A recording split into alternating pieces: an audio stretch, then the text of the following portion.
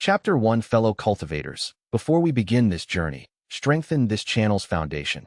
Subscribe and ring the bell so you never miss a new chapter. A single like fuels the furnace. Now let us begin. The pill furnace was 3 times Shen Yu's height and twice as wide. Its bronze surface blackened by centuries of alchemical residue. He knelt beside it on the cold stone floor, scrubbing with a wire brush that had worn his palms raw months ago. The calluses were thick now, yellow and cracked, and he barely felt the metal bristling against his skin. Pill furnace, number 47. He had 12 more to clean before sunset.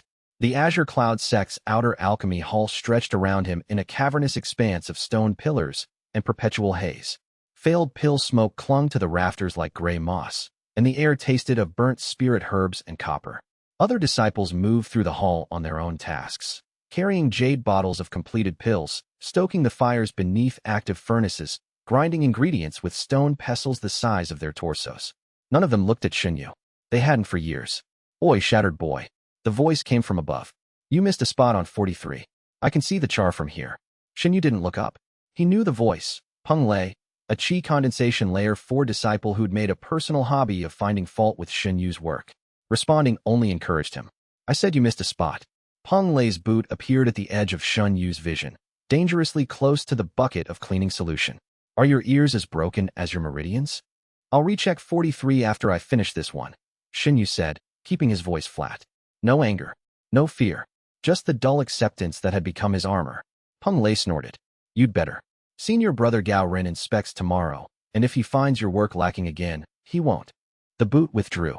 Shen Yu heard Peng Lei's retreating footsteps, then the murmur of conversation as he rejoined his friends near Furnace 30. Laughter, almost certainly at Shen Yu's expense.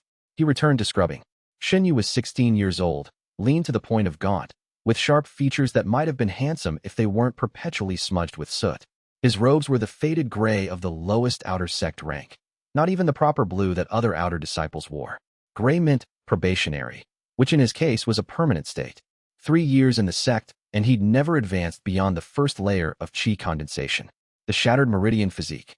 That was what the sect physicians had diagnosed when he'd arrived as a 13-year-old orphan begging for acceptance at the mountain gate. His spiritual veins were fractured in dozens of places, like a water pipe riddled with holes. He could draw in Qi from the world, could feel it entering his body with each cultivation session, but it leaked out almost as fast as it came in. Trying to build a cultivation base was like trying to fill a shattered jar. The sect had accepted him anyway, not out of kindness, but because even a crippled disciple could scrub furnaces and carry water. He finished number 47 and moved to 48, dunking his brush in the bucket and starting again. His movements were efficient, mechanical, perfected through thousands of repetitions. In a way, this was his cultivation, not of Qi, but of patience. From the elevated walkway that ringed the upper level of the alchemy hall, Elder Mu Qing watched the boy work. The old man leaned against a pillar with the casual slouch of someone who had nowhere important to be, his wispy white beard stirring in the draft from the ventilation formations. His robes were the deep green of a sect elder, though they were rumpled and stained with tea. His eyes, however, were sharp. They tracked Shen Yu's movements with an attention that would have surprised anyone who knew Elder Mu Qing as the eccentric, half-senile old man who oversaw the outer sect's mundane affairs. He watched the boy scrub, watched him endure Peng Lei's harassment without flinching, watched the subtle way his hands moved, not just cleaning, but tracing the residual spiritual patterns left in the furnace's surface. The boy was reading the furnaces, learning alchemy through the residue of others' work, without even realizing it. "Interesting," Mu Qing murmured, and sipped his tea. By the time Shen Yu finished all 59 furnaces, the sun had set, and the alchemy hall was nearly empty. His arms ached from shoulder to fingertip, and his knees had gone numb hours ago. He stood slowly, joints popping, and emptied his bucket into the drainage channel that ran along the hall's eastern wall. The walk back to his quarters took him through the outer sect's residential district, a collection of small stone buildings clustered at the base of Azure Cloud Peak. The inner sect's pavilions glittered far above, perched among the clouds like jade ornaments on a celestial crown. Spiritual energy was visibly denser up there. Even from this distance, Shen Yu could see the faint luminescence of concentrated Qi wreathing the higher buildings. He'd never been above the 3rd terrace. His room was a cell, really, 4 stone walls, a thin sleeping mat, a wooden chest for his belongings, and a single spirit candle that gave off more smoke than light. He sat cross-legged on the mat, and, out of sheer habit, began to cultivate. Qi flowed in through his breathing, entering his body like cool water. He guided it along his meridians, or tried to. The fractures in his spiritual veins scattered the energy like light through a prism, sending wisps of qi bleeding out through his skin in faint silver threads. He could feel it happening, feel the qi he'd carefully gathered dissolving into nothing. After an hour of cultivation, he'd retained perhaps 1,000th of what a normal disciple would have, barely enough to maintain his single layer of qi condensation. He opened his eyes, expressionless. Then he noticed the shadow in his doorway. "You're still cultivating." The voice was warm, round, and slightly out of breath, as if its owner had jogged here. "I keep telling you, brother, there's no point torturing yourself." Zhou Darren, Fatty Zhou to everyone who knew him, squeezed through the narrow doorframe with the careful maneuvering of a large man in a small space. He was Shen Yu's height, but nearly 3 times his width, with a round, perpetually cheerful face and arms like tree trunks.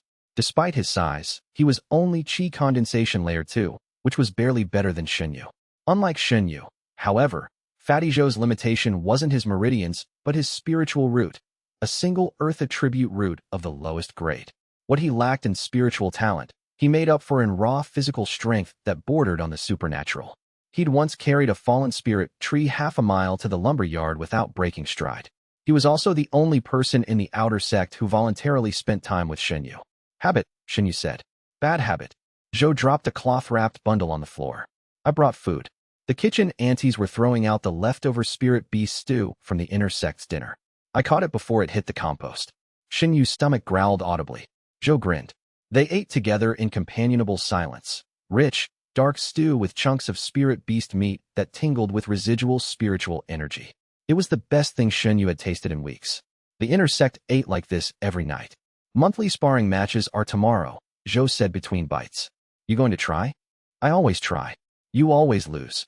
"There's a difference between losing and not winning." Zhou snorted. "That's the same thing, brother." "Not to me." Shen Yu set down his empty bowl. "Every match teaches me something about how qi moves in combat. Even if I can't use it myself, I can see the patterns." Zhou studied his friend's face for a long moment. Behind the soot and the calm expression, something burned in Shen Yu's eyes. Not quite hope, but a refusal to accept despair. It was the thing that had drawn Zhou to him in the first place, 2 years ago, when every other disciple had already written the shattered boy off. "They've matched you against Gao Ren this time," Zhou said quietly. The temperature in the room seemed to drop. "Senior brother Gao?" Shen Yu's voice didn't change, but his hand tightened on his bowl. "I saw the posted brackets. Gao Ren specifically requested you," he said. Zhou hesitated. "He said what?" "He said he wanted to demonstrate proper technique against a training dummy that couldn't fight back." Silence. Gao Ren was Qi condensation layer 9, the highest in the outer sect, on the cusp of a tempting foundation establishment. He was also a sadist who enjoyed his power over weaker disciples with a thoroughness that suggested it was less a personality flaw and more a core identity. He'd broken 3 disciples' arms last month in sparring accidents that the elders had ruled as acceptable training injuries. "Well," Shen Yu said, "I suppose I'll learn a lot about how layer 9 qi moves in combat." Zhou didn't laugh. "Be careful tomorrow, brother." After Zhou left, Shen Yu sat in the dark for a long time. The spirit candle had guttered out, and the only light came from the distant glow of the inner sect above. He thought about Gao Ren. He thought about the 3 years he'd spent at the bottom of the Azure Cloud sect, scrubbing and enduring and cultivating for nothing. He thought about the parents he didn't remember, the orphanage that had cast him out, the mountain gate where he'd knelt for 3 days before they'd let him in. And he thought about the strange sensation he sometimes felt during cultivation, a pulling, deep inside his fractured meridians, as if the shattered pieces wanted to move, to rearrange themselves into something new. A pattern that didn't exist in any cultivation manual he'd secretly read. It was probably nothing. It was probably another form of the slow degradation that the sect physicians had warned about, his meridians deteriorating further until even his single layer of qi condensation collapsed, and he became immortal again.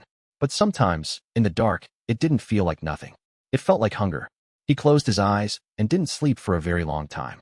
Chapter 2. The monthly sparring matches were held in the outer sect arena, a circular pit carved into the mountainside and ringed by tiered stone seats. It was the one day each month when the outer sect's rigid hierarchy became visible, stronger disciples in the front rows, weaker ones standing at the back, and the truly disposable ones down in the pit. Shen Yu stood at the edge of the fighting stage, a raised stone platform in the pit's center that was scarred with qi burns and impact craters. Around him, 60 outer disciples milled about, some stretching, some cycling chi through their meridians in last-minute preparation. The air crackled with competitive energy and barely concealed aggression. "Remember," announced Elder Wu from his elevated seat, "these are sparring matches, not death matches. Killing intent is forbidden. Serious injury will result in punishment. You may begin when the gong sounds." Shen Yu heard someone behind him snicker. The rules about killing intent were enforced selectively, and everyone knew it. The first several matches passed without incident. Disciples at similar levels fought with textbook techniques: Azure Cloud Fist, Flowing River Palm, basic sword forms. Shen Yu watched each match intently, his eyes tracking the flow of chi through the combatants' bodies. He couldn't use what he saw, but he could understand it. Chi condensation layer 3 fighters favored brute force approaches, hammering chi into their fists for single powerful strikes. Layer 5 fighters had learned to circulate chi continuously, creating flowing combinations. Layer 7 and above could project chi externally, launching ranged attacks that left scorch marks on the stone. Beautiful patterns, all of them. Like watching calligraphy from behind a locked window. Match 17, Elder Wu called. Shen Yu versus Gao Ren. A murmur rippled through the crowd. Not of anticipation, of pity. Shen Yu stepped onto the stage. From the other side, Gao Ren approached with the languid confidence of a cat that had cornered a mouse. He was tall, broad-shouldered, with sharp cheekbones and eyes that perpetually narrowed as if everything in his field of vision was slightly beneath him. His robes were outer sect blue, but of a finer cut, privileges earned through strength. "Shattered boy." Gao Ren's voice carried across the arena. "I've been looking forward to this. Senior brother." Shen Yu bowed correctly, neither too deep nor too shallow. "Please guide me." "Oh, I intend to." The gong sounded. Gao Ren didn't rush. He walked forward with measured steps, chi radiating from his body in visible waves of pale blue energy. Layer 9 cultivation at its peak. His spiritual pressure alone was enough to make Shen Yu's single layer tremble. The first strike came without warning. One moment Gao Ren was walking. The next, his palm was an inch from Shen Yu's chest. Azure Cloud Palm, the foundational technique of the sect, but executed at layer 9, it was a completely different beast. Chi erupted from Gao Ren's hand like a battering ram. Shen Yu twisted. The palm strike grazed his shoulder instead of hitting his chest, and even that glancing contact sent him spinning. He hit the stone 3 meters away, rolled, and came up on his feet. The crowd gasped, not at the hit, but at the dodge. No one expected Shen Yu to avoid anything.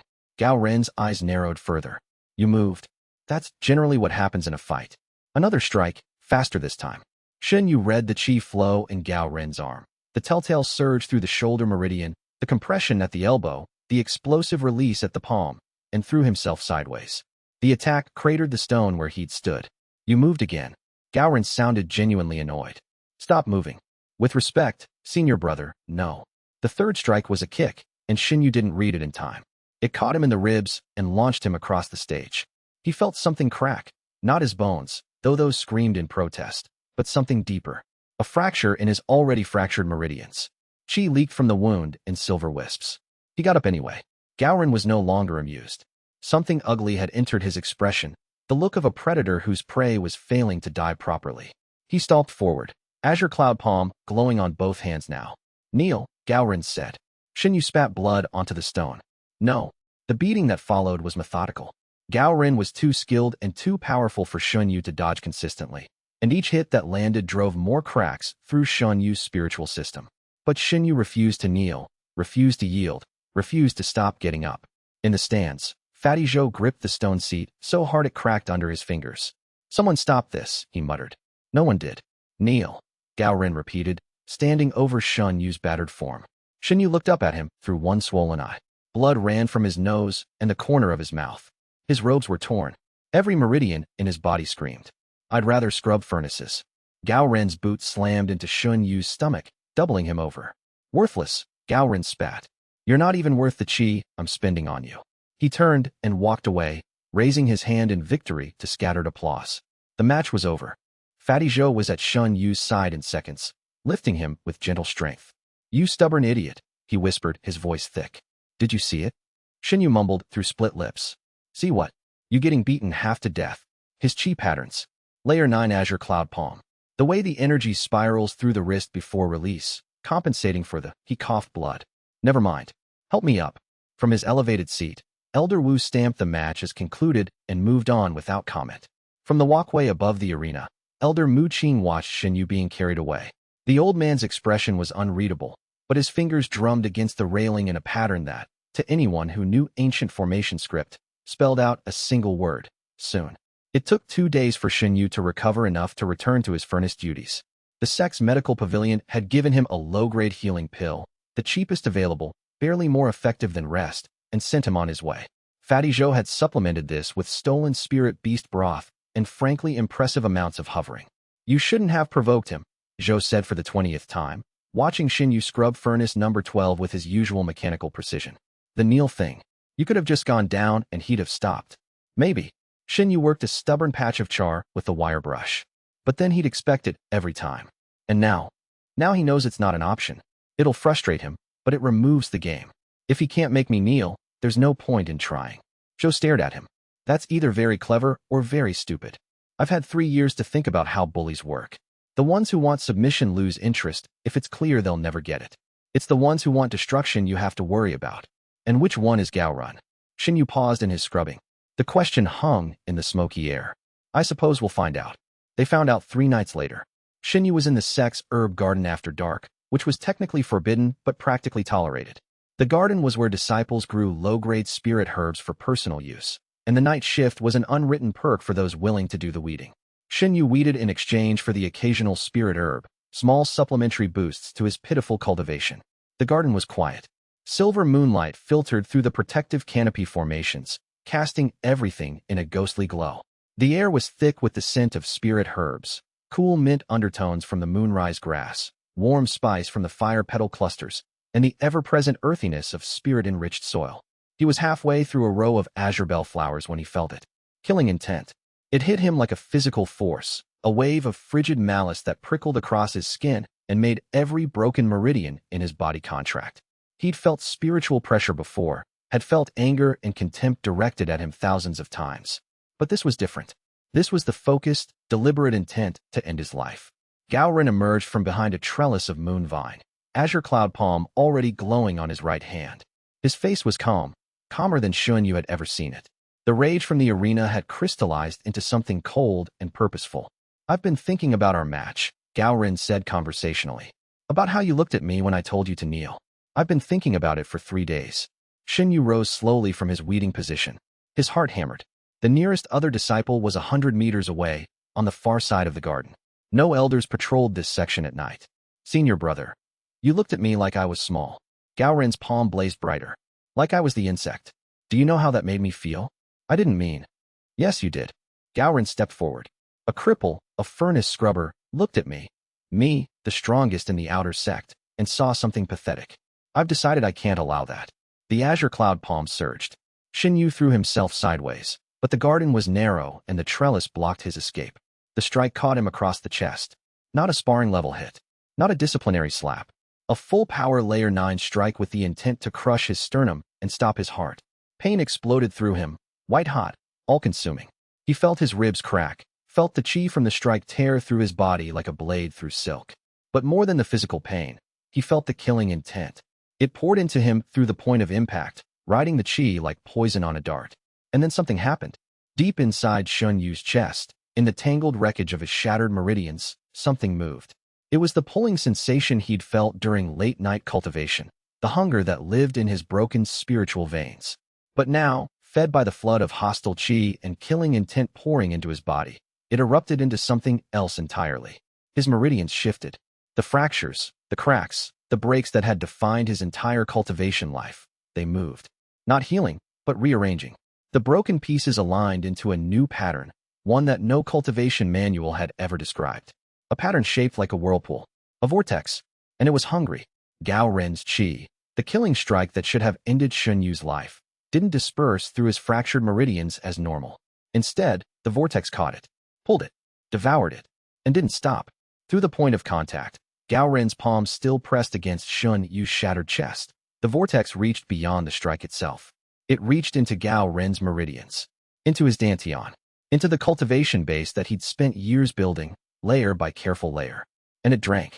Gao Ren's eyes went wide. His mouth opened, but no sound came out.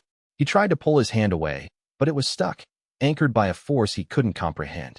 His chi was flooding out of him in a torrent, pouring through the connection and into Shen Yu's body, where the vortex consumed it with the desperation of a starving man at a feast. Layer 9 became Layer 8. Layer 8 became Layer 7. Layer 7 became... Gaoren screamed. It was a sound Shen Yu would never forget, the shriek of a man feeling his power, his identity, his very essence being ripped away. He finally tore free, stumbling backward. His palm was gray where it had touched Shen Yu's chest, the skin aged and withered. He looked at his hands, tried to circulate qi, and found almost nothing. What? Gao Ren's voice was a rasp. What did you do to me? Shen Yu didn't answer. He was on the ground, convulsing, his body burning from the inside. Qi he'd never imagined possessing was flooding through his meridians. No, through the new vortex pattern that his meridians had become. Layer 1 became Layer 2, then Layer 3 as Gao Ren's stolen cultivation found a home. And with the qi came something else, memories. Flashes of Gao Ren's life. Training sessions with a harsh father. The day he reached Layer 5 and his father smiled for the first and only time. The fear behind the cruelty. The terror that if he ever appeared weak, everything would be taken from him. The decision to request Shen Yu as a sparring partner because the shattered boy's refusal to kneel had triggered a panic that Gao Ren couldn't explain. Shen Yu gasped, drowning in someone else's life. Gao Ren crawled backward, his eyes wild. His once powerful frame seemed to shrink as the reality of his loss hit him. Monster, he whispered. You're a monster. Then he turned and ran. Shen Yu lay in the herb garden, staring at the moon through the canopy formation. His body hummed with stolen power. His mind reeled with stolen memories. His meridians, reshaped, transformed, no longer shattered but spiraling, pulsed with a rhythm that was entirely new. Qi condensation Layer 3. In a single moment, he'd gained more cultivation than 3 years of diligent practice had ever given him. The vortex in his chest settled into a quiet, patient spin. But it was still there, still hungry. Shen Yu closed his eyes and whispered, "What am I?" The moon had no answer. Chapter 4. He woke in the medical pavilion for the second time in a week.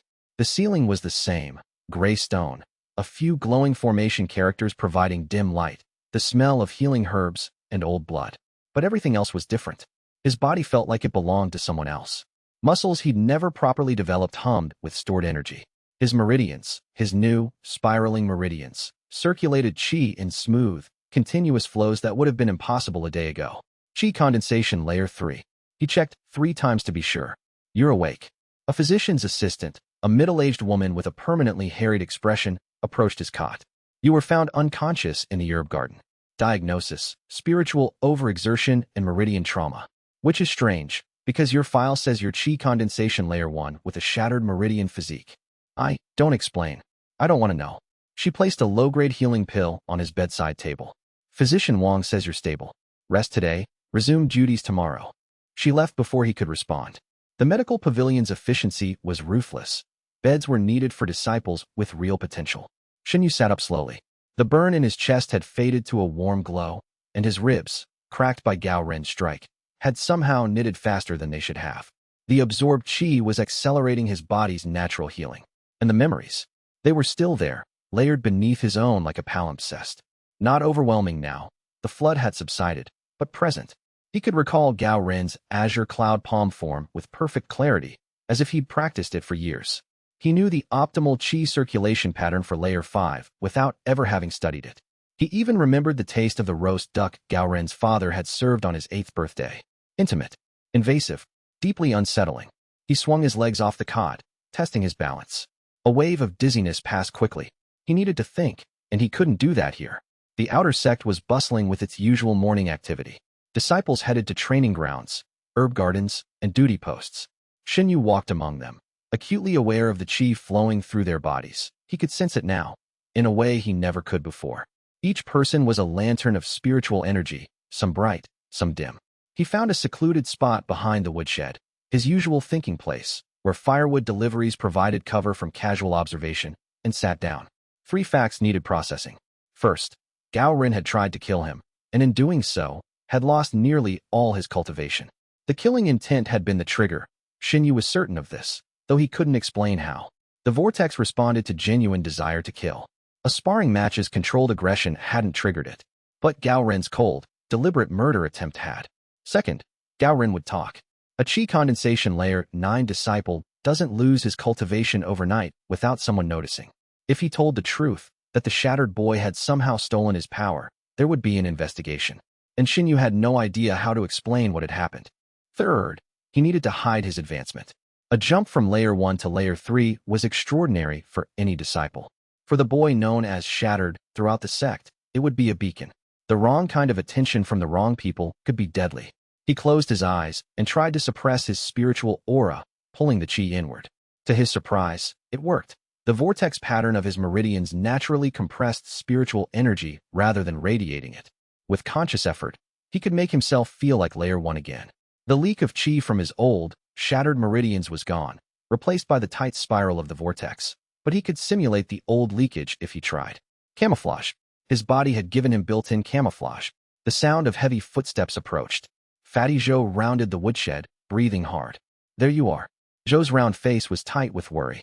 I heard you were in the medical pavilion again. What happened? Shen Yu opened his mouth, closed it, and then said something he'd never said before. Sit down. I need to tell you something. He told Zhou everything. The herb garden, Gao Ren's murder attempt, the vortex, the absorption. He left out the memories that felt too private, too violating, but everything else came out in a measured, factual account. Zhou listened without interruption. His face cycled through surprise, confusion, fear, and something Shen Yu couldn't identify. When Shen Yu finished, Zhou was quiet for a long time. So, Zhou said finally, someone tries to kill you, and you eat their cultivation. That's a crude way to put it, but essentially yes. And you went from Layer 1 to Layer 3 in a matter of seconds. And Gao Ren, nearly crippled. I took most of his cultivation base. Zhou whistled. Well, that changes things. You believe me? Brother, I've watched you get beaten down for 3 years and never break. If you tell me the heavens gave you a way to fight back, I believe you. He paused. Also, I can feel it. Your chi. You're suppressing it, but I can feel the difference. You're not the same person who walked into the arena 3 days ago. Relief washed through Shen Yu. He hadn't realized how badly he needed someone to believe him. I need to hide this, Shen Yu said. If the sect finds out, they'll either exploit you or kill you, Zhou finished. Yeah, I know how sects work. His expression hardened. What about Gao Ren? He'll talk. I know, but who would believe him? The weakest disciple in the sect stole my cultivation by touching me. It sounds like an excuse for a crippled bully. Maybe, but the investigation into his condition will be thorough. Someone might connect the dots. They sat together behind the woodshed, two young men in a world that had suddenly become far more complex, and began to plan. The news about Gao Ren broke that afternoon. Senior brother Gao Ren, pride of the outer sect, chi condensation layer 9, had been found in his quarters in a state of spiritual collapse. His cultivation had plummeted from layer 9 to layer 2. Sect physicians were baffled. The investigation was swift and perfunctory. Gao Ren claimed he'd been attacked in the herb garden by an unknown assailant using dark arts. When pressed for details, he couldn't, or wouldn't, name his attacker. His claim that the shattered boy had done this to him was met with exactly the skepticism Shen Yu had predicted. Shen Yu? Elder Wu scoffed during the inquiry. The boy can barely hold a single layer of chi condensation. You're suggesting he overpowered a layer 9 cultivator? Perhaps you should consult the mental health wing, junior brother Gao.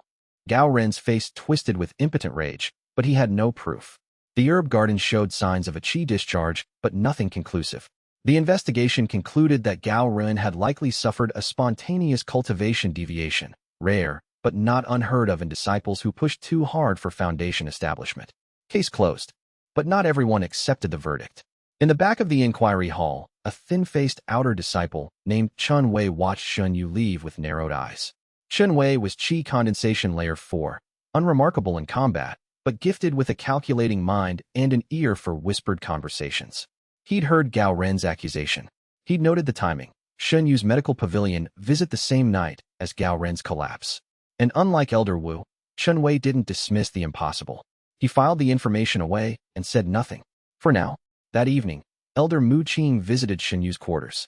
The old man appeared in the doorway without warning, as if he'd materialized from the shadows. He carried a tray with a teapot and 2 cups. Tea, Mu Qing said mildly. Shen Yu scrambled to his feet. Elder Mu Qing. Ah, yes, of course. Please come in. The elder settled onto the room's only stool while Shen Yu sat on his sleeping mat. Mu Qing poured tea with the careful ceremony of a man who considered the process sacred. The tea was far better than anything an outer disciple should have access to, fragrant, golden, with a warmth that seeped into the bones. Interesting week, Mu Qing observed. Shen Yu's hand tightened on his cup. Elder, Gao Ren, terrible business. Cultivation deviation at his age, very unusual. Mu Qing sipped his tea. Of course, the physician's diagnosis is nonsense. Cultivation deviation doesn't drain power downward in such clean increments. It scatters qi chaotically. This was surgical. The silence between them stretched like a wire. You know, Shen Yu said. It wasn't a question. I know that a boy with a shattered meridian physique has been hiding a layer 3 cultivation base since this morning. Mu Qing's eyes, sharp as a raptor's, met Shen Yu's over the rim of his cup. I also know that you're suppressing your spiritual signature quite skillfully for someone who was layer 1 yesterday, which means the new configuration of your meridians is naturally suited for concealment. Are you going to report me? Report what? A talented young disciple who made an unexpected breakthrough? How wonderful. The sect will be so proud. Mu Qing's tone was dry enough to crack stone. No, boy. I'm here to warn you. He set down his cup. Hide your advancement. I don't mean from me. I mean from everyone. The outer sect elders are fools, but the inner sect has people who will recognize what you are. And if they do, you will become either a weapon or a corpse. What am I? Mu Qing was quiet for a long moment. There are stories, he said slowly, from the ancient era, before the current cultivation system was codified. Stories of a physique that appeared once in 10,000 years. The texts call it different names: the heavenly devourer, the karmic vortex, the reversal meridians. The details vary, but the core is the same. A body that turns an enemy's strength into its own. Shen Yu's hands were trembling. You've read about this? Read about it, studied it, and spent 40 years wondering if I'd ever see it manifest. The old man's expression softened, just slightly. I have my reasons for watching over the outer sect, Shen Yu. You are one of them. You've been watching me. Since the day you arrived at the mountain gate. A boy with shattered meridians who cultivated every night without fail, who endured 3 years of abuse without breaking, who read chi patterns in dirty furnaces for fun. I've been waiting to see if the meridians would awaken. And if they hadn't, then you would have been a remarkable young man with an unfortunate physique, and I would have ensured you had a comfortable life as a sect herbalist. He paused. But they did awaken. And now we must be very careful. He reached into his robe and produced a small jade slip. This is a basic qi suppression technique, modified for your meridian configuration. Practice it. Master it. Your survival depends on no one sensing your true cultivation level. Shen Yu took the jade slip with numb fingers. Elder Mu Qing, why are you helping me? The old man stood, collecting his tea tray. Because 40 years ago, someone with a physique like yours was born into a sect that did recognize it. His voice went flat. They dissected him to study the meridians. He was 7. He walked to the door and paused. Hide, boy. Grow strong. And when the time comes, do not hesitate. He disappeared into the night, leaving Shen Yu alone with a jade slip and a terror that was not entirely his own. Chapter 5. The investigation into Gao Ren's condition was officially concluded, but its ripples spread through the outer sect like a stone dropped in a still pond. Gao Ren himself had become a ghost of his former self, gaunt, hollow-eyed. His layer 2 cultivation leaving him weaker than most new disciples. He avoided the common areas, ate alone, and flinched at loud noises. Shen Yu felt a complicated mixture of guilt and grim satisfaction whenever he saw his former tormentor shuffling through the sect. The memories he'd absorbed, Gao Ren's memories, made it impossible to see the man as a simple villain. The abusive father, the desperate need for respect, the crushing loneliness behind the cruelty. Understanding someone didn't mean forgiving them, but it made hatred harder to maintain. He'd been practicing Elder Mu Qing's suppression technique for 5 days, and he was getting good at it. The jade slip contained not just the technique, but context. Notes in Mu Qing's cramped handwriting about how the vortex meridians interacted with external spiritual pressure.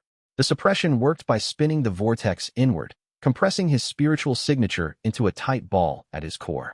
To outside observation, he still felt like qi condensation layer 1. The key, Mu Qing had written, is to maintain the suppression unconsciously. If you must think about it, you will fail at the worst possible moment.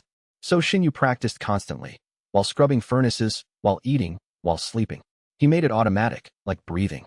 He also practiced Gao Ren's azure cloud palm in secret, late at night in a ravine behind the woodshed where the acoustics were poor enough that spiritual echoes dissipated quickly. The technique came naturally through the absorbed memories. His body already knew the forms, the qi circulation, the precise moment to release. But executing a layer 9 technique with a layer 3 cultivation base required adaptation. He scaled it down, found the core principles, stripped away the excess. It was, he realized, exactly the kind of analytical work he'd been doing for 3 years while watching others fight. All that observation, all that pattern recognition, it had a purpose now. But his equilibrium was shattered on the sixth day. He was sleeping, actually sleeping, for once, when the dream hit. Except it wasn't a dream. It was a memory, Gao Ren's memory. Full immersion, every sense alive. He was standing in a courtyard, 7 years old, and his father was beating him with a wooden training sword. Each strike left a welt. Again, the father said, "You dropped your guard." The sword fell. Again, and again, and again, until the courtyard stones were spotted with blood, and the boy stopped crying because there were no tears left. Shen Yu woke up screaming. He pressed his fists against his eyes, shaking. The memory had been so vivid, so real, that for a moment he didn't know who he was. Shen Yu or Gao Ren. The child cowering in the courtyard, or the teenager gasping in a cold stone cell. The echoes. Elder Mu Qing's notes had mentioned them obliquely. Fragments of the absorbed individual's spiritual imprint may manifest. But this wasn't a fragment. This was total recall. This was living someone else's worst moment. He spent the rest of the night meditating, building walls around the foreign memories. By dawn, he had them contained, not gone, but compartmentalized. He could access Gao Ren's techniques without drowning in Gao Ren's traumas. But the experience shook him. If this was what absorbing one cultivator's memories did, what would happen with 2? With 10? With 100? How many echoes could one mind hold before it shattered? Meanwhile, the outer sect continued its daily grind. Furnaces needed scrubbing, herbs needed tending, and the next monthly sparring match was 3 weeks away. Shen Yu returned to his routine with the careful normalcy of a man walking on thin ice. He didn't see Chen Wei watching him from the shadow of the alchemy hall's eastern pillar, noting the subtle changes. The way Shen Yu moved with slightly more confidence, the way his posture had shifted, the way he sometimes turned his head to track spiritual fluctuations that a Layer 1 disciple shouldn't be able to sense. Chen Wei was patient. He would gather evidence, and then he would find the right buyer. Chapter 6. 2 weeks passed.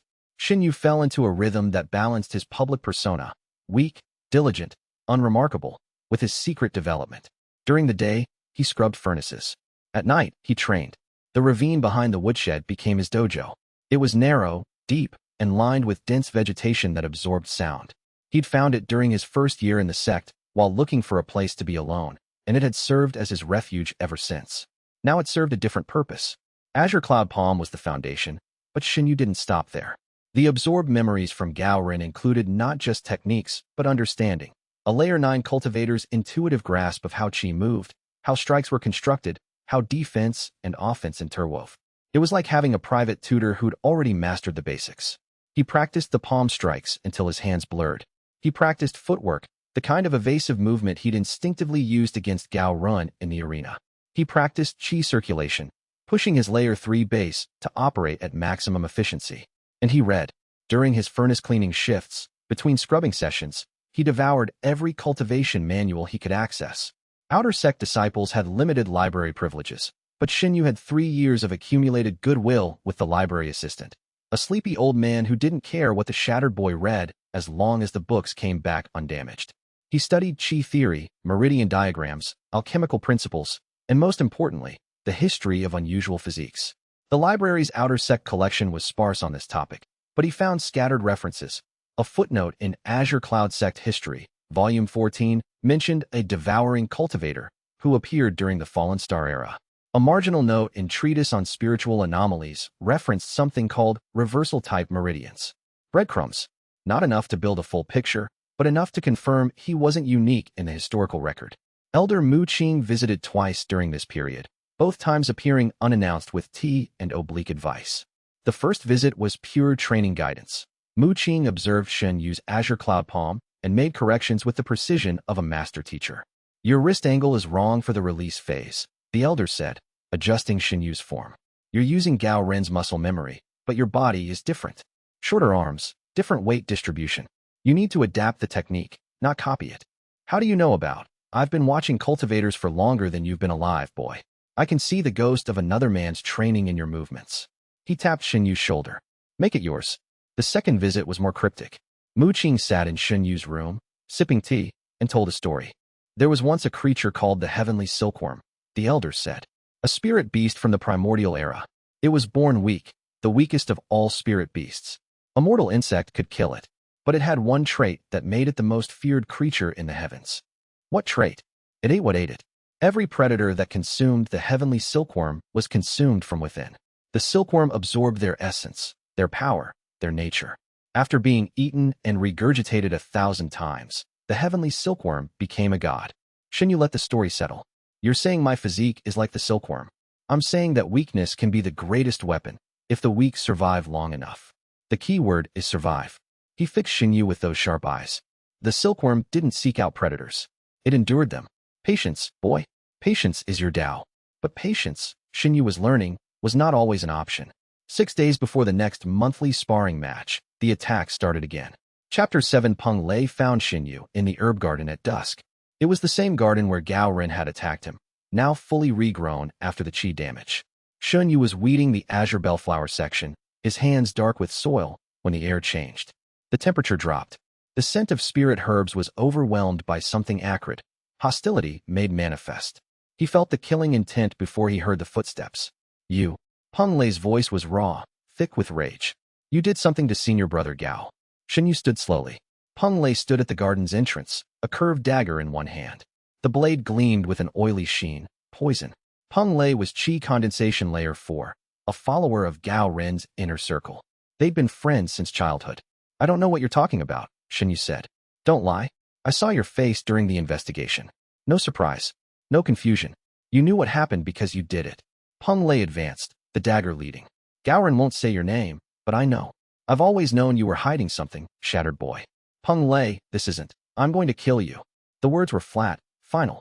Not for senior brother Gao. For me. Because I've spent 3 years watching a cripple pretend to be humble when he's really laughing at all of us.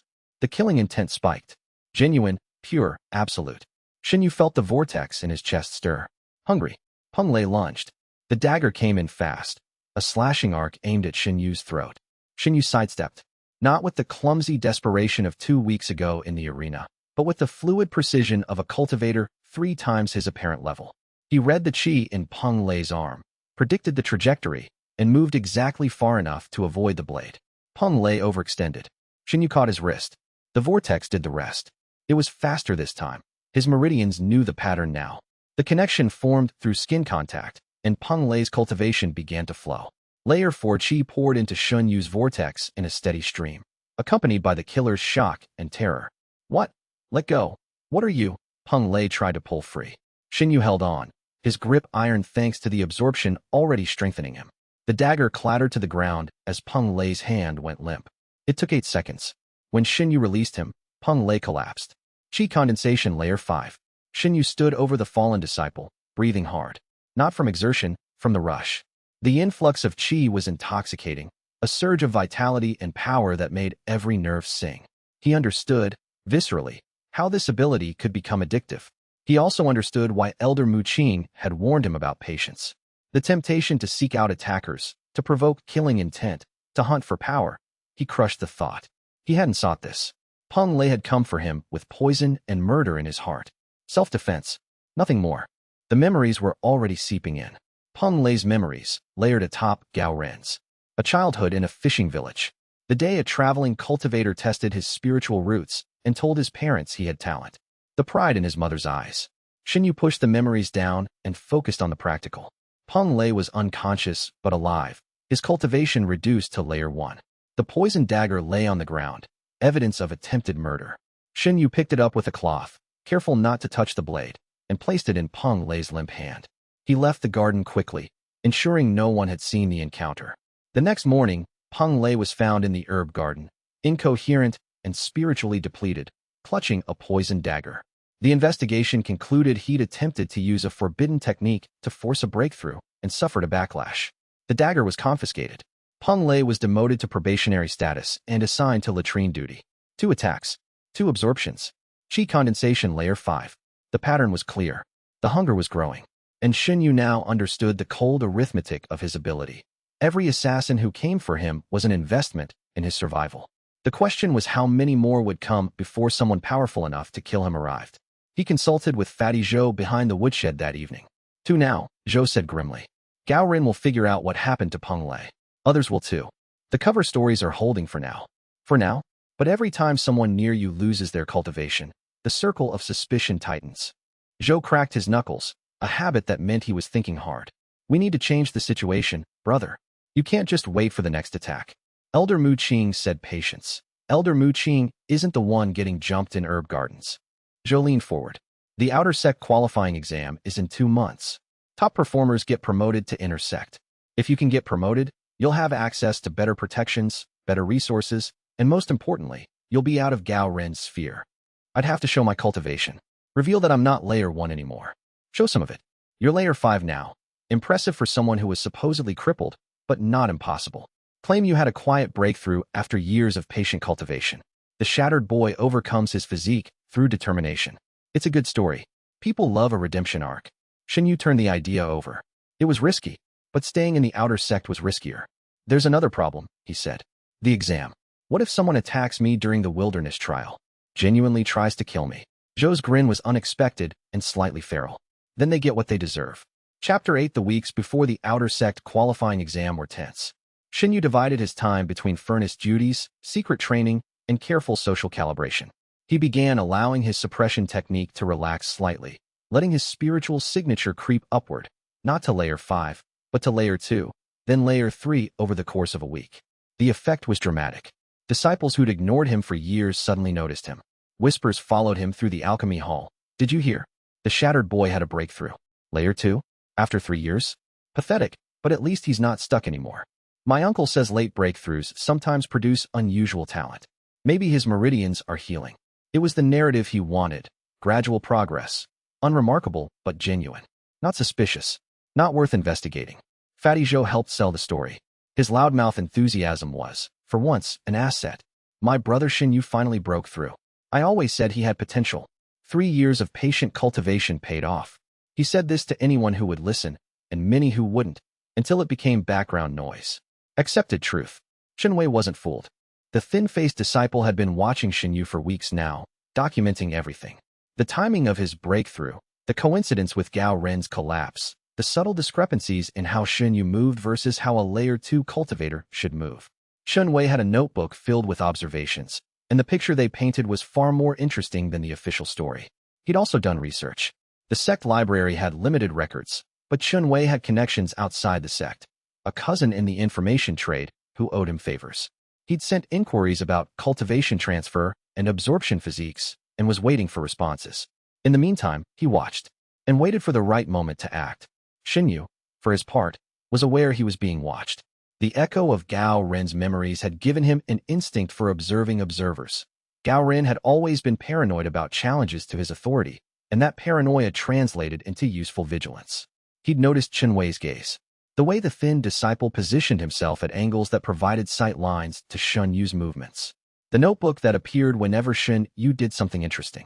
The one with the sharp face, Shen Yu told Zhou during a nighttime training session.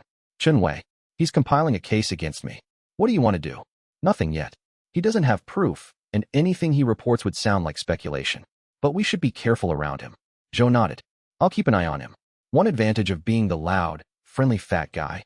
Nobody suspects you of paying attention. The days ground on. Shen Yu continued his secret training, refining his adapted Azure Cloud Palm and developing what he privately called his reading, the ability to sense and analyze chi patterns in other cultivators. The vortex meridians seemed to enhance this sense, as if his body was constantly evaluating potential prey. Not prey, he corrected himself. That was the wrong way to think about it. He also worked on the echo memories, spending meditation sessions sorting through the absorbed fragments. Gao Ren's memories were the most complete, providing a wealth of combat experience and cultivation insight. Peng Lei's memories were thinner. A lower-level cultivator had less to offer, but included useful knowledge about the sect's political landscape and the location of several secret caches of low-grade spirit stones. Shen Yu did not touch the spirit stone caches. Taking them would draw attention he couldn't afford. The qualifying exam drew closer. Shen Yu allowed his apparent cultivation to reach layer 3, his genuine absorbed level from the Gao Ren encounter, minus the Peng Lei boost which he kept hidden. Layer 3 was respectable, competitive, just enough to be taken seriously without raising alarms. 3 days before the exam, the first echo crisis hit. Chapter 9. Li Yu arrived at the Azure Cloud sect on a crisp autumn morning, riding a spiritual hawk that descended from the inner sect's upper reaches with the casual precision of someone who'd been traveling by aerial mount since childhood. She was 17, with sharp features, dark eyes that missed nothing, and hair pulled back so tightly it seemed to tug at her temples. Her robes were the deep azure of an inner sect disciple, trimmed with the silver thread that marked her as an alchemist. A jade badge on her sash identified her as third-rank apprentice alchemist Lian, assigned to Pavilion Master Shui. She had come to the outer sect on an assignment she considered beneath her and intended to complete as quickly as possible. Spiritual anomalies in the outer sect residential district. She read from the jade slip containing her orders. Investigate and report. Duration, 1 week. 1 week among the dregs. Wonderful. The outer sect elder who received her was a bumbling man named Elder Bai, who clearly hadn't expected anyone from the inner sect to actually respond to his report. The anomalies are, intermittent, he explained, leading her through the outer sect grounds. Unusual chi fluctuations in the eastern residential block. Possibly a natural formation disruption, possibly. Where exactly? Elder Bai pointed toward the block where Shen Yu's quarters were located. Lian Yu set up her detection equipment, an array of spiritual sensing crystals connected by formation lines, and began methodical sweeps of the area. The work was tedious, but she was thorough. Her alchemy training had given her an exceptional sensitivity to chi variations, and her personal detection array was 3 times more precise than standard sect equipment. On the second day, she found the anomaly. It wasn't a natural formation disruption. The chi fluctuations were localized to a specific area, a room-sized zone that showed traces of unusual spiritual activity. Compressed chi signatures, faint echoes of conflicting cultivation bases, and at the center, like the eye of a very small storm, a point of spiritual vacuum that her instruments couldn't quite resolve. She tracked the anomaly to its source, the quarters of an outer sect disciple named Shen Yu. Her first encounter with him was not auspicious. She appeared at his door during midday, instruments in hand, and found a soot-covered teenager eating cold rice from a cracked bowl. Disciple Shen Yu? He looked up. His eyes were wary, the automatic wariness of someone accustomed to unexpected visitors bringing trouble. Yes. I'm alchemist apprentice Lian Yu, inner sect. I'm investigating spiritual anomalies in this district. I need to inspect your quarters. Now. He stepped aside without argument. She entered the cramped room, wrinkling her nose at the Spartan conditions, and began scanning with her crystals. The readings were strange. The vacuum point she detected from outside was centered exactly where his sleeping mat lay, where he cultivated. Your file says shattered meridian physique, she said, reading from a jade slip while her crystals worked. Chi condensation layer 1 for 3 years, recently advanced to layer 3.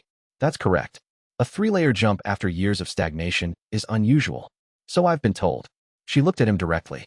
He looked back steadily, revealing nothing. She noted the calluses on his hands, the intelligence in his eyes, the deliberate blankness of his expression. I'd like to conduct a meridian scan. Standard procedure for anomaly investigations. Something flickered in his eyes, there and gone. Of course. The meridian scan was a basic alchemical technique. She channeled a thread of diagnostic chi into the patient's body and observed how their meridians handled it. In a normal cultivator, the diagnostic chi would flow smoothly along the spiritual veins, returning to her with data about their condition. What happened with Shen Yu was not normal. Her diagnostic chi entered his body and immediately encountered something that shouldn't exist. His meridians were not shattered, not anymore. They were configured in a spiraling pattern she'd never seen in any text, any lecture, any manual. A vortex that pulled her diagnostic chi inward with gentle but persistent force. She yanked the thread back before it was absorbed. Her heart rate spiked. Your meridians, she said, controlling her voice carefully. They're not what your file describes. I had a breakthrough. Things changed. This isn't a breakthrough configuration. I've studied meridian patterns for 5 years. This is, she stopped herself. Professionalism. This is unusual. I'll need to include it in my report. Must you? Something in his tone made her pause. Not a threat. Not a plea. Just a quiet question, weighted with implications she couldn't quite read. It's my assignment, she said. I report what I find. And if what you find could get someone killed. The room was very quiet. Outside, disciples shouted and laughed, living their ordinary lives. Lian Yu studied the young man in front of her. He was filthy, gaunt, and by every measurable standard, one of the weakest cultivators in the entire sect. But his eyes were not weak. His eyes were the eyes of someone who had stared into an abyss and was still standing. I'll be thorough, she said finally. Thorough enough that my report accurately reflects the complexity of the situation, which means I'll need more time. She extended her investigation from 1 week to 3. It was, she told herself, purely professional curiosity. Chapter 10. The qualifying exam was in 6 days, and Shen Yu had a decision to make. He sat behind the woodshed with Zhou and, unexpectedly, Elder Mu Qing, who had appeared without warning carrying his tea tray and wearing the expression of a man who was about to deliver uncomfortable truths. "You cannot hide forever," Mu Qing said, pouring tea. "The inner sect alchemist is already suspicious. The qualifying exam will be scrutinized, and the longer you stay at a falsely low level, the more jarring the eventual reveal." "So you're saying I should show my true strength?" Shen Yu asked. "I'm saying you should show enough of it. Layer 3 is your public level. Fight at Layer 3. Win at Layer 3. Be impressive but explainable." He paused. However, the wilderness trial is the exam's second phase. 3 days in the Azure Cloud Forest with minimal supervision. Candidates are expected to gather spirit herbs, survive beast encounters, and fight each other, Zhou finished. Everyone knows the wilderness trial is where the real elimination happens. Half the outer sect's grudges get settled in those woods. Mu Qing nodded. If someone with killing intent attacks you in the wilderness, your ability will trigger. You cannot prevent that. I could avoid confrontation. You could, but will they let you? The elder's gaze was penetrating. You've crippled 2 disciples. Others suspect. The exam is the perfect opportunity for retaliation. Shen Yu considered this. Then what do you suggest? I suggest, Mu Qing said slowly, that you stop thinking of your ability as something to hide. Start thinking of it as something to use strategically. He set down his cup. The Azure Cloud sect is not your home, Shen Yu. It's a ladder. Climb it, or be crushed beneath others who are climbing. He paused, then added something that felt like it cost him to say. I once knew a woman with a similar gift. Not the same physique. Hers was a variant, weaker, less refined. She could absorb spiritual impressions from objects, not people.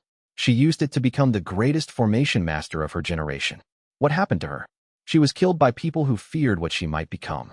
Mu Qing's voice was flat, drained of emotion in the way that suggested too much of it underneath. She was my wife. The silence that followed was not uncomfortable, but it was heavy. Shen Yu understood, suddenly, why this old man had spent 40 years watching and waiting. Why he'd sealed his own cultivation and lived as a shadow. It wasn't just about hiding from Xintian. It was about keeping a promise to a dead woman. A promise that the next person born with a gift like hers would be protected. I won't let them waste me, Shen Yu said quietly. See that you don't. Mu Qing rose, collected his tea tray, and shuffled toward the woodshed's edge. Then he stopped and spoke without turning around. One more thing. The qualifying exam's wilderness trial. There's a cave system on the northeastern slope, behind the waterfall that feeds the Azure Bell Pond. Natural qi interference makes it invisible to the sect's monitoring formations. I used to train there, decades ago. The formations I carved into the walls are still active. What kind of formations? The kind that make a very good training room. And an even better hiding place. He disappeared around the corner, leaving the scent of tea and old sorrow in his wake. The old man left without further elaboration, as was his style. He's not wrong, Zhou said. Shen Yu stared into his tea. I know. Over the next 6 days, he made his preparations. He mapped the Azure Cloud Forest using information from Gao Ren's memories. The former Layer 9 disciple had used the wilderness trial as a hunting ground for years and knew every path, every cave, every ambush point. Shen Yu created mental maps of escape routes, defensible positions, and areas where spiritual detection was naturally disrupted by the forest's own qi. He also paid attention to the other candidates. 60 outer disciples had registered for the exam, competing for 20 inner sect positions. Most were layers 3 through 6. A few, like the newly recovered Gao Ren at layer 2, were wildcards. The first phase of the exam was a written test on cultivation theory, sect history, and alchemical basics. Shen Yu scored in the top 10. His 3 years of obsessive reading paid unexpected dividends. Zhou, who had the study habits of a large, cheerful rock, scored 37th. The second phase was the wilderness trial. The 60 candidates gathered at the forest entrance at dawn, each given a jade token and a basic survival pack. Elder Wu explained the rules. 3 days. Gather as many spirit herbs as possible. Your jade token records your harvest. Anyone who surrenders their token to another candidate is eliminated. Combat is permitted, but killing is forbidden. Final rankings combine herb totals with combat performance. The killing is forbidden rule was theoretical. The forest disrupted spiritual monitoring, and the elder overseers couldn't be everywhere. Last year, 2 disciples had entered the forest and not come out. Their deaths were attributed to spirit-beast encounters. The gong sounded. 60 disciples scattered into the trees. Shen Yu moved fast and purposefully, heading for a location Gao Ren's memories identified as a rich herb pocket in the forest's northeastern quadrant. Zhou, by prearranged plan, headed in the opposite direction. They decided that staying together made them a bigger target. The forest was dense and alive. Ancient trees stretched toward the sky, their bark coursing with absorbed spiritual energy. Spirit beasts rustled in the undergrowth, mostly harmless at this depth, but the deeper regions held genuine dangers. The air thrummed with qi, thick enough to taste. Shen Yu reached the herb pocket by mid-morning and began gathering. Moonrise grass, azure bell flowers, even a rare three-colored mushroom that was worth more than everything else combined. His jade token glowed as it recorded each harvest. He was reaching for a cluster of spirit vine when 3 disciples emerged from the trees. Not random encounters. They moved in formation, 2 flanking, 1 center, with the coordination of a planned ambush. Shen Yu recognized them: Lin Jun, Wei Chao, and Ma Bolin. All layer 4. All formerly part of Gao Ren's circle. "Hello, shattered boy," Lin Jun said. He held a spear. Not a practice weapon, a real spear, sharpened to a lethal point. "We like your token. And the herbs. And an explanation of what you did to senior brother Gao." The killing intent hit Shen Yu like a wave. All 3 of them, radiating it in concert. Genuine, murderous rage. The vortex stirred. Shen Yu assessed the situation in a heartbeat. 3 opponents, all layer 4. He was hiding at layer 3, but was actually layer 5. In a straight fight, he could take them, probably. But if the vortex activated on all 3 simultaneously, the qi absorption would be detectable by anyone with spiritual sensing within 100 meters. "I didn't do anything to Gao Ran," Shen Yu said calmly. "Liar." Lin Jun advanced, spear leveled. "You're going to tell us the truth, and then you're going to give us your token," and then he lunged. Shen Yu decided. Not to hide, not to run, to fight. He sidestepped the spear thrust and drove his palm into Lin Jun's extended arm. Adapted Azure Cloud Palm. Not the full technique, just the core principle of directed qi discharge. Lin Jun's arm went numb and the spear dropped. Shen Yu caught it mid-fall. Wei Chao came from the left with a sword. Ma Bolin from the right with a chain weapon. Shen Yu ducked the sword, blocked the chain with the spear shaft, and kicked Ma Bolin in the chest. The kick was qi-enhanced, layer 5 strength behind it, and sent Ma Bolin flying into a tree. Lin Jun, recovering, threw a qi-charged punch. Shen Yu caught the fist. The vortex grabbed hold.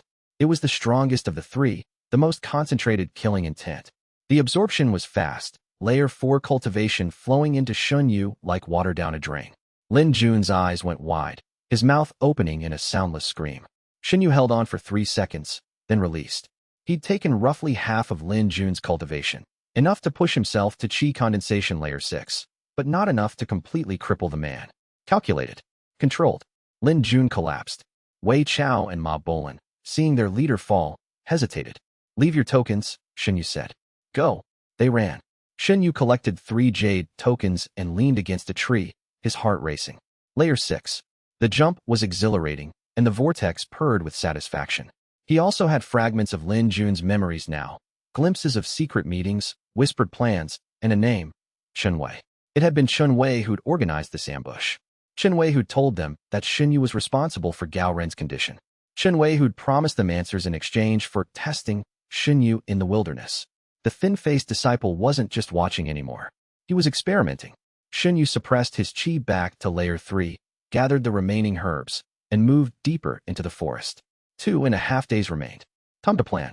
He reached layer 7 by the end of the 2nd day, absorbing from another attacker who ambushed him near a stream crossing.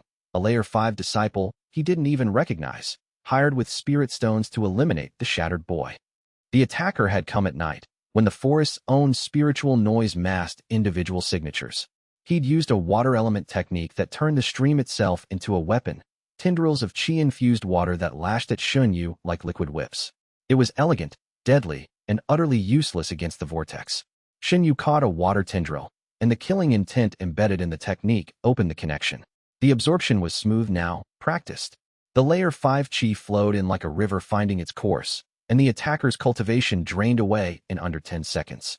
The memories that came with it were sparse, a mercenary's life, short on sentiment and long on violence. But there was one useful fragment: the face of the person who'd hired him. An outer sect disciple with thin features and calculating eyes. Chen Wei. Again.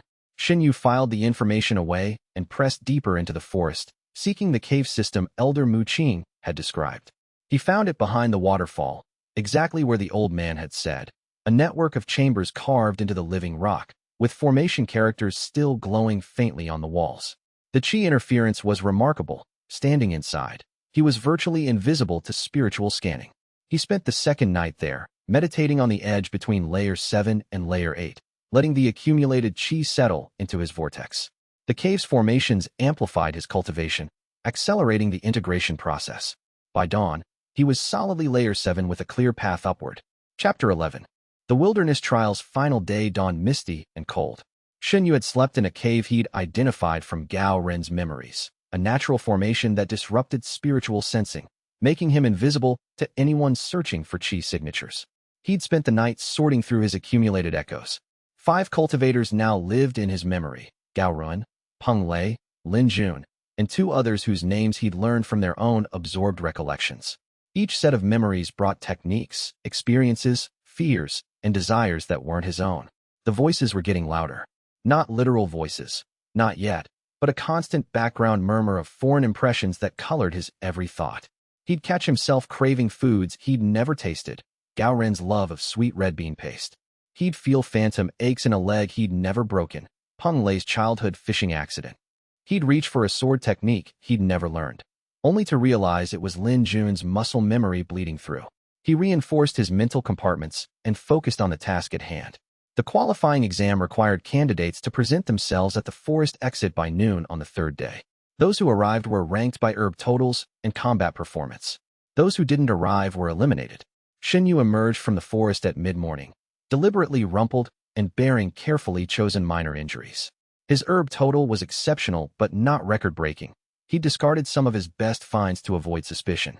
His combat performance, based on the Jade token's recording of his encounters, showed a resourceful Layer 3 disciple who'd survived through cunning rather than power. He'd hidden the extra tokens in the cave. Let the missing disciples explain their own failures. Fatty Zhou was waiting at the exit, grinning despite a spectacular black eye. "I made it," he announced. "Placed 22nd. Only need top 20 for intersect, so I'm on the bubble, but you'll make it," Shen Yu said. "Your physical combat scores will push you over." The final rankings were posted that afternoon. Shen Yu placed 8th. Zhou placed 19th, just barely qualifying. But the rankings were secondary to the real drama. 3 candidates had been found in the forest in a state of spiritual depletion, their cultivation significantly reduced. Lin Jun, previously Layer 4, was now barely Layer 2. The medical team was baffled. The investigation was cursory. The forest was known to have spiritual hazards, and candidates were warned about chi-disrupting formations. Nobody connected the depletions to Shen Yu. Almost nobody. During the post-exam assembly, Elder Muqing caught Shen Yu's eye across the courtyard and gave a fractional nod. Approval. But also warning. You're pushing the limits of what can be hidden. And in the crowd, Lian Yu watched with her detection crystals discreetly active. The readings from Shen Yu were impossible to reconcile with his file. Layer 3, they said. Her instrument said otherwise. She decided to say nothing in her official report. Instead, she wrote, "Anomaly traced to natural formation disruption in the eastern residential block. Recommended, formation maintenance. No further investigation required." It was the first time in her career she'd falsified a report. She told herself it was because the data was inconclusive. She knew it was because of the look in his eyes when he'd asked, "What if what you find could get someone killed?" Chapter 12. The qualifying exam results were formalized 3 days later. 20 outer sect disciples were promoted to inner sect, including Shen Yu, ranked 8th, and Zhou Darren, ranked 19th. The ceremony was brief and utilitarian: new robes, new quarters assignments, new duty rosters. Shen Yu's inner sect quarters were a vast improvement. A 2-room suite with a proper bed, a meditation space, a window overlooking the 4th terrace's garden, and, miracle of miracles, a private bathroom. After 3 years of communal facilities shared with 50 other outer disciples, the privacy felt luxurious. But the inner sect was a different world in more ways than comfort. The spiritual density was palpable. Chi hung in the air like invisible fog, rich and thick. Just breathing here was a minor form of cultivation.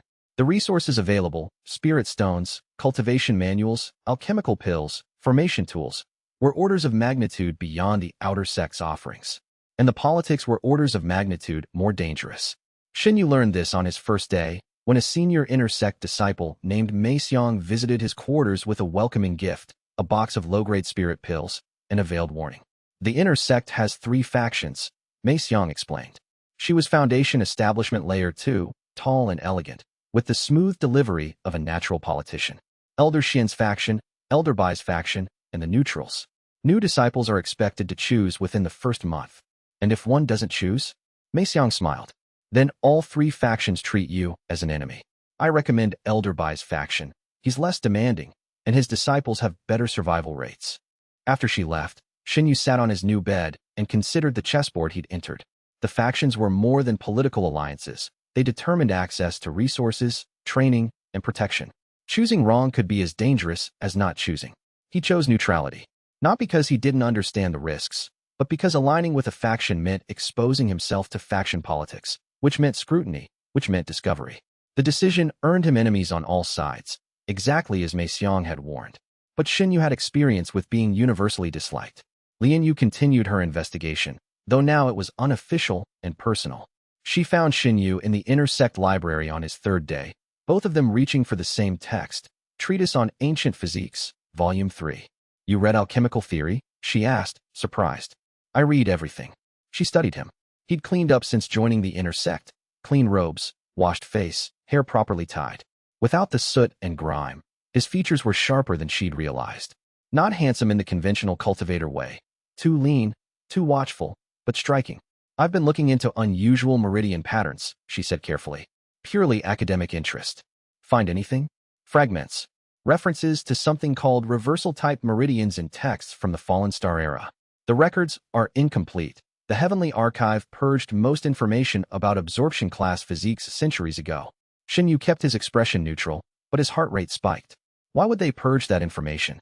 Because the last person confirmed to have an absorption physique destroyed 3 major sects and absorbed the cultivation of over 10,000 cultivators before being killed.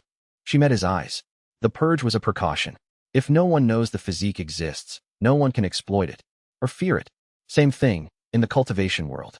They stood in the library aisle, surrounded by 10,000 years of accumulated knowledge, and a silent understanding passed between them. She knew. He knew she knew, and neither of them was going to say it out loud. I have more sources, Li Yu said. Private collection. My mother was a researcher before she stopped. Before she died. I inherited her notes. Some of them reference the physique type. If you're interested. I'm interested. Tomorrow evening. The 4th terrace garden. Bring tea. She walked away. Shen Yu watched her go and realized, with some surprise, that his pulse had not returned to normal. Chapter 13. Shen Wei made his move. The thin-faced disciple had not been promoted to the inner sect. His qualifying exam performance was mediocre, hampered by an encounter with a spirit beast that he'd barely survived. But his intelligence network extended beyond sect walls, and the information he'd been gathering about Shen Yu had attracted a buyer. The buyer was an inner sect disciple from Elder Shen's faction, a Foundation Establishment Layer 3 named Duan Feng, who collected useful information the way other cultivators collected spirit stones. When Shen Wei presented his notebook of observations, Duan Feng's eyes lit up. You're saying this outer sect nobody absorbed Senior Brother Gao's cultivation through physical contact? I'm saying the evidence points in that direction. Gao Ren's collapse, the timing, the wilderness trial depletions, they all center on Shen Yu. That's not a known physique type, which makes it infinitely valuable to the right people. Shen Wei's smile was thin and sharp. I'm offering first access to this information. My price is inner sect promotion and 50 high-grade spirit stones. Duan Feng laughed. You're ambitious. But if this is real, he trailed off, calculating. Elder Shen would want to know. This kind of asset, a cultivator who can drain others' power, has applications that go far beyond sect politics. The deal was struck. Shen Wei got his spirit stones and a promise of promotion. Duan Feng got the notebook and immediately began planning. Shen Yu, unaware of Shen Wei's betrayal, was dealing with a different crisis. The echo memories were getting worse. It happened during his evening cultivation session. He was circulating qi through his vortex meridians, a process that now felt as natural as breathing when the memories surged. Not one set, all of them. Simultaneously, Gao Ren's childhood beatings, Peng Lei's fear of drowning, Lin Jun's secret shame about cheating on his Foundation Establishment exam, a nameless disciple's memory of his mother's funeral, another's first kiss, awkward and sweet and utterly alien. They came in a flood, overwhelming his compartmentalization. For a terrible moment, Shen Yu didn't know who he was. He was 5 people at once, their memories and emotions tangled together in a screaming knot of identity. He fell off his meditation mat and hit the floor. His chi destabilized. The vortex in his chest spun wildly, threatening to either collapse or explode. Sweat poured down his face. His hands clawed at the stone. I'm Shen Yu, he gasped. I'm Shen Yu. I scrub furnaces. I eat cold rice. I don't kneel. I'm Shen Yu. He repeated it like a mantra, anchoring himself to his own identity. Slowly, agonizingly, the foreign memories receded. Not gone. They never went away entirely, but pushed back into their compartments. He lay on the floor for a long time, shaking. When he finally sat up, he understood something fundamental. His ability was not a gift. It was a double-edged sword that would cut him to pieces if he wasn't careful. Every absorption brought power, but also a piece of someone else's soul. How many could he absorb before Shen Yu disappeared beneath the weight of accumulated others? He needed help. The suppression technique from Elder Mu Qing wasn't designed for echo management. He needed someone who understood the mind's architecture. He needed an alchemist. He needed Li Wei. Their meeting in the 4th Terrace Garden the next evening took on a different urgency. I brought the notes, Li Wei said, spreading scrolls across a stone table. The garden was quiet, fragrant with night-blooming spirit flowers. My mother's research on what she called echo retention syndrome. She theorized that certain physique types absorb not just qi, but spiritual imprints, fragments of the donor's consciousness that persist in the receiver's meridian system. Shen Yu listened intently. The description matched his experience exactly. Did she find a treatment? She found a theoretical framework. The echoes are sustained by qi, specifically, the qi that was absorbed. If you can filter the qi from the spiritual imprint, you keep the power but release the memories. How? Alchemy. Li Yu's eyes brightened with the fervor of someone discussing their passion. A specially designed pill that acts as a spiritual filter, separating cultivation energy from consciousness residue. My mother designed the formula but never tested it. She didn't have a subject with the right physique. Until now. Li Yu hesitated. I need to be clear. This is untested. The pill could work perfectly, or it could make things worse. And to design it properly, I need to understand your meridian system in detail, which means full diagnostic access. You already scanned me. A surface scan. I need to map the vortex structure completely. That means hours of close contact and deep diagnostic qi insertion. If your ability activates, it won't. Diagnostic qi isn't hostile. The vortex only responds to killing intent. You're sure? I've been hit by healing techniques and medical scans dozens of times. Nothing happened. She nodded slowly. Then we start tomorrow. They sat in the garden as the moon rose, two young cultivators bound together by secrets and necessity. Li Yu pulled out her mother's notes and began explaining the theory of spiritual filtration. Shen Yu listened, asked questions, and found himself noticing the way moonlight caught the strands of hair that had escaped her severe bun. He pushed the thought aside. Focus. But when she laughed at one of his questions, no, the qi doesn't literally taste different. That's a metaphor. He felt something that none of the absorbed memories contained. Something entirely his own. Chapter 14, Duan Feng moved quickly. 3 days after purchasing Chen Wei's information, he assembled a team, himself and 2 other Foundation establishment disciples from Elder Xian's faction. Their orders were simple. Test Shen Wei's claims by attacking Shen Yu with killing intent and observing the result.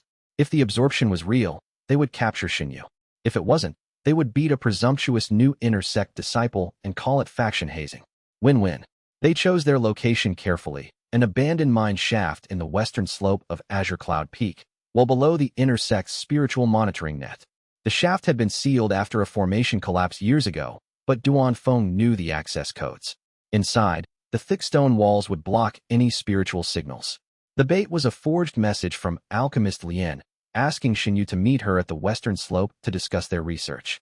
Shen Yu, still adjusting to inner sect communication norms, didn't question the message's authenticity. He arrived at the mine shaft entrance as the sun was setting, carrying a pack of tea and scrolls. The stone door was ajar. He stepped inside, and the door slammed shut behind him. Killing intent hit him from 3 directions. Welcome, junior brother Shun. Duan Feng's voice echoed in the shaft's narrow confines. His qi blazed, Foundation Establishment Layer 3, far beyond anything Shen Yu had faced. The 2 flanking disciples were Layers 2 and 1, respectively. We have some questions about your unusual talents. Shen Yu's vortex was already spinning, responding to the triple wave of murderous intent. He forced it down, assessing. 3 opponents. Confined space. No escape route with the door sealed. Foundation Establishment Layer 3 was genuinely dangerous. 2 full realms above qi condensation, with qualitative differences in qi density, technique power, and spiritual perception. But Shen Yu was not qi condensation Layer 3. He was Layer 7, suppressed and hidden, with the combat instincts of 5 absorbed cultivators. Questions? Shen Yu said calmly. You could have asked in the dining hall. We prefer privacy. Duan Feng raised his palm. Azure Cloud Palm, the intersect variant, far more refined than Gao Ren's version. Now hold still. This will hurt. He attacked.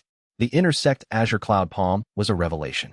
Where Gao Ren's version had been a blunt instrument, Duan Feng's was a scalpel. Qi compressed strikes that could shatter stone, launched with foundation establishment speed that made Qi condensation movement look like wading through mud. Shen Yu dropped his suppression to layer 7 and moved. The speed difference between layer 7 Qi condensation and foundation establishment layer 3 was significant, but not insurmountable. Foundation establishment cultivators were faster, hit harder, and had more Qi to spend. But Shen Yu had 5 cultivators worth of combat instincts and a lifetime of reading Qi patterns. He dodged the first palm strike, read the second, deflected the third with a technique he'd stolen from Gao Run and refined with his own modifications. Duan Feng's eyes widened. Layer 7? The file said layer 3. Files are wrong sometimes. The 2 flanking disciples attacked simultaneously. Shen Yu ducked one, caught the other's fist, and the vortex engaged. Foundation establishment layer 1 Qi flooded into him. Richer, denser, qualitatively different from Qi condensation. His meridians sang. The disciple screamed and collapsed. His cultivation wasn't destroyed. Shen Yu released before full absorption, but he lost 3/4 of his foundation establishment base, dropping to Qi condensation layer 8. Shen Yu was now at Qi condensation layer 8 himself, and the boundary between Qi condensation and foundation establishment was thinning. What? The second flanking disciple stumbled backward. What did you do to him? I gave him a choice, Shen Yu said. He chose to attack me. Duan Feng reassessed. The mission had gone sideways. His 2 support disciples were compromised, and the weak outer sect disciple was demonstrating abilities that matched Shen Wei's report exactly. He should retreat. Report to Elder Xian. Return with overwhelming force. Instead, he attacked with his full power. Foundation establishment layer 3 was a massive step up. Duan Feng's Azure Cloud Palm detonated the air, sending shockwaves through the mine shaft that cracked the walls. His speed was blinding. His Qi reserves dwarfed Shen Yu's. But his killing intent was absolute. Shen Yu couldn't dodge everything. A palm strike caught his shoulder, spinning him into the wall. Stone cracked behind his back. Pain flared, hot and sharp. Another strike grazed his ribs. A third clipped his hip. Each hit carried killing intent. Each hit triggered microabsorptions. Each microabsorption fed the vortex. Shen Yu wasn't winning the fight. He was surviving it. And every second of survival made him stronger. Qi condensation layer 9. The boundary. He'd read about foundation establishment in the library. The qualitative transformation of Qi from gaseous to liquid. The condensation of a spiritual foundation in the Dantian. The fundamental upgrade in every aspect of a cultivator's existence. It was supposed to take months of careful meditation and rare resources. Shen Yu achieved it in the middle of a fight, fueled by his enemy's own killing strikes. The breakthrough was violent. His vortex-shaped meridians compressed, liquefied, and reformed. A spiritual foundation crystallized in his Dantian. Not the standard circular platform that most cultivators formed, but a spiraling vortex shape that matched his meridians. Unique. Unprecedented. Qi erupted from his body in a shockwave that threw Duan Feng backward. Foundation establishment. Early stage. Shen Yu rose from the crater his breakthrough had created, crackling with unfamiliar power. Everything was sharper. His senses, his speed, his strength. The gap between himself and Duan Feng had just closed significantly. Duan Feng, to his credit, didn't hesitate. He launched his strongest technique, a foundation establishment special art called Azure Cloud Annihilation, a full-body Qi emission designed to kill everything within 10 meters. Killing intent, absolute. Shen Yu met it head-on. Not with a dodge, not with a block, but with the vortex itself. He opened his meridians fully and let the technique pour into him. The absorption was the largest yet. Foundation establishment layer 3 Qi, channeled through a killing technique with full murderous intent behind it. The vortex devoured it like a bonfire consuming dry wood. Duan Feng staggered. His Qi plummeted, layer 3 to layer 2, to layer 1, to the boundary. His face went gray. His eyes rolled. He collapsed. His foundation establishment shattered. His cultivation base reduced to Qi condensation layer 5. Shen Yu stood in the wrecked mine shaft, foundation establishment early stage, and felt the echoes of 3 new lives layering into his consciousness. Duan Feng's memories included the deal with Chen Wei, the orders from Elder Xian's faction, and the location of Chen Wei's notebook. The betrayal was confirmed. Chen Wei had sold him. The remaining flanking disciple, cowering against the far wall, whispered. Please, go, Shen Yu said. Take your friends. Tell Elder Shen's faction what happened. Tell them what I am. The disciple dragged his unconscious companions out of the mine shaft. Shen Yu sat among the rubble, bleeding from half a dozen wounds, and realized that the era of hiding was over. By tomorrow, the entire inner sect would know about the boy who absorbed cultivation. The game had changed. It was time to change his strategy. Qi condensation layer 8 and foundation establishment early. The vortex pulsed, satisfied, hungry. Always hungry. Chapter 15. Li Yu found him. He was still in the mine shaft an hour later, sitting against the cracked wall and trying to meditate through the pain. The wounds weren't life-threatening, but they were numerous. Bruised ribs, a wrenched shoulder, cuts from stone shrapnel, and the deep bone ache of having forced a major realm breakthrough during combat. She appeared at the shaft entrance with a medical kit and a furious expression. You didn't come to the garden, she said, kneeling beside him and pulling out healing salves. I waited for an hour. Then I tracked your Qi signature and found. She gestured at the wrecked mine shaft. This. Someone forged a message from you. Let me hear. I gathered that. Her hands were steady as she cleaned his wounds, but her jaw was tight. 3 attackers? Foundation establishment. Inner sect faction disciples. And you fought them all. Fought. Absorbed. Broke through. He winced as she applied a salve to the shoulder wound. Foundation establishment early. Her hands paused. You broke through to foundation establishment? During a fight. The killing intent was substantial. She stared at him for a long moment, then shook her head and returned to her work. You're impossible. I'm told that often. They sat in silence while she treated his injuries. The healing salves were inner sect quality, warm, soothing, knitting flesh with gentle qi. Her touch was clinical but careful, and Shen Yu found himself acutely aware of each point of contact. The echoes, he said. 3 new sets. They're pressing hard. How bad? I almost lost myself during the last absorption. Duan Feng's memories. He's foundation establishment, so the imprint is stronger. I keep seeing his childhood. His mother's face. He paused. She looked like mine. Li Yu's hand stilled. You remember your mother? No. That's the point. I don't have a single memory of my own parents. But I have detailed memories of 5 other people's families. Something in her expression shifted. The analytical distance softened into something more human. We'll fix the echo problem, she said quietly.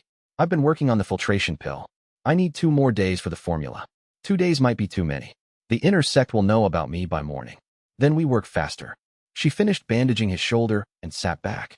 There's something else. My investigation, the official one, I closed it. But while researching your physique, I found references to my mother's death. Shen Yu blinked. What? My mother was a researcher in the Azure Cloud sect's inner archives. She studied unusual physiques and forbidden techniques. She died 8 years ago in what was officially ruled a laboratory accident. Li Yu's voice was flat, controlled. But her private notes, the ones I inherited, suggest she discovered something in the sect's sealed records that someone didn't want known. And 2 weeks before she died, she wrote a single line in her journal. The sect master knows about the karmic reversal. He's afraid. The mine shaft felt colder. Sect master Xian Tian? Shen Yu asked. She didn't name him directly. But who else has access to the sealed records? They looked at each other across the wreckage of the mine shaft. 2 young people bound together by secrets, losses, and a growing suspicion that the Azure Cloud sect's leadership was far more dangerous than either of them had imagined. I trust you, Shen Yu said. He wasn't sure when the decision had been made, only that it was absolute. Whatever comes next, I trust you. Li Yu's composure cracked, just for a moment. Her eyes glistened. Then the mask returned, steadier than before. Good, she said. Because you're going to need someone who can keep you alive when the entire cultivation world comes for your head. She helped him to his feet. They walked out of the mine shaft together, into a night that felt darker and more dangerous than any Shen Yu had known. But also, somehow, less lonely. Chapter 16. The news broke like a storm. By morning, the entire inner sect was buzzing. Duan Feng and his companions had been found in the medical pavilion with dramatically reduced cultivation, and the surviving disciple's account of what had happened in the mine shaft spread through the sect like wildfire. He absorbed their cultivation through touch. Foundation establishment in one night. He's a demonic cultivator. He's a monster. Shen Yu was summoned to the disciplinary hall before breakfast. The hall was a stark chamber of black stone and harsh formations, designed to intimidate. 3 inner sect elders sat on an elevated dais. Elder Bai, faction leader, Foundation establishment peak. Elder Liang, neutral elder, Foundation establishment mid. And in the center, a representative of Elder Xian's faction, Sub-Elder Run, Foundation establishment mid, whose barely concealed fury revealed that the faction had already heard about their disciple's humiliation. Disciple Shen Yu. Elder Bai's voice was measured. You are accused of using dark arts to drain the cultivation of 3 inner sect disciples. How do you answer? Shen Yu had prepared for this. I was lured to an abandoned mine shaft by a forged message. 3 disciples attacked me with killing intent. I defended myself. My defensive abilities involve the natural redistribution of spiritual energy from attackers to my own body. This is not a dark art. It is a physique trait, similar to body cultivation or elemental affinity. A physique trait that absorbs others' cultivation? Sub-Elder Ren's sneer was acidic. There is no such physique in any recognized text. There is, Li Yu said from the doorway. She strode in without invitation, carrying a stack of ancient texts and her mother's research scrolls. The karmic reversal meridians, documented in the Fallen Star era archives, referenced in 12 separate pre-purge texts, and consistent with every observable phenomenon associated with disciple Shen Yu's condition. She placed the texts on the elder's table with the confidence of someone who knew her research was unassailable. I've been conducting an investigation into spiritual anomalies in the outer sect at the sect's own request. My findings confirm that Shen Yu possesses a naturally occurring physique variant that redirects hostile spiritual energy. It is not demonic cultivation. It is not a dark art. It is a rare but documented body type. The elders examined the texts. The evidence was thorough. Li Yu had spent weeks compiling it. Even if this is a natural physique, Sub-Elder Ren pressed, the fact remains that 3 disciples are in the medical pavilion. 3 disciples who ambushed a fellow sect member in an abandoned mine shaft with a forged message. Elder Bai interrupted dryly. That sounds less like disciple Shen Yu's transgression and more like a failed assassination attempt. The hearing dragged on for an hour. Arguments bounced between the 3 elders with the precision of a well-rehearsed play. Sub-Elder Ren pushed for Shen Yu's expulsion. Elder Bai argued for his protection as a valuable asset. Elder Liang proposed the middle ground that everyone knew was coming from the start. During a recess, Li Yu found Shen Yu in the hallway outside the chamber. Her composure was immaculate, but he could read the tension in her shoulders, the way her fingers gripped the scrolls she carried. Thank you, he said, for the testimony, for falsifying your earlier report, for all of it. Don't thank me yet. The elders are leaning toward a monitoring order. That means spiritual inspections, regular ones, by someone with the clearance to see through your suppression technique. Can you be assigned as the monitor? She blinked, then a small, sharp smile. I can request it. Whether they approve depends on whether they see me as neutral or compromised. She paused. Am I compromised? That depends on what you mean. Their eyes held for a moment longer than necessary before she turned and walked back into the hearing chamber. In the end, the verdict was a compromise. Shen Yu was cleared of using dark arts, but ordered to submit to regular spiritual monitoring. Li Yu was assigned as his designated monitor. Her credentials and the fact that she'd conducted the original investigation made her the logical choice. The 3 attackers were punished for the ambush, stripped of intersect privileges for 1 month. It was a political outcome, not a just one. But Shen Yu walked out free, with an official reason to meet regularly with the one person in the sect he trusted most, besides Zhou and Elder Muqing. Shen Wei's involvement was not addressed publicly, but Shen Yu knew, and he would deal with it in his own time. Chapter 17. Elder Muqing appeared that evening, as he always did, without warning, carrying tea, wearing an expression of calm that was its own form of communication. You've been exposed, he said, settling into Shen Yu's improved quarters. Partially. Li Yu's testimony contained the details, but the elders will process them slowly, some faster than others. Muqing poured tea. Sect Master Xian Tian has not yet responded. That is more concerning than if he'd acted immediately. What do you think he'll do? Assess. Xian Tian is not impulsive. He'll determine whether you're an asset or a threat, and then he'll act with overwhelming force in whichever direction he chooses. The elder sipped his tea. We need to ensure he sees you as controllable. I'm not controllable. I know that. He doesn't need to. Muqing reached into his robe. I've been waiting to teach you this until you had the cultivation base to use it. Foundation establishment is sufficient. He produced a jade slip, thicker and more luminous than the last. The void harmony technique. It masks absorbed cultivation signatures, not just your total level, but the composite nature of your qi. Right now, anyone with sufficient spiritual perception can sense that your cultivation base is a patchwork of different sources. The void harmony blends them, making your qi feel natural and unified. Shen Yu took the jade slip with reverence. Where did you learn this? I developed it. Muqing's voice was quiet. 40 years ago, I was not always an eccentric old man who oversees outer sect furnace duties, Shen Yu. For the first time, Shen Yu felt the full weight of the mystery that was Elder Mu Qing. Who was this man? What was he hiding behind the facade of senility? You crippled your own cultivation, Shen Yu said slowly. The pieces were falling into place. The hints, the cryptic stories, the depth of knowledge. You were powerful once. Much more powerful than you appear. I was nascent soul. The words fell like stones. Peak nascent soul. One of the strongest cultivators in the Emerald Sky region. I sealed my own cultivation and assumed a false identity when the Azure Cloud sect was reformed under its current leadership. Why? Because Xian Tian would have killed me otherwise. I discovered something about his practices, something that your alchemist Lian is now rediscovering through her mother's notes. I chose to hide in plain sight and wait. Wait for what? Mu Qing's eyes met his. For you. The silence was heavy with implication. Shen Yu's mind raced through everything he knew. The physique that Mu Qing had been watching for, the 40 years of waiting, the techniques prepared in advance. You knew someone with my physique would appear. I knew it was possible.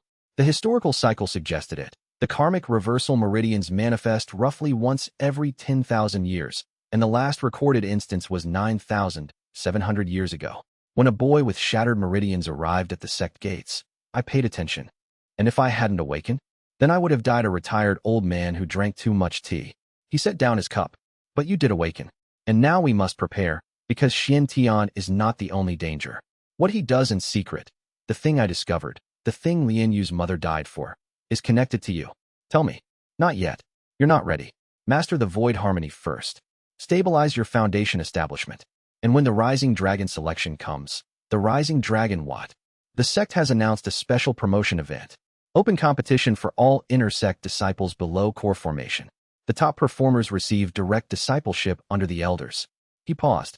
And access to the sealed archives, where the truth about Xian Tian was hidden, where Lian Yu's mother had found her death. When? Shen Yu asked. 2 weeks. Chapter 18 The Rising Dragon Selection was the inner sect's premier competitive event, held once every 3 years. It combined individual combat rounds, team challenges, and a cultivation assessment into a grueling 3-day tournament that determined the sect's rising stars for the next generation. This year, the stakes were higher than usual. Sect Master Xian Tian had personally announced that the top 3 performers would receive unprecedented opportunities, a phrase that set the inner sect buzzing with speculation. Shen Yu spent the 2 weeks before the selection in intense preparation. He mastered the void harmony technique, which smoothed his composite qi into a seamless whole. He trained with Lian Yu, who provided alchemical supplements that optimized his cultivation recovery. He worked with Fatty Zhou on team combat tactics. And he continued his secret evening sessions in the ravine, pushing his foundation establishment early base to its limits. He also dealt with Chen Wei, not violently, not through confrontation, but through information. Using Duan Feng's absorbed memories, Shen Yu identified every connection Chen Wei had in the sect, every informant, every debt, every secret. He compiled a file and presented it to Chen Wei in the outer sect dining hall, in full view of a dozen witnesses. I know what you did, Shen Yu said calmly. I know about the notebook, the deal with Duan Feng, and the spirit stones you received. I know about your cousin in the information trade and the inquiries you sent about my physique. Chen Wei's face went white. I'm not going to report you. I'm not going to hurt you. But if you ever sell information about me again, I will ensure that every person in this file learns about your activities regarding them. He handed Chen Wei the file and walked away. Zhou, watching from across the hall, whispered, "That was cold, brother." It was necessary. The Rising Dragon selection began on a warm spring morning. 40 inner sect disciples competed, ranging from Qi Condensation Layer 9 to Foundation Establishment Layer 4. Shen Yu entered as Foundation Establishment early, his public level, now fully accepted thanks to the disciplinary hearings acknowledgement. The first day was individual combat. Bracket-style elimination, best of 3 rounds. Shen Yu's first opponent was a Foundation Establishment Layer 2 named Hong Wei. The fight lasted 30 seconds. Shen Yu's adapted Azure Cloud Palm, refined with insights from 5 absorbed cultivators and 2 weeks of intensive training, was something Hong Wei had never encountered. The kid went down without understanding what hit him. His second opponent was harder, a Foundation Establishment Layer 3 named Sun Li from Elder Bai's faction. She was fast, clever, and used a wind element technique that made her movement unpredictable. But Shen Yu had learned to read Qi patterns the hard way, against opponents who wanted him dead. A competitive match was almost relaxing by comparison. He won in 2 rounds, earning scattered applause. The real test came in the quarterfinals. Shen Wei. Not as an opponent, Shen Wei was in the outer sect, but as a ghost. The information Shen Wei had sold to Duan Feng had reached Elder Shen's faction, and through them, spread to selected competitors in the Rising Dragon selection. 3 of Shen Yu's potential opponents withdrew from the bracket rather than face the cultivation thief. Their withdrawals pushed Shen Yu forward to the semifinals, where he faced the one opponent who hadn't withdrawn. Senior Brother Ma, Foundation Establishment Layer 4, Elder Shen's faction. And he didn't just carry killing intent, he wore it like armor. The match started like every other, with a referee's signal and a polite bow. But Ma's first strike wasn't polite. It was a Foundation Establishment special technique, piercing cloud finger, aimed directly at Shen Yu's heart. Killing intent flooded the arena. The spectators gasped. The referee moved to intervene. Shen Yu was faster. He caught Ma's striking hand. The vortex engaged, pulling Foundation Establishment Layer 4 chi in a torrent that made the air ripple visibly. The absorption was massive. Layer 4 was the strongest he'd faced, and the killing intent was pure and intense. Ma screamed. His cultivation plummeted. The arena went silent. Shen Yu released after 5 seconds, long enough to absorb a significant portion of Ma's power, short enough to leave the man alive and conscious. Ma staggered back, his Layer 4 cultivation reduced to Layer 1. The arena erupted. Shen Yu stood in the center of the stage, his Foundation Establishment base visibly strengthened, approaching mid-stage. The Void Harmony technique kept the composite nature of his chi hidden, but the raw power increase was impossible to conceal. Shen Wei, watching from the outer sect viewing area, felt a complex mixture of vindication and terror. He'd been right about everything, and now the whole sect knew. The match was ruled a victory for Shen Yu by forfeit. Ma's attack had violated tournament rules by employing lethal force. The disciplinary elders added another mark to the growing file on unusual incidents involving disciple Shen Yu. And from his tower above the arena, Sect Master Xian Tian watched the young man walk off the stage with an expression that was not anger, not fear, but calculation. Fascinating, he murmured. Chapter 19, the Rising Dragon Selection's final day, was supposed to be a formality. Shen Yu and one other finalist, a Foundation Establishment Layer 4 from the neutral faction named He, would compete in a showcase match before the assembled sect, after which the top 3 performers would be announced. But the atmosphere was different now. Shen Yu's ability had been publicly demonstrated. The sect was divided between those who saw him as a demonic threat and those who saw him as an unprecedented prodigy. The neutral faction was scrambling to court him. Elder Shen's faction was furious. Elder Bai's faction was calculating. Shen Yu ignored all of it. The match against He was the closest thing to a fair fight he'd had in weeks. He was talented, experienced, and fought without killing intent. Genuine respect between competitors. Without the Vortex's assistance, Shen Yu had to rely on pure skill. And he discovered, genuinely skilled. The 5 absorbed cultivators' combat instincts had merged with his own analytical mind to create a fighting style that was unpredictable, adaptive, and devastatingly efficient. He read He's techniques like text on a page, anticipated combinations 3 moves ahead, and exploited openings that shouldn't have existed. The match went to 3 rounds. Shen Yu won the 3rd by a hair, using a modified Azure Cloud Palm variant that He had never seen before, because it had never existed before. Shen Yu had invented it, combining Gao Ren's power delivery with a defensive counter from Lin Jun's memories and his own footwork innovation. Something new from something stolen. He won the Rising Dragon selection. The announcement came with mixed applause. Shen Yu, 1st place. He, 2nd. A Foundation Establishment Layer 3 named Wu Ming, 3rd. The 3 of them stood on the winner's platform, bathed in the sect's attention. Chi Condensation Layer 9. That's where he'd been 3 weeks ago. Now he was solidly Foundation Establishment early, approaching mid, and the trajectory was clear to everyone watching. This young man was going to become very powerful, very quickly. The inner sect elders were watching with predatory interest. Shen Yu could feel their gazes, evaluating, categorizing, planning. Each one was thinking the same thing. How can I use this?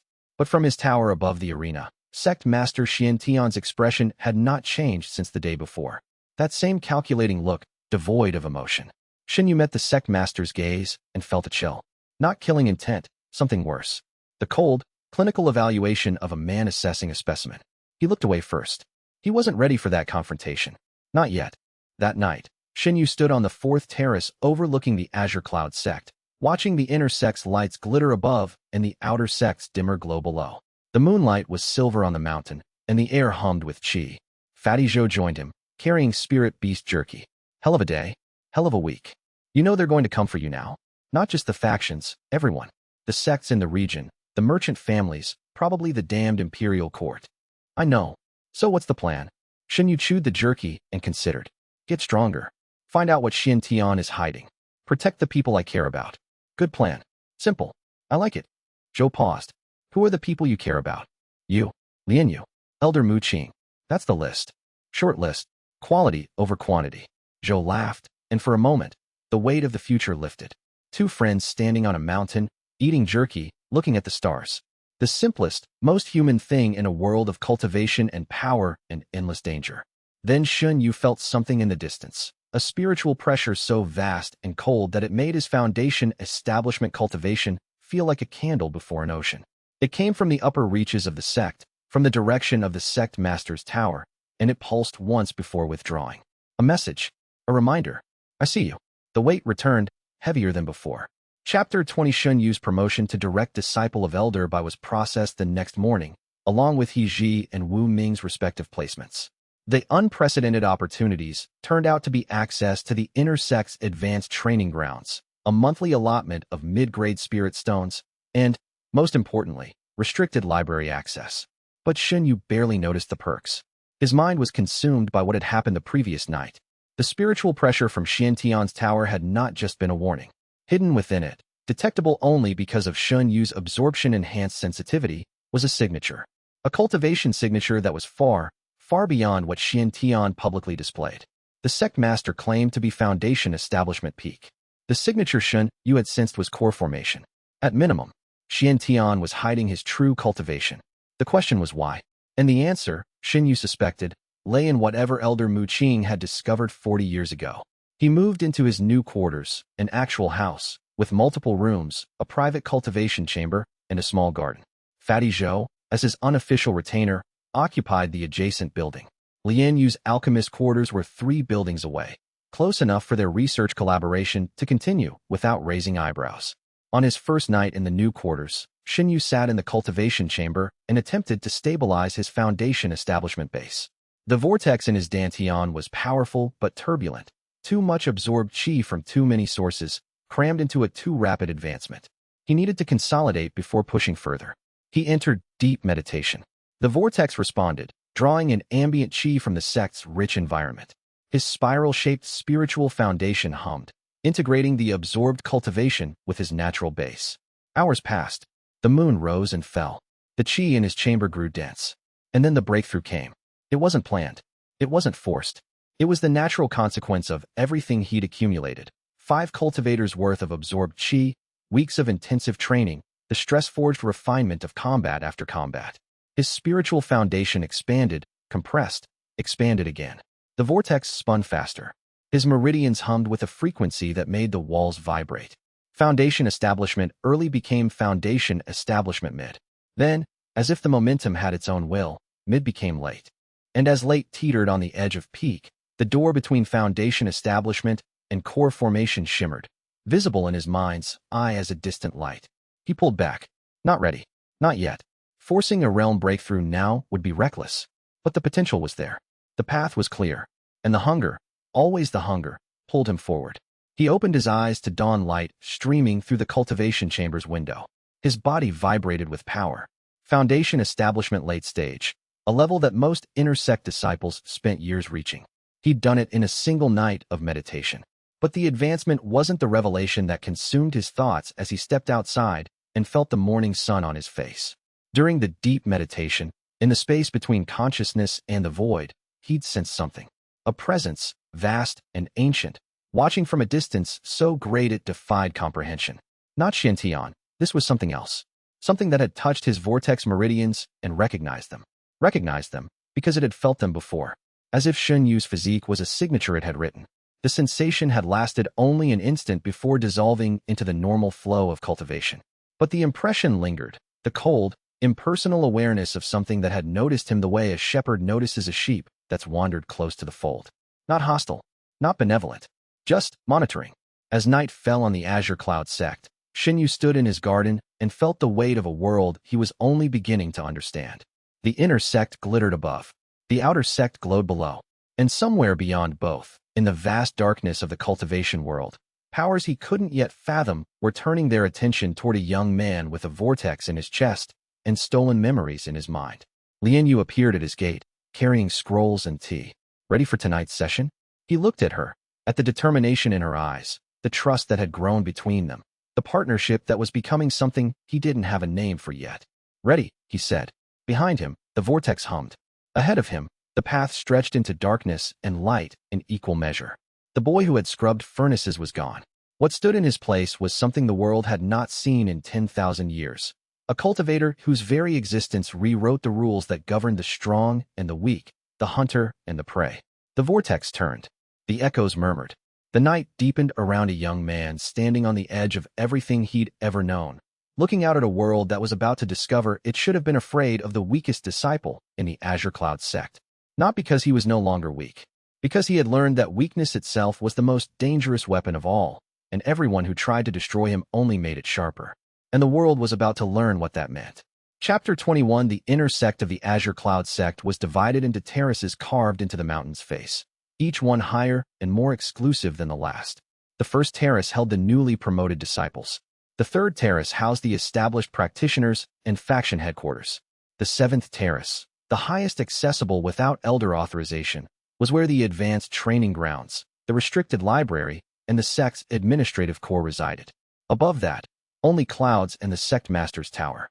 Shen Yu moved through this new world with the cautious alertness of a man walking across a frozen lake. Every surface was beautiful. Every surface might crack beneath his feet. He spent his first week as a direct disciple of Elder by learning the geography of power, both physical and political. The inner sect operated on an economy of spirit stones, contribution points, and favors that made the outer sect's simple hierarchy look like a children's game. Every interaction was a transaction. Every courtesy masked a calculation. Senior Sister Mei Xiang, who had welcomed him on his first day, became his unofficial guide to this new world. She was Foundation Establishment Layer 2, 5 years his senior, and possessed the rare combination of genuine warmth and lethal political instinct. The three factions aren't just about the elders, she explained over lunch in the third terrace dining hall, a far cry from the outer sect's communal slop kitchen. Here, dishes were infused with spirit beast essence and seasoned with chi-enhanced herbs. Every meal was a minor cultivation session. They're about resource access. Elder Xian controls the formation workshops and the combat training halls. Elder Bai, our faction, controls the alchemy pavilion and the medical wing. The neutrals have the library and the mission board, which means no faction can operate without the others, Shen Yu observed. Exactly. It's a balance. A tense, unstable balance that any ambitious disciple can exploit. Shen Yu absorbed this information, metaphorically, for once, and filed it alongside his growing understanding of the sect's true structure. The public hierarchy was one thing. The private web of alliances, debts, and enmities was another entirely. Fatty Zhou adapted to inner sect life with his characteristic blunt enthusiasm. He'd been assigned to the combat training section under Elder Xian's faction. Ironic, given that Xian's disciples had just tried to have Shen Yu killed. But Zhou's raw physical strength had caught the combat instructor's attention, and they were eager to develop what they called his body cultivation potential. They want to turn me into a weapon, Zhou said cheerfully, flexing arms that had grown even thicker since the qualifying exam. I told them I was already a weapon, just unpolished. Be careful around Xian's people. I'm always careful. You once tried to arm wrestle a spirit bear. I won. It was a cub. Still won. Their banter was a comfort, a reminder of simpler days. But simpler days were over. On the third day of his inner sect tenure, young Master Lu Hao arrived. The Lu merchant family was one of the 3 great commercial powers in the Emerald Sky region. They controlled the spirit stone trade routes between the Azure Cloud sect and the coastal cities, operated the largest pill distribution network in 4 provinces, and maintained a private army of cultivators that rivaled some mid-tier sections. Lu Hao was the family's heir, 19 years old, Foundation establishment peak, and carrying himself with the casual arrogance of someone who'd never been told no in his life. He arrived in a jade-inlaid carriage pulled by 2 Azure Cloud stallions, accompanied by a retinue of 6 personal guards and a servant whose sole job was to carry his tea set. The official reason for his visit was trade negotiations between the Lu family and the Azure Cloud sect. The unofficial reason was on display at the welcome banquet that evening. He wanted Li Yu. More precisely, He wanted the marriage alliance that Lin Yu represented. Her deceased mother had been a renowned alchemist with connections to the Heavenly Archive. The Lin family name still carried weight in alchemical circles. A marriage between Lu and Lin would give the merchant family legitimacy in the pill market that money alone couldn't buy. Lin Yu, seated 3 places from Shen Yu at the banquet table, endured Lu Hao's attention with the frozen poise of someone who had practiced saying nothing for years. The young master was not subtle. He sent dishes to her plate, complimented her alchemy in front of the assembled guests, and made pointed references to the wonderful partnership our families could build. Shen Yu watched this performance with an expression that Zhou, seated beside him, recognized as dangerous. "Don't," Zhou whispered. "I'm not doing anything. You're thinking about doing something. I can see it. I'm eating." "You're eating aggressively." The banquet continued without incident. But when Lu Hao attempted to escort Lin Yu to the garden for a private discussion about alchemical commerce, Shen Yu stood up. "Alchemist Lin is my designated spiritual monitor," he said, loudly enough for the surrounding tables to hear. "Our evening monitoring session is scheduled and cannot be delayed." Sect medical protocol. It was technically true. The disciplinary hearing had mandated regular spiritual monitoring, and Lin Yu was assigned to conduct it. The timing was flexible, but Lu Hao didn't know that. The young master's smile didn't waver, but something cold entered his eyes. "And you are?" "Shen Yu, inner sect disciple, direct student of Elder Bai." "Ah, the furnace scrubber." Lu Hao's tone was light, conversational, and devastatingly dismissive. "I've heard interesting stories about you. The boy with the unusual talent for other people's cultivation." A hush fell over the nearby tables. "I have many talents," Shen Yu said. "Some more unusual than others." Lu Hao's smile widened.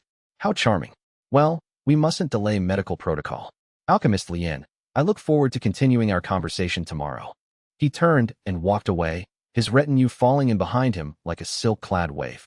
The encounter was over in under a minute, but the damage was done. In the political calculus of the inner sect, Shen Yu had just publicly positioned himself between a merchant prince and his prize. Lin Yu caught up with him outside the banquet hall. "That was either very brave or very stupid. I've been told the distinction is subtle. He'll come after you now. Not personally. The Lu family doesn't dirty their own hands. But their money can buy a lot of sharp things. I've seen their ledgers during my alchemy supply negotiations.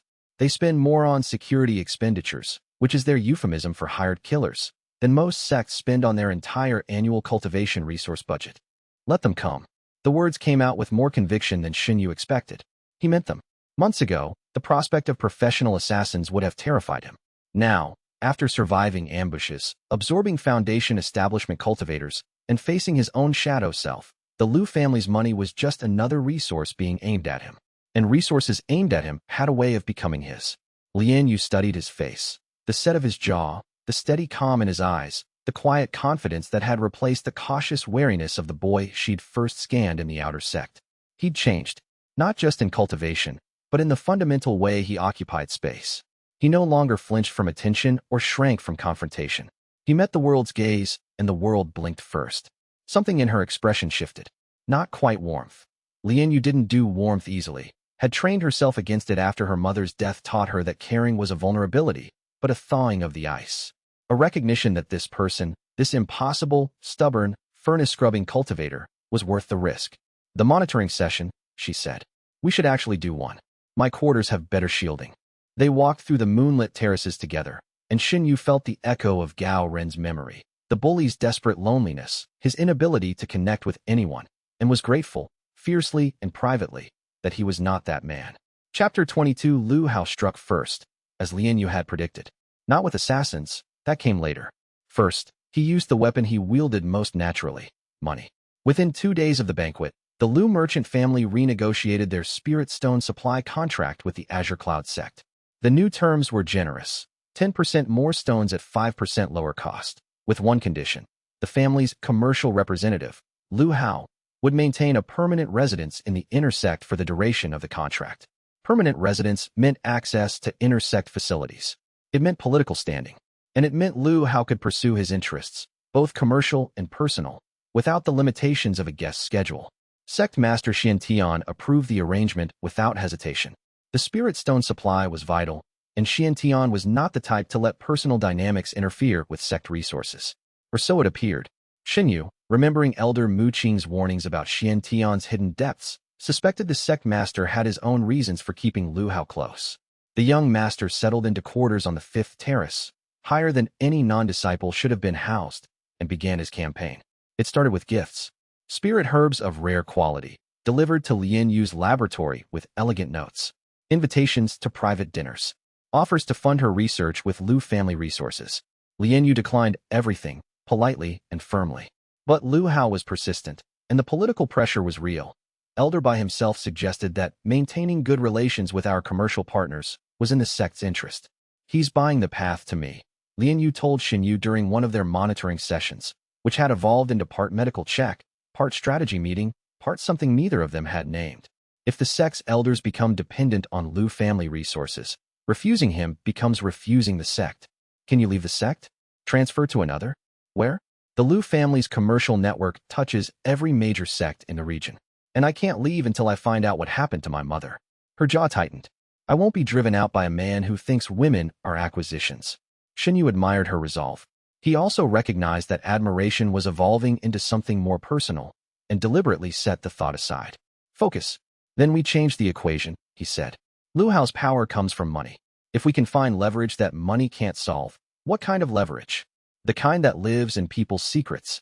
Every person who's ever attacked me left fragments of their life in my mind. Not just techniques, memories, connections, debts, shames. Information that money can't buy because it was never for sale. The clinical part of Li Yu's mind recognized the implications immediately. You want to use the absorbed memories as intelligence.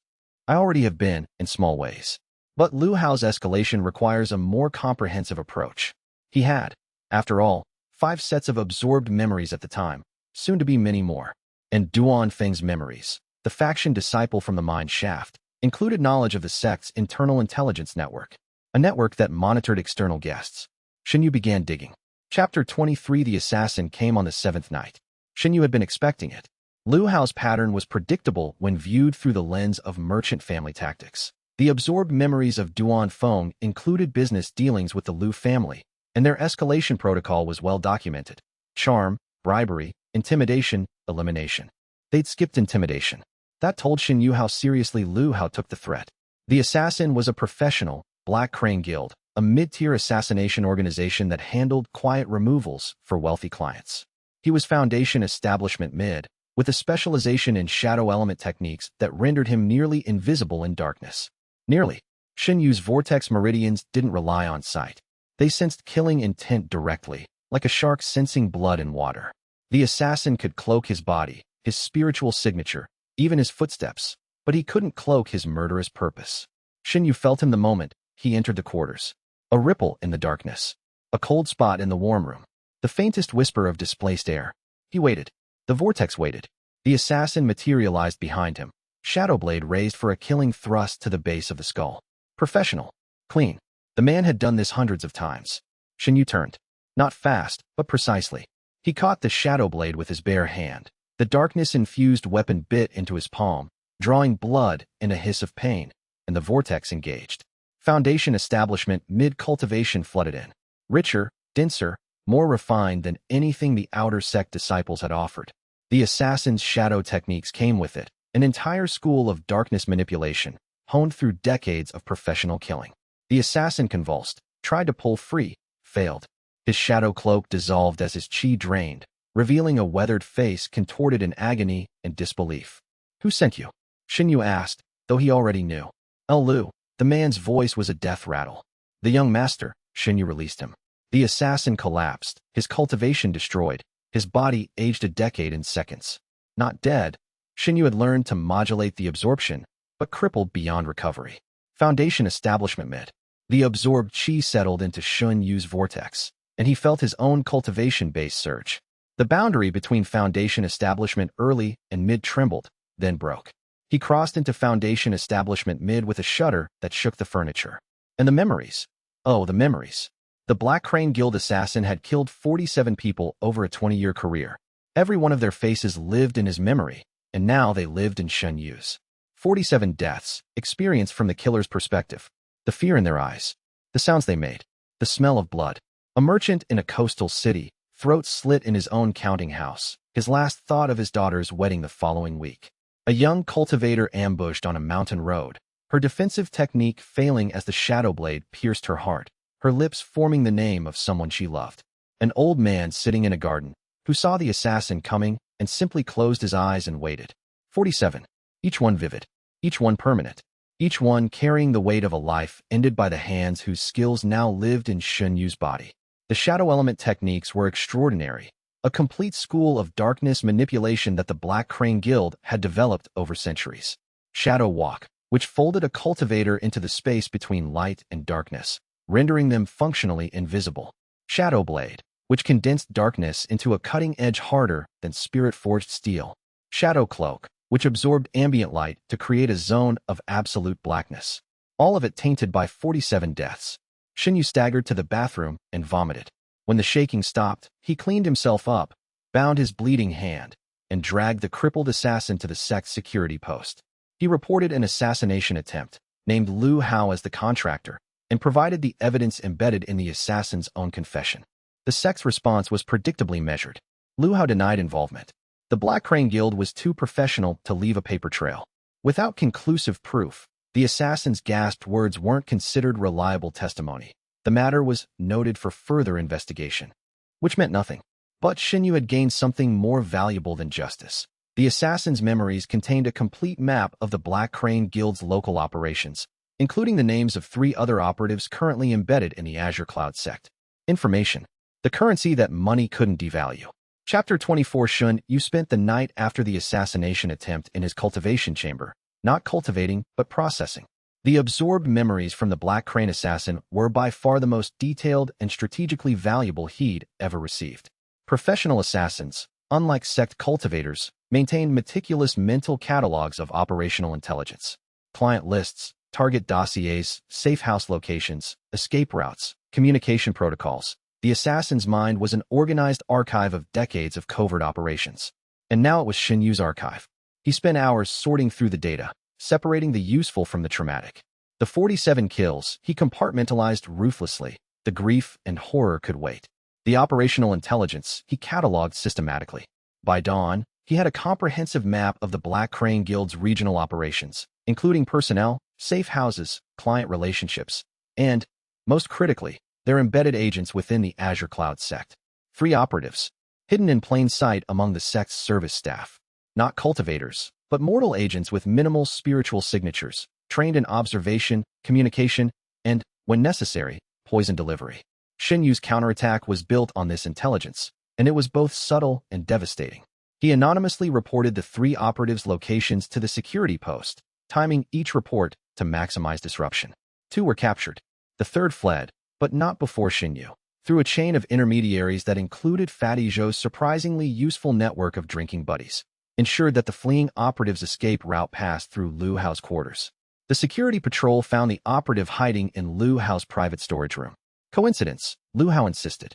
His lawyers, the Lu family, maintained a team of legal cultivators who specialized in spiritual contract law, descended on the sect within hours. The storage room had been accessed without authorization. The operative was an uninvited trespasser. The legal dance was elaborate and expensive. The Lu family's legal cultivators billed by the quarter hour at rates that would have bankrupted a minor sect. But despite their skill, the damage was done. The sect's neutral elders, who had been inclined to dismiss the assassination attempt, now had a visible connection between Lu Hao and the Black Crane Guild. Trust eroded. More importantly, the Lu family's commercial leverage weakened. Other trading partners, sensing blood in the water, began offering competitive terms. The Spirit Stone supply contract, once Lu Hao's unassailable advantage, became one option among several. Lu Hao, for the first time in his life, was losing a game he couldn't buy his way out of. The monthly sect trading event provided the final stroke. It was a bazaar-style gathering where disciples and external merchants exchanged goods, techniques, and services. Lu Hao typically dominated these events, leveraging his family's inventory to establish dependencies. Shen Yu attended with a plan. Using knowledge from the assassin's memories, the man had been a wealth of intelligence about the regional power structure. Shen Yu identified 3 small-time merchants who had been squeezed out of the Spirit Stone market by Lu family monopoly practices. The Jade River Consortium, the Eastern Peak Trading Company, and a solo operator named Merchant Fong, who'd been the Lu family's fiercest competitor before being systematically undercut into near bankruptcy. Shen Yu approached them individually, using Fatty Zhou as an intermediary to avoid direct connection. The pitch was simple. Cooperate rather than compete. Pool your supply chains, and I'll broker an introduction to the Azure Cloud sects purchasing agents. In return, maintain competitive pricing and don't ask where the intelligence came from. All three agreed. They had nothing to lose and everything to gain. The trading event was held in the sect's commercial pavilion, a sprawling marketplace on the fourth terrace, open to external merchants during designated periods. Hundreds of stalls, thousands of items, and a constant flow of spirit stones changing hands. The Liu family typically dominated through sheer inventory breadth, offering everything from basic spirit stones to rare cultivation pills at prices that smaller merchants couldn't match. Shen Yu's coalition attacked the Liu family's profit margins with surgical precision. Each of the three merchants focused on a specific product category, combining their inventory and reducing overhead through shared logistics. They offered competitive prices through collective bidding that the Liu family had never needed to consider because they'd never faced organized opposition. The economics were devastating. Three small merchants, cooperating, could undercut the Liu family's prices by 12%. The quality was comparable. Merchant Fong's spirit stones were actually higher grade than the Liu family's standard stock. The terms were flexible, with payment schedules that accommodated the sect's quarterly budget cycles.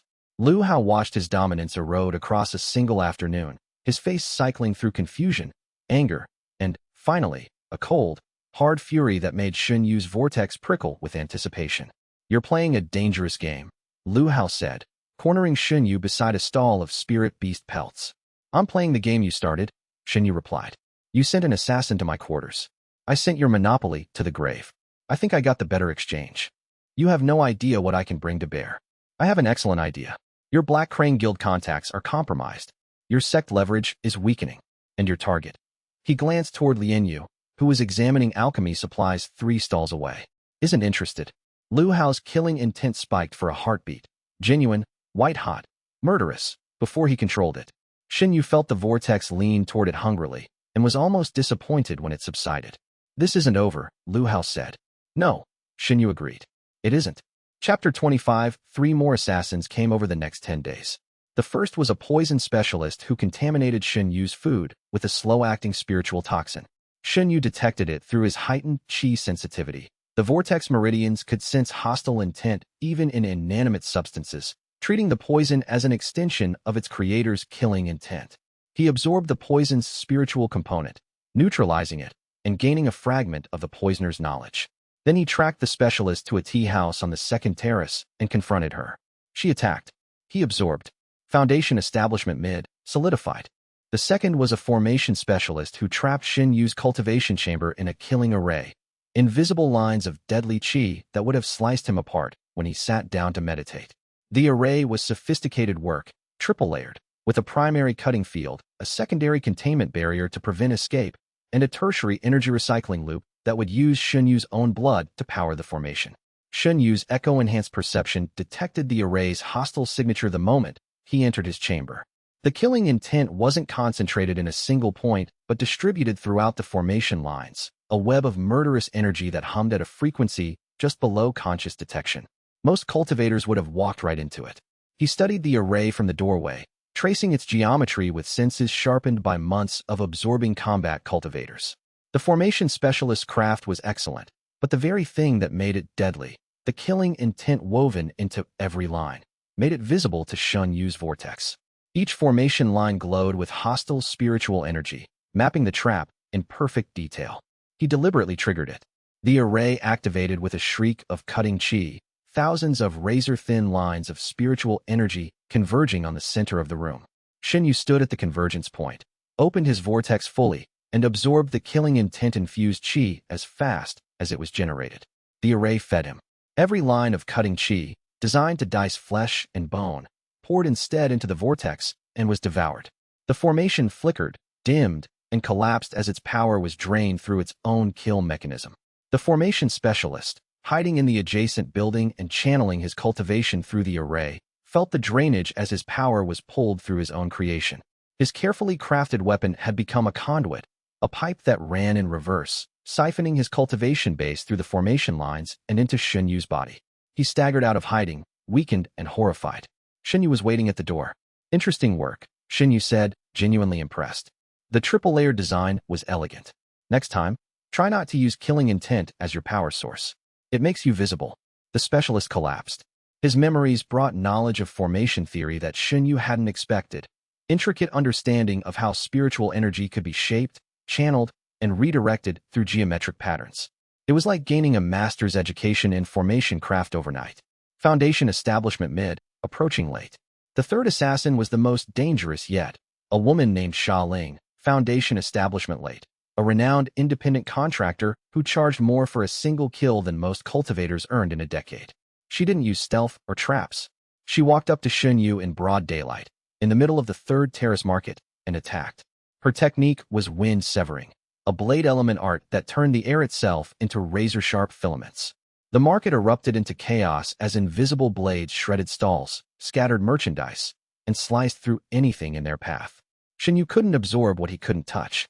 Wind severing was a ranged technique, and the killing intent was distributed across the entire wind field rather than concentrated in a single point of contact. For the first time since his ability awakened, he faced an opponent whose method countered his absorption. He nearly died. A wind blade opened a gash across his chest. Another nicked his shoulder. A third would have taken his head if he hadn't dropped flat. Then he did something desperate and inventive. He channeled his own chi into a countering wind technique. Not one he knew, but one he improvised from the fragment of knowledge he'd absorbed from the formation specialist, who had studied elemental interactions as part of his craft. He created a chi vacuum around himself, a still point in the hurricane, and the wind blades bent inward toward him, carrying Xia Ling's killing intent with them. The vortex caught the wind blades, absorbed the hostile chi, and through the distributed network of killing intent, reached back along the connection to the source. Xia Ling screamed. Her cultivation drained through her own technique, flowing through the wind into Shen Yu's vortex. Foundation establishment late. A massive influx that pushed Shen Yu to foundation establishment late himself. The echoes hit like a tidal wave. Xia Ling's memories were sharp, vivid, and soaked in violence. 100 kills, 1,000 near misses. A lifetime of living on the edge between predator and prey. And beneath it all, a fragment of information that made Shen Yu's blood run cold. Xia Ling had been hired not by Lu Hao, but by someone else entirely.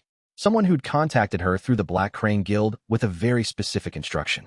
Test the karmic reversal boy. Push him. See how much he can absorb before he breaks. Not Lu Hao. Someone who knew what Shen Yu was and wanted to see him grow. The thought was more terrifying than any assassin. Chapter 26. Li Yu discovered the truth about Shen Yu's ability during the medical treatment that followed Xia Ling's attack. She'd been called to the medical pavilion when Shen Yu was brought in, bloody and conscious, but barely coherent. The wind blade injuries were severe. The one across his chest had nicked his sternum, and his spiritual state was chaotic. Too much absorbed chi, too fast, from too many sources. As she worked to stabilize him, her diagnostic chi encountered the vortex at full power. Not the suppressed, hidden version she'd sensed during her earlier scans, but the real thing. A whirlpool of composite chi that was actively integrating foundation establishment late cultivation. She saw everything. The spiral meridians. The composite signatures of multiple absorbed cultivators. The echo impressions layered like geological strata in his spiritual system. And she understood. You absorb their cultivation when they try to kill you, she whispered, her hands still glowing with healing chi on his chest. Shen Yu, barely conscious, managed a pained smile. I was wondering when you'd figure it out for certain. I suspected. Suspecting and knowing are different. Her fingers trembled slightly, then steadied. Professional. She was always professional first. How many? Since the ability awakened? 8. 9, counting today. Foundation establishment late. In weeks. The pace is unsustainable. I know. She finished the healing in silence, her mind working at the speed of a trained researcher confronting a phenomenon that rewrote her understanding of spiritual physics. When his wounds were closed and his chi stabilized, she sat back on her stool and stared at the ceiling. This is what my mother was studying, she said. Not in the abstract. She found evidence that this physique type existed. That's why she was killed. She got too close to the truth about. She stopped herself, glancing at the medical pavilion's walls. Even the inner sects medical facilities might be monitored. Not here, Shen Yu agreed. The walls of the medical pavilion were thin in more ways than one. Spiritual monitoring formations ran through every building in the inner sect, and a conversation about the sect master's secrets was exactly the kind of thing those formations were designed to catch. He lay on the medical cot, while the junior alchemists finished their work, applying healing formations to his wind blade wounds, feeding him recovery pills, and noting his rapidly stabilizing spiritual state with poorly concealed amazement. A cultivator who'd just absorbed foundation establishment late cultivation should have been in chaos. Instead, his vortex was integrating the new chi with the smooth efficiency of a machine designed for exactly this purpose, which, he now understood, was precisely what it was. Li Yu stayed by his side throughout the treatment, her hand occasionally finding his when the alchemists weren't looking. The touch was warm, steady, and communicating things that words couldn't safely express in a monitored space. They waited until he was discharged. The medical staff treated his injuries as training accident by mutual agreement and retreated to Li Yu's laboratory, which she'd warded with alchemical privacy formations of her own design. Once sealed inside, the professional mask cracked. "Do you understand what you are?" she asked, pacing. "The texts call it the karmic reversal meridians. The last confirmed case was nearly 10,000 years ago, and that person conquered half the continent before they were stopped. Your physique is a weapon of mass destruction, and you're walking around a sect where the leaders would either dissect you or enslave you if they knew. They do know, at least partially. The disciplinary hearing, the hearing presented it as a defensive anomaly. What I saw today isn't defense. It's a cultivation method that uses other people as raw material." She stopped pacing and faced him. "I'm not saying you chose this. I'm not saying it's evil.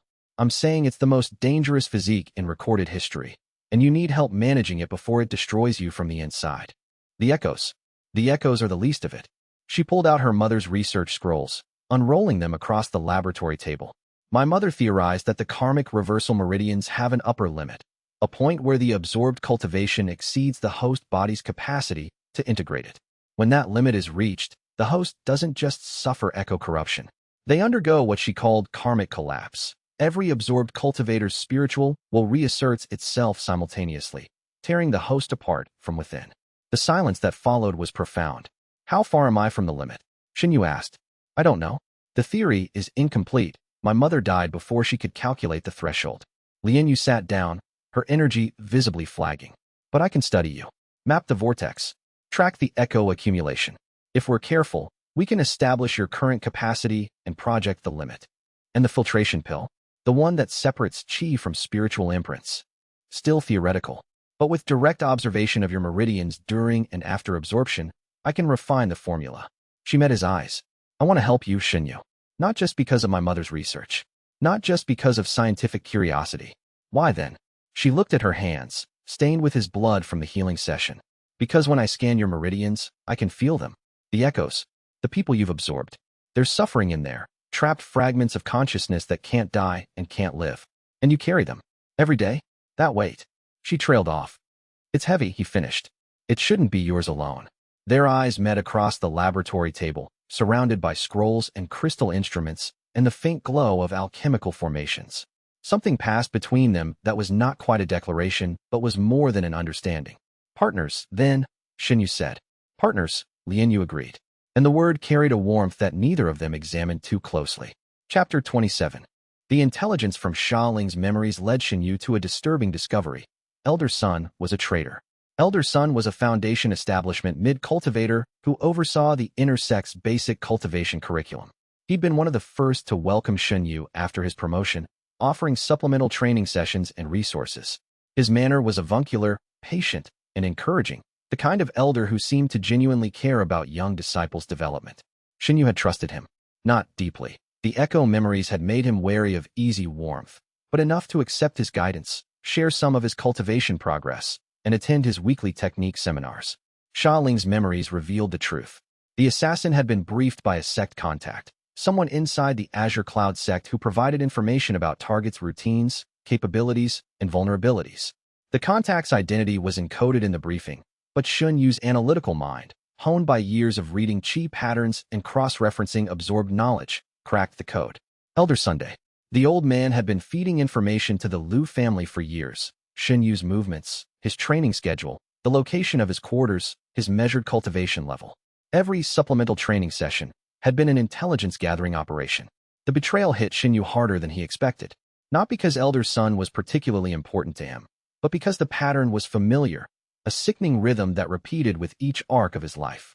Every time he allowed trust, it was violated. Gao Run, the bully who'd attacked instead of accepting a rival. Chen Wei, the observer who'd sold what he'd seen. Now Elder Sun, the kind teacher whose warmth was a tool for extraction. How many more? How many people in his life were exactly what they appeared to be? Zhou. Lian Yu, Mu Qing. 3 names. 3 people he trusted. The rest of the world was suspect. The echoes stirred, resonating with the betrayal. Gao Ren's paranoia whispered that everyone was an enemy. Peng Lei's bitterness suggested that kindness was always a trap. The assassin's cold pragmatism advised elimination, a clean, quiet end to the leak, and no one would ever know. Shen Yu pushed them all down. He would not become a product of his absorbed worst instincts. The moment he started acting on the echo's darkest impulses was the moment he stopped being Shen Yu and became the shadow self the echoes wanted him to be. Instead, he did what he did best. He observed, he analyzed, and he used the enemy's own weapon against them.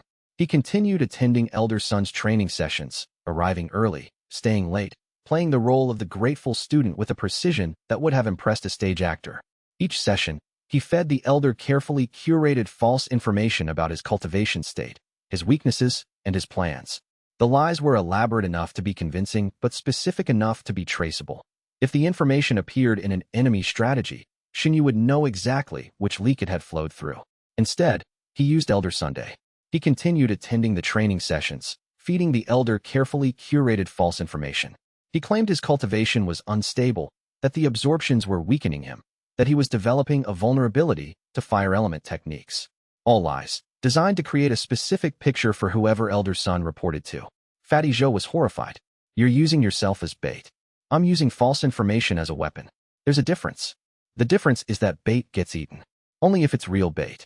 The false intelligence flowed through Elder Sun to the Liu family, and from there to whoever had hired Xiaoling. Each piece of misinformation was tagged with a unique detail, a specific vulnerability, a particular training schedule, a fabricated weakness, so that when it appeared in an enemy strategy, Shen Yu could trace which pipeline had carried it. It was intelligence craft borrowed from the Black Crane Guild assassins' memories, repurposed from assassination planning to defensive counterintelligence. The irony of using an assassin's skills to protect himself was not lost on Shen Yu. The response came within days, faster than expected, confirming that the pipeline through Elder Sun was active and well-oiled. It came in the form of Liu Hao's personal guard, a Foundation establishment peak expert named Commander Zhao. Chapter 28 Commander Zhao was everything the previous assassins were not: patient, methodical, and publicly aligned. He didn't sneak into Shen Yu's quarters or set traps. He arrived at the Azure Cloud sect as Liu Hao's newly appointed security chief, with full documentation and diplomatic immunity. The man was massive, 6.5 feet tall, built like a fortress of muscle and chi-hardened bone, with a shaved head and eyes that evaluated everything in his visual field as either a threat, a target, or terrain to be controlled. His Foundation establishment peak cultivation radiated from him like heat from a furnace. He made no attempt to hide his power. His cultivation signature was unlike anything Shen Yu had encountered, dense, controlled, and layered with the kind of compression that only came from decades of military-grade combat training. Where sect cultivators built their power through meditation and technique practice, Commander Zhao had forged his through actual warfare. Every chi circuit in his body had been refined under life-or-death conditions. The difference between a sect cultivator and a military cultivator was the difference between a dueling sword and a battlefield weapon. One was elegant, the other was terrifying. His first act was to visit Shen Yu's quarters and deliver an invitation. Not to a private meeting, but to a formal sparring session in the inner sect's main training hall. Public, witnessed, and technically within sect rules. Young Master Liu extends his respects, Zhao said, his deep voice carrying the weight of a military career. He proposes a friendly exchange of techniques between his security chief and the Azure Cloud sect's most promising young talent. Tomorrow at noon. And if I decline? Then the young master would be forced to interpret your refusal as weakness. In the merchant world, perceived weakness invites certain commercial adjustments. Translation: refuse, and Liu Hao would use his remaining economic leverage to make life difficult for Shen Yu and everyone associated with him. Noon, Shen Yu said. I'll be there. After Zhao left, Shen Yu sat in his cultivation chamber and assessed the situation. Foundation establishment peak was a genuine threat. The gap between his Foundation establishment late and Zhao's peak was significant. More importantly, Zhao was a career combat cultivator with decades of experience. The absorbed memories of assassins and sect disciples couldn't match that. But the false intelligence Shen Yu had fed through Elder Sun suggested he was vulnerable to fire element techniques. If Zhao had received that intel, he would prepare accordingly, fire heavy offense, expecting Shen Yu to crumble. The match would be public. Killing intent in a formal spar was technically forbidden, but Shen Yu had learned how thin that rule was. The question was whether Zhao would risk genuine killing intent in front of witnesses. Shen Yu spent the night preparing. Not by training, he'd trained enough. Instead, he meditated, deepening his connection to the vortex and refining his qi circulation. Li Yu provided him with a specially brewed enhancement pill, not a combat drug, but a stabilizer that would help his composite qi operate at peak efficiency. "Be careful," she said, handing him the pill. Her fingers lingered on his. "He's not like the others. He's a soldier, not an assassin. His killing intent will be controlled, focused. Your vortex might not recognize it as easily." "I know." "And Shen Yu." "Yes." "Don't lose." The inner sect's main training hall was packed. Word of the match had spread overnight. The mysterious cultivation thief versus the Liu family's legendary commander Zhao. Disciples lined the observation galleries. Elders occupied the elevated seats. Even sect master Xian Tian was rumored to be watching through the hall's spiritual monitoring array. Shen Yu entered from the east. Zhao entered from the west. They met in the center of the fighting stage, a reinforced stone platform inscribed with containment formations. "Rules," the officiating elder announced. "Formal spar. No lethal techniques. No forbidden arts. Match ends on submission, incapacitation, or ring out. Begin." Zhao attacked immediately. Not with fire, with earth. A massive qi-enhanced stomp that cracked the stage and sent a shockwave of stone fragments at Shen Yu. The entire crowd lurched. The false intelligence had worked. Zhao had prepared fire techniques, expecting a vulnerability. When Shen Yu showed no reaction to the earth element opening, Zhao adapted, but the adaptation told Shen Yu everything about the commander's tactical thinking. He was flexible, but his preparations had been fire-focused. His earth and metal techniques were secondary arts, less refined. Shen Yu dodged the shockwave and counterattacked with his adapted Azure Cloud Palm. The strike connected with Zhao's guard. The commander blocked with a qi-reinforced forearm, and Shen Yu felt the man's power directly. Massive, dense, unyielding. Foundation establishment peak felt like hitting a mountain. And underneath the professional control, a thread of killing intent. Thin, suppressed, but present. Commander Zhao had been ordered to kill Shen Yu if the opportunity arose. The formal spar was camouflaged. The vortex recognized the thread and pulled. Microabsorption, so small that no observer would detect it. A trickle of qi flowing from Zhao's guard into Shen Yu's palm. But it was enough to destabilize Zhao's block for a fraction of a second. Shen Yu exploited the fraction. He drove forward, landing 3 rapid strikes that Zhao barely deflected.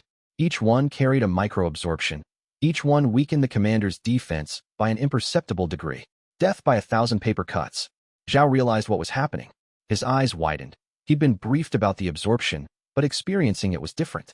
He disengaged, creating distance. "Clever," Zhao muttered, shaking his hands where Shen Yu's palms had touched. "Very clever."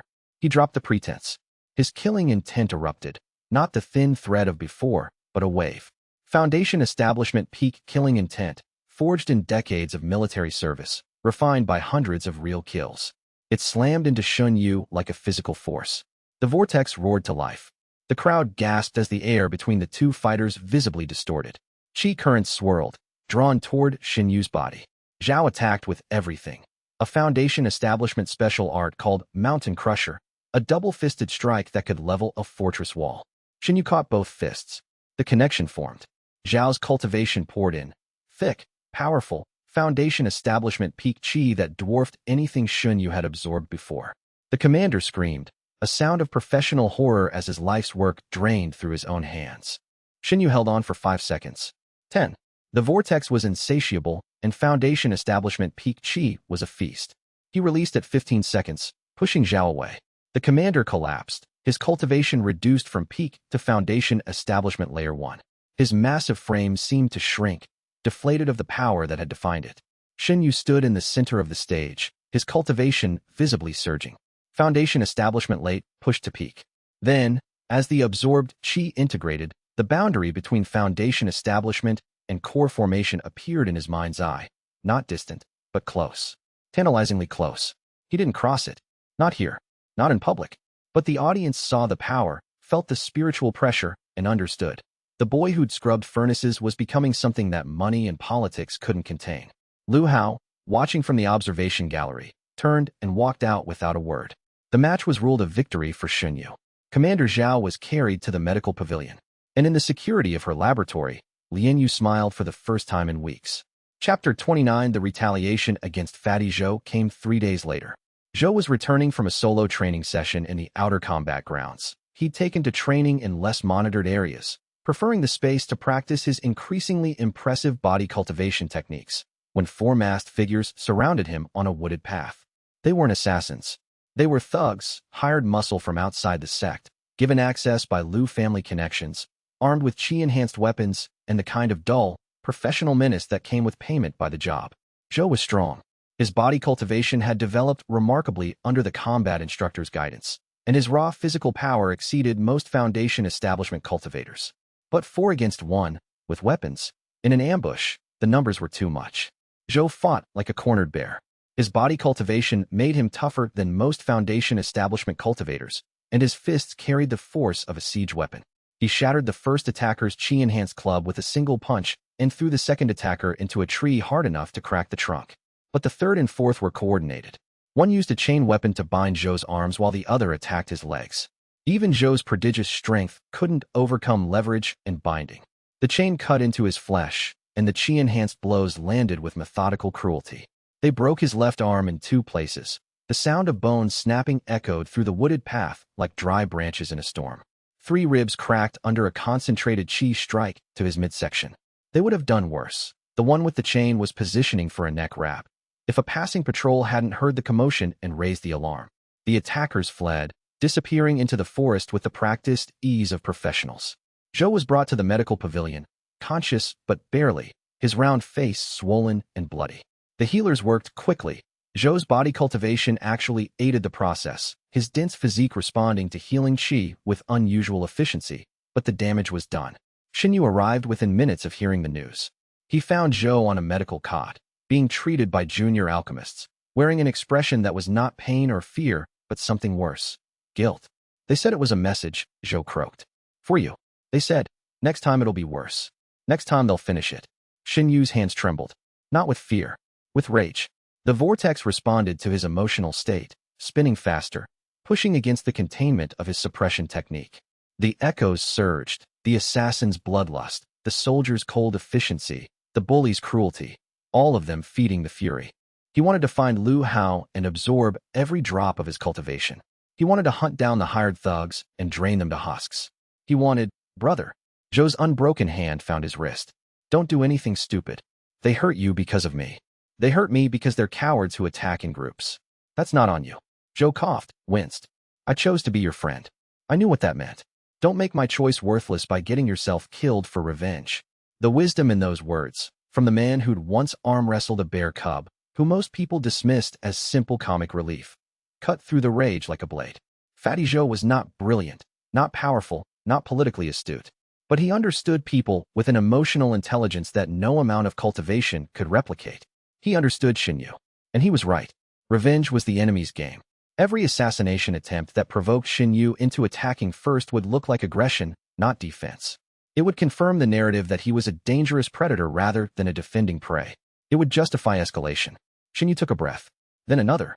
The vortex slowed. The echoes quieted. He pressed his forehead against Zhou's unbroken hand.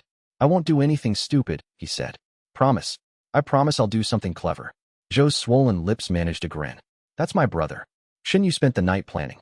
Not revenge. That was emotion talking. Strategy. Liu Hao had escalated from commercial pressure to assassination to attacking Shen Yu's friends. The pattern would continue unless the young master was removed from the equation entirely. But killing Liu Hao would bring the full weight of the Liu merchant family down on Shen Yu and the sect. Crippling him would have the same effect. Economic warfare had reached its limits. There was one option left. Public humiliation so total that the Liu family would recall their heir to prevent further damage. Shen Yu issued a formal challenge. Not a sparring match. A duel. Under the traditional Emerald Sky region dueling code. Witnessed, binding, with stakes declared in advance. The code was ancient, rarely invoked, but still legally recognized. A duel's outcome was absolute. The loser forfeited whatever was staked. Shen Yu's terms. If he won, Liu Hao would withdraw from the Azure Cloud sect permanently, void all commercial contracts, and publicly apologize for the attacks on Shen Yu and his associates. If Liu Hao won, Shen Yu would leave the sect and submit to whatever the Liu family demanded. The terms were extreme. The inner sect was stunned. The elders debated intervention. But the dueling code was clear. A challenge, once issued, could only be declined at the cost of the challenge party's honor. For a merchant family heir whose entire social standing was built on reputation, declining was worse than losing. Lu Hao accepted. His killing intent, carefully suppressed in public, leaked through his smile like blood through a bandage.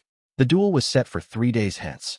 Chapter 30. The formal duel between Shen Yu and Lu Hao drew an audience that exceeded the Rising Dragon selection. Disciples from every terrace, visiting merchants, even representatives from neighboring sects crowded the inner sect's grand arena, a larger, more elaborate version of the outer sect pit, with formation-reinforced barriers and elevated observation platforms for the elders. Lu Hao arrived in full battle regalia, Lu family armor, inscribed with protective formations that his family's artisans had spent generations perfecting. He carried a spirit sword, an ancestral weapon worth more than most disciples earned in a lifetime. His foundation establishment peak cultivation blazed around him like a golden aura. He was furious, frightened, and more dangerous than he'd ever been. The fear was the important part, a cornered merchant prince with the resources of a regional power behind him and the pride of a dynasty to protect. He would fight not just to win, but to annihilate. Anything less than total victory would be a humiliation that the Lu family would feel for generations. The atmosphere in the arena crackled with anticipation. Disciples had been placing bets for 2 days. The odds were 8-3 in Lu Hao's favor, reflecting both his superior cultivation level and the resources at his disposal. The Lu family armor alone was said to be worth a small city's annual tax revenue. Shen Yu arrived in his inner sect robes, unarmored, carrying nothing. The contrast was deliberate, a visual statement that stripped the contest down to its essence. No family wealth, no ancestral weapons, no inherited power. Just a boy who'd scrubbed furnaces and the ability that the heavens had given him. His foundation establishment, late cultivation, still suppressed from its true peak, radiated a calm, patient energy that contrasted sharply with Lu Hao's aggressive display.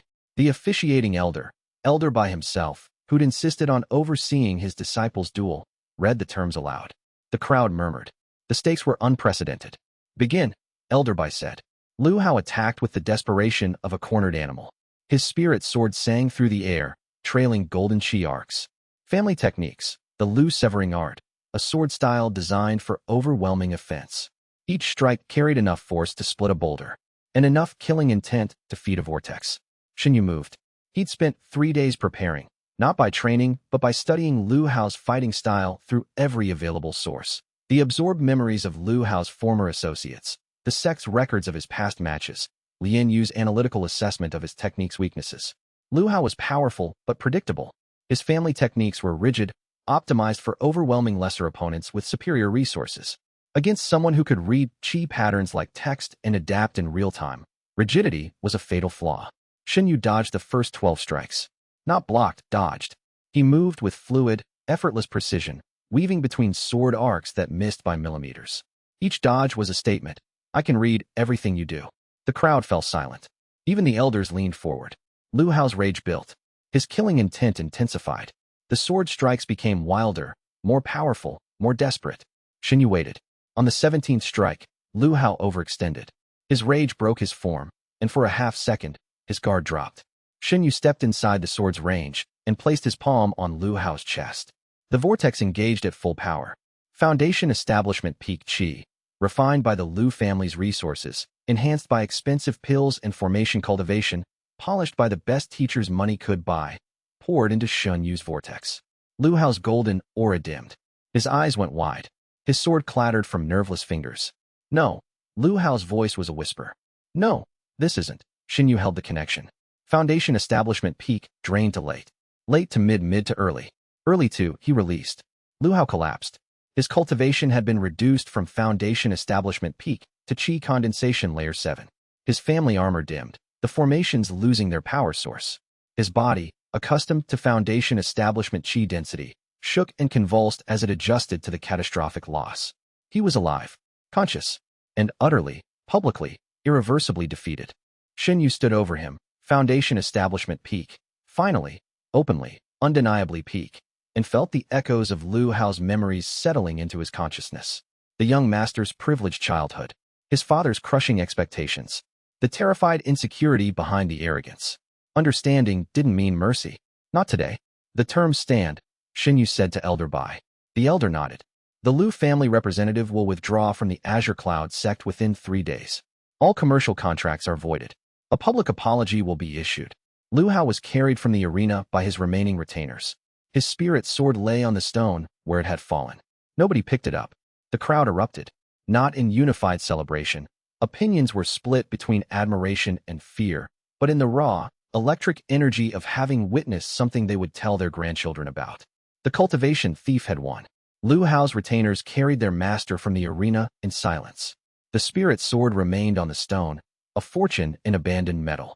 Nobody touched it. Superstition held that a weapon abandoned in defeat carried cursed chi.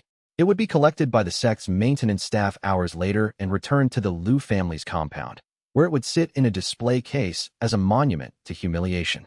Shen Yu stood on the stage, letting the moment settle. His body hummed with the absorbed cultivation, foundation establishment peak, genuine and earned, a level that most cultivators worked decades to achieve. But the victory felt hollow. Lu Hao had been a bully with money, not a true threat. The real enemies were still out there, the ones who'd hired Xia Ling, the ones who'd tested him, the shadowy forces that Elder Mu Qing and Xian Tian both feared. This duel was a statement, but statements only mattered if the audience was listening. He scanned the crowd, reading the spectrum of reactions. Admiration from the young disciples, calculation from the faction leaders, wariness from the elders, and from one particular section of the gallery, the diplomatic guest seating, absolute, focused attention from a pair of dark eyes. A representative from the Jade Pavilion information brokers, already composing the report that would spread across the Emerald Sky region within days.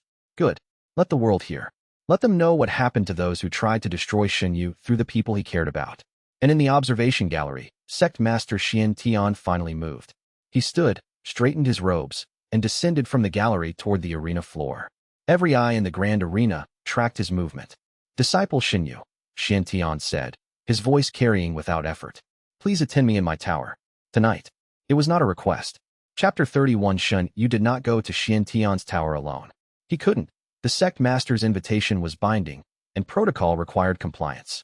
But before going, he met with Li Yu and Elder Mu Qing in the old man's quarters, which were warded with formations so ancient and complex that even the sect's monitoring array couldn't penetrate them. He's assessing you, Mu Qing said, pouring tea with steady hands. His voice was graver than usual. Xian Tian has been watching since the Gaoren incident. The duel today forced his hand. You're too powerful and too public to ignore. What does he want? Control. Xian Tian wants to control everything in the Azure Cloud sect, and you are currently the one element he cannot predict. The old man set down the teapot with deliberate care, each gesture measured, each movement carrying the ghost of power that had been deliberately suppressed. He will offer you something.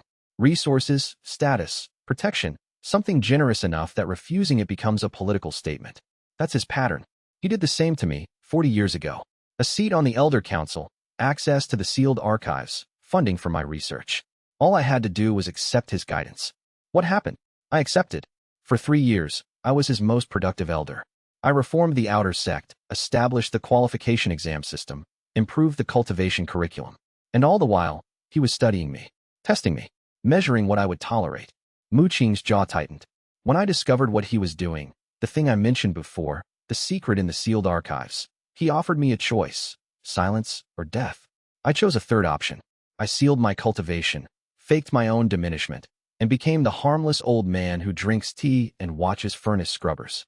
40 years of pretending to be weak. 40 years of being patient, as I advised you to be. A faint smile. Though I admit, you're testing my patience faster than I expected. And if I accept Xian Tian's offer, then you're his. Every gift comes with a chain, and Xian Tian's chains are forged from patience and tightened with time. You won't feel them until they're already binding. Li Yu, who had been studying the warding formations with professional interest, turned to them. My mother's journal mentioned the sect master's true cultivation. She estimated core formation peak, 3 full stages beyond what he shows publicly. Shen Yu nodded. I sensed it. The night after the Rising Dragon selection. His spiritual pressure was far beyond foundation establishment. Core formation peak is manageable for your vortex, Li Yu said carefully, if he attacks you with killing intent. But he won't. Xian Tian is far too intelligent for that. He'll use the gentle hand until the gentle hand no longer works. And then we need to be ready. Shen Yu climbed to the sect master's tower as the sun set, painting the mountain in shades of amber and blood. The tower was the highest structure on Azure Cloud Peak, a slender spire of white stone that seemed to pierce the clouds themselves. The spiritual density around it was staggering. The air shimmered with concentrated qi, and each step upward felt like ascending through layers of invisible water. Shen Tian received him in a study that was elegant in its simplicity: calligraphy scrolls on the walls, a meditation platform, a tea table set for two. The sect master himself was a study in contrasts, outwardly serene, with a scholar's build and gentle features, but radiating a presence that made the room feel smaller. Shen Yu. Shen Tian gestured to the cushion opposite him. Please sit. Tea. The cushion was silk over spiritual cotton, a material that naturally absorbed excess qi from the person sitting on it, preventing spiritual pressure from damaging the furniture. A small detail, but it told Shen Yu that this room was designed for hosting powerful visitors. The sect master's tower was not just an administrative office. It was a diplomatic reception chamber disguised as a study. Shen Yu sat. He positioned himself carefully, close enough to be polite, far enough to react if needed. The vortex hummed at low intensity, passively sensing the spiritual environment. The room was dense with formations, concealment, monitoring, containment. More formations than a foundation establishment cultivator should have been able to create or maintain. The tea was extraordinary. A single cup contained more spiritual energy than a low-grade spirit stone. It was spirit peak tea, Shen Yu realized, drawing on the formation specialists' absorbed knowledge. A brew that could only be cultivated at altitudes above the cloud line, where spiritual energy condensed into precipitation. A pot of this tea was worth more than a year of his inner sect stipend. You've had a remarkable trajectory, Shen Tian said, pouring with practiced ceremony. From the outer sect's lowest rank to foundation establishment peak in a matter of months. The fastest advancement in the Azure Cloud sect's history. I've had unusual circumstances. Indeed. Shen Tian's smile was warm, paternal, and entirely wrong. Shen Yu's vortex-enhanced senses detected the smile's falseness like a sour note in a symphony. The spiritual signature behind it was controlled, calculated, devoid of genuine warmth. I've been studying your ability, Shen Tian continued. Not the dramatic public version, but the mechanics. The karmic reversal meridians, a physique from the ancient era, thought to be mythological. And yet here you are. You've done your research. I've had 40 years to compile information on physique variants that might appear in our sect. His eyes sharpened.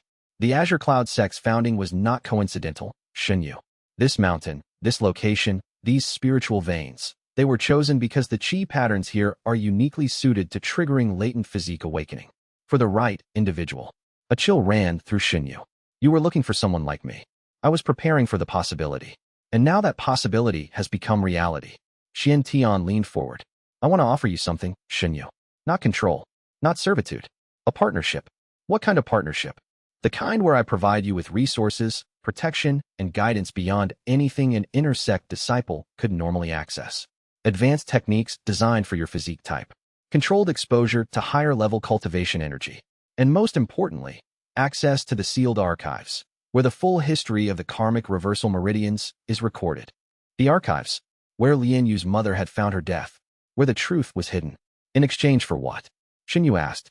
Your loyalty, your cooperation in sect matters, and your willingness to grow under my supervision rather than independently. Another warm, false smile.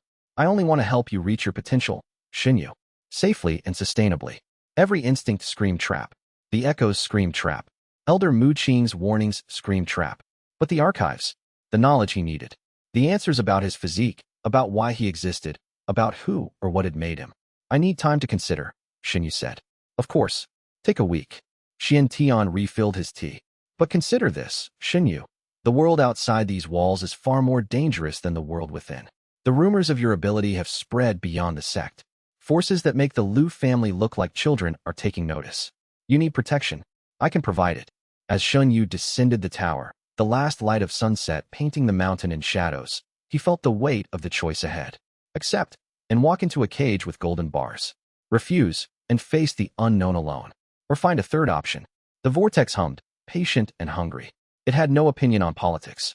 It only knew that somewhere above, in the sect master's tower, a vast cultivation base pulsed with power that was not what it appeared. And power that was not what it appeared was, in Shen Yu's experience, the most dangerous power of all. Chapter 32. The delegation from the Heavenly Sword sect arrived 3 days after Shen Yu's meeting with Shen Tian. 12 cultivators in silver-white robes, carrying spirit swords of such quality that the air sang with their resonance. At their head was Elder Yun, a Foundation establishment peak expert with the cold bearing of someone who viewed the world as a whetstone for his blade. Behind him, arranged in precise military formation, were 10 disciples and one young woman who caught Shen Yu's attention immediately. She was tall, lean, with close-cropped hair and 2 swords strapped across her back in an X pattern. One sword was long and thin, a thrusting weapon for precision strikes at range. The other was shorter, wider, with a slightly curved blade, a close combat weapon designed for slashing and blocking. The combination marked her as a practitioner of the Heavenly Sword sect's elite dual star technique, a fighting style that required ambidextrous mastery and was rumored to be nearly impossible to learn without natural talent. Her cultivation was Foundation establishment mid, but she moved with the economy of someone trained for efficiency above all else. No wasted motion, no decorative flourishes. Every step, every turn of her head, every shift of her weight was minimal and purposeful. Her eyes scanned the azure cloud sects receiving courtyard with the tactical assessment of a soldier, not a diplomat, cataloging exits, measuring distances, evaluating threats. By phone, he'd heard the name whispered in the information networks he'd been cultivating. A prodigy swordswoman from the Heavenly Sword sect, known for her twin-blade technique and a past shrouded in tragedy. What no one whispered, because no one knew, was the truth buried in the shadow veil's encrypted communications that Shen Yu had partially decoded using fragments from the Black Crane Guild assassin's memories. Bai Feng was on the shadow veil's books, not as an assassin, but as an informant. Coerced, not willing. Shen Yu filed this information carefully and watched. The delegation's official purpose was diplomatic, annual courtesy visit, exchange of techniques, demonstration of goodwill. The unofficial purpose became clear when Elder Yun requested a series of friendly matches between his disciples and the Azure Cloud sect's rising talents. Friendly being a relative term. The matches were scheduled for the following day in the Inner Sect Training Hall.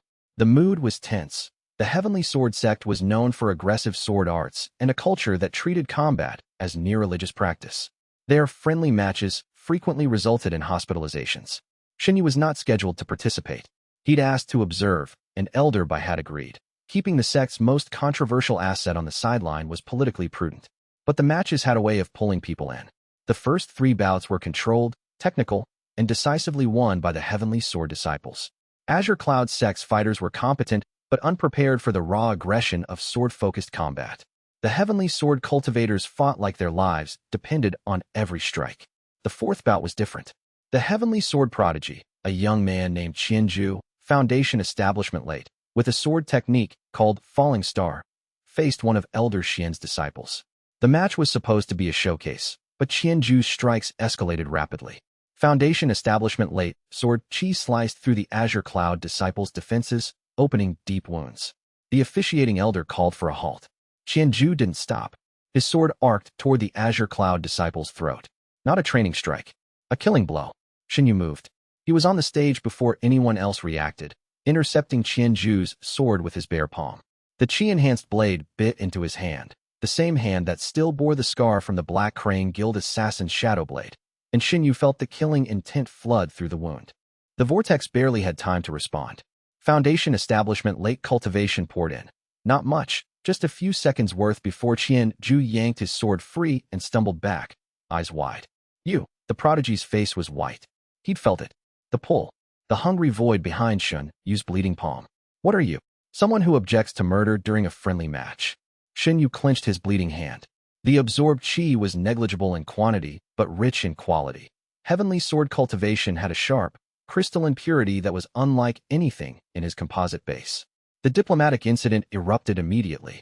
Elder Yin demanded an explanation for Shen Yu's assault on his disciple. Elder Bai countered that Shen Yu had attempted lethal force. Accusations flew. The atmosphere curdled from diplomatic tension to something approaching genuine hostility. In the chaos, Bai Feng watched Shen Yu with an expression he couldn't read. Chapter 33 The diplomatic fallout from the Heavenly Sword incident took days to resolve. In the interim, Lian Yu made her most significant discovery yet. Working late in her laboratory, cross-referencing her mother's notes with the ancient physiques text from the restricted library, access granted through Shen Yu's new privileges as Elder Bai's direct disciple, she found it. A complete entry on the karmic reversal meridians. Not in a cultivation text. In a historical chronicle. The Chronicle of the Celestial Sage, she told Shen Yu, her voice tight with excitement and dread. Written 9,000 years ago by a historian who witnessed the last karmic reversal cultivators rise and fall. It describes the physique in detail, the vortex formation, the absorption mechanism, the echo retention, all of it. It's the most complete source I've found. What does it say about the origin? Li Yu hesitated. It says the physique was created. The word hung in the air like smoke. Created, Shen Yu repeated. The Chronicle describes a celestial artisan, someone of immense power, who engineered the karmic reversal meridians as a tool. A cultivation tool. Specifically, a tool for concentrating vast amounts of spiritual energy in a single vessel. A battery. The Chronicle doesn't use that word, but yes. The physique is designed to absorb, integrate, and store cultivation from multiple sources. The host absorbs from those who attack with killing intent. The more powerful the attacker, the more cultivation transferred. Over time, the host becomes a repository of enormous concentrated spiritual energy, far more than any single cultivator could accumulate through normal means. She paused, letting the weight of the revelation settle. The beauty of the design, she continued, her voice bitter with academic admiration, is that it's self-perpetuating. The host absorbs power. The absorption creates enemies, families seeking revenge, organizations seeking to capture or eliminate. Those enemies attack, and their attacks feed more power to the host. It's a perpetual engine of cultivation accumulation, a machine designed to grow by the very act of being hunted. The silence that followed was the kind that changed the shape of conversations to come. Harvested by whom? Shen Yu asked, though the answer was already forming in his mind. By the creator, the celestial artisan. Li Yu spread the Chronicle across her laboratory table. The ancient characters glowed faintly with residual spiritual energy. The Chronicle says the last karmic reversal cultivator absorbed thousands of cultivators over decades, growing immensely powerful. Then the artisan returned and attempted to extract all the accumulated cultivation in a single ritual. The cultivator resisted. The resulting battle destroyed an entire continent. Who won? The Chronicle doesn't say. It ends with the battle. The author likely died in the destruction. She met his eyes. Shen Yu, if this is accurate, if your physique was designed as a harvest tool, then someone, somewhere, is waiting for you to grow strong enough to be worth harvesting. The thought was so vast, so terrifying, that it circled past fear and into a strange, cold clarity. If he was created to be a battery, then his entire existence was someone's investment. Every absorption, every advancement, every victory, all of it feeding into a plan he hadn't consented to.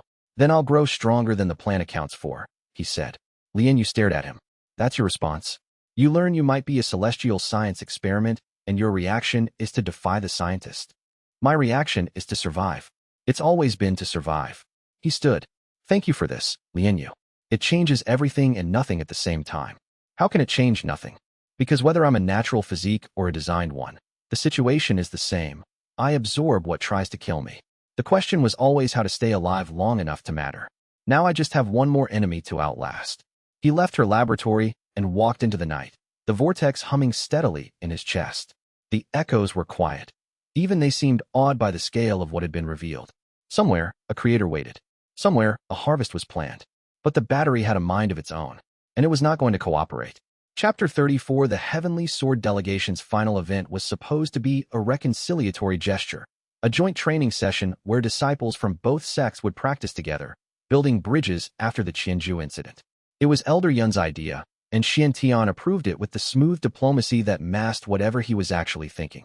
The session was held in the outdoor training grounds on the 5th terrace, where the mountain air was crisp and the spiritual energy dense enough to see. 40 disciples from both sects paired off for partner exercises. Shen Yu was paired with Bai Feng. She faced him across the training mat, her twin swords sheathed on her back, her expression unreadable. Up close, he could see the details he'd missed at a distance. Faint scars on her forearms, the calluses of a dedicated sword practitioner, and shadows under her eyes that spoke of sleepless nights. I've heard about you, she said. Her voice was low, controlled. The cultivation thief. I prefer Shen Yu. I'm sure you do. She drew one sword, a straight blade with a crystal blue edge. Shall we? Their spar was unlike anything Shen Yu had experienced.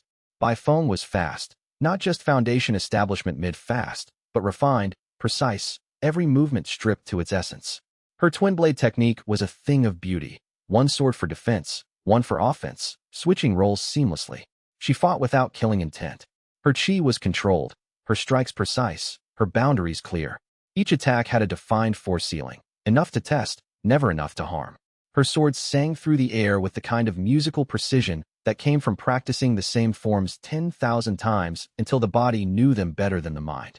It was a genuine training exercise, not a disguised assassination attempt. And for Shen Yu, the difference was profoundly disorienting. His entire combat development had been forged in life-or-death encounters. Every technique he knew, every reflex he'd developed, every tactical instinct he possessed, all of it was calibrated for survival.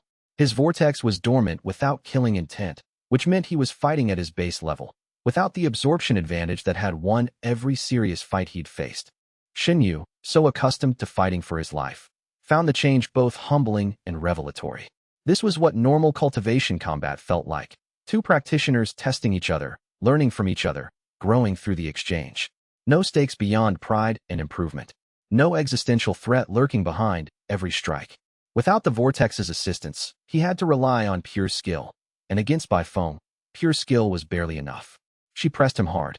Her defense sword caught his azure cloud palm and deflected it into nothing. Her offense sword scored 3 light touches on his guard before he adapted.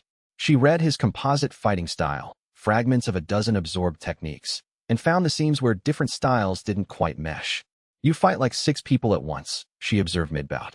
Impressive, but fragmented. No unity. Working on it. Work harder. The spar ended in a draw. Neither could find a decisive opening. They separated, breathing hard, and Shen Yu felt something he hadn't expected: respect. Bai Feng was the first opponent he'd faced who made him want to improve, not because his life depended on it, but because the art itself demanded it. "You're good," he said. "I know." But there was a flicker of something in her eyes, gratitude, maybe, for the straightforward compliment without agenda. Then it was gone, replaced by the professional blankness. The session continued. Other pairs fought, but Shen Yu's attention kept returning to Bai Feng and the knowledge he carried. She was connected to the Shadow Veil, an organization that dealt in death and secrets. The Heavenly Sword delegation departed the next morning. But as they left, Bai Feng caught Shen Yu's eye across the courtyard and held his gaze for a moment longer than necessary. A message without words. "I'll be back." Shen Yu watched the delegation disappear down the mountain path, silver-white robes vanishing into the morning mist. He rubbed the healing wound on his palm, where Qianju's sword had cut him. The scar was closing fast. Core formation healing was orders of magnitude faster than foundation establishment, but it itched, a constant reminder. He'd gained something from the Heavenly Sword sect visit beyond the minor qi absorption, knowledge.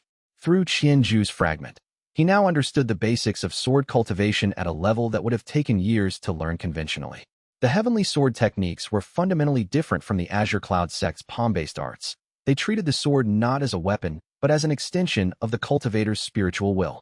A philosophical approach that had implications for his own developing combat style. And through his existing intelligence about Bai Feng's connection to the Shadow Veil, he had a thread to pull.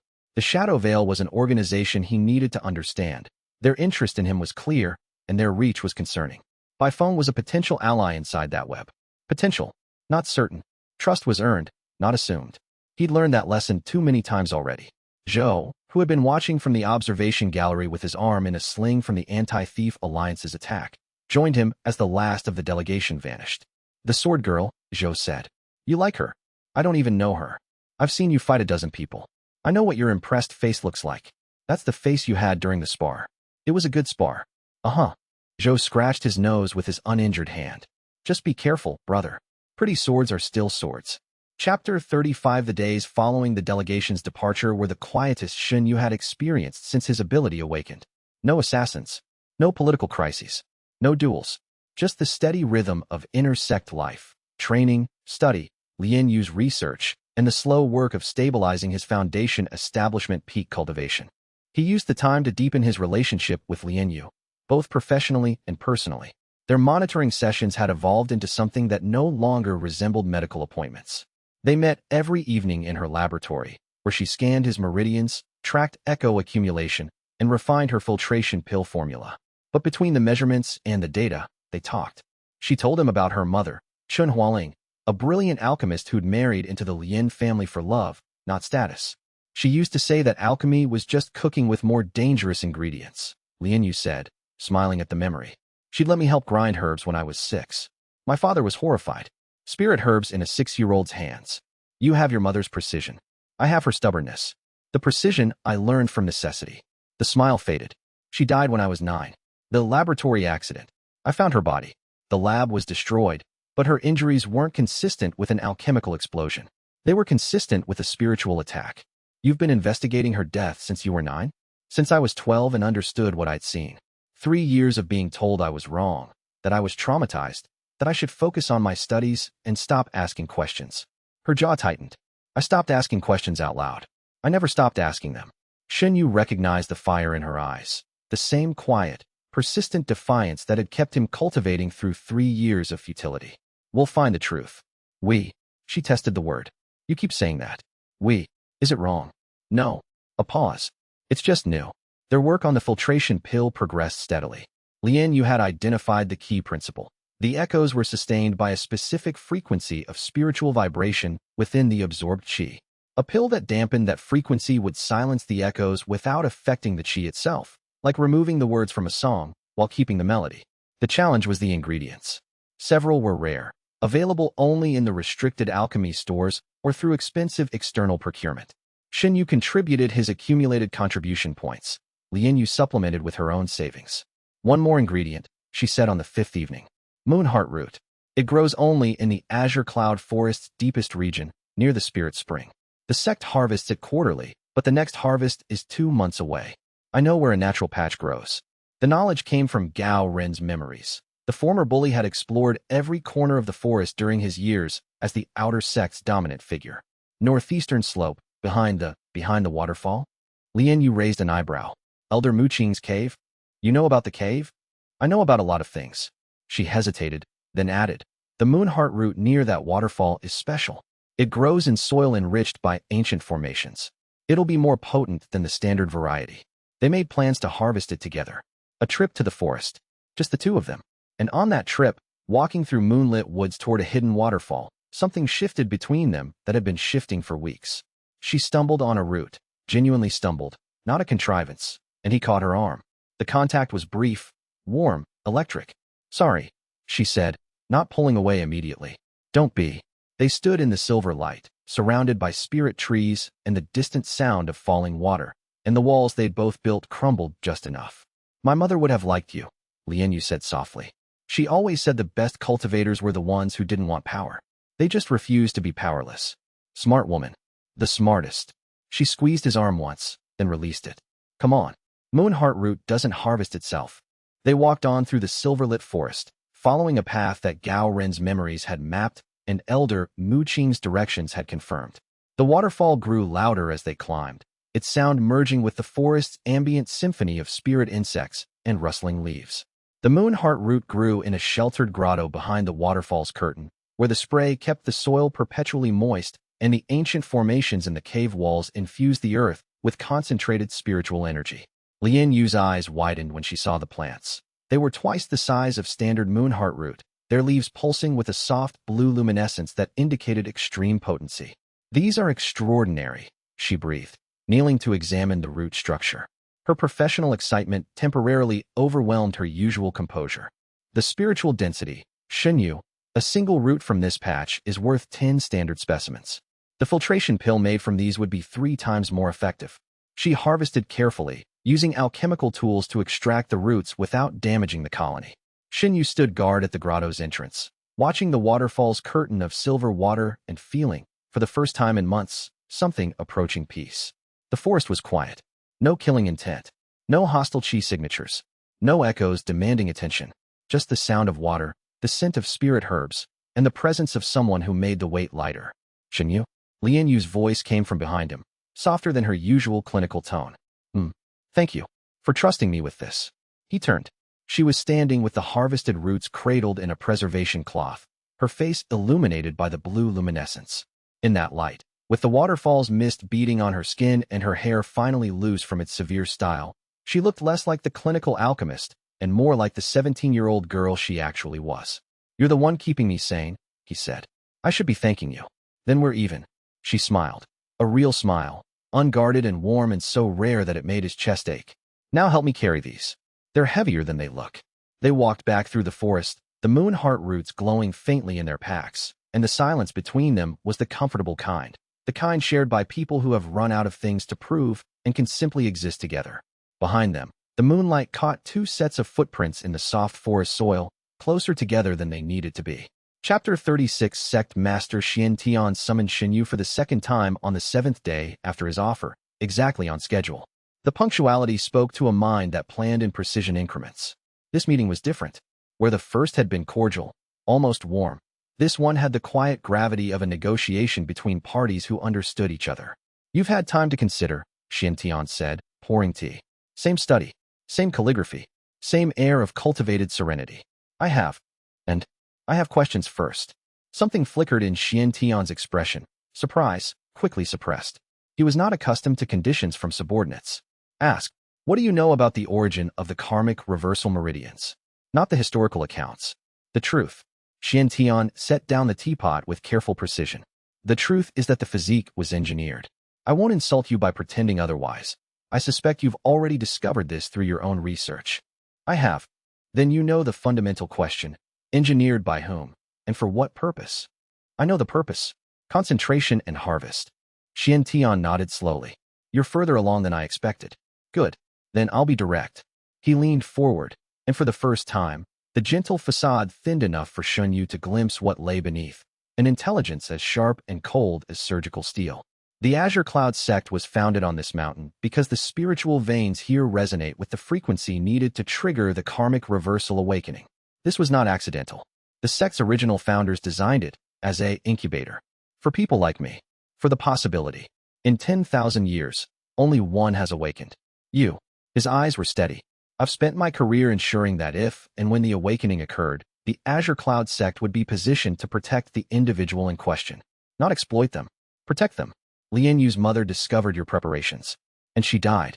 The silence that followed was absolute. "Chen Hualing's death," Xian Tian said slowly, "was not my doing. It was the work of forces that I've spent decades trying to identify. Forces that are watching you now, as they watched me when I began my research. The creator. The celestial artisan. You know more than I thought." Something shifted in Xian Tian's demeanor, a slight relaxation, as if a burden had been partially shared. "Yes, the entity that engineered the karmic reversal meridians is still active, still monitoring. When Chen Hualing got too close to the truth, she was eliminated. Not by me, not by anyone in the sect, but by agents we've never been able to identify." Shen Yu's mind raced. If Xian Tian was telling the truth, a significant if, then the sect master was not the enemy. He was a guardian who'd hidden his power to protect the Azure Cloud sect from an enemy he couldn't defeat. But Elder Mu Qing had explicitly warned against trusting Xian Tian, and Li Yu's mother's journal had pointed to the sect master as someone who knew and was afraid. Either Mu Qing was wrong, or Xian Tian was lying. "I'll accept your offer," Shen Yu said. "Conditionally. Name your conditions." "Full access to the sealed archives. No spiritual monitoring beyond Li Yu's existing sessions. And complete transparency about what you know regarding the entity that created my physique." Xian Tian studied him for a long moment. "Agreed. With one condition of my own." "Name it. When the time comes, and it will come, you trust me enough to follow my lead. Not blindly, but enough to act together rather than alone." Shen Yu recognized the request for what it was, a plea from a man who had been alone with a terrible secret for too long. He extended his hand. Xian Tian took it. The contact lasted only a second. A formal handshake, nothing more. But in that second, Shen Yu's vortex, passive, untriggered by killing intent, still sensed the sect master's spiritual state through proximity. And what it sensed made Shen Yu's blood run cold. Xian Tian's cultivation was not core formation peak, as Li Yu's mother had estimated. It was nascent soul, early stage, possibly higher. The concealment was so sophisticated that even the vortex couldn't penetrate fully. But the sheer density of spiritual energy contained in the sect master's body was unmistakable. This was a cultivator who had transcended the mortal realms, who could crush everyone in the sect with a thought, who had been hiding a power that would make him one of the strongest cultivators in the entire Emerald Sky region. And he was hiding it, behind a Foundation establishment peak facade, for decades. Why? The question burned as Shen Yu descended the tower steps. A nascent soul cultivator hiding among Foundation establishment disciples was like a dragon disguised as a lizard. What was Xian Tian afraid of? What could threaten someone that powerful? The answer, Shen Yu realized, might be the same entity that had created his physique. If the celestial artisan was powerful enough to make even a nascent soul cultivator hide in fear, then Shen Yu's current strength, impressive by mortal standards, was laughably inadequate for the true game being played. The alliance was formed. The sect master was hiding far more than he'd revealed, and Shen Yu had just agreed to trust a man who could kill him without effort. The game within the game continued, and Shen Yu was beginning to realize he might not be the cleverest player on the board, only the most necessary one. Chapter 37 The Anti-Thief Alliance announced itself with the subtlety of a thunderbolt.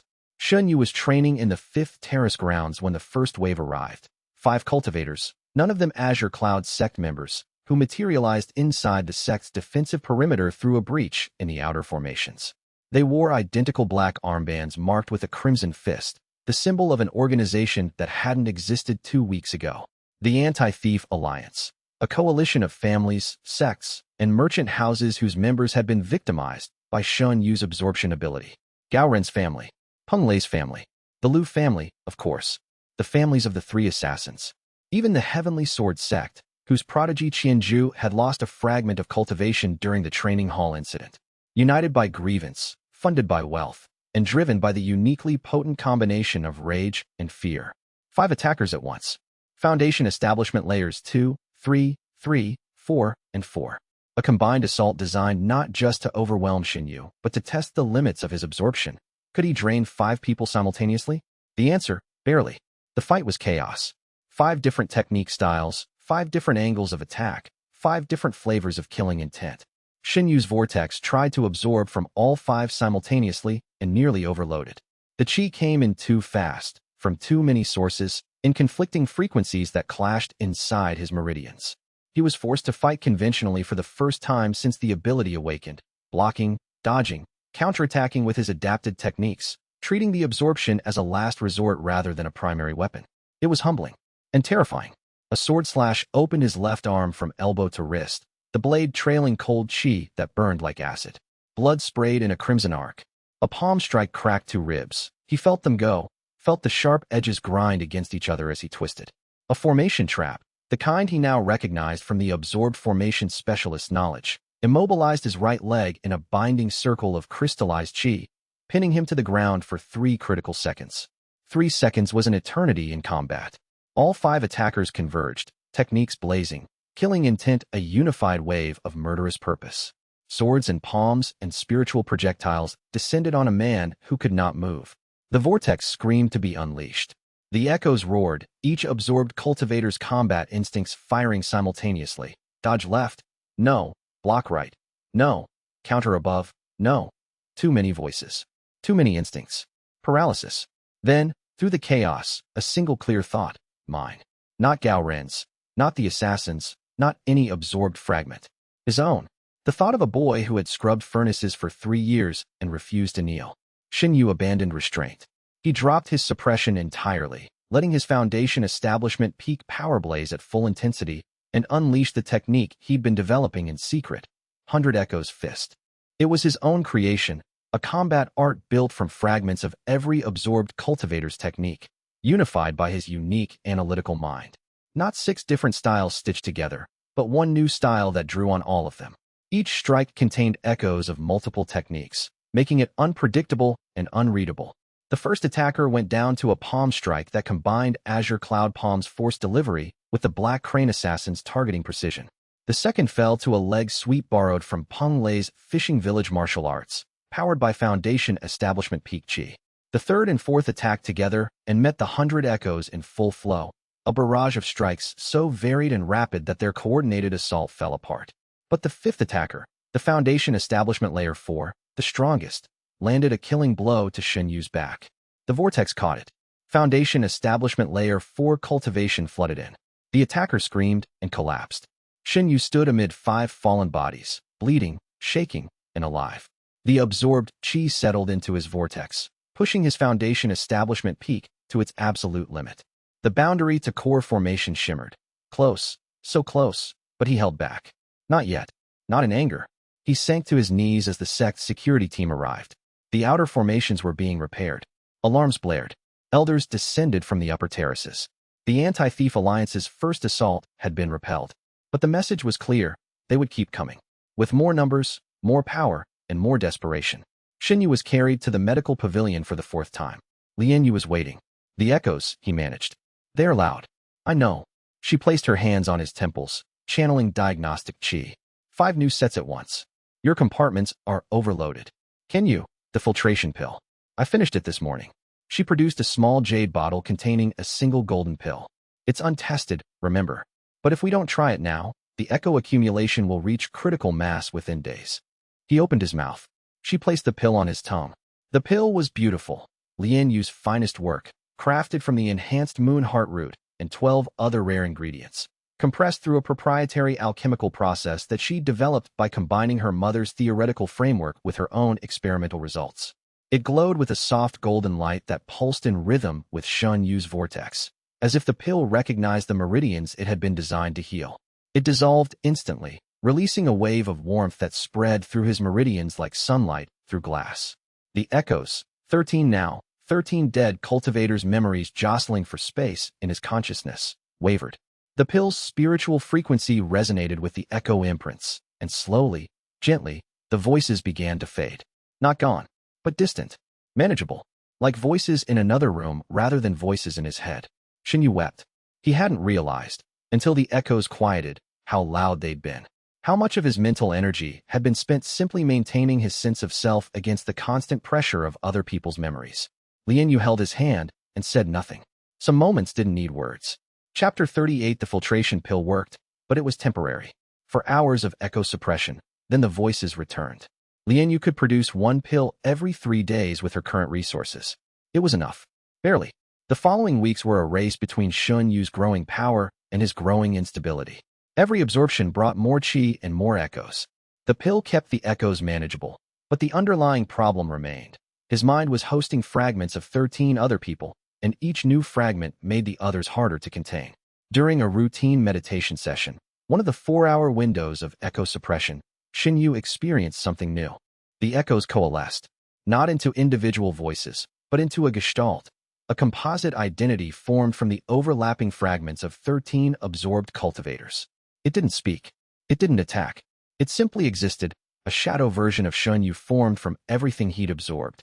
He felt it in the meditation space, a dark mirror, sitting across from him in the void.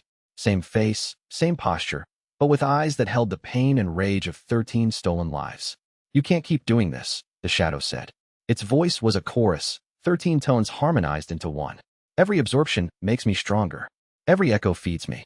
Eventually, I'll be louder than you. Shen Yu studied his shadow self. You're what happens when the echoes merge.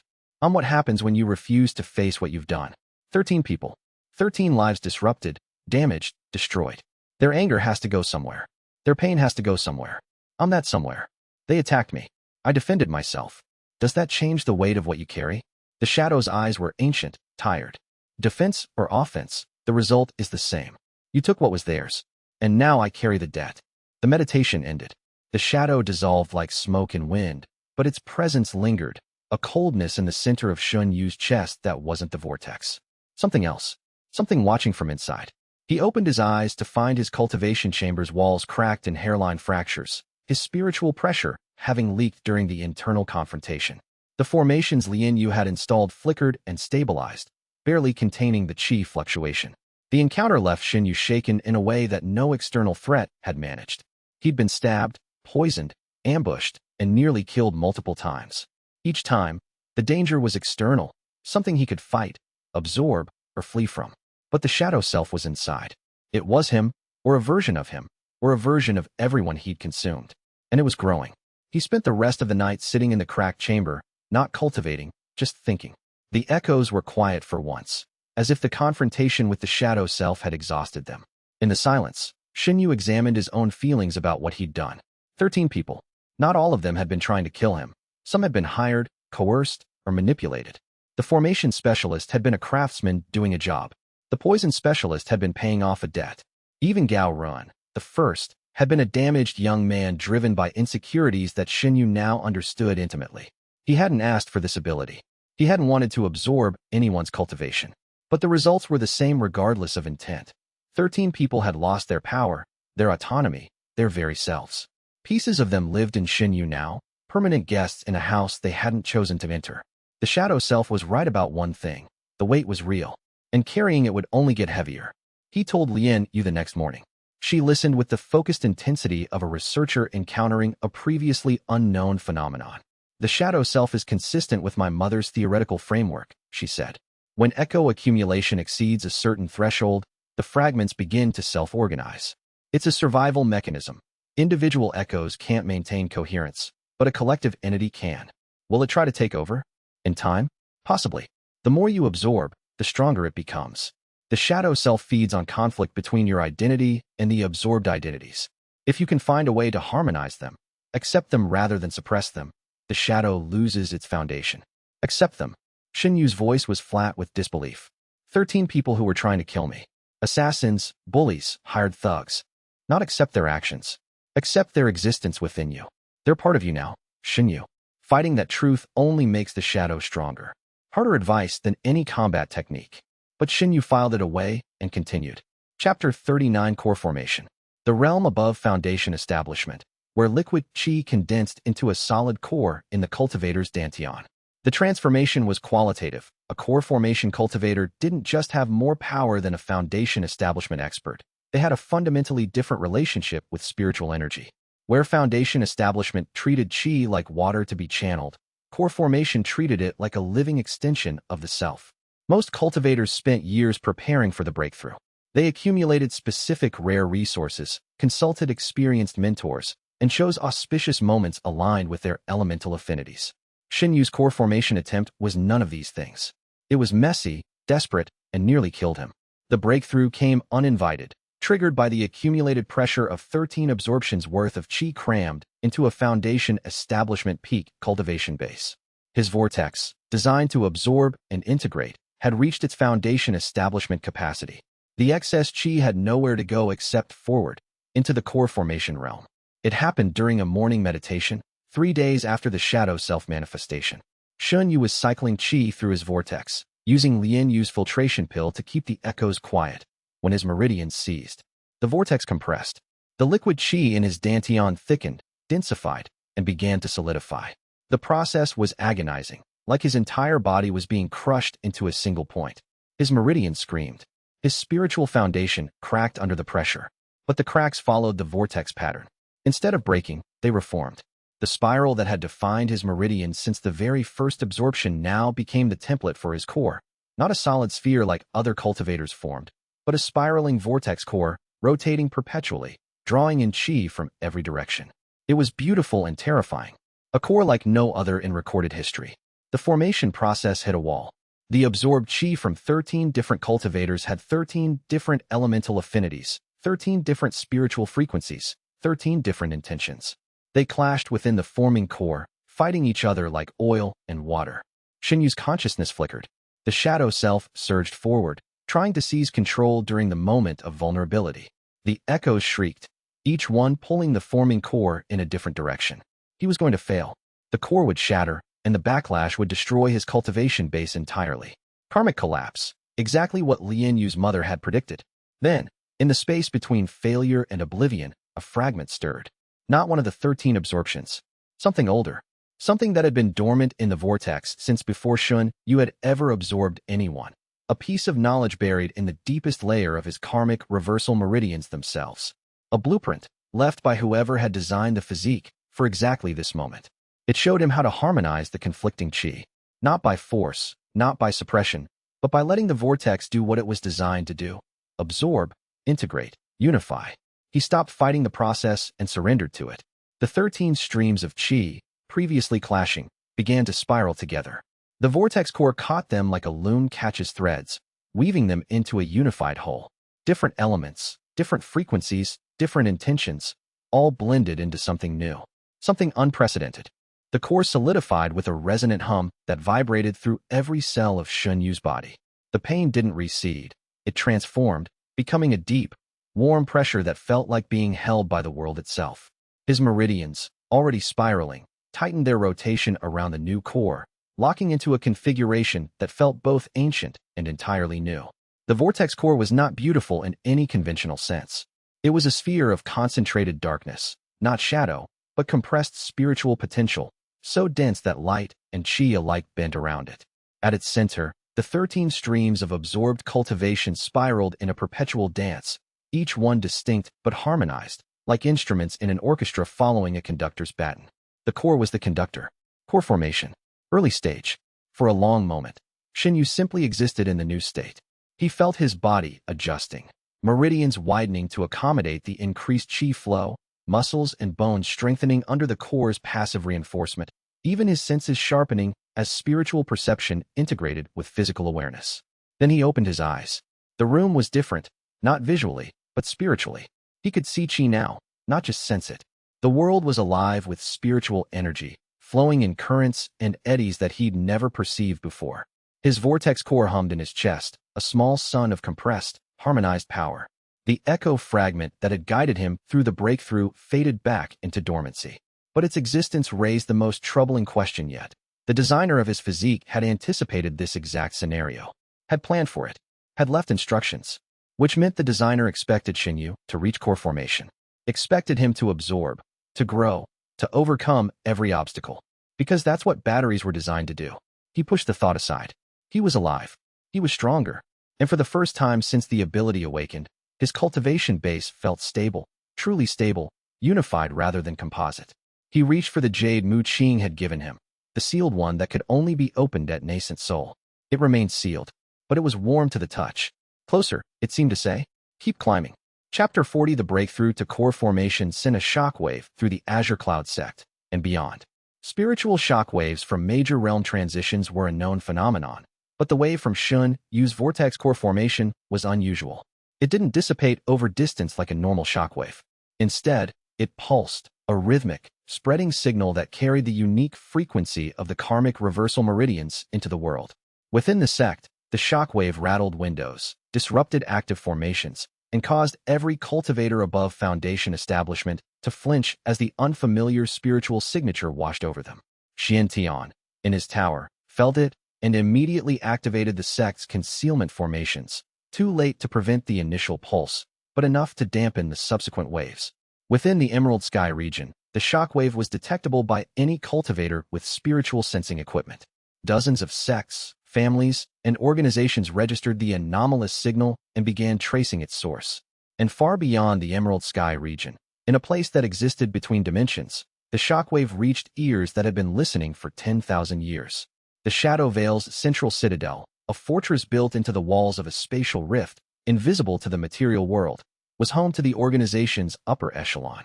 In its deepest chamber, seated on a throne of crystallized shadow, the Hollow King opened his eyes.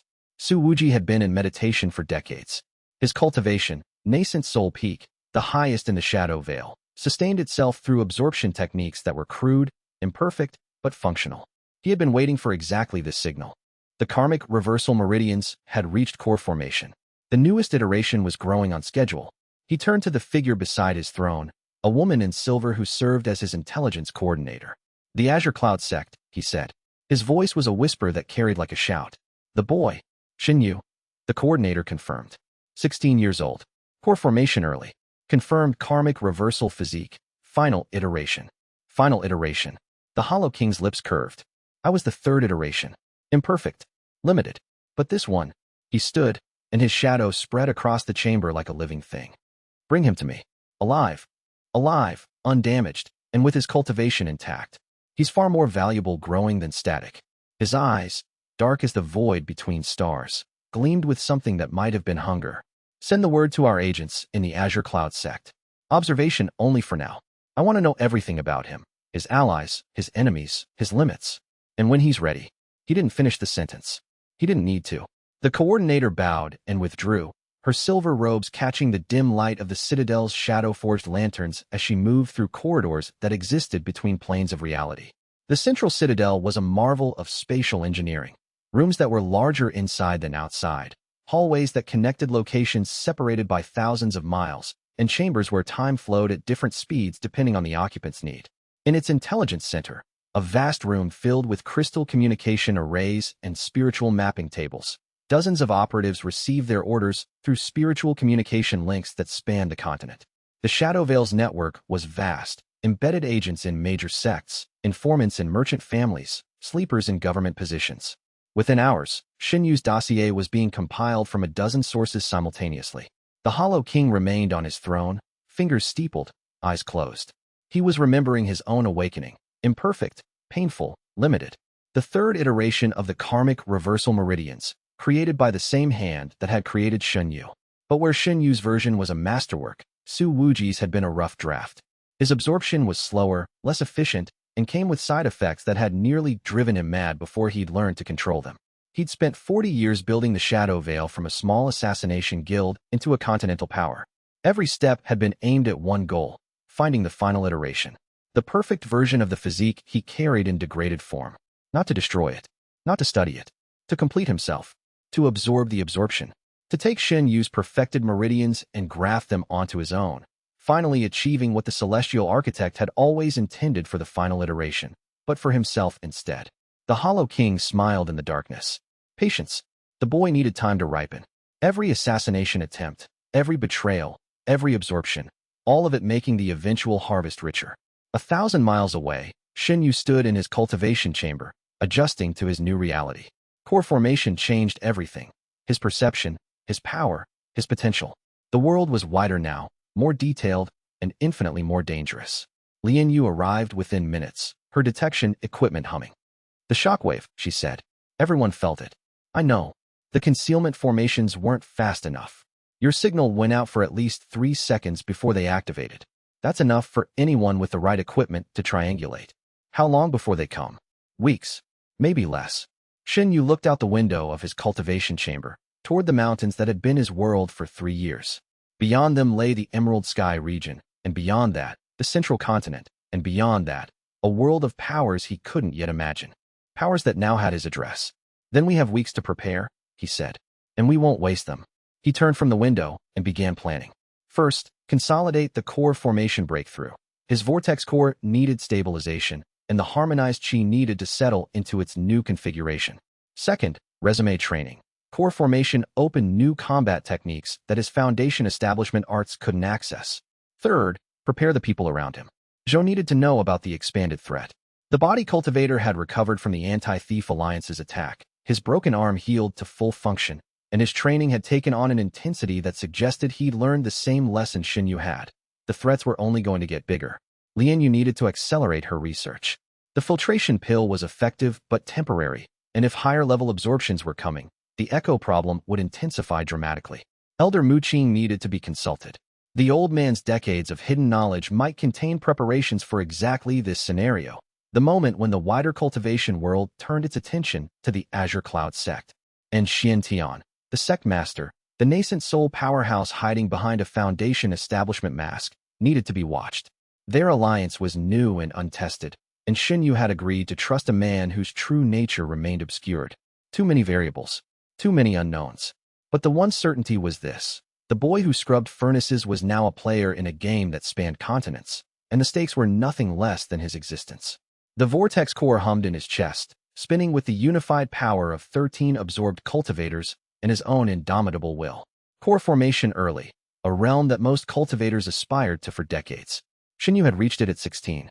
A boy who'd been unable to hold a single layer of chi condensation 3 months ago was now a core formation cultivator, a level that placed him among the most powerful individuals in the Azure Cloud sect, second only to the Hidden Elders and the sect master himself. The irony was not lost on him. The same shattered meridians that had made him the weakest disciple in the sect had become the engine of the most explosive cultivation advancement in recorded history. What had been a disability was a weapon. What had been weakness was strength. The universe, it seemed, had a sense of humor as dark as Shen Yu's own. He reached for the jade slip that Elder Muqing had given him, the sealed one, keyed to nascent soul cultivation. It remained sealed, but warm to the touch, pulsing faintly in resonance with his vortex core. A promise of knowledge still withheld. A carrot dangling before a horse that was running faster than anyone had predicted. Closer, the jade seemed to whisper. Keep climbing. He set it aside and left his cultivation chamber, stepping into a dawn that painted the Azure Cloud sect in shades of gold and promise. Below, the outer sect was waking. Furnace scrubbers heading to their duties, herb gardeners checking their plots, probationary disciples doing the 1,000 menial tasks that kept the sect running. He'd been one of them. He remembered every furnace, every slab, Every cold night alone with a leaking cultivation base and nothing but stubbornness to keep him going. He would not forget. The echoes might fill his mind with other people's memories, but his own, the boy who refused to kneel, would always be the loudest. Li Yu found him standing at the terrace railing, watching the sunrise. She didn't speak. She stood beside him, close enough that their shoulders nearly touched, and watched the light spread across the mountain. Core formation, she said eventually. Not a question. She could sense it in him. The qualitative shift, the density of his spiritual presence, the way the air itself seemed to bend slightly toward him. Core formation, he confirmed. How do you feel? He considered the question honestly. Hungry. She laughed, a rare, genuine sound that startled a nearby spiritual bird from its perch. Of course you do. And somewhere in the shadow between worlds, the Hollow King smiled. Bring him to me, he whispered again, to no one and everyone. Bring me the final iteration. The hunt, patient, methodical, and relentless, had begun, and neither the hunter nor the hunted knew who was truly the prey. Chapter 41. 3 months had passed since Shen Yu's breakthrough to core formation, and the Azure Cloud sect had changed around him like a landscape after an earthquake. The political factions had realigned. Elder Bai's faction, emboldened by having the sect's most talked-about prodigy as a direct disciple, had grown aggressive in resource allocation debates. Elder Shen's faction, humiliated by the Lu Hao debacle and the failed assassination through their own disciples, had retreated into sullen consolidation. The neutrals, sensing opportunity, courted both sides while maintaining plausible deniability. And Shen Yu stood at the center of it all, a core formation early cultivator at 16, a feat that would have been impressive in any era, but in the current age of declining spiritual energy, was considered nearly miraculous. He'd spent the 3 months wisely, consolidating his core formation base, refining the 100 Echoes fist into a genuine martial art rather than a patchwork of stolen techniques. Working with Li Yu on the Echo filtration system, which now provided 6 hours of suppression per pill rather than 4. Training with Fatty Zhou, whose body cultivation had reached a level where he could spar with Foundation Establishment peak cultivators without embarrassment. The vortex core hummed steadily in his chest, stable and patient.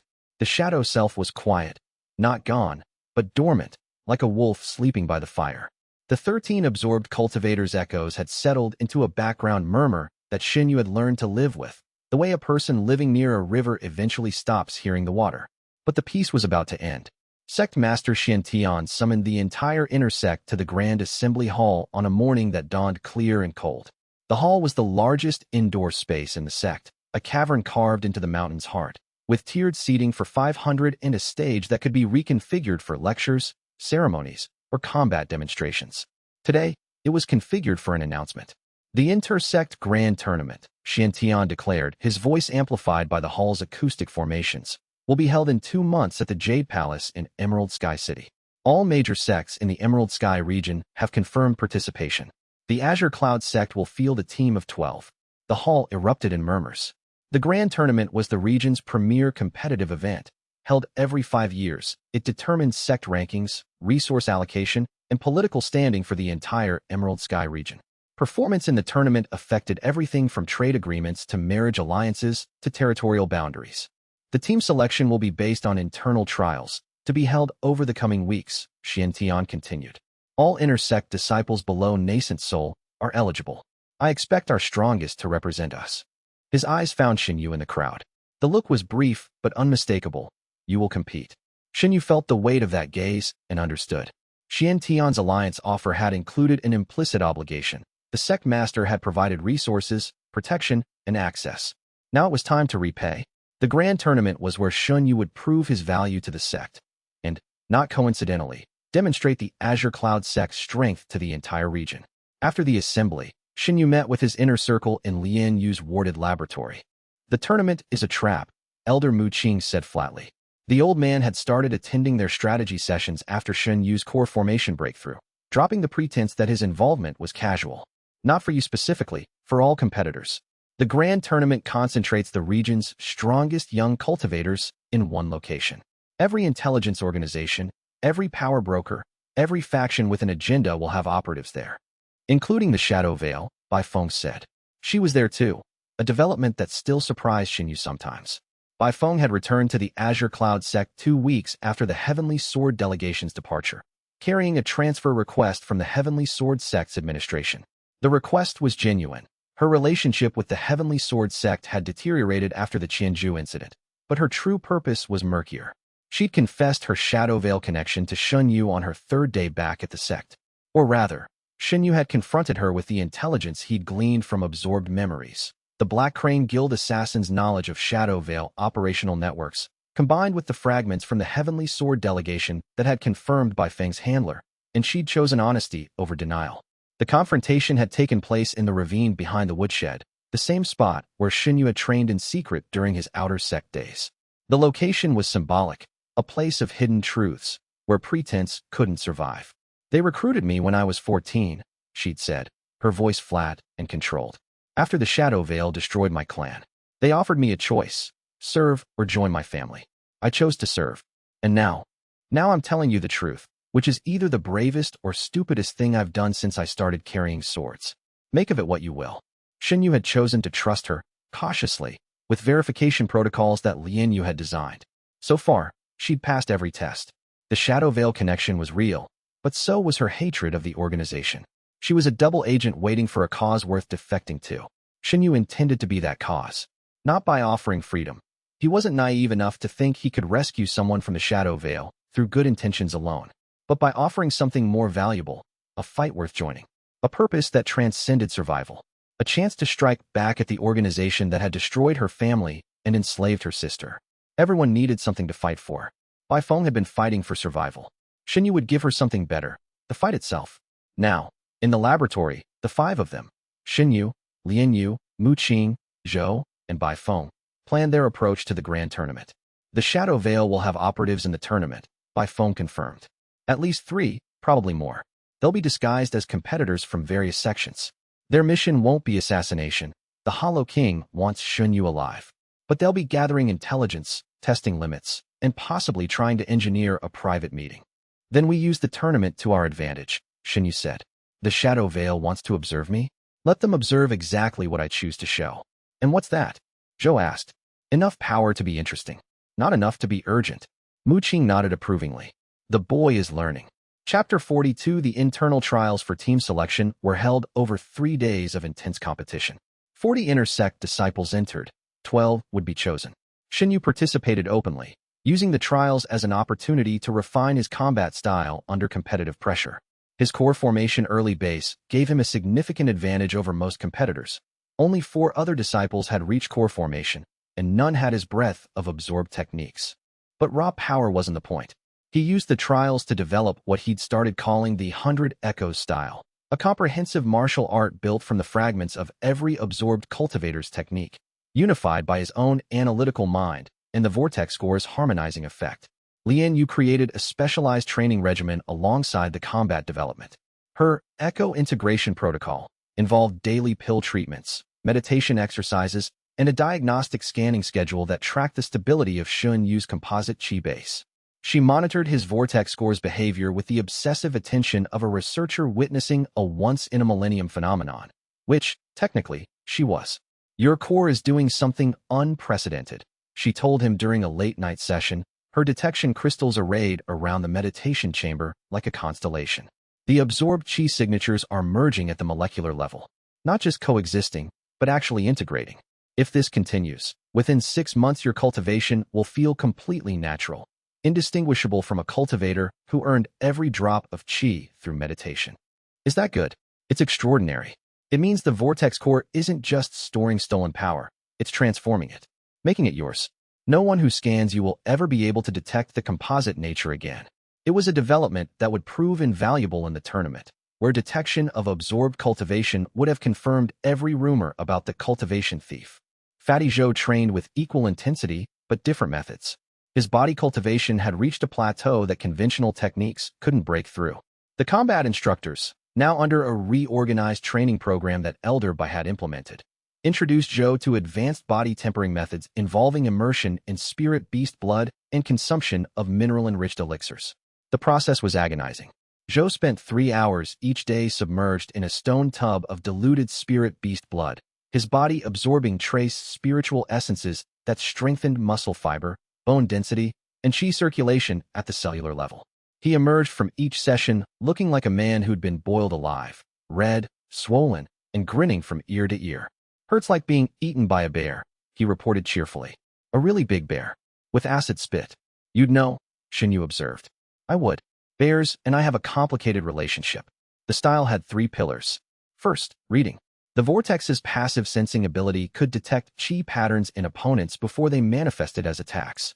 This gave Shen Yu a predictive advantage that, to outside observers, looked like precognition. He could dodge techniques he'd never seen before, counter strategies he shouldn't have known, and exploit weaknesses that the opponent didn't know they had. Second, adaptation. The composite nature of his absorbed techniques meant he had answers for almost any fighting style.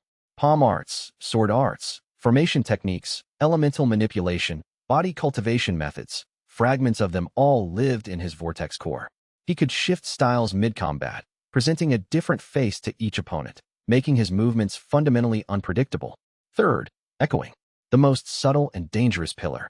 When engaging in extended combat, Shen Yu's strikes began to carry trace impressions of the absorbed cultivator's spiritual signatures. An opponent hit by the 100 Echoes fist didn't just feel the physical impact. They felt the ghost of 13 different fighters. It was disorienting, psychologically unsettling, and, against weaker-willed opponents, potentially paralyzing. The trials showcased all 3 pillars. Shen Yu won his bracket with clinical efficiency, dispatching opponents who outranked him in raw cultivation through pure tactical superiority. Li Wei, who wasn't competing but was serving as the team's medical alchemist, watched from the observation gallery. Between matches, she worked on a new project, combat-specific pills designed for Shen Yu's unique physiology. Enhancement pills that worked with the vortex rather than against it. Suppression pills with longer duration. And, most secretly, a prototype echo-integration pill that might accelerate the harmonization of absorbed cultivation. The integration pill is theoretical, she warned Shen Yu during a break between rounds. It could help you absorb faster and more cleanly. Or it could trigger karmic collapse. I won't know until I test it, and you're the only test subject. Save it for emergencies, Shen Yu said. Fatty Zhou made the team through sheer physical dominance. His body cultivation had reached a point where his unarmed strikes could shatter chi barriers, and his durability bordered on the absurd. One opponent landed a perfect core formation palm strike on Zhou's chest and hurt his own hand more than Zhou.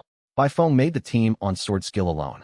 Her dual star technique was elegant and lethal, and she defeated 3 Foundation Establishment peak opponents in succession without activating more than half her true speed. The final team of 12 was a mix of factions, levels, and specialties. Shen Yu noted with interest that Xian Tian had personally added 3 names to the roster who hadn't competed in the trials, senior inner sect disciples from his own faction, all core formation mid or late. Ringers. The team began training together in the sect's largest training ground, drilling formations and combination attacks that would be needed for the Grand Tournament's team events. The team formation work was challenging. 12 cultivators of different levels, styles, and faction allegiances had to learn to fight as a single unit. Communication formations, defensive arrays, offensive coordination, all of it had to be practiced until it was instinctive. Shen Yu, as the team's strongest individual fighter, served as the anchor of the offensive formation. His 100 Echoes style made him unpredictable, which was both an advantage and a problem. His teammates couldn't anticipate his movements any better than his opponents could. They spent hours developing a signal system, subtle chi pulses that communicated intent between team members during combat. The training was intense, but it produced results. By the end of the second week, the Azure Cloud Sects team moved with a cohesion that surprised even the faction leaders who'd contributed members. They weren't the strongest team, several sects had higher average cultivation levels, but they were adaptive, resilient, and possessed a secret weapon that no other team could match. The atmosphere was competitive but professional. Everyone understood that the sect's reputation was at stake. And in the background, preparations of a different kind were underway. Li Wei created custom pills for each team member. Bai Feng mapped the Shadow Veil's known tournament operatives. Mu Qing, through channels that he refused to explain, obtained detailed intelligence on the competing sects' rosters. The Emerald Sky region had 12 major sections. The Azure Cloud sect was ranked 7th, a middling position that reflected decades of mediocre performance and dwindling resources. Unknown to everyone except Shen Yu and his inner circle, that mediocrity was partly artificial. Xian Tian's cultivation harvesting array had been subtly suppressing the entire sect's development for decades, ensuring that no disciple grew powerful enough to threaten his authority while appearing to produce respectable but unremarkable results. With Shen Yu in the lineup, the The 7th-ranked sect had a core formation cultivator with the combat instincts of 13 fighters, the strategic mind of a born general, and an ability that turned every enemy's attack into his own power. By the tournament's end, that ranking would change. The only question was in which direction, and how many enemies would be made along the way. Chapter 43. Bai Feng's secret weighed on her like a stone in her chest. She sat in her quarters on the 4th terrace, polishing her twin swords with a methodical precision that was less about blade maintenance and more about managing anxiety. The swords were named Frost and Ember, the long thrusting blade and the short slasher, respectively. They'd been her companions since the day the Shadow Veil had given them to her, along with a mission and a threat. The mission: infiltrate Shen Yu's inner circle, gain his trust, report his capabilities, weaknesses, and vulnerabilities. The threat: her younger sister, Bai Lin, was being held at the Shadow Veil's central citadel. Cooperate, and Lin would be safe. Defect, and Lin would join their parents in death. Bai Feng had been an operative for 3 years. She'd completed 12 missions, intelligence gathering, not assassination. She didn't have the temperament for killing. The Shadow Veil had recognized this and assigned her to observation roles. Watch, report, and stay invisible. Shen Yu's mission was different. This was long-term infiltration, deep cover, and the stakes were personal in a way that previous missions hadn't been.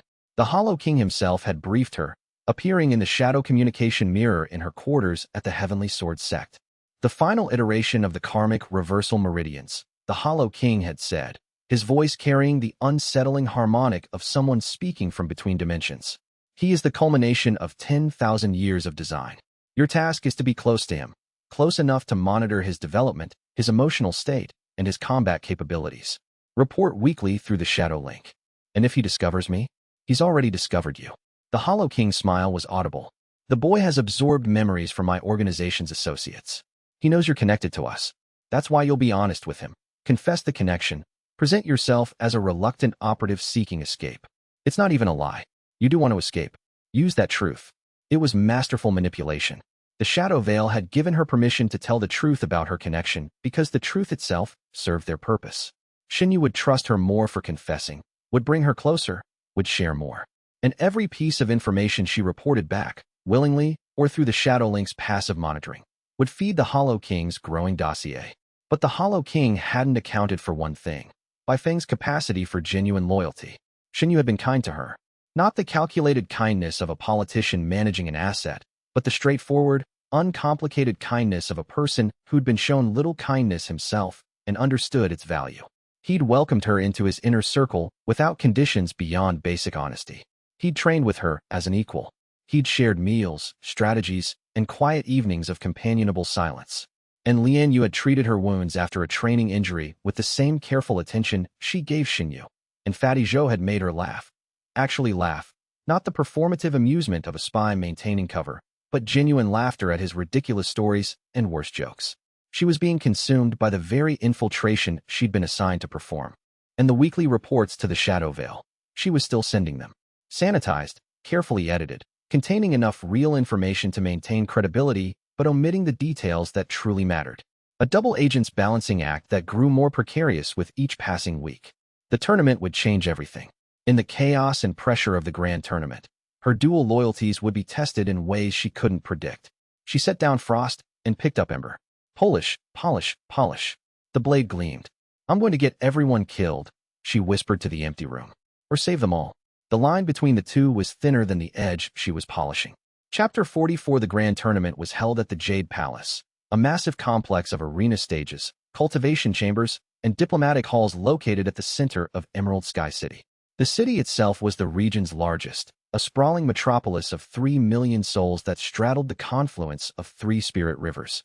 The chi density was extraordinary, and the Jade Palace had been built at the exact point where the 3 rivers' spiritual currents merged. 12 major sects, 47 minor sects, and an assortment of unaffiliated competitors filled the Jade Palace's registration hall. Over 2,000 cultivators had entered, representing the Emerald Sky region's finest young talent. The Azure Cloud Sects delegation arrived on the 3rd day of registration. They were assigned quarters in the Eastern Wing, middle-tier accommodations that reflected their 7th-place ranking. Better sects got better rooms. It was a not-so-subtle reminder of where they stood. Shen Yu drew attention immediately. His reputation had preceded him. The cultivation thief, the boy who steals power, the devourer. He felt eyes tracking him through the registration hall, heard whispered conversations that cut off when he approached, sensed the mixture of fear and fascination that followed him like a visible aura. He used the void harmony technique to present as core formation early, which was true but incomplete. The technique also smoothed the composite nature of his chi, making his stolen cultivation feel natural. To casual observation, he was a talented young cultivator with a strong foundation. The terrifying truth was hidden beneath layers of concealment. The tournament's format was revealed at the opening ceremony, a grand affair held in the central arena, where the 12 major sects leaders sat on elevated platforms while their teams stood below. 3 events: individual combat brackets, team formation challenges, and a wilderness survival trial in the Spirit Wild Mountains outside the city. Points accumulated across all 3 events determined final rankings. Individual combat was the headline event, single elimination brackets, with seeding based on sect ranking and individual cultivation level. Shen Yu was seeded 23rd, respectable but not threatening. A deliberate undervaluation that suited his strategy perfectly. 23rd. Zhou was indignant. Your core formation early. Half the top seeds are foundation establishment peak. Seeds are based on recorded performance, not cultivation level. I'm a newcomer from a 7th-ranked sect. 23rd is generous. It's an insult. It's an advantage. Lower seeds fight weaker opponents in early rounds. By the time I face real competition, I'll have information about their techniques from watching their matches. Zhou grunted. When did you get so strategic?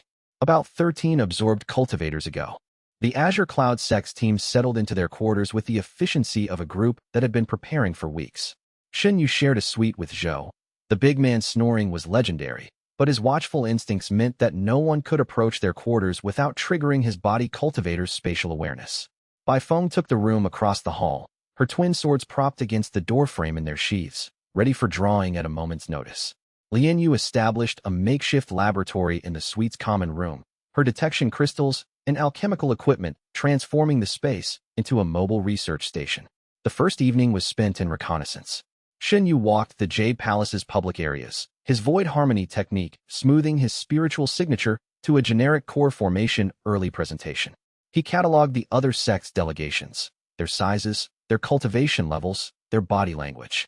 The Crimson Flame sects team was confident. 12 cultivators in crimson robes, led by their champion Zhang Wuji, moving through the registration hall with the easy authority of a team that expected to win. The Jade Serpent sect was subtle. Their members blended into the crowd, their techniques focused on concealment and misdirection. The Iron Mountain sect was imposing, large cultivators in heavy armor, radiating physical strength. The Heavenly Sword sect was precise, silver-white robes in perfect formation, swords at every hip. And scattered among the legitimate delegations, Shen Yu's vortex detected anomalies, spiritual signatures that didn't match their hosts' sect affiliations, concealment techniques that were too sophisticated for the listed cultivation levels, the faint, bitter tang of killing intent, carefully suppressed but present. Predators in the water. Every intelligence organization, power broker, and shadowy faction in the Emerald Sky region had representatives at the grand tournament. The concentration of talent made it the perfect hunting ground. The opening ceremony concluded with a demonstration match between the previous tournament's champion, a core formation peak cultivator from the Crimson Flame sect named Zhang Wuji, and a guest fighter from the Central Continent. The match was impressive but perfunctory. Zhang Wuji won in under a minute with a fire technique so intense that the arena's containment formations glowed white. Shen Yu watched with interest. Zhang Wuji was powerful, genuinely powerful, in a way that transcended mere cultivation level. His fire techniques were not just hot but dense, compressed, controlled with a precision that suggested years of dedicated refinement. This was a cultivator who had earned his strength through legitimate effort, not absorption or resources. A worthy opponent. Shen Yu filed away every detail of the demonstration match and began planning. But beneath the excitement and strategy, a darker current ran. Shen Yu's vortex sensed killing intent in the crowd, not directed at him, but present. Multiple sources, carefully concealed, scattered throughout the audience of 2,000 cultivators. The Shadow Veil was here, and they weren't the only predators in the water. Chapter 45. The preliminary rounds of the individual combat bracket lasted 4 days. 128 competitors in the first bracket, whittled to 32 through single elimination. Shen Yu's first 3 opponents were Foundation Establishment peak cultivators from minor sects, competent, determined, and completely outmatched. He defeated each one cleanly, using only basic Azure Cloud Palm techniques, and fundamental footwork. No 100 echoes. No vortex tricks. Nothing that would reveal his true capabilities. He was saving those for later. Between matches, he studied the competition. The top competitors from the major sects were formidable. Zhang Wuji of the Crimson Flame sect fought with fire techniques that seemed to bend reality. Li Wei of the Jade Serpent sect used poison element arts that corroded qi on contact. Han Bao of the Iron Mountain sect was a body cultivator whose defensive technique made Zhou look fragile. And from the smaller sects and unaffiliated entries, hidden gems emerged. A girl named Xiaoyin fought with mirror techniques that reflected attacks back at her opponents. A boy named Gu Lang used beast-taming arts to fight alongside a contracted spirit wolf. The diversity of fighting styles was intoxicating for Shen Yu. His analytical mind cataloged each technique, each strategy, each weakness. The Vortex's passive sensing ability let him read qi patterns from the observation gallery, building a comprehensive database of every competitor's capabilities. Meanwhile, the Shadow Veil's operatives made their moves. Bai Feng identified 3 agents embedded in the tournament, 2 disguised as competitors from minor sects, 1 working as a Jade Palace servant. Their assignments, based on Bai Feng's knowledge of Shadow Veil operational protocols, were observation and intelligence gathering. The Hollow King wanted data on Shen Yu's combat performance. They weren't the immediate threat. The immediate threat came from a source Shen Yu hadn't anticipated. The Anti-Thief Alliance had sent representatives. Not competitors, sponsors. They'd funded several minor sect teams with the explicit instruction to target Shen Yu during the team events and wilderness trial, where the rules were looser and accidents could happen. Shen Yu learned this from Fatty Zhou, whose network of drinking buddies had expanded dramatically since arriving in Emerald Sky City. Zhou's ability to befriend anyone with an appetite was, as always, one of his most underrated skills. 6 teams funded by the Alliance, Zhou reported over dinner. They're offering bounties, spirit stones, and rare materials for anyone who can cripple you during the tournament. During the tournament? With witnesses and elders watching. The wilderness trial. 3 days in the Spirit Wild Mountains with limited monitoring. Sound familiar? It did. The Azure Cloud Sect's qualifying exam had been the same format. A wilderness environment where the rules thinned and violence thickened. We'll be ready, Shen Yu said. The 4th day of preliminaries brought Shen Yu's first real challenge. A round of 16 match against a Foundation Establishment peak cultivator from the Heavenly Swords sect named Tang Yi. The man was fast, technically excellent, and fought with a single blade technique that turned each strike into a spiritual missile. Shen Yu recognized the style, Heavenly Sword fundamental technique, the same school that had trained Bai Feng. But where Bai Feng's dual blade approach was elegant and flowing, Tang Yi's single blade was brutal and direct. The match was the first time Shen Yu used the 100 Echoes style in public competition. He needed it. Tang Yi's speed was comparable to his own, and the Heavenly Sword techniques were genuinely dangerous. The crowd watched in fascination as Shen Yu's fighting style shifted every few exchanges. Palm strikes that transitioned into evasive footwork. Body cultivation defensive techniques that absorbed hits without flinching. Formation knowledge that let him position himself at the intersection of the arena's defensive qi lines, drawing ambient energy for passive reinforcement. Tang Yi fought well. His blade scored 2 hits that drew blood. But Shen Yu's adaptability was too much. Every time Tang Yi found a rhythm, Shen Yu changed styles, and the rhythm shattered. The match entered its decisive phase after 7 minutes of intense combat. Tang Yi committed to his strongest technique, Falling Star Descent, the same move that Qianzhu had used in the Azure Cloud sect training match. The sword blazed with compressed sword qi, trailing a comet-like tail of spiritual energy as it descended toward Shen Yu's head. Shen Yu caught the blade mid-strike. The technique he used was adapted from the Formation Specialist's memories, a qi-hardening method that temporarily compressed spiritual energy into the molecular structure of his palm, giving his skin the durability of spiritual metal. The blade met flesh that refused to part. The impact shattered the air between them. Tang Yi's eyes went wide as his strongest technique was stopped cold by a bare hand. Shen Yu's other hand delivered a core formation palm strike to the swordsman's chest, a modified Azure Cloud palm that carried the Ghost Strike payload he'd developed the night before. The impact was physical and spiritual simultaneously, force that cracked Tang Yi's sternum guard, and an echo impression that disoriented his spiritual perception for a critical half-second. Tang Yi flew off the stage and hit the arena barrier with enough force to activate the emergency cushioning formations. He slid to the ground, conscious but stunned, his sword arm trembling from the impact of having his technique so thoroughly neutralized. The match was over. The crowd's reaction was split between applause and unease. Shen Yu's fighting style was disconcerting, Too varied, too adaptive, too different from anything they'd seen. It didn't fit into the neat categories of martial arts that the cultivation world was accustomed to. Zhang Wuji, watching from the champions gallery, leaned forward with interest. That one, he said to his sect mate. He fights like 6 people at once. More than 6, the sect mate replied, checking the information boards. That's the cultivation thief. The one from the Azure Cloud sect. Zhang Wuji's expression sharpened. Interesting. I want to fight him. In the competitor's staging area, Shen Yu nursed his 2 cuts while Li Yu applied healing salve with practiced efficiency. The burns from the fire chi were superficial. His core formation defenses had prevented serious damage, but the cuts were deeper, leaking traces of spiritual blood that shimmered with composite chi. You pushed too hard in the final exchange, Li Yu said, wrapping his forearm with bandages treated in recovery herbs. Your heart rate spiked, and your chi flow became erratic. If the match had lasted another minute, your echo containment would have slipped. I know. The 100 echoes transitions are visible.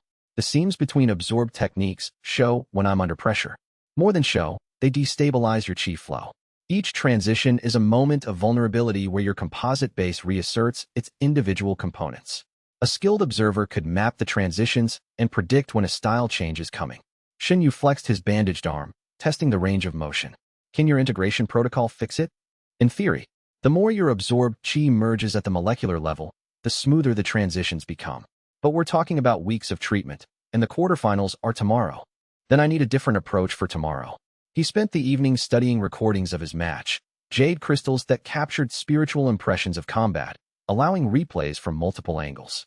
The transitions were obvious once he knew to look for them, a subtle shift in his chi frequency every time he changed styles, like a singer switching between registers. Each shift created a microsecond of vulnerability. The solution wasn't to eliminate the shifts. It was to weaponize them. What if, instead of trying to hide the transitions, he made them deliberate? What if each shift was accompanied by a burst of echo energy, the spiritual impressions of the absorbed cultivators, that disoriented the opponent at the exact moment of vulnerability? He practiced through the night, refining the technique. By dawn, the 100 Echoes fist had evolved. The transitions were still there, but now each one carried a payload, a ghost strike, a phantom impression from an absorbed cultivator's memory that hit the opponent's spiritual perception like a flashbang. It wasn't perfect, but it was better than a flaw. He needed to deploy it before the quarterfinals, and he would. Chapter 46 Fatty Zhou's quarterfinal match was rigged. The format was individual combat, but the bracket assignments were determined by the tournament committee, theoretically random, but practically subject to influence. Someone with money and connections had ensured that Zhou faced the strongest possible opponent in the round of 16. His opponent was Han Bao of the Iron Mountain sect, the body cultivator whose defensive technique was the tournament's most talked-about spectacle. Han Bao's Iron Fortress body could withstand core formation strikes without visible damage. He'd won his previous 3 matches by letting opponents exhaust themselves against his defenses, then finishing them with a single, overwhelming counterpunch.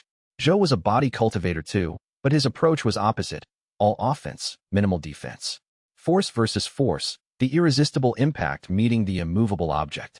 The match was spectacular.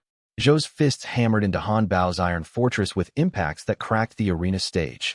Han Bao absorbed each blow, his body radiating golden chi that dispersed the force, and counterpunched with mountain-crushing strikes that Zhou dodged through sheer athleticism. Neither could hurt the other. The match stretched to its time limit, 15 minutes, the longest bout of the tournament so far. The crowd was on its feet. Then the cheat happened.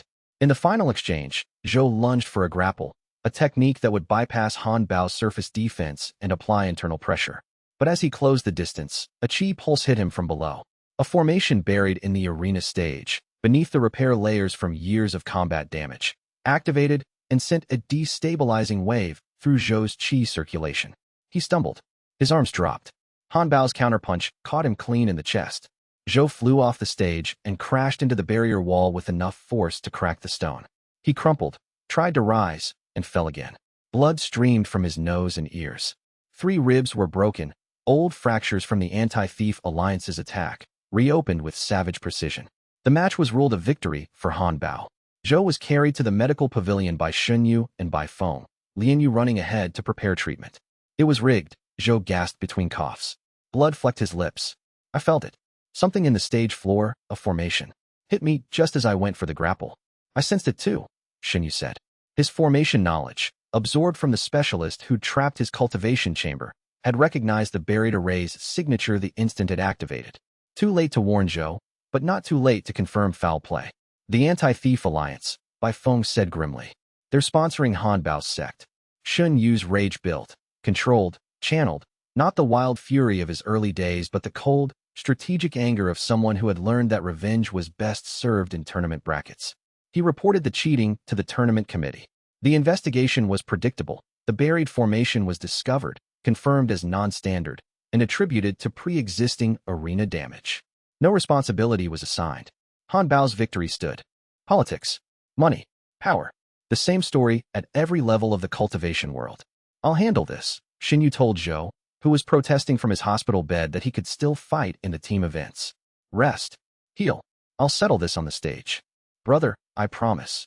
Zhou, recognizing the look in Shen Yu's eyes, the look that had refused to kneel in the outer sect arena, the look that had challenged Lu Hao to a formal duel, the look that said the universe owed someone a reckoning, nodded and lay back.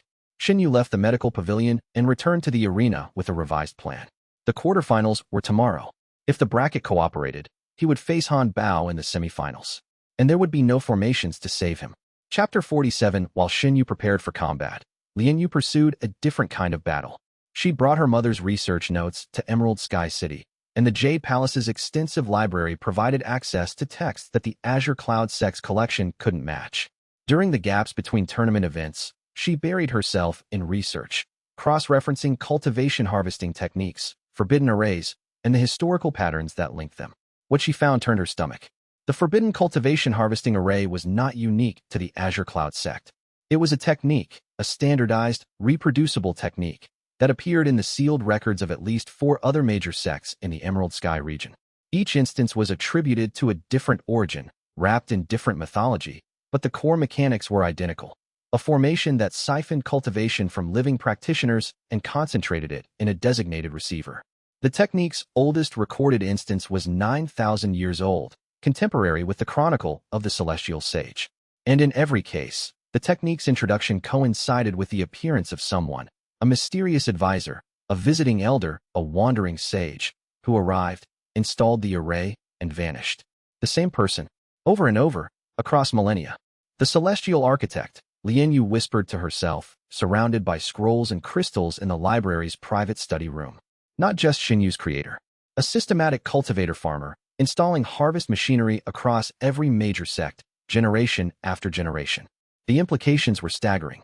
If the cultivation harvesting arrays were widespread, then the celestial architect wasn't just waiting for Shen Yu to ripen. He was running an agricultural operation. Multiple harvest points. Multiple sects providing unconscious tributes of spiritual energy. A continent-wide system of cultivation extraction that had operated for 9,000 years without anyone connecting the dots. Until now, she compiled her findings into a report and presented it to Shen Yu's inner circle that evening. The reactions ranged from grim acknowledgement, Mu Qing, who had suspected something similar, to horrified anger, Zhou, whose sect had been one of the harvested, to calculating assessment, Bai Feng, who recognized the Shadow Veil's involvement in a new light. The Shadow Veil, Bai Feng said slowly. The Hollow King has been hunting karmic reversal cultivators. But what if he's also been hunting the harvest arrays? What if his real goal isn't Shen Yu? It's the architect's entire system. Then we have a common enemy, Shen Yu said. Don't confuse shared enemies with shared goals, Mu Qing warned. The Hollow King wants the architect's power for himself. That makes him dangerous regardless of his opposition to the architect. The debate continued late into the night, fueled by Lian Yu's tea, a blend she'd created specifically for sustained mental acuity, flavored with spirit mint and a trace of moon heartroot extract. The room smelled of herbs and desperation, the familiar scent of people trying to solve problems that were too large for any single mind. But the core revelation, that Xian Tian's hidden cultivation harvesting array was part of a continent-wide system operated by the entity that had created Shen Yu, changed the stakes entirely. They weren't fighting a corrupt sect master. They weren't even fighting an ancient enemy. They were up against a system, a machine that had been running for 9,000 years, grinding cultivators into fuel with the impersonal efficiency of a well-designed engine. This was bigger than one sect, bigger than one physique, bigger than one tournament. This was, potentially, the defining conflict of an era, the moment when the cultivation world either discovered the chains it had worn unknowingly for millennia or continued to wear them forever. And the tournament was tomorrow. The immediate crisis, the proximate danger, the battle that was here and now while the greater war waited in the shadows. One problem at a time, one enemy at a time, one day at a time. The way Shen Yu had always survived, patiently, stubbornly, one breath after another. Chapter 48. The quarterfinals drew the grand tournament's largest crowd yet. The central arena's 30,000 seats were full, and spiritual projection formations displayed the matches to overflow audiences in secondary venues throughout Emerald Sky City. Shen Yu's bracket position put him against an opponent from the Void Moon sect, a mid-tier organization with a reputation for unusual techniques. His opponent was listed as Disciple Wu, core formation early, with no distinctive record or known specialties. The moment Disciple Wu entered the arena, Shen Yu's vortex screamed. Killing intent. Not the ordinary hostility of a competitive fighter, but the cold, professional malice of someone who had been hired to kill. And the spiritual signature beneath Disciple Wu's concealment technique was all wrong. Too refined, too controlled, too layered with compression techniques that a mid-tier sect disciple shouldn't have known. Shadow Veil. The referee started the match. Disciple Wu bowed correctly, smiled pleasantly, and attacked with a technique that by Feng's intelligence reports had identified as Shadow Veil exclusive, Void Step. The technique was devastating. Wu disappeared from visible perception, not invisible, but displaced, existing in a fold of space that made his physical location unknowable. Attacks came from impossible angles, striking from directions that shouldn't have been accessible. Shen Yu dodged the first strike by instinct alone. The second grazed his shoulder, leaving a line of cold that burned like fire.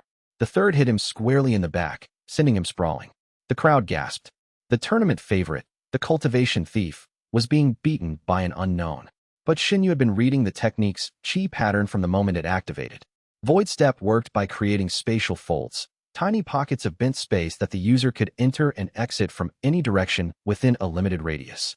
The folds were maintained by chi, and chi could be sensed by the vortex. He closed his eyes. The arena, the crowd, the noise, all of it fell away. He focused entirely on his vortex's passive sensing, mapping the spatial folds through their killing intent signatures. There, and now. Shen Yu moved, not dodging, but intercepting. He thrust his hand into the space where the next fold opened, catching Disciple Wu mid-transition. His fingers closed on the assassin's wrist. The vortex engaged. Shadow Veil cultivation was unlike anything in Shen Yu's collection. It tasted of darkness and cold, of spaces between spaces, of a martial tradition built on the principle that existence itself was a weakness to be exploited. The chi flowed in, core formation mid, far higher than the listed level, and with it came fragments of the assassin's training. Disciple Wu screamed. The Void Step collapsed. He materialized fully, a young man in his 20s with pale skin and eyes that held the dead flatness of a trained killer. His wrist, trapped in Shen Yu's grip, was going gray as his cultivation drained. The Hollow King sends his regards, Shen Yu said. He released after 5 seconds. Wu collapsed, his cultivation reduced to foundation establishment levels. The match was over. The arena was silent for 3 heartbeats. 30,000 cultivators holding their collective breath, the spiritual tension so thick it was almost visible. Shen Yu stood over the collapsed Shadow Veil operative, the absorbed chi settling into his vortex core with the familiar warmth of new power finding its home. Shadow Veil cultivation tasted different from anything in his collection. Darker, more compressed, flavored with techniques designed for the spaces between spaces. Then the crowd exploded, not with cheers, but with the raw, electric excitement of a spectacle that exceeded all expectations. The unknown had been unmasked. The cultivation thief had struck again. Tournament officials rushed the stage. Security cultivators formed a perimeter. The Void Moon sects delegation was already issuing denials and demands for investigation, their representatives' faces cycling through the stages of diplomatic catastrophe. The absorbed memories from Disciple Wu were still settling, fragmentary and cold. Professional training, Shadow Veil indoctrination, and a fragment of operational intelligence that confirmed by Feng's worst fears. The Hollow King had ordered a full extraction team deployed to the Spirit Wild Mountains for the wilderness trial. 12 operatives, nascent soul-level support artifacts, spatial extraction formations that could teleport a target across continental distances. The noose was tightening, and from a private viewing box high above the arena, a man with dark eyes and silver-gray hair watched the match's conclusion with the patient satisfaction of a farmer observing his crop. The Hollow King was here, in person, at the grand tournament. The master of the Shadow Veil, the self-proclaimed third iteration of the karmic reversal meridians, had left his fortress between dimensions to attend a regional cultivation tournament. The significance of his presence was impossible to overstate. The Hollow King was not a man who attended events. He was a man who orchestrated them from the shadows, pulling threads across continents while never exposing himself to direct observation. For him to be here, physically present, meant that whatever was happening with Shen Yu had exceeded the parameters of remote management. Shen Yu felt the spiritual pressure from the viewing box, nascent soul peak, barely concealed, immeasurably vast, and understood that the game had escalated to a level he wasn't yet ready for. But ready or not, the game continued. Chapter 49 Bai Feng found Shen Yu in the staging area between matches, his hand still tingling from the Shadow Veil absorption. "We need to talk," she said. Now. They ducked into a maintenance corridor, away from the crowd's eyes and ears. Bai Feng's composure, usually iron, was cracking at the edges. Her hands gripped the hilts of frost and ember with white-knuckled tension. "The Hollow King is here," she said. "I felt his presence during your match. He's in the VIP section, under concealment, but I recognized the Shadow Link resonance. He's watching personally. I know. I sensed it." "Then you also know what that means. He doesn't attend operations personally unless the stakes are critical. The fact that he's here, at the tournament, means the timeline has accelerated. Whatever he planned to do eventually, he's doing soon." "How soon?" "The wilderness trial. 3 days in the Spirit Wild Mountains with minimal monitoring. It's the perfect environment for an extraction attempt." Shen Yu leaned against the maintenance corridor's cold stone wall. The implications cascaded through his mind. The Hollow King, a nascent soul peak cultivator with an army of shadow operatives, planning to capture him during a tournament event where thousands of cultivators provided both cover and chaos. "There's something else," Bai Feng said. Her voice dropped. "The Shadow Veil agents in the tournament, there aren't 3. There are 12. 1 in every major sects team. I didn't know the full scope until today." "How did you find out?" "Because my handler contacted me through the Shadow Link during your match. He gave me my final assignment." She met his eyes, and the conflict in her expression was raw and undisguised. "I'm supposed to lead you into an ambush during the wilderness trial, separate you from your team, bring you to a designated extraction point. And your sister?" The mention of Bai Lin hit Bai Feng like a physical blow. Her jaw clenched. Her eyes glistened, then hardened. "They showed me a live image through the Shadow Link. She's alive. She's being kept in a room with a window that shows the sky. They said if I complete the mission, she'll be released." "Do you believe them?" "No." The word was a knife, cutting through hope. "The Shadow Veil doesn't release assets. They use them until they break, then discard them. My sister is leverage, not a bargaining chip. She'll never be free as long as the Shadow Veil exists." A beat of silence. "Then we destroy the Shadow Veil," Shen Yu said. Bai Feng stared at him. "You're insane." "Probably. But not about this. The Hollow King wants me. The Shadow Veil controls your sister. Our interests align. If we can break the organization, or at least cut it off at the head, both problems are solved. The Hollow King is nascent soul peak. Your core formation early. For now." The confidence in those 2 words was not bravado. It was the quiet certainty of a boy who had been the weakest disciple in the outer sect and had clawed his way to core formation through the only method his body allowed, absorbing the killing intent of everyone who tried to destroy him. "I'm telling you everything," Bai Feng said. "The extraction point, the timing, the operatives' positions. All of it. I'm burning my cover completely." She pulled a jade slip from her sash, a shadow-encoded intelligence package that contained everything the Shadow Veil had shared with her about the extraction operation. She'd been compiling it for days, adding her own observations and operational analysis to the raw intelligence. It was the most valuable tactical document Shen Yu had ever held. 12 operatives. For at the primary extraction point, a clearing on the western slope of the Spirit Wild Mountains. For at secondary positions along the approach routes, forming a channeling corridor to guide you toward the clearing. For in reserve, positioned to cut off escape routes or reinforce the primary team. Equipment. Spatial displacement formation, portable, pre-charged, capable of teleporting a single target approximately 3,000 miles. That's the range to the Shadow Veil's central citadel. They also have nascent soul-level suppression artifacts, devices that can temporarily paralyze a cultivator below nascent soul realm. Your core formation base would be completely immobilized. Defense. Each operative carries a shadow cloak artifact that provides invisibility in low-light conditions. And the Hollow King himself is within shadow step range of the extraction point. If the primary team fails, he can intervene within seconds. The thoroughness of the intelligence was staggering. Bai Feng hadn't just memorized the operational plan, she'd analyzed it, identified its weaknesses, and prepared counter-strategies. You've been planning this defection for a while, Shen Yu observed. Since the day I arrived at the Azure Cloud sect. Every day I sent sanitized reports. I also prepared for the day I'd stop sending them. I know. If this doesn't work, my sister dies. If this doesn't work, we all die. But it will work. He paused, considering his next words carefully. Not because he was uncertain, but because they mattered. I trust you, Bai Feng. Not because I have to. Not because you're useful. Because you're standing here, terrified, with your sister's life in the balance, choosing the harder path. That's what trust looks like. She didn't cry. Bai Feng had trained herself out of tears years ago. But something in her expression crumbled and reformed, stronger than before. Partners, then, she said, unconsciously echoing the word Shen Yu had used with Li Yu. Partners. Chapter 50. The semifinals were held on the tournament's 7th day. Shen Yu versus Zhang Wuji of the Crimson Flame sect. The match was the most anticipated bout of the tournament, perhaps the most anticipated bout in the Grand Tournament's 300-year history. The cultivation thief, mysterious, adaptive, dangerous, the young man who'd unmasked a Shadow Veil assassin in his quarterfinal and fought his way from a 7th-ranked sect to the semifinals, against the defending champion, brilliant, powerful, undefeated in 17 consecutive tournament victories, the living embodiment of what cultivation aspired to be. Every seat in the central arena was occupied an hour before the match. Scalped tickets sold for 100 spirit stones, a month's salary for a common cultivator. The spiritual projection formations broadcast to an estimated audience of 500,000 throughout Emerald Sky City, with secondary projections reaching neighboring towns. Jade recording crystals lined the arena's upper rim, capturing the match for posterity.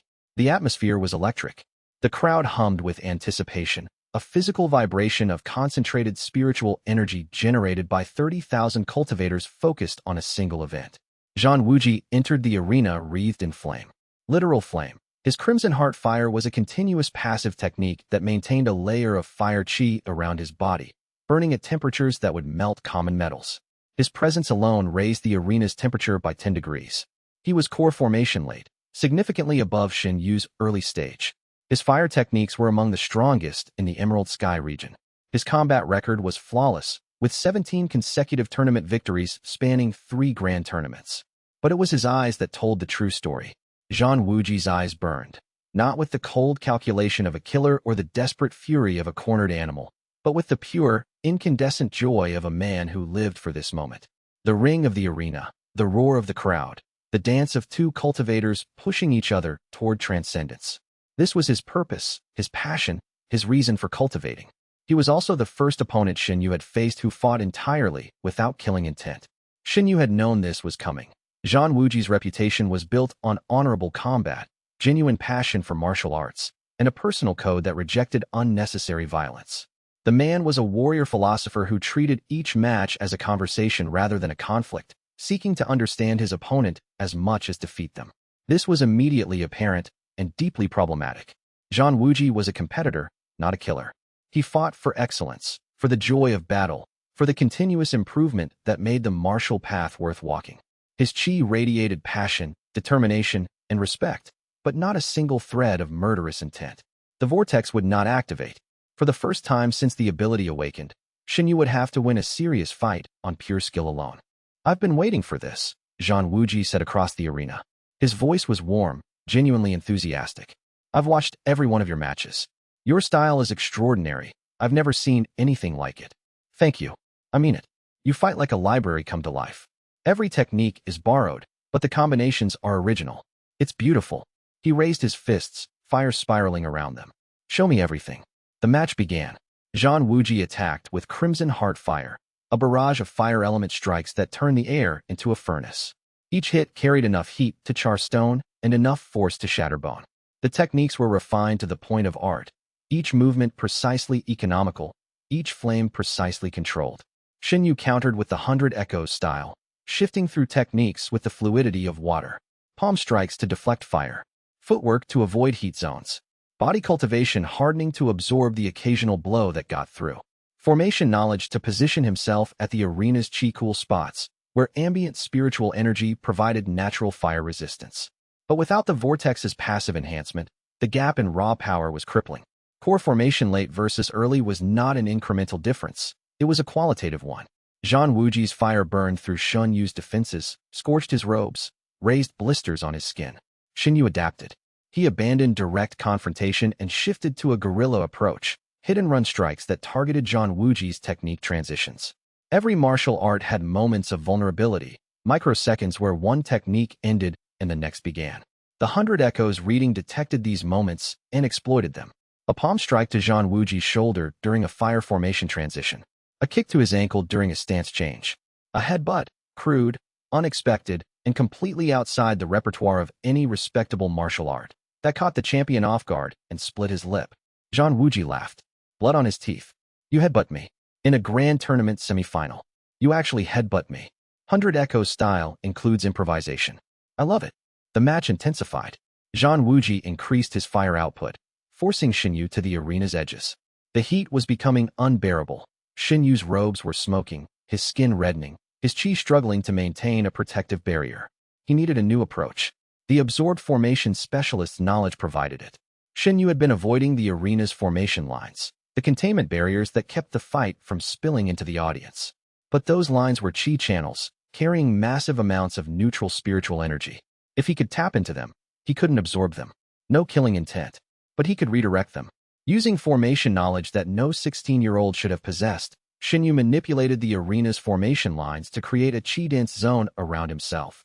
A pocket of amplified spiritual energy that boosted his core formation early base temporarily. Not to core formation late, but enough to close the gap. Zhang Wuji sensed the shift.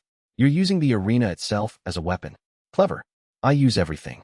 The final exchange was pure martial artistry. Two core formation cultivators, matched in speed and nearly matched in power, trading blows with everything they had. Fire and echoes, passion and analysis, raw talent and stolen wisdom. Shen Yu won with a technique he invented on the spot. A combination of Azure Cloud Palm's chi compression, the assassin's shadow step displacement, and Zhang Wuji's own fire manipulation principles, observed and copied mid-fight through the reading. He created a compressed chi sphere that contained a pocket of displaced space, launched it at Zhang Wuji's feet, and detonated it. The spatial distortion disrupted Zhang Wuji's fire control for half a second. The crimson heart fire flickered, wavered, and for an instant, one infinitesimal slice of time, the champion's body was unshielded. Shen Yu moved, not with the deliberate speed of a martial technique, but with the explosive, instinctive burst of a predator closing the final distance. Every absorbed combat instinct fired simultaneously, 13 fighters' reflexes coordinated into a single perfect lunge. He closed the distance in a heartbeat.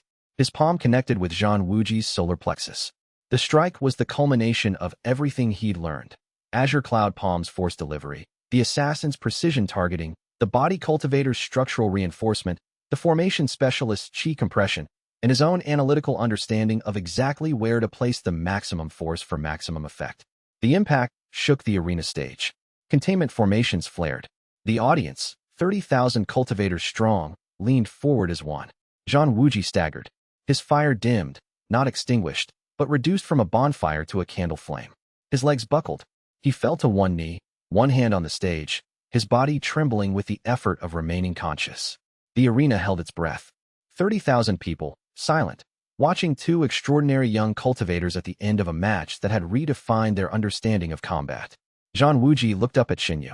Blood trickled from his lip, the first blood anyone had drawn from the Crimson Flame champion in 17 consecutive victories. His eyes were bright, not with pain or anger, but with something Shen Yu had rarely seen directed at himself. Genuine, unconditional respect. I yield, Zhang Wuji said, raising his hand. His voice carried a wonder that transcended the competition. That was incredible. I've been fighting since I was 5 years old. I've faced hundreds of opponents. I've never, not once, been surprised the way you just surprised me. The crowd erupted. Not the uncertain reaction of previous matches, but genuine, unified celebration. They'd witnessed something extraordinary, a fight between two brilliant cultivators that had pushed both beyond their limits. Shen Yu extended his hand.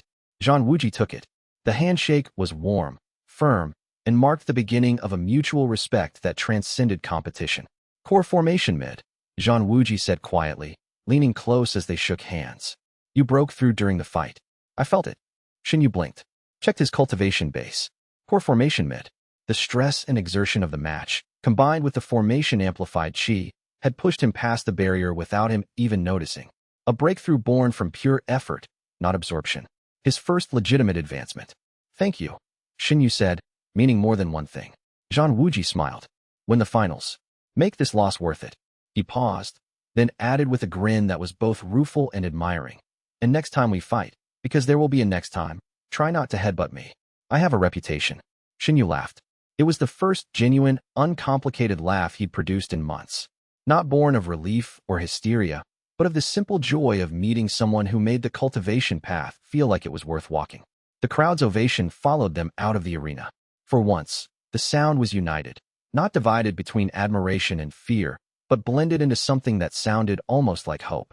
Two young cultivators had shown 30,000 people what combat could be when it was driven by respect rather than hatred, by the desire to create rather than destroy. It was a moment that the Emerald Sky region would remember for decades.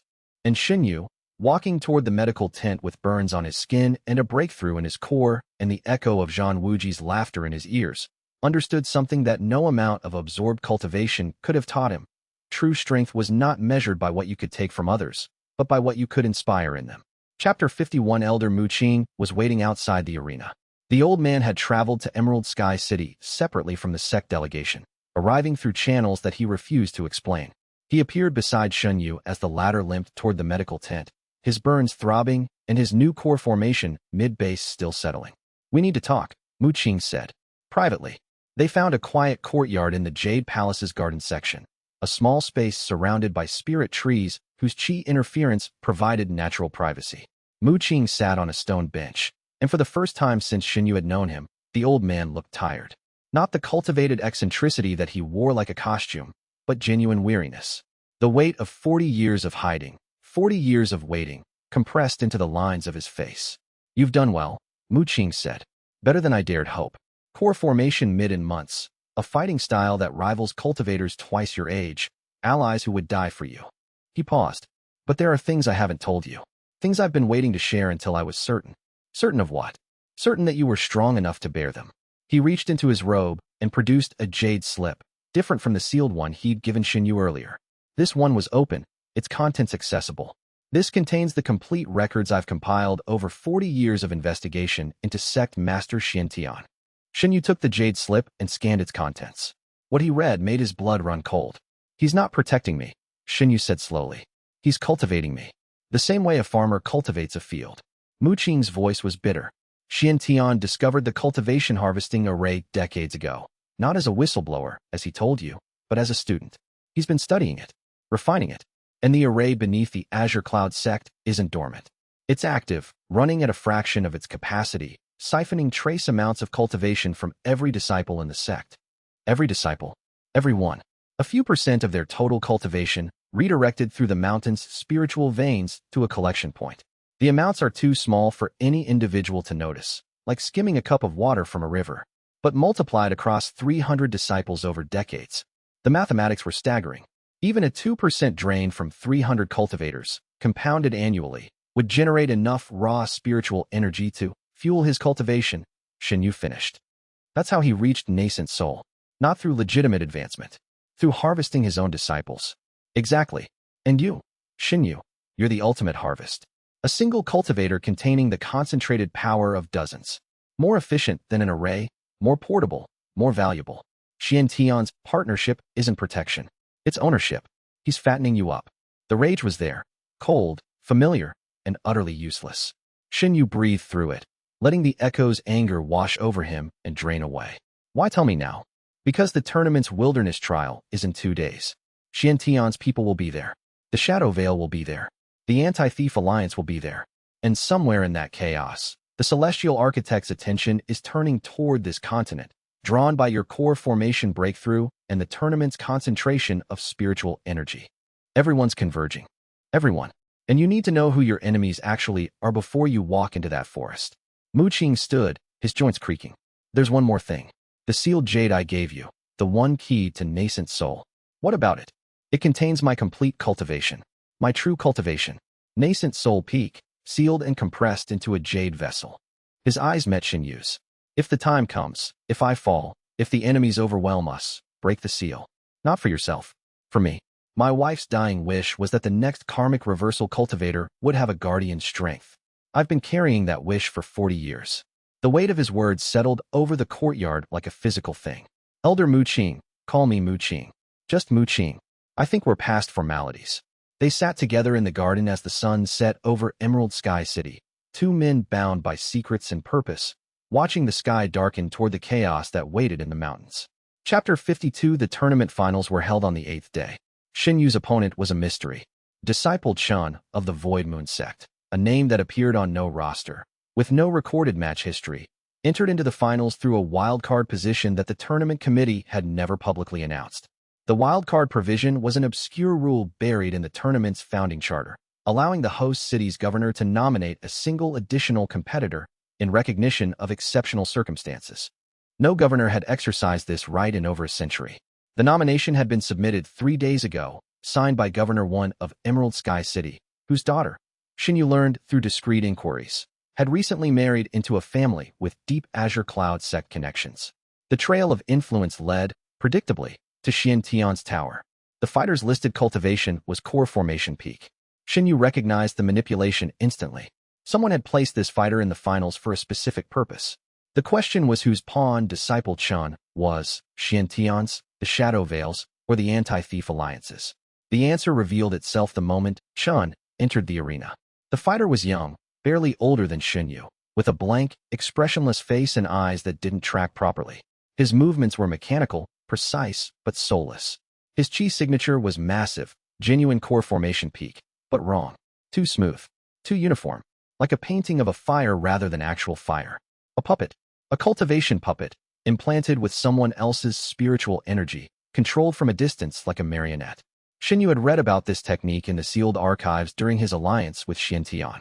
It was called soul vessel creation, a forbidden art that involved raising a human body from childhood, suppressing its natural consciousness, and filling it with externally cultivated qi. The result was a fighter of any desired power level, controlled by the creator's will, with no personality, no self-preservation instinct, and no limit on the amount of force it could be ordered to use. The technique was illegal under every sect's code. It was, in essence, the spiritual equivalent of creating a weapon from a human being. And the soul-binding formation pulsing beneath the puppet's skin was unmistakable to Shen Yu's vortex-enhanced perception. He recognized the pattern, the same cultivation harvesting array geometry that Li Yu had identified in the Azure Cloud sect's foundations. Xian Tian had sent this puppet. The match started. Disciple Chen attacked with overwhelming force. Core formation peak cultivation, channeled through techniques that no individual cultivator could have mastered. They were too numerous, too varied, representing multiple schools and styles. The puppet was a weapon forged from dozens of harvested cultivators' knowledge, all compressed into a single soulless body. The fight was Shen Yu's hardest yet. The puppet felt no pain, no fear, no hesitation. It struck with mechanical precision and core formation peak force, each blow carrying enough power to level a building. It used techniques from 6 different martial schools in rapid succession, with no transition cost because there was no consciousness to manage the switches. Shen Yu retreated, adapted, analyzed. His 100 echoes reading mapped the puppet's technique library, finding patterns in the mechanical rotations. Every 30 seconds, the puppet cycled back to its starting technique, a loop in the control algorithm. He exploited the loop. Timing his counters to the 30-second marks, he landed precision strikes that disrupted the soul-binding formation's control nodes. The puppet twitched. Its movements became erratic. Cracks appeared in the control. The puppet activated a soul-binding technique mid-fight, a last resort that would have bound Shen Yu's consciousness to the puppet's controller, effectively enslaving his mind. The technique hit him like a spiritual sledgehammer, invasive, cold, and absolute. Shen Yu's vortex responded. The soul-binding technique was powered by killing intent, the controller's desire to dominate and destroy Shen Yu's autonomy. That intent triggered the vortex's absorption mechanism. The binding energy, instead of enslaving Shen Yu, was devoured. And through the binding link, Shen Yu reached the puppet's forced cultivation base. He absorbed it. Core formation peak qi, harvested from dozens of unknowing disciples, concentrated in a soulless vessel. The puppet's eyes flickered as its power drained. Its movement slowed. The soul-binding formation shattered. The puppet collapsed.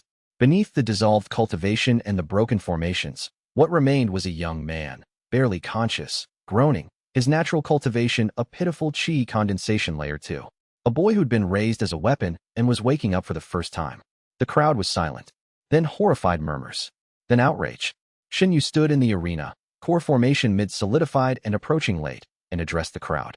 This fighter was a puppet, he said, his voice amplified by the arena's formations.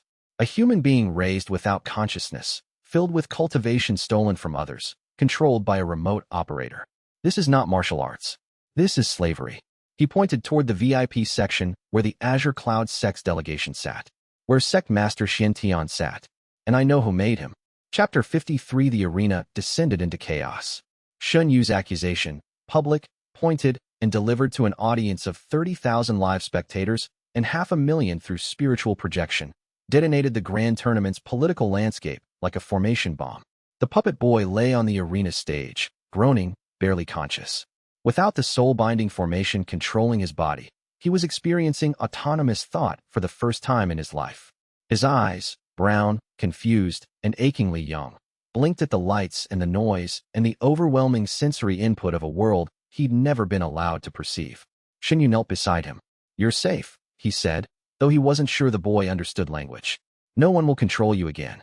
The boy's lips moved. No sound emerged, but his hand, thin and trembling, reached for Shen Yu's arm and gripped it with the desperate strength of someone discovering that touch could be warm rather than instrumental. Tournament medics rushed the stage. Shen Yu released the boy into their care and stood to face the consequences of his accusation. Shen Tian's response was immediate and controlled. He stood in the VIP section, his benevolent mask firmly in place, and addressed the crowd with the calm authority of a sect leader accustomed to managing crises. Disciple Shen Yu is understandably distressed by the revelation of this fighter's nature, Shen Tian said, his amplified voice drowning out the murmurs. However, his accusation against the Azure Cloud sect is unfounded and reflects the stress of tournament competition. We condemn the use of cultivation puppets unreservedly and call for a full investigation. It was masterful deflection. By acknowledging the puppet's existence while redirecting blame, Shen Tian positioned himself as a victim rather than a perpetrator. The crowd, desperate for a coherent narrative, latched onto the simplest explanation. The young prodigy was overwhelmed and making wild accusations. But the seed was planted. Lian Yu's research, Mu Qing's intelligence, and Shen Yu's public statement. Together they formed a body of evidence that would grow in the coming days. The tournament committee convened an emergency session that lasted through the night. Representatives from all 12 major sects demanded answers. The puppet boy was taken into protective custody by the tournament medical staff. Cultivation experts from the Jade Pavilion, the region's preeminent neutral authority, were called in to examine the puppet's body and confirm the soul-binding formation's existence. The examination took 3 hours and produced results that sent shockwaves through the cultivation world. The puppet boy's body contained traces of spiritual energy from at least 30 different cultivators. 30 people whose power had been harvested, concentrated, and implanted into a vessel that had been stripped of its own consciousness. The Jade Pavilion's report used words like unprecedented spiritual violation and systematic cultivation theft at industrial scale. The finals match was declared a technical victory for Shen Yu. The puppet's entry was retroactively invalidated, making Shen Yu the tournament champion by default. The trophy, a jade orb inscribed with the tournament's founding principles, was presented to him in a ceremony that felt more like a funeral than a celebration. A hollow victory that tasted like ash. But Shen Yu hadn't fought for a title. He'd fought for the truth. And the truth was now in the open. Ugly, uncomfortable, and impossible to ignore, even if most people weren't ready to believe it. The puppet's existence proved that cultivation harvesting was real, systematic, and ongoing. The question that remained was who was responsible and how deep the rot extended. In the aftermath, Shen Yu's inner circle gathered in their quarters. The mood was grim. Shen Tian will accelerate, Mu Qing said. You've exposed him publicly. He can manage the narrative for now, but every day the truth festers. He'll move to contain the situation, which means containing you. The wilderness trial is tomorrow, Bai Feng added. 3 days in the Spirit Wild Mountains. Shen Tian's operatives, the Shadow Veil, and the Anti-Thief Alliance will all be there. Then we use the trial as our battleground, Shen Yu said. Not to hide or defend, but to act. Shen Tian has been harvesting cultivation from the Azure Cloud sect's disciples for decades. He's been doing it through an array that runs through the mountain's spiritual veins. If we can find evidence of the array's output point, the place where the harvested energy collects, we can prove everything. The output point is in the sealed archives, Lian Yu said. beneath the Azure Cloud sect. But we're here, in Emerald Sky City. Are we? Mu Qing produced a jade slip and tossed it to Shen Yu. The Spirit Wild Mountains' western slope borders the Azure Cloud sect's territorial boundary. The mountain's spiritual veins extend into the tournament's wilderness trial area. If Xian Tian's array is active, its energy signature will be detectable in those veins. You've been planning for this, Shen Yu said. I've been planning for this for 40 years, the old man replied. You didn't think I just spent 4 decades drinking tea, did you? Chapter 54. The wilderness trial began at dawn on the tournament's 9th day. 200 cultivators, the remaining individual competitors, and the 12-person teams from each major sect were released into the Spirit Wild Mountains with a simple objective: survive for 3 days, accumulate points through spirit beast hunting and resource gathering, and emerge at the designated exit point. The monitoring was limited to jade tokens that recorded each participant's location at hourly intervals. Between pings, 60 minutes of spiritual silence, the cultivators were effectively unsupervised.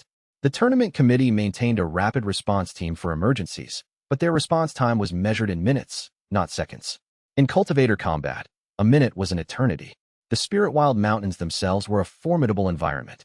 Ancient peaks draped in perpetual mist, with spiritual veins that created unpredictable chi storms and localized phenomena. Spirit beasts ranged from harmless herbivores to genuine threats. The deeper regions were home to creatures that could challenge core formation cultivators. The flora was equally dangerous: predatory spirit plants, hallucinogenic mushroom groves, and patches of chi-draining moss that could sap a cultivator's reserves if they lingered too long. The mountains were also beautiful. Dawn painted the mist in shades of gold and rose. Spirit birds with iridescent plumage sang from crystalline perches. Waterfalls cascaded through formations that split the water into rainbow sprays of chi-infused mist. It was the kind of place that reminded cultivators why they cultivated, not for power or prestige, but for the ability to perceive the world's hidden beauty. The tournament committee's official position was that the Spirit Wild Mountains' natural hazards provided sufficient challenge. The unofficial reality was that intercompetitor interactions, the polite term for ambushes, robberies, and occasionally lethal confrontations, were considered part of the trial's value. The Azure Cloud sect's team entered the mountains from the eastern approach. Shen Yu had divided them into 3 groups. The combat team, for members, led by one of Xian Tian's ringers. The support team, for members, including Li Wei, and the core team, Shen Yu, Fatty Zhou, Bai Feng, and one neutral member who'd proved trustworthy. The core team's mission wasn't points. It was evidence. They moved fast and quiet through the mountains, following a route that Mu Qing had mapped from the spiritual vein charts. The western slope was 3 days' march at normal pace, but core formation cultivators could cover ground that ordinary people couldn't. By midday, they'd reached the foothills of the western approach. The spiritual veins were visible to Shen Yu's core formation perception, rivers of chi flowing beneath the Earth's surface, carrying energy from the mountain's various sources to collection points throughout the region. And there it was, a corruption in the flow, a diversion. A thin stream of chi, almost invisible against the background noise, was being siphoned from the main vein and redirected westward, toward the Azure Cloud sect. The stream carried a distinctive signature that Shen Yu recognized from the puppet's soul-binding formation.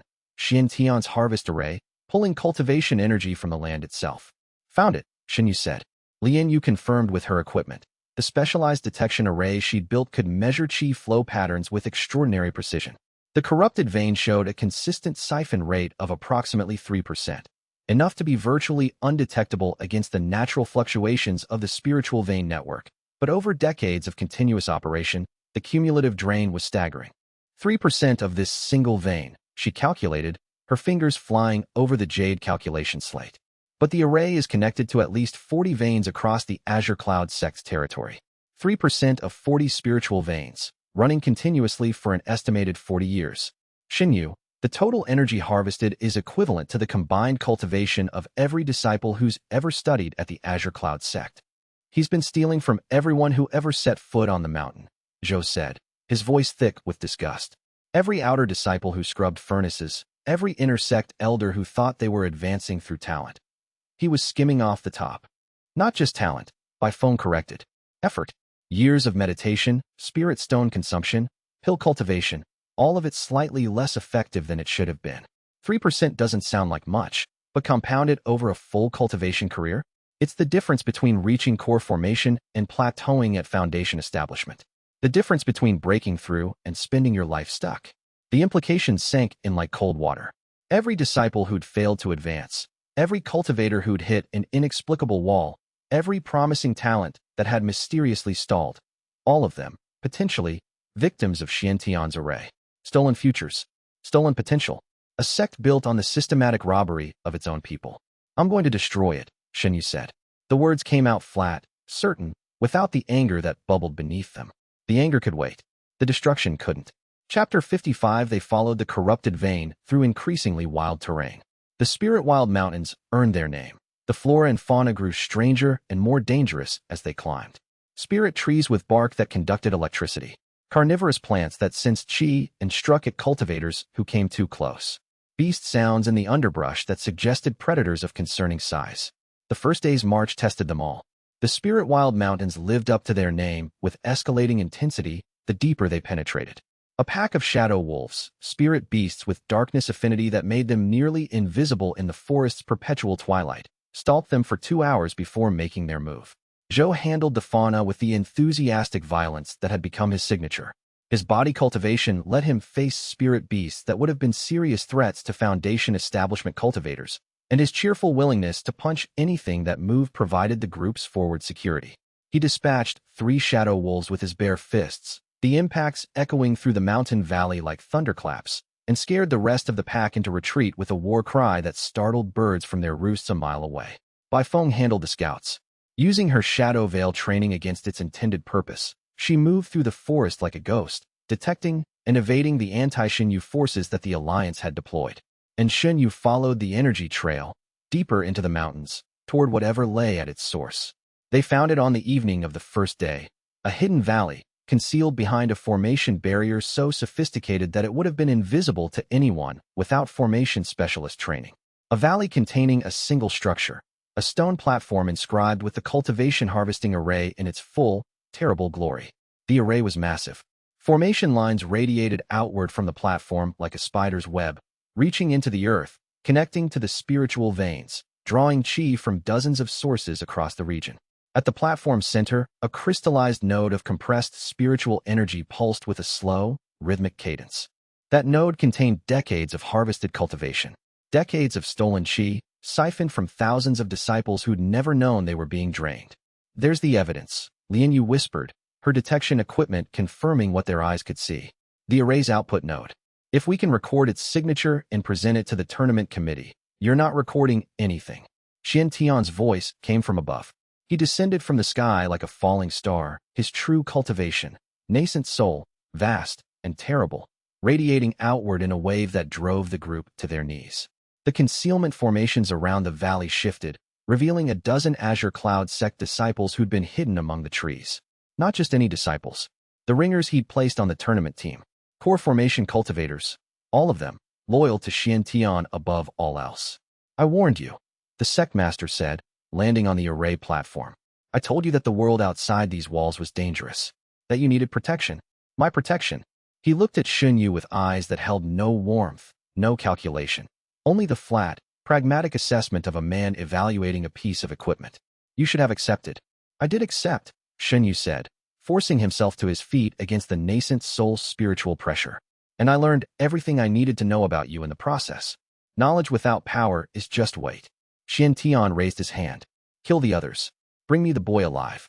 The 12 ringers attacked.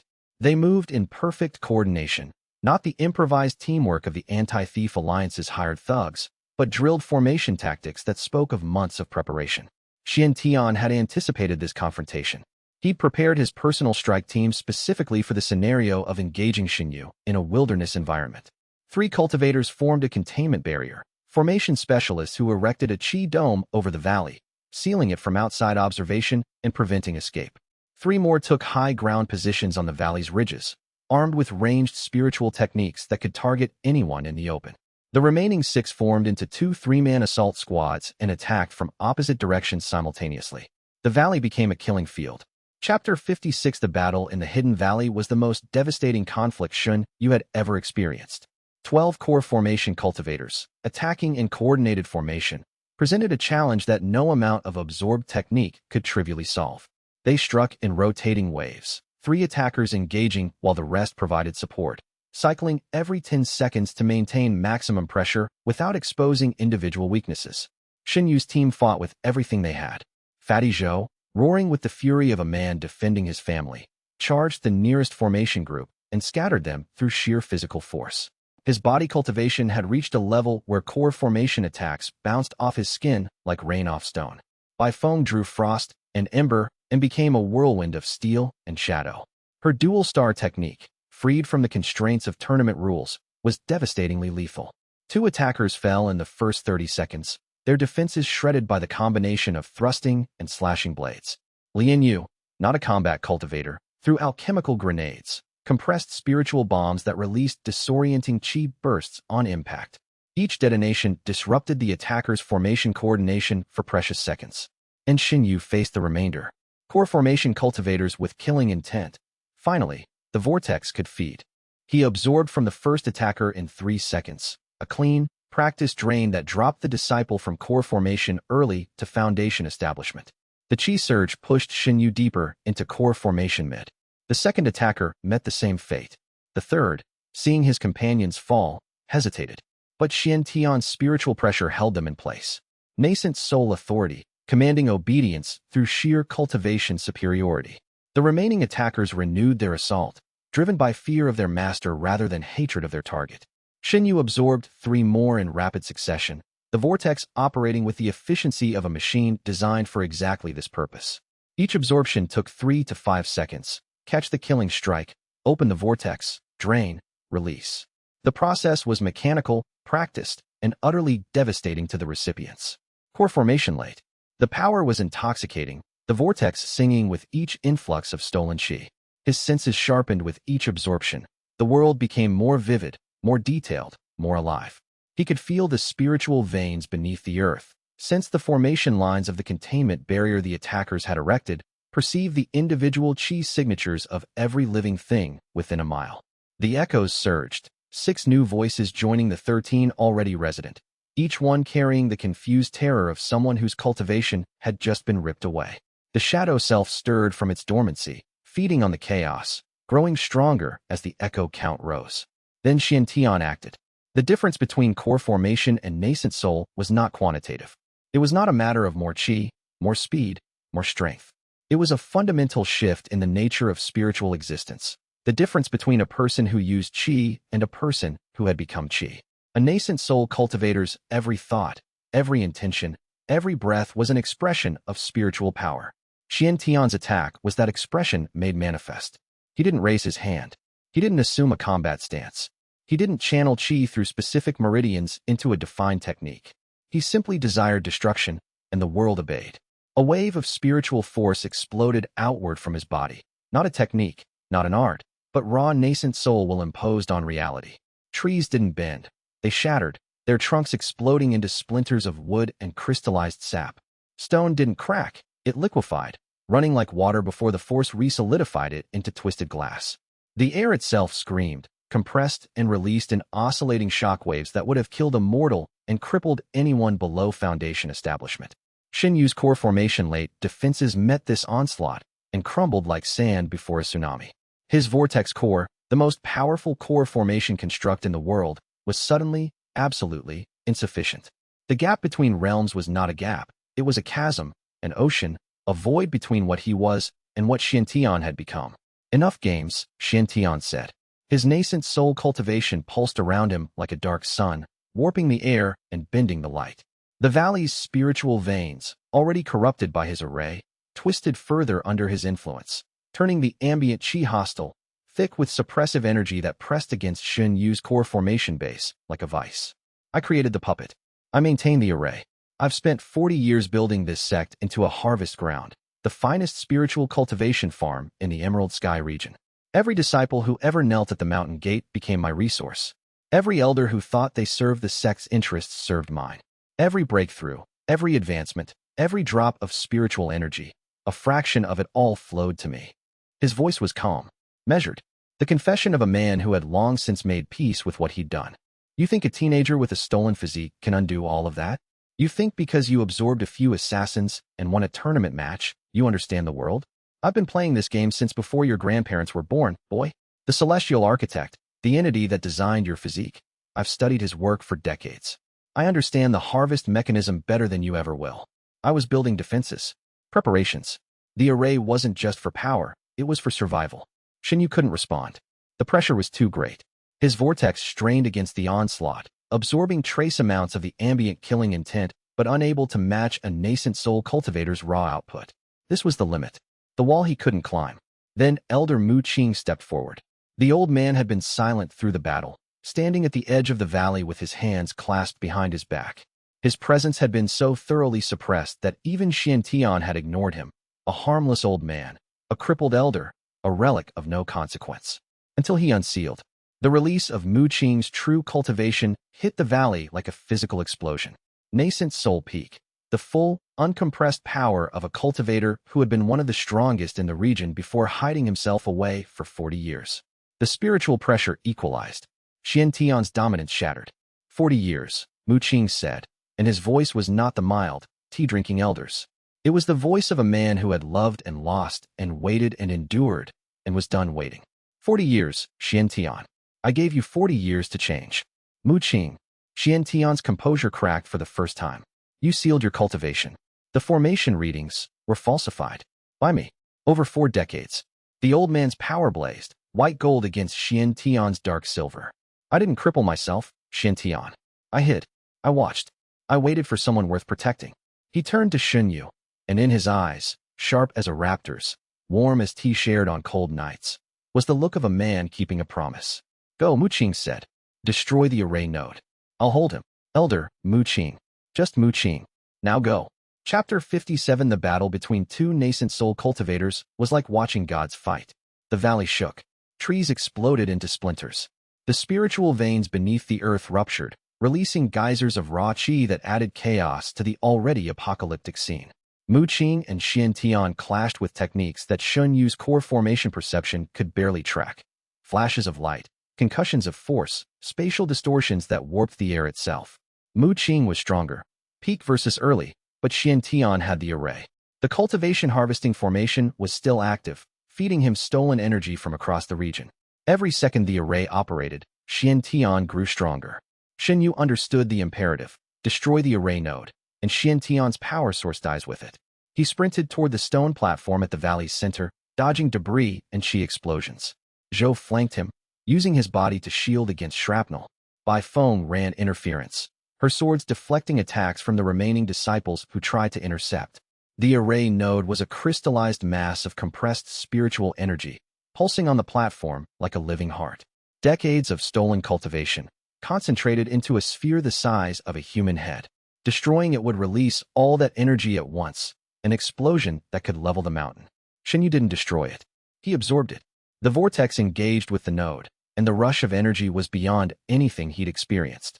Not a single cultivator's base, but the accumulated harvest of thousands, raw, unfiltered, screaming with the spiritual impressions of every disciple who'd unknowingly contributed. The echo overload was immediate and catastrophic. 1,000 voices, 1,000 lives, 1,000 fragments of consciousness flooding into Shen Yu's mind.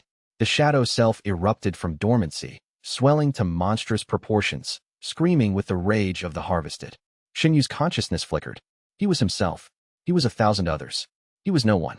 The breakthrough to core formation peak happened somewhere in the maelstrom, his vortex core expanding, compressing, expanding again, desperately trying to integrate the tsunami of qi. His body burned with power that exceeded its design parameters. And through the chaos, Mu Qing's voice, calm and steady. Focus, boy. Remember who you are. Shen Yu clawed his way back. He was Shen Yu. He scrubbed furnaces. He ate cold rice. He did not kneel. He was Shen Yu, and this power was his. The array node shattered as its energy was fully absorbed. The formation lines went dark.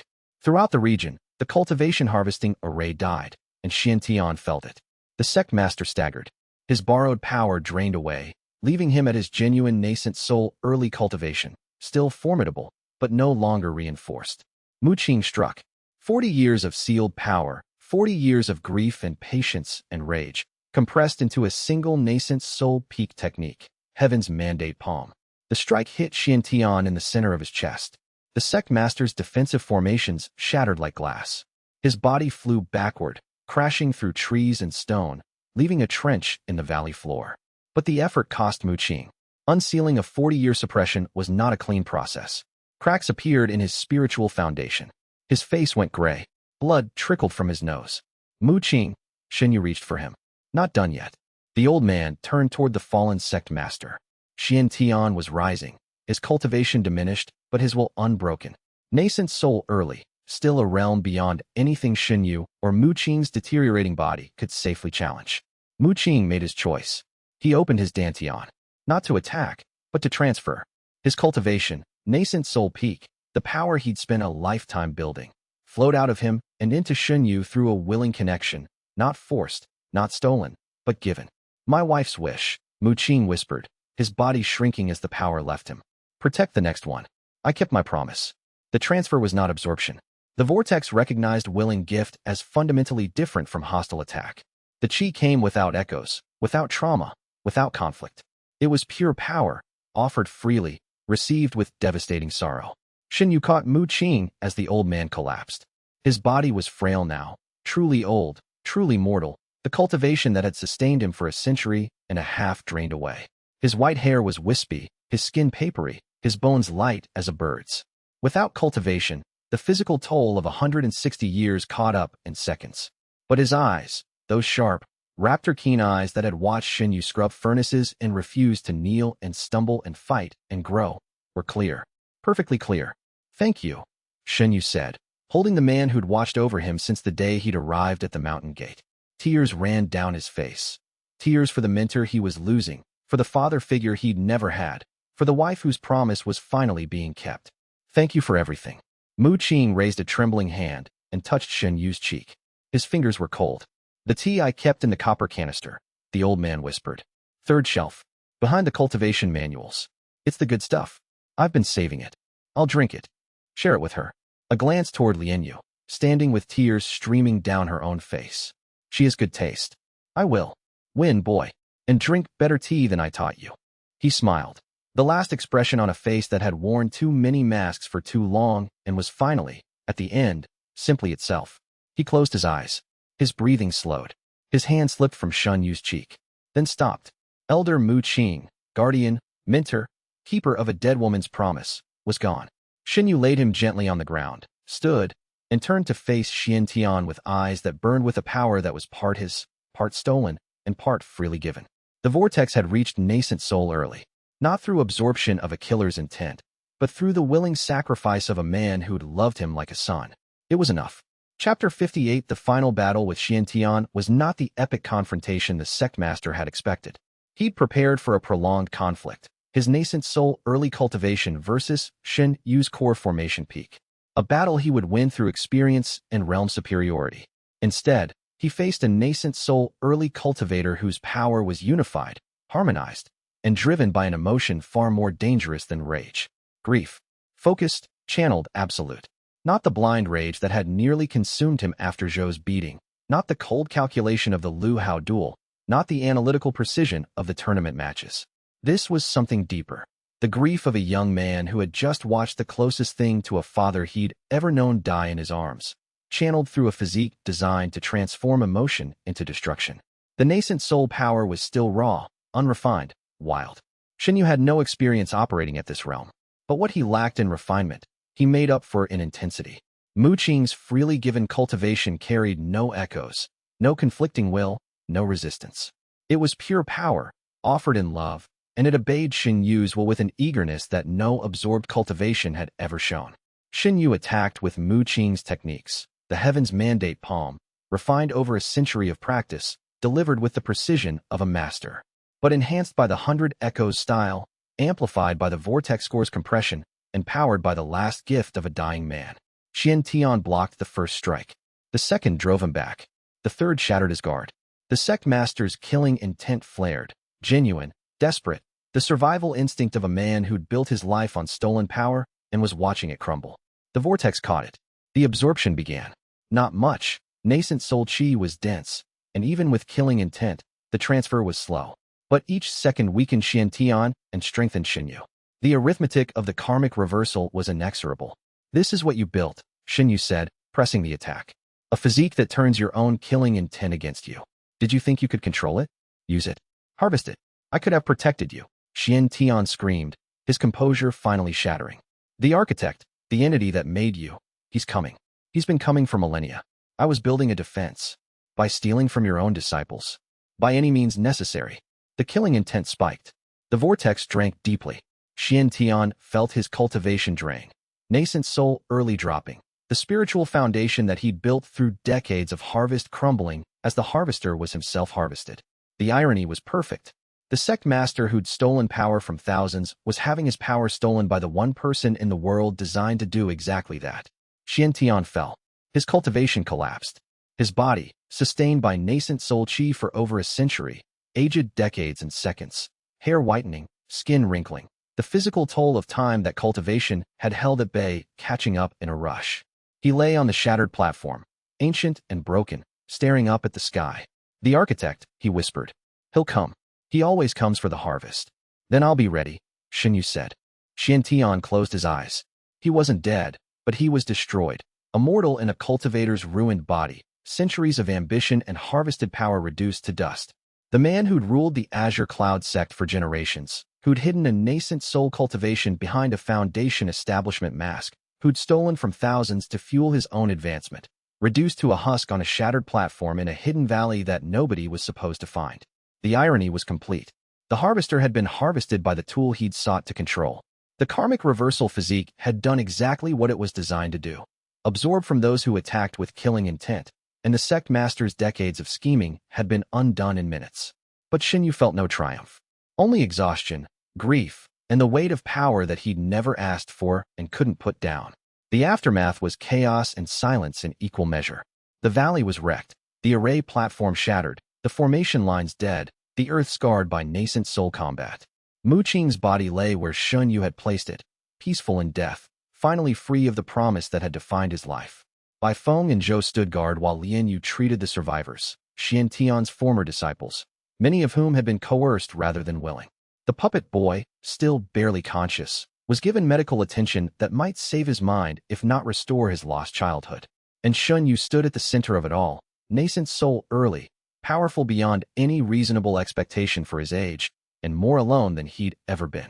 Chapter 59. The aftermath of Shen Tian's fall reshaped the Azure Cloud sect overnight. Word traveled faster than spiritual light. The Grand Tournament's communication networks, already buzzing from the puppet revelation, exploded with the news. Sect Master Shen Tian of the Azure Cloud sect had been exposed as a cultivation harvesting criminal and defeated by his own disciple. The cultivation harvesting array beneath the sect was confirmed and dismantled. The tournament committee suspended the Azure Cloud sect's participation. The sect's elders, most of whom had been ignorant of Shen Tian's true activities, scrambled to reorganize.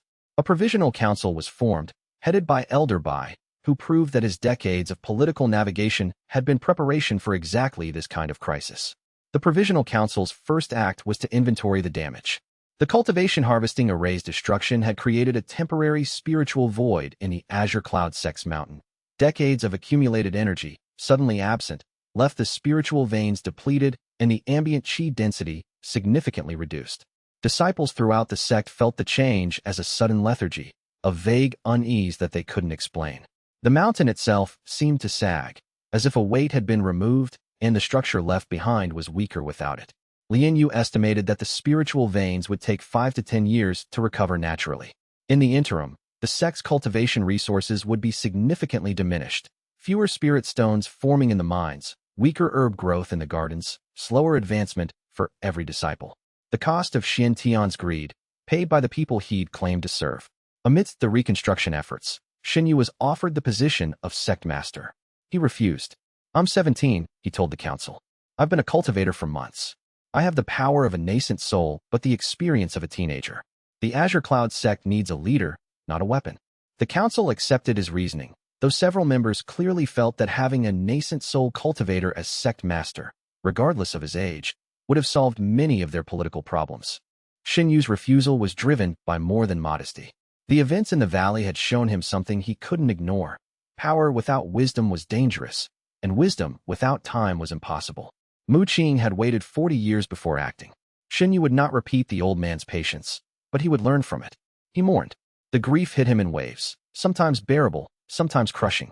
In the quiet moments between sect council meetings and alliance negotiations, the loss of Mu Qing would ambush him. A cup of tea brewed from the old man's preferred blend. A formation character that reminded him of Mu Qing's cramped handwriting.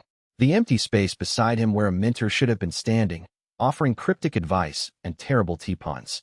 The echoes understood grief. Every absorbed cultivator carried losses of their own, and their fragments resonated with Shen Yu's pain in a way that was both comforting and unbearable.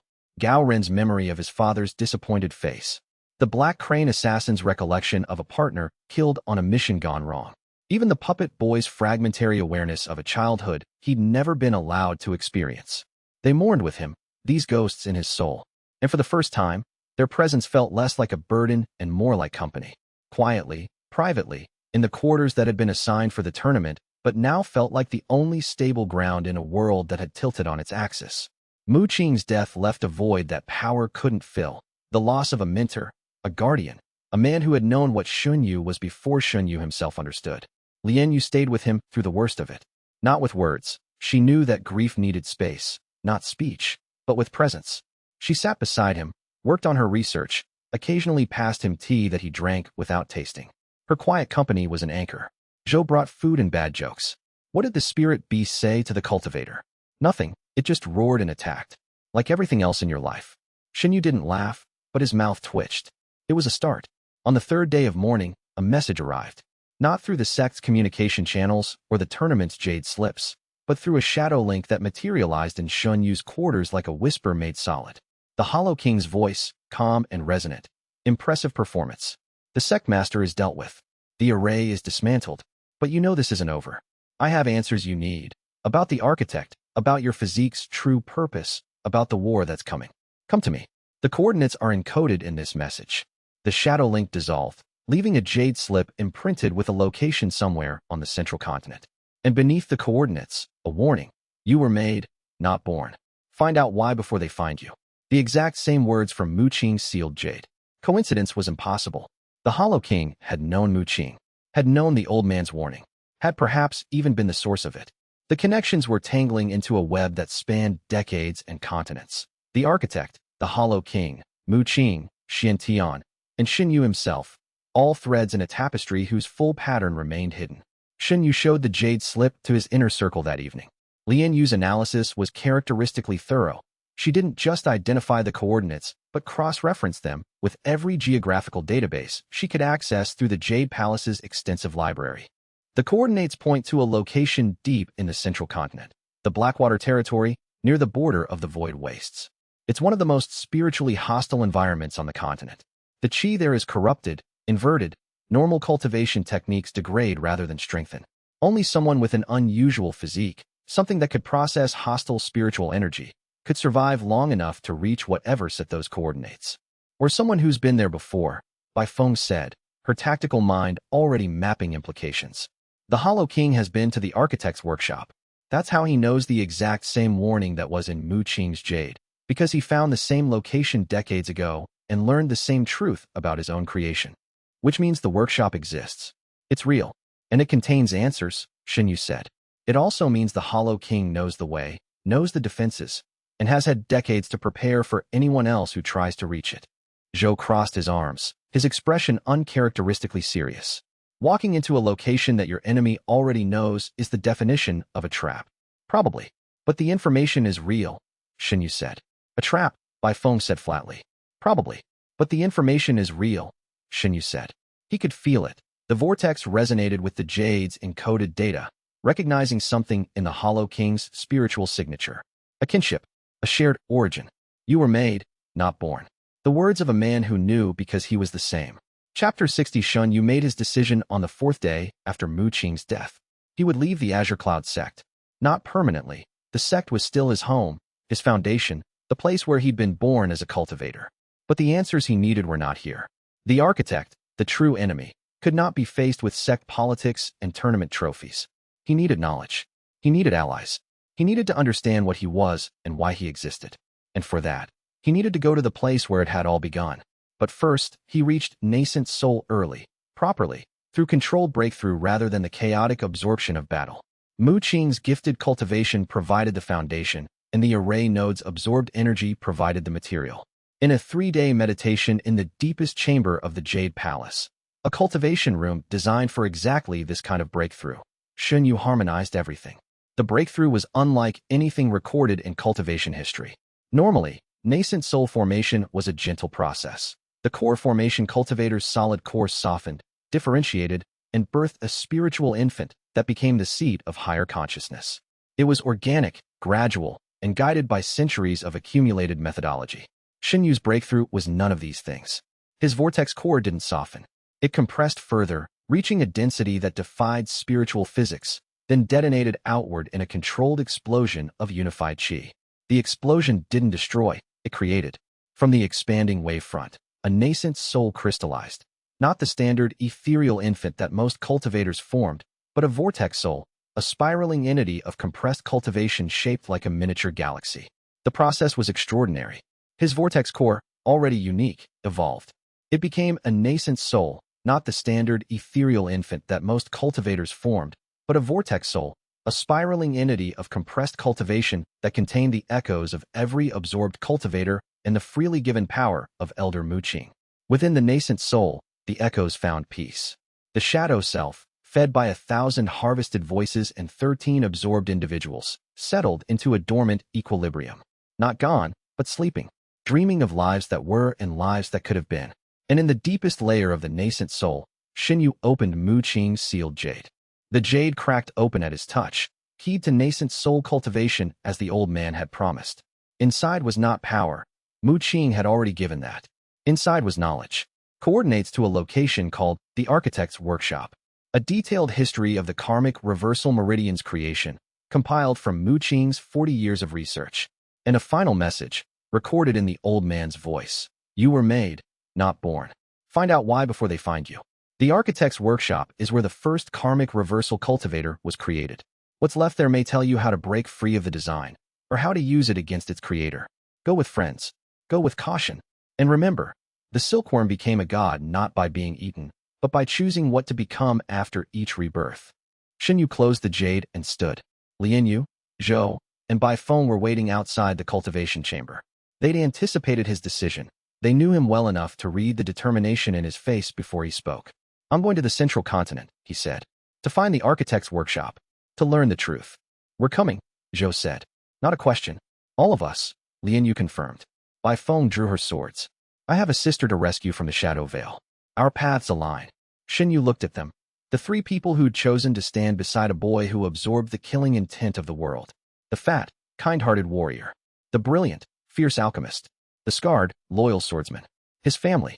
Not by blood, but by something stronger. By choice, by trial, by the kind of loyalty that was forged in fire and tempered in tears. Zhou, who'd been beaten bloody by hired thugs and come back grinning. Who'd carried Shen Yu from the medical pavilion twice and would carry him 100 times more without complaint. Who saw the world in simple terms, loyalty, courage, good food, and was right about all of it. Lian Yu, who'd falsified a report to protect a stranger, who'd built a pill from her dead mother's research to silence the screaming voices in his head, who'd sat beside him in the dark after Mu Qing's death and said nothing because she knew that silence was what he needed. Whose hand in his was the closest thing to peace he'd ever known. Bai Feng, who'd walked into a room full of people who should have been her enemies and told the truth because honesty was harder and braver than any sword technique. Who carried her sister's life on her shoulders and still chose to fight for people who weren't her blood. Who polished her swords with the patient dedication of someone who knew that sharpness was the only thing standing between her and the abyss. They spent the evening preparing. Lian Yu packed her portable laboratory and enough alchemical supplies for months of field work. Zhou loaded provisions, food, water purification tablets, spirit beast jerky in quantities that would have fed a small army.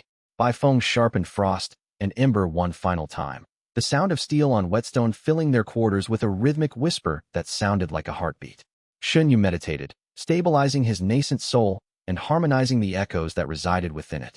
The vortex soul hummed at a frequency that was becoming increasingly familiar. The sound of dozens of lives, unified by force and circumstance, finding an uneasy peace within a single body. He thought of Mu Qing, of the promise kept and the price paid, of tea shared in quiet rooms and wisdom given in cryptic stories. The old man's spirit lived on in the power he'd freely given, a presence within the nascent soul that was warmer, gentler, more stable than any absorbed echo. A gift, not a theft. The difference mattered more than Shen Yu had ever understood. Then we leave tomorrow, he said when the preparations were complete. And whatever we find, the architect, the Hollow King, the truth about what I am, we face it together. The vortex hummed, the nascent soul stirred, and somewhere on the central continent, in a workshop that had waited 9,000 years, the truth waited with the patience of something that had all the time in the world. But time was running out for everyone else. The celestial architect's attention, drawn by the shockwaves of two nascent soul battles in the Emerald Sky region, was turning toward the world like a searchlight sweeping across a dark field. The Hollow King's extraction operation had failed, but his patience was legendary. He would adapt, regroup, and try again with greater force. And between these two ancient powers, a young man with a vortex in his soul and 4 companions at his side was walking toward the truth that both of them feared. The boy who'd scrubbed furnaces, now a nascent soul cultivator with the power of 1,000 stolen lives and 1 freely given, was coming to find it. And nothing in the heavens or the earth, not the shadows between worlds, not the architect of his existence, not the weight of 1,000 stolen lives whispering in his soul, would stop him. Chapter 61. The Central Continent was everything the Emerald Sky region was not. Where the region had been contained, a manageable territory of 12 major sects and a few 100,000 cultivators, the Central Continent was vast, teeming, and utterly indifferent to any single person's existence. The spiritual energy here was denser, wilder, and more varied than anything Shen Yu had experienced. It pressed against his nascent soul like the weight of an ocean against a swimmer's chest.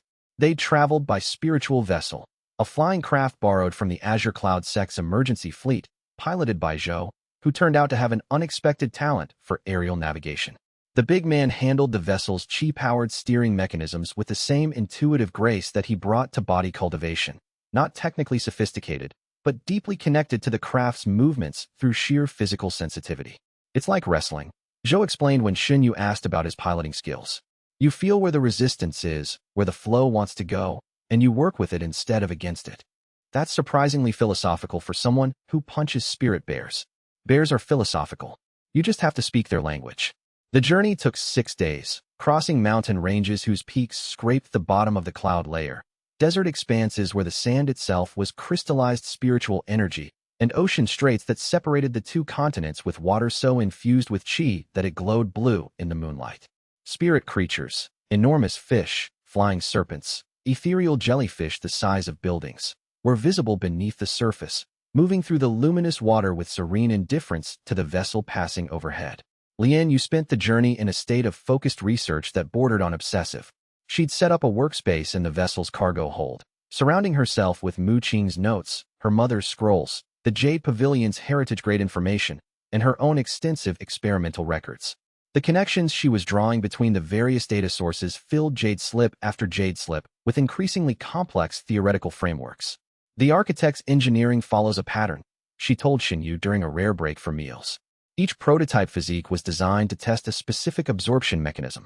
Memory, life force, elemental affinity, sonic resonance. Each one isolated a different aspect of spiritual energy transfer. Your physique combines all of them. But the combination isn't just additive, it's synergistic. The whole is exponentially greater than the sum of parts. Meaning what in practical terms? Meaning there's no theoretical upper limit to what your vortex can absorb. The previous iterations had ceiling points, absorption rates that couldn't be exceeded, capacity limits that triggered shutdown. Your version has neither.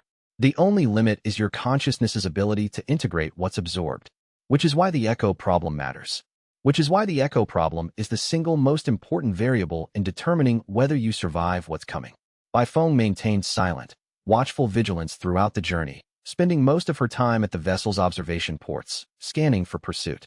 Her shadow veil training had given her an instinctive wariness of open spaces and exposed travel routes, and the 6-day journey over uncontrolled territory activated every survival instinct she possessed. And Shen Yu meditated, slowly acclimating his nascent soul to the central continent's richer spiritual environment. The difference in chi density between the Emerald Sky region and the central continent was like the difference between mountain air and sea-level atmosphere. Denser, heavier, requiring adjustment before full capability could be achieved. The adjustment took 3 days of continuous meditation during which Shen Yu barely spoke, barely ate, and barely moved. His vortex processed the richer qi environment the way a diver's body adjusts to pressure, slowly, carefully, with the understanding that rushing the process could cause catastrophic damage. Li Yu monitored his adjustment with characteristic precision, administering calibration pills that helped his meridians adapt to the increased density. Your vortex is expanding, she noted. The higher qi density is feeding the absorption mechanism passively. You're getting stronger just by breathing here. Is that a problem? It means your growth rate on the central continent will be significantly faster than in the Emerald Sky region, which means the architect's timeline calculations may be wrong. He calibrated the harvest schedule based on Emerald Sky qi density. Here, you'll reach his threshold sooner than he expects. Sooner can be either advantage or danger. Both. As usual, the first shock after acclimatization was the scale.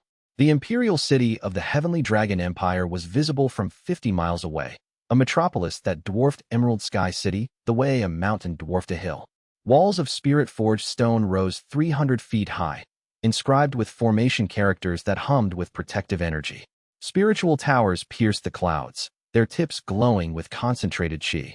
And the population, over 10 million cultivators and mortals, crammed into a space that thrummed with activity, commerce, and the constant low-grade hostility of too many powerful people in too small a space. This is insane, Zhou breathed, staring out the vessel's observation window at the approaching city. There are more cultivators in that market district alone than in our entire sect. The central continent has over 50 major sects and hundreds of minor ones, Li Yu said, reading from a geographical reference jade. The Heavenly Dragon Empire governs the eastern third.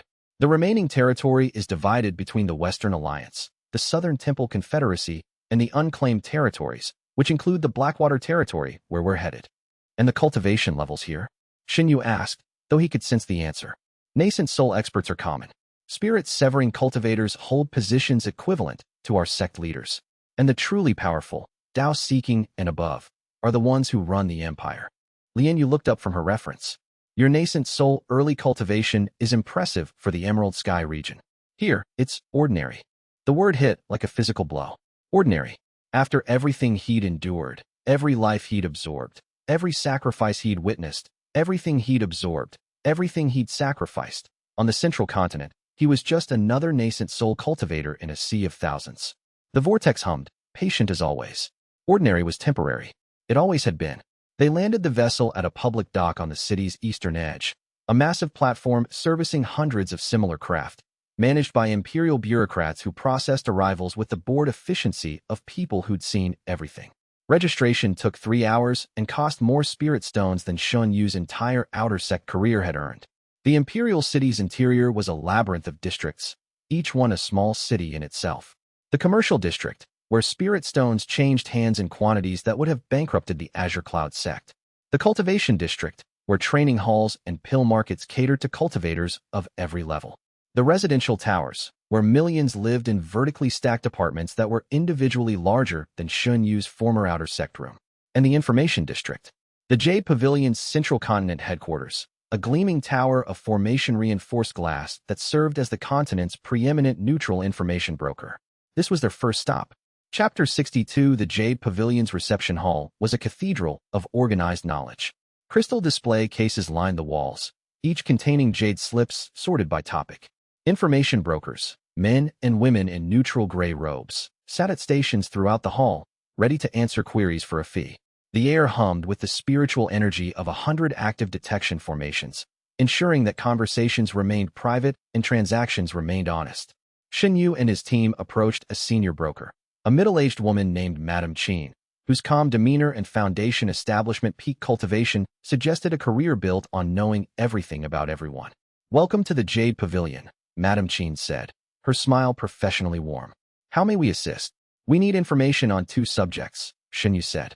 "The Shadow Veil Assassination Organization and a location called the Architect's Workshop."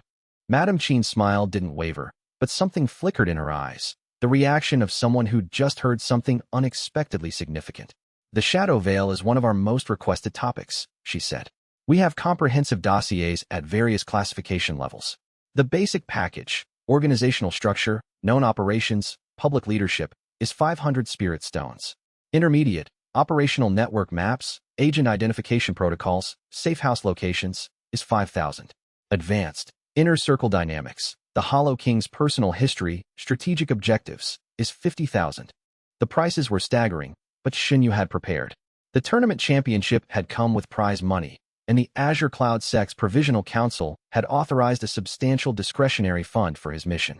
Advanced package. An excellent choice. Madame Qin produced a jade slip and began the data transfer. And the architect's workshop? A longer pause this time. The information broker's professional mask held, but the silence was telling. That inquiry falls outside our standard catalog, she said carefully. Information about prehistorical cultivation artifacts is classified as heritage grade. The fees are negotiable, but the content is sensitive. How sensitive? Sensitive enough that 3 previous clients who purchased heritage-grade information about cultivation architects subsequently disappeared. She let that sink in. I'm required to disclose this before proceeding. The Jade Pavilion guarantees the accuracy of our information. We do not guarantee the safety of those who possess it. Shen Yu thought of Lian Yu's mother, who died for similar knowledge. Understood. Proceed. The combined purchase cost nearly their entire budget. A mountain of spirit stones that vanished into the Jade Pavilion's vaults with the quiet efficiency of an organization that dealt in secrets the way banks dealt in currency. Madame Qin processed the transaction with professional satisfaction and a parting warning. The heritage-grade information carries a tracking clause. The Jade Pavilion protects the confidentiality of our clients, but we cannot prevent other parties from deducing your interests based on the purchase record. In other words, buying information about the architect's workshop was itself information about Shen Yu's intentions that others could acquire. We expected that, Shen Yu said. Most clients say that. Few truly mean it. She bowed. Safe travels, cultivator Shen. The Shadow Veil dossier confirmed and expanded what Shen Yu already knew, but the depth of detail was invaluable. The organization operated from a spatial fortress called the Central Citadel, hidden in a dimensional fold between the material world and the void. Its leadership consisted of the Hollow King, Su Wuji, confirmed nascent soul peak, suspected imperfect karmic reversal physique, a council of 7 senior operatives, and approximately 300 active agents spread across both continents. The dossier's most valuable section was a map of the Shadow Veil's operational network, a web of safe houses, communication nodes, and embedded agents that covered the entire central continent. Among the entries, a detailed description of the facility where abducted individuals were held, including a location called the Chrysalis, where experimental physique subjects were kept.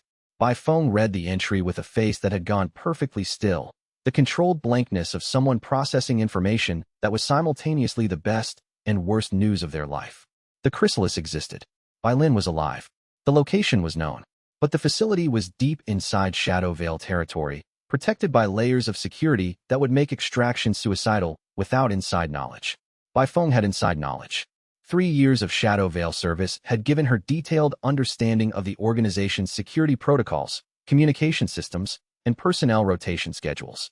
Combined with the dossier's intelligence, she could plan an extraction. But not alone. And not now. The workshop had to come first. She filed the information away with the discipline of a soldier prioritizing objectives, and did not cry. But her hands, gripping frost and embers hilts, trembled with the effort of restraint.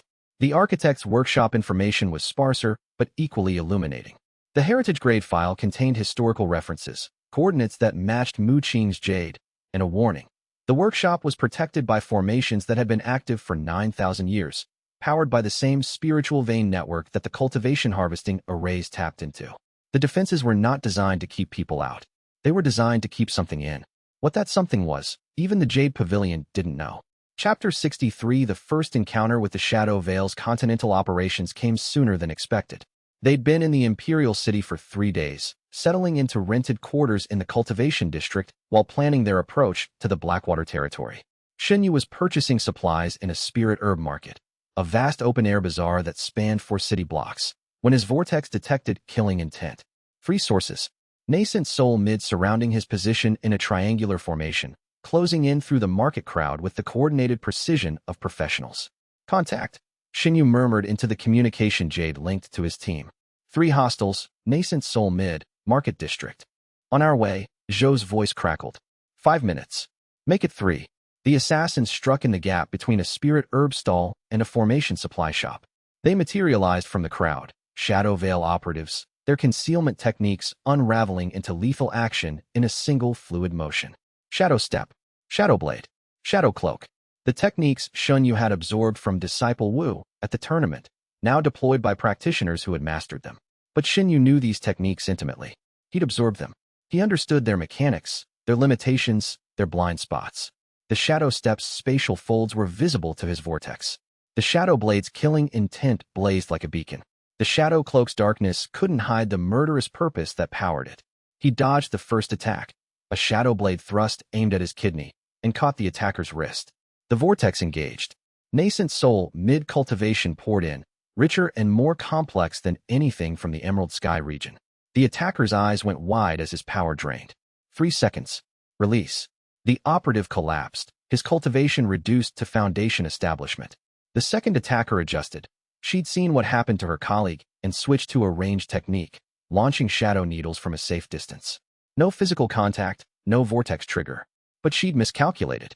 Shen Yu's Shadow Step, learned through absorption, let him close the distance in a blink. He appeared behind her, palm on her spine. The vortex fed again. The third attacker ran.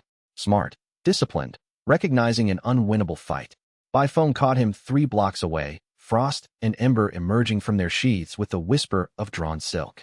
The operative fought well, Shadow Veil standard combat protocol, but Bai Feng knew every counter, every response, every weakness in the training.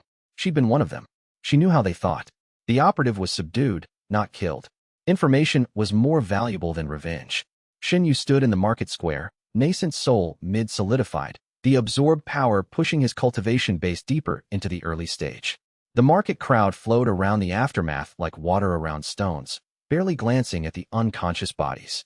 In the Imperial City, street-level combat was Tuesday. That was fast, Zhou said, arriving with Li Yu to find the situation already resolved. 3 operatives. Standard Shadow Veil ambush pattern, Shen Yu said. They weren't trying to capture, they were testing. Probing our defenses, measuring our response time. The Hollow King knows we're in the city, Bai Feng said. He's known since we landed. Shen Yu looked toward the Jade Pavilion Tower, gleaming in the distance. The pavilion's information network is neutral, but not secret. Any purchase over 10,000 spirit stones is logged. The Shadow Veil monitors those logs. So our trip to the pavilion told them exactly what we're looking for, and exactly where we're going. He paused. Good. Good. Zhou stared. If they know where we're going, they'll prepare their forces at the workshop and the chrysalis, which means they'll pull operatives from other locations. Thinner coverage. More opportunities. Bai Feng's expression shifted, professional respect for tactical thinking. You're using yourself as bait.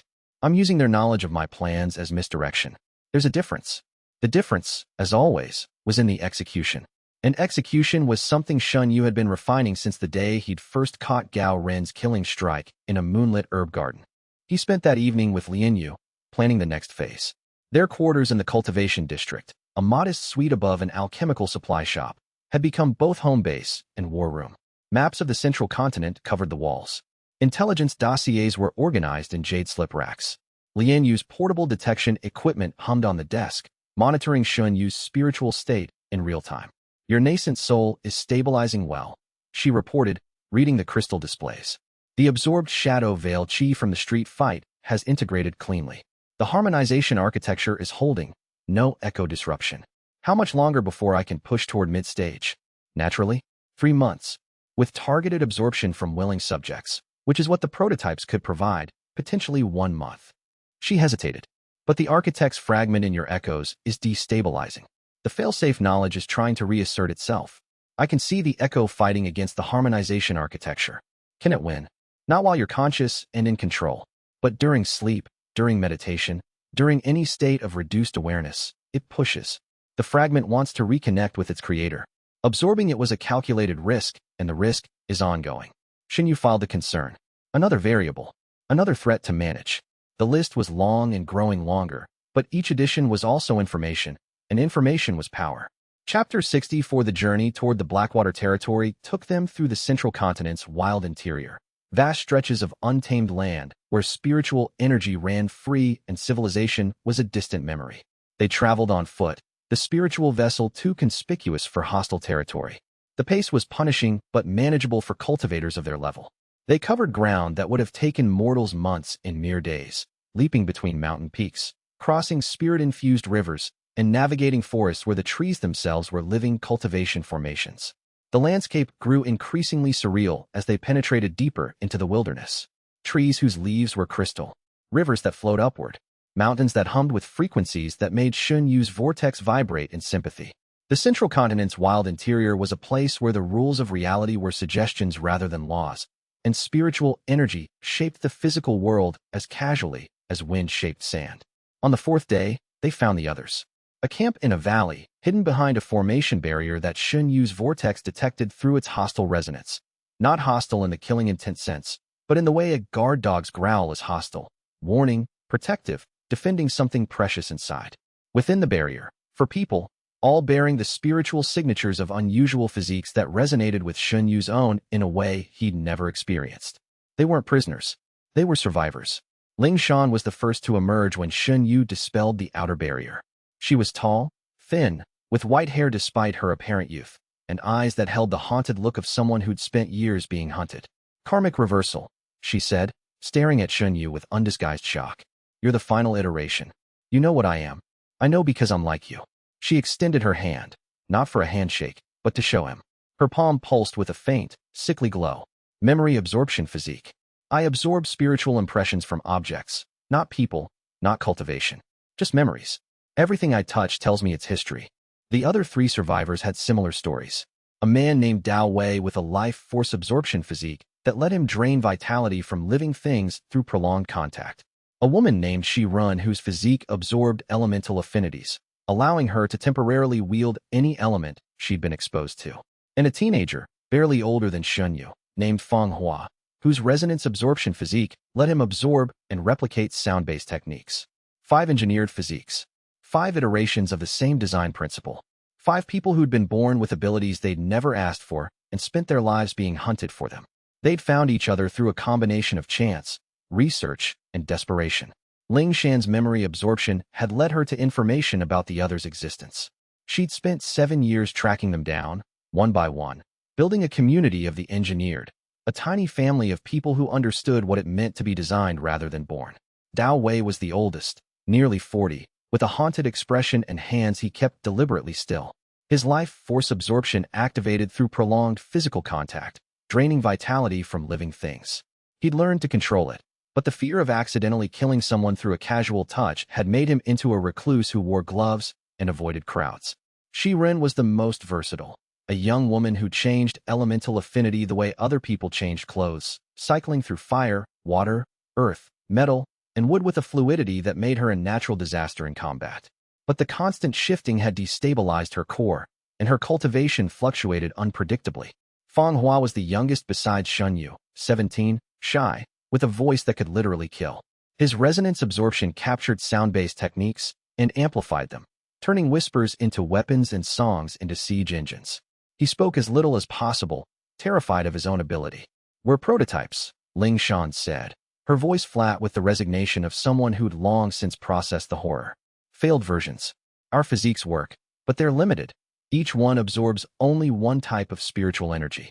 The celestial architect designed us as tests, refining the formula with each generation. The karmic reversal meridians, your physique, is the finished product, the one that absorbs everything. How do you know all this? Because I touched the architect's workshop. Her eyes went distant. 7 years ago, I found the workshop through a different set of coordinates, ones I absorbed from a jade artifact in a museum. I got inside, touched the walls, and the building told me its history. 9,000 years of experiments, hundreds of prototypes, and one final design. She looked at Shen Yu. Chapter 65. They sat together in the valley camp as night fell, 5 engineered people and Shen Yu's 3 companions, sharing stories and information by the light of a spirit fire that Li Yu had lit with an alchemical flame. Ling Shan's account was comprehensive and chilling. The celestial architect, his true name is Tian Zhaohua, was a Tao sovereign 9,000 years ago. Not the strongest, but the most brilliant. He specialized in what he called physique engineering, the deliberate modification of human spiritual systems to create specific abilities. He modified people, Zhou said, his voice tight with disgust. He bred them, generation after generation, selecting for specific traits, introducing spiritual modifications at the embryonic level. The cultivation harvesting arrays that you destroyed in the Azure Cloud sect? Those were his feeding stations, installations that gathered ambient cultivation energy and funneled it to his central repository. For what purpose? For fuel. Tian Zhaohua isn't just a Dao sovereign.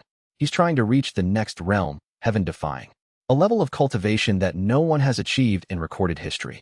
The amount of spiritual energy required is astronomical, beyond what any single cultivator could accumulate through normal means. So he designed a system. She spread her hands, encompassing the group. Us. We're the system. Each prototype was a test. Could a human body be modified to absorb and concentrate specific types of spiritual energy? Memory absorption, life force absorption, elemental absorption. Each one proved a concept. And the final iteration, she nodded to Shen Yu, proved the complete concept. A physique that absorbs everything. A universal spiritual battery. The plan, Shen Yu said, the pieces falling into place with terrible clarity, is to let me absorb as much cultivation as possible. Every assassination attempt, every enemy, every confrontation, all of it feeding power into a single vessel. And when I've accumulated enough, he harvests you, takes all the accumulated cultivation in one ritual and uses it to fuel his ascension to heaven-defying. Ling Shan's voice was a whisper. The last person with your physique, the one from the Chronicle, accumulated enough power to fuel half the ascension. He destroyed a continent trying to resist the harvest. Tian Zhaohua survived, redesigned the physique, and started over. 9,000 years of refinement, Lian Yu murmured. Shen Yu, the array in the Azure Cloud sect was just one node. There are dozens across both continents. The total accumulated energy is enough, Ling Shan confirmed. The arrays have been running for millennia. Combined with the cultivation concentrated in Shen Yu's physique, the total energy would be sufficient for the ascension attempt. Shen Yu sat in silence, processing the scale of what he'd just learned. He was not just a weapon or a battery. He was the keystone of a 9,000-year plan to achieve the impossible. His entire existence, his shattered meridians, his awakening, his enemies, his growth, had all been anticipated, designed, and cultivated by an entity operating on a timescale that made human lifetimes look like moments. How do I stop it? He asked. Ling Shan shook her head. The harvest ritual requires physical proximity. The architect must be present. As long as Tian Zhaohua stays in the void beyond, where he's been for the last 9,000 years, the harvest can't happen. But he won't stay there forever. No. He comes when the battery is full, when the accumulated power reaches a threshold that justifies the risk of descending. The last time, it took the cultivator reaching what we'd call nascent soul peak. With the improved design and the accumulated array energy. She trailed off. With the improved design, Shen Yu finished, he might come sooner. The fire crackled. The stars wheeled overhead. 5 engineered people and 3 chosen companions sat in a valley on a continent they barely knew, contemplating an enemy that had been planning their destruction before their grandparents' were born. Well, Zhou said, breaking the silence with his characteristic directness, at least we know who the final boss is. No one laughed, but the corner of Shen Yu's mouth twitched. Even in the darkest moments, especially in the darkest moments, Fatty Zhou could find the words that made the weight lighter. There's more, Ling Shan said. The architect isn't just a Dao sovereign hiding in another dimension. He's actively managing the harvest system. The cultivation harvesting arrays across both continents. He didn't just install them and walk away. He maintains them through dimensional projections, adjusting their output, repairing damage, and monitoring the accumulated energy levels. The projections, Lian Yu said, her researcher's mind already working. How much of his consciousness can he project? Fragments.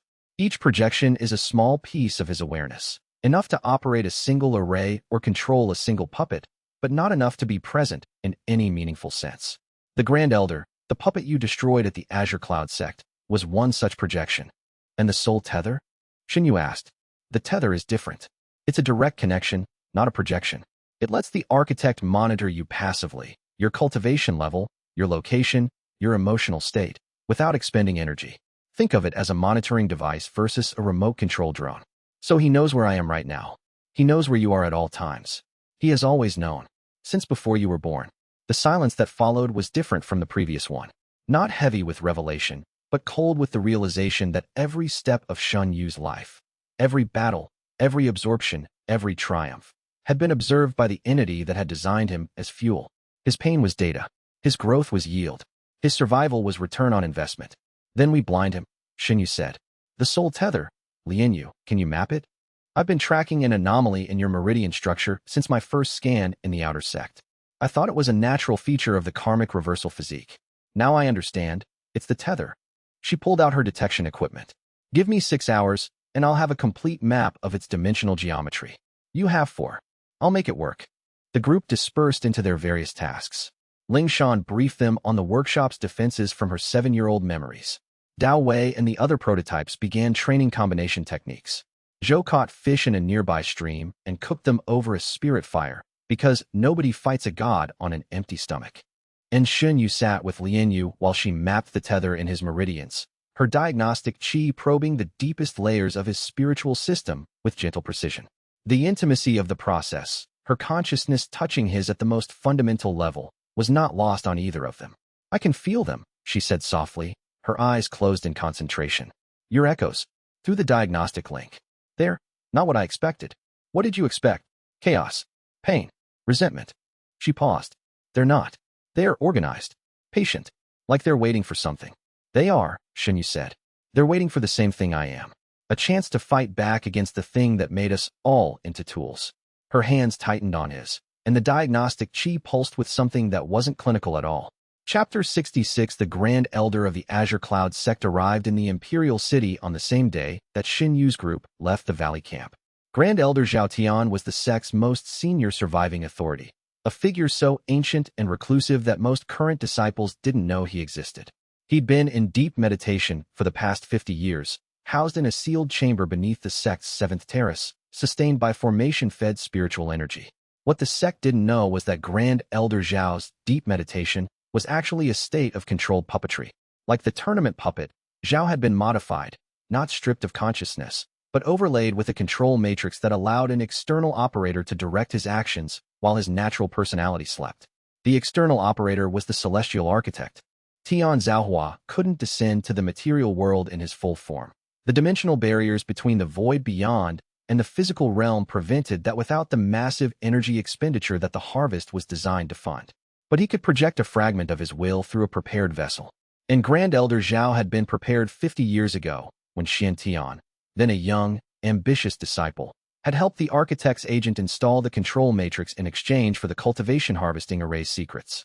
Now, with Shen Tian defeated and the Azure Cloud array destroyed, the architect activated his backup plan. Grand Elder Zhao woke from his 50-year sleep, boarded a spiritual vessel, and flew to the Imperial City at speeds that tore the sky.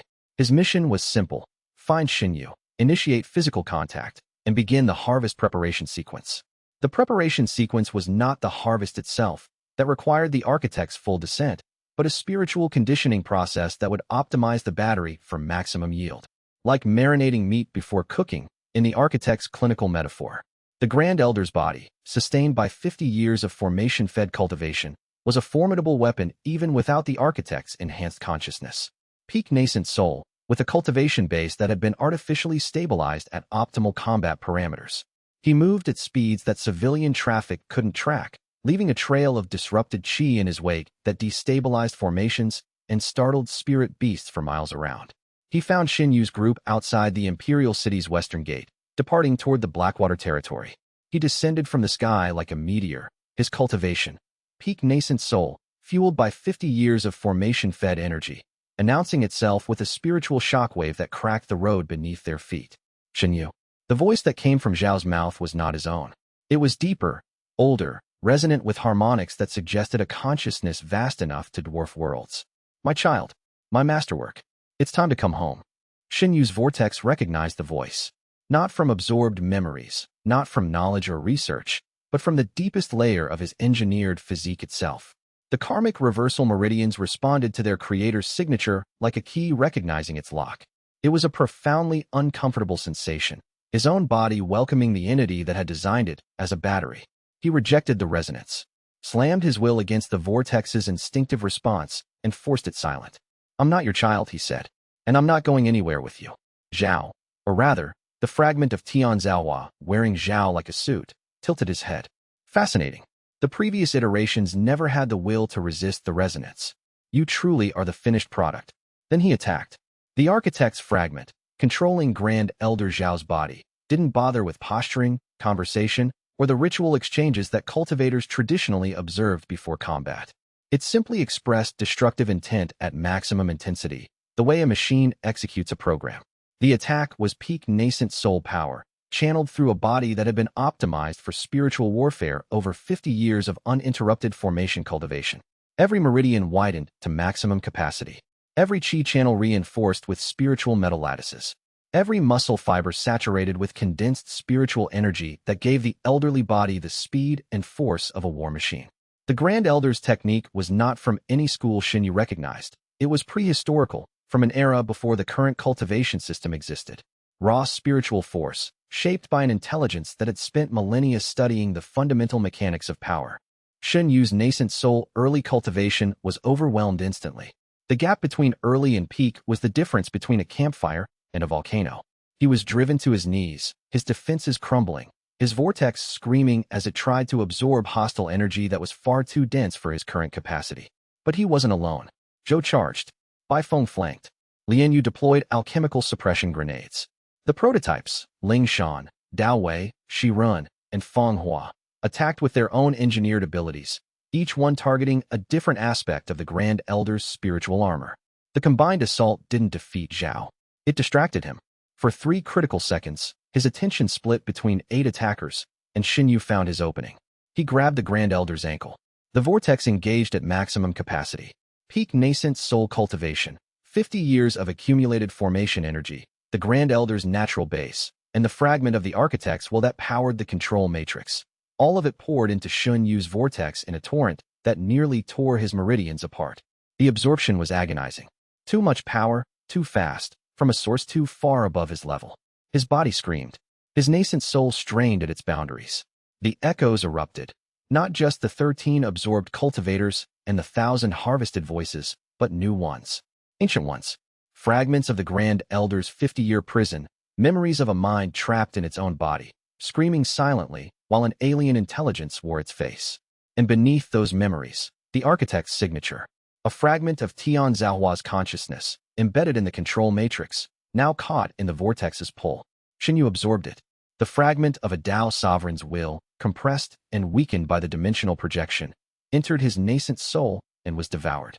The knowledge that came with it was a fire hose of information, 9,000 years of cultivation research, physique engineering data, dimensional physics, and the cold, clinical intelligence of an entity that viewed humanity as raw material. It was too much to process, too much to contain, and the shadow self surged forward to seize the opportunity. Shen Yu held on, barely, by his fingernails, by the memory of Mu Qing's face, the old man who'd waited 40 years for someone worth protecting, by the warmth of Lian Yu's hand, the alchemist who'd chosen truth over duty and never looked back, by the sound of Zhou's laughter, the friend who saw the world simply and was right about everything that mattered, by the flash of Bai Feng's swords, the warrior who'd taught him that courage wasn't the absence of fear, but the refusal to let fear choose. The architect's fragment raged inside the echo space, trying to assert dominance, trying to use the absorbed knowledge as a weapon against its new host. It screamed with the cold fury of an entity that had spent 9,000 years in control and was suddenly, violently, not. Shen Yu let it scream. He let the rage wash over him the way Gao Ren's killing intent had washed over him in the herb garden. Not fighting it, not fleeing from it, but absorbing it, transforming it, making it his own. He held on because he was Shen Yu, and Shen Yu did not kneel. Grand Elder Zhao collapsed. The control matrix shattered. The old man's eyes cleared. His own eyes, for the first time in 50 years, and he wept. Shen Yu rose. Nascent soul mid. The advancement was brutal, forced, and left him feeling like he'd been beaten with his own skeleton. But the power was real. And the architect's fragmented knowledge, now integrated into his echo collection, provided a devastating insight. The architect knew Shen Yu had severed the connection with Zhao, which meant the clock was now ticking. Tian Zhaohua would accelerate the timeline. The harvest was coming not in months or years, but weeks, perhaps days. Chapter 67. The absorbed fragment of Tian Zhaohua's consciousness was unlike any echo Shen Yu had processed. Normal echoes were fragments, incomplete snapshots of a cultivator's memories and personality, diminishing over time as the absorbed qi integrated into the vortex. But the architect's fragment was different. It was concentrated, organized, and deliberately structured. Not a snapshot, but a message, embedded in the control matrix as a failsafe. Instructions meant to activate if the host was ever absorbed. The instructions revealed the architect's contingency plans. If the primary harvest vessel, Shen Yu, resisted, the architect had prepared secondary extraction protocols. The cultivation harvesting arrays across both continents, though individually destroyed in many locations, were connected to a central node, a master array hidden in the architect's workshop. Activating the master array would force all remaining nodes online simultaneously, draining spiritual energy from the continental spiritual veins themselves. The environmental damage would be catastrophic. Lands would wither. Spirit beasts would die. Weaker cultivators would be drained to death. Entire regions would become spiritual wastelands. But the energy gathered would be enough for the architect to descend. He's willing to burn the world to fuel his ascension, Shen Yu told his group, his voice flat with the strain of processing the fragment's knowledge. If he can't harvest me directly, he'll harvest everything else. Li Yu's response was characteristically analytical. How long until the master array can be activated? The fragment's knowledge is incomplete. Tian Zhaohua didn't trust even his own failsafes with full operational details. But the activation requires proximity to the workshop. He'll need to project a significant portion of his consciousness through the dimensional barrier to interface with the master array. So if we destroy the workshop before he can project, then the master array dies. The nodes go permanently offline. The harvest becomes impossible. Shen Yu paused. And Tian Zhaohua loses 9,000 years of work. He won't let that happen, Bai Feng said. No, which means the workshop will be the most heavily defended location on the continent. Shadow Veil forces, automated defenses, and whatever the architect can project through the dimensional barrier. Sounds like fun, Zhou said. No one agreed. But no one disagreed either. They adjusted their plan. The workshop remained the primary target, but the approach would be different. Instead of stealth infiltration, they would need to fight their way in, and fight their way through whatever waited inside. The prototypes offered to join the assault. Their engineered physiques, while limited compared to Shen Yu's, provided capabilities that would be useful against the workshop's specialized defenses. Ling Shan's memory absorption could read the workshop's formation history, revealing weaknesses. Dao Wei's life force absorption could drain the formation's biological power sources. Shi Ren's elemental adaptation could counter the workshop's environmental hazards. 8 cultivators. Against a 9,000-year-old fortress. Against the Shadow Veil. Against the will of an entity that had been planning this moment since before recorded history. The odds were ludicrous. A mathematician would have called them impossible. A strategist would have called them suicidal. A reasonable person would have walked away and found somewhere quiet to wait for the end of the world. But reason had never been Shen Yu's strongest trait. Stubbornness was. The same stubbornness that had kept him scrubbing furnaces for 3 years, cultivating every night despite his shattered meridians, refusing to kneel when kneeling would have been easier. The same stubbornness that had, against all logic and probability, carried a boy with a useless physique from the outer sect's lowest rank to the threshold of spirit severing. Shen Yu had been the weakest disciple in the outer sect, and he'd reached nascent soul. He'd been a battery, and he'd refused to be charged.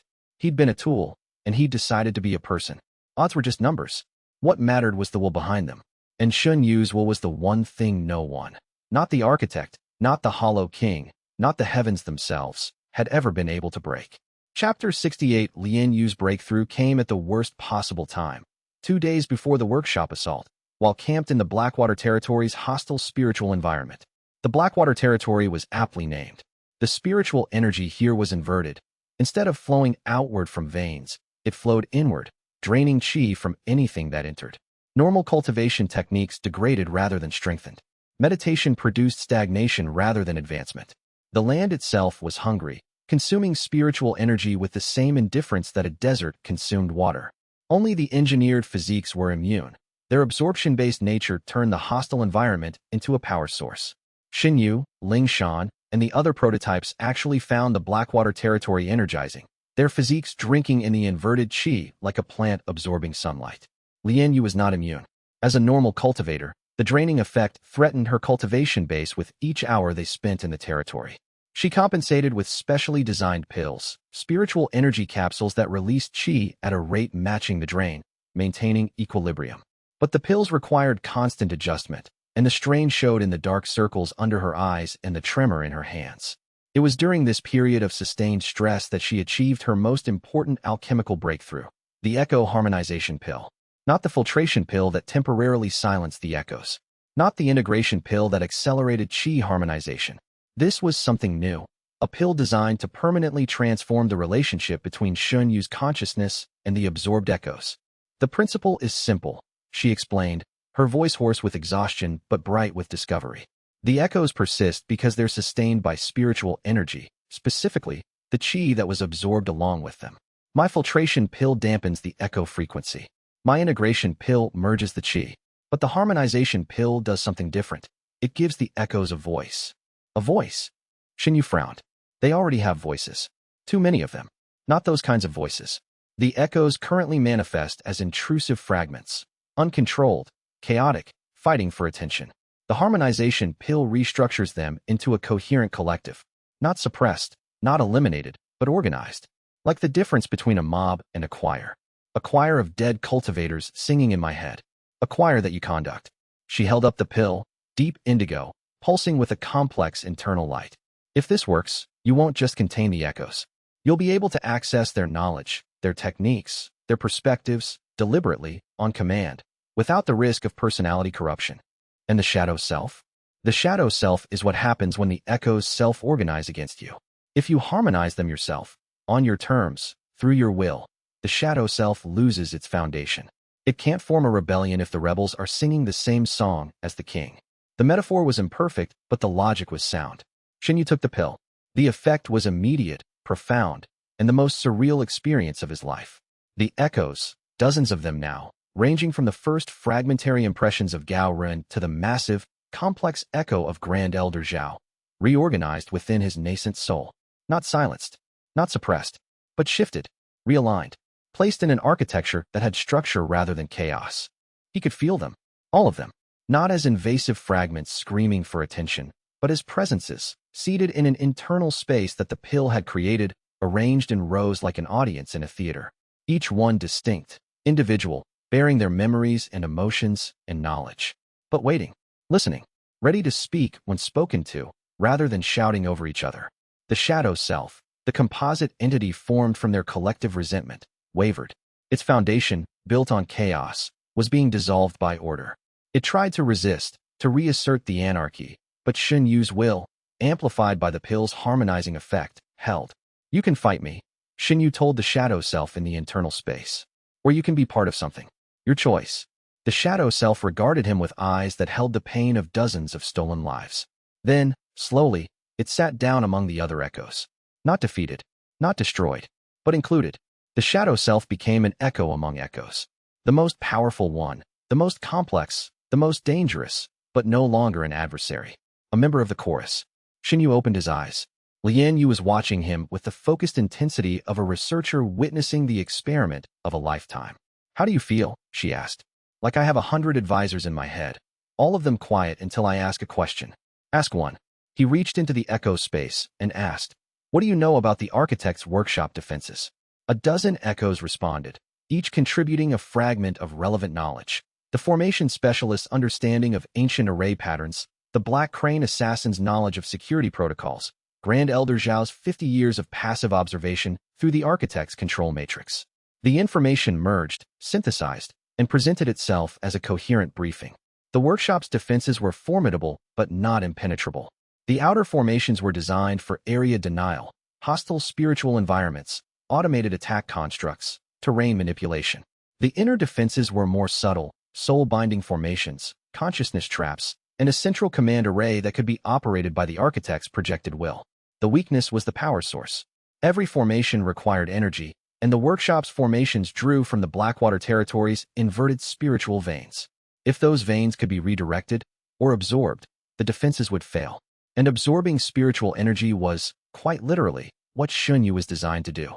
The architect had built his physique to drain power from living cultivators, but the underlying mechanism, the vortex's ability to draw in and integrate spiritual energy, worked on any chi source, including formation networks. The Echo Council's battle plan was elegant in its simplicity. March to the workshop, cross the outer barrier using their absorption physiques as shields, reach the central formation, and drain its power through the vortex. The workshop would collapse without its energy source, the master array would go dark, and the architect's descent anchor would be destroyed. The challenges were significant. The constructs, the internal defenses, the possibility of shadow veil intervention, and the unknown factor of whatever the workshop was designed to contain. But the plan had a clarity that resonated with Shen Yu's fundamental approach to problems. Absorb what tries to kill you, and use the power to keep climbing. The echoes just gave me a battle plan, he told Li Yu. She smiled, exhausted, triumphant, and beautiful in the way that people are beautiful when they've pushed past every limit and found something new on the other side. I love alchemy. I love you. The words came out before he could stop them. Not romantic declaration as planned strategy, but the simple, unguarded truth of a young man who'd learned to value people more than power. Li Yu's eyes widened. Her clinical composure, maintained through months of danger and discovery, cracked open. Behind it, warmth, wonder, and an answering truth that she'd been carrying just as long. I know, she said. I've known since the night you asked me what would happen if what I found could get someone killed. You weren't asking about the investigation. You were asking if I would choose you over my duty. And you did. And I did. She took his hand. Her fingers were steady. Always steady. The hands of an alchemist who'd been trained never to tremble, even when the world was ending. When this is over, when the architect is dealt with and the world is safe, I want to build a laboratory. A real one. Not a portable field kit, but a proper facility where I can research in peace. Where? Wherever you are. The moment was brief. There was no time for more. But it was enough. A foundation laid in 2 sentences, a future promised in the space between heartbeats. Nascent soul mid, stabilized. The harmonization pill's integration was complete. And for the first time since the ability had awakened, Shen Yu felt not like a vessel carrying stolen lives, but like a conductor leading a symphony. The performance of a lifetime was about to begin. Chapter 69. The Hollow King appeared on the 3rd day in the Blackwater territory. Not through his operatives, not through proxies or projections, but in person. He materialized from a fold in space that the Shadow Veil's dimensional techniques made possible. One moment empty air, the next a man standing 10 feet from Shen Yu's campsite. Su Wuji was not what Shen Yu had expected. Where his reputation suggested a figure of darkness and menace, the reality was almost mundane. He was of average height, lean, with sharp features and silver-streaked hair that suggested middle age. His robes were plain, dark gray, unadorned, the clothing of someone who had no need for displays. His cultivation, nascent soul peak, was not concealed but held casually, like a sheathed sword. His eyes were the exception. They were utterly, completely dark, not black, but void, as if the space behind his irises contained nothing. No light, no reflection, just emptiness. Shen Yu, the Hollow King said. His voice was surprisingly gentle. I've been watching you for a long time. Every fighter in the camp reacted instantly. Zhou surged to his feet, fists raised. Bai Feng drew frost and ember. The prototypes scattered into defensive positions. Li Yu's hands went to her alchemical pouches. Shen Yu raised a hand. Wait. The Hollow King hadn't come with killing intent. The vortex was silent. Whatever the man wanted, it wasn't a fight. Not yet. You came alone, Shen Yu observed. I came to talk. Alone felt appropriate. Su Wuji looked around the camp, at the prototypes, at Bai Feng, at the hostile terrain of the Blackwater territory. You've gathered quite a collection. Prototypes, a defector, an alchemist, and a body cultivator who could arm wrestle a spirit bear. I won that fight, Zhou muttered. I know. I have the recording. The faintest hint of a smile. May I sit? They sat across from each other, the 3rd iteration and the final one. 2 engineered physiques, one imperfect and one complete, created by the same hand for the same terrible purpose. The spiritual resonance between them was palpable, like standing waves in a pond. Their physiques recognized each other at a fundamental level, the karmic reversal's signature calling to its cousin across the fire. Shen Yu studied the Hollow King closely. Up close, the imperfections of the 3rd iteration were visible even without diagnostic equipment. Su Wuji's spiritual aura flickered, not with weakness, but with internal conflict. The echoes of a century of unharmonized absorptions raged behind his calm exterior, and the void in his eyes was not darkness but chaos, barely contained. This is what I could become, Shen Yu thought. Without Li Yu's pills. Without the harmonization. Without the people who keep me human. This is the end of the road I'm walking. The thought was sobering and galvanizing in equal measure. I'm not going to waste your time with manipulation, Su Wuji said. I've read the intelligence. You know what the architect is. You know what we are. You know what's coming. So I'll be direct. I want to ally against Tian Zhaohua. Your operatives have been trying to capture me for months. Because I thought I could weaponize you. I was wrong. He said it without shame, as a statement of fact. You're too strong-willed, too well-supported, and too damn stubborn to be controlled. I accept that. What changed? The Grand Elder incident. You absorbed a fragment of the architect's consciousness and survived. That shouldn't be possible. The architect's will has destroyed every previous vessel that tried to resist. But your vortex consumed it. his void eyes fixed on Shen Yu with unsettling intensity. You're not just the final iteration. You're something the architect didn't anticipate, something that exceeded the design. You want me to fight him for you? I want us to fight him together. My organization, my intelligence network, my Shadow Veil operatives, combined with your physique and your allies. Together, we might survive what's coming. Separately, we definitely won't. Chapter 70, the offer was tempting and dangerous. Shen Yu consulted his inner circle, and, for the first time, his echoes. The harmonization pill had given him access to a council of absorbed cultivators, each one contributing their perspective with the clarity of a structured debate rather than the chaos of uncontrolled intrusion. The echoes were divided. The military strategists among them, Commander Zhao, several Shadow Veil operatives, argued for the alliance. The Shadow Veil's resources were too valuable to refuse. The paranoid voices, Gao Ren's residual distrust, the assassin's professional caution, warned that Su Wuji could not be trusted. Grand Elder Zhao's echo provided the decisive insight. The Hollow King's physique is degrading. His imperfect karmic reversal is consuming him. He absorbs, but he can't harmonize. He needs Shen Yu not as an ally, but as a template, a model for how to fix his own physique. Allying with him gives him proximity and observation opportunities. Bai Feng confirmed this from her Shadow Veil intelligence. The Hollow King has been deteriorating for years. His absorptions cause increasing echo corruption. He meditates for decades at a time because the alternative is being consumed by his own stolen memories. If he can study Shen Yu's perfected physique, or absorb it, he can save himself. The picture was clear. Su Wuji's offer was genuine. He did want to fight the architect, but his deeper motivation was survival, and his survival required something Shen Yu possessed. Shen Yu made his decision. I declined the alliance, he told the Hollow King. Su Wuji's expression didn't change. Reasons? You want to study my physique to fix your own. I won't be a research subject.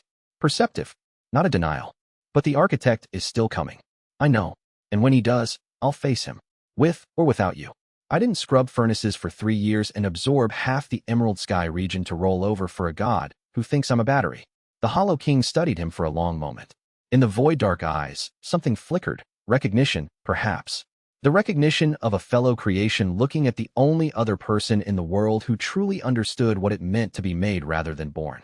You remind me of myself, Su Wuji said quietly, before the desperation ate away the defiance. A pause. I hope you keep it. The defiance.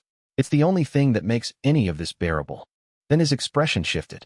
The gentle demeanor vanished, not into hostility, but into something colder, harder.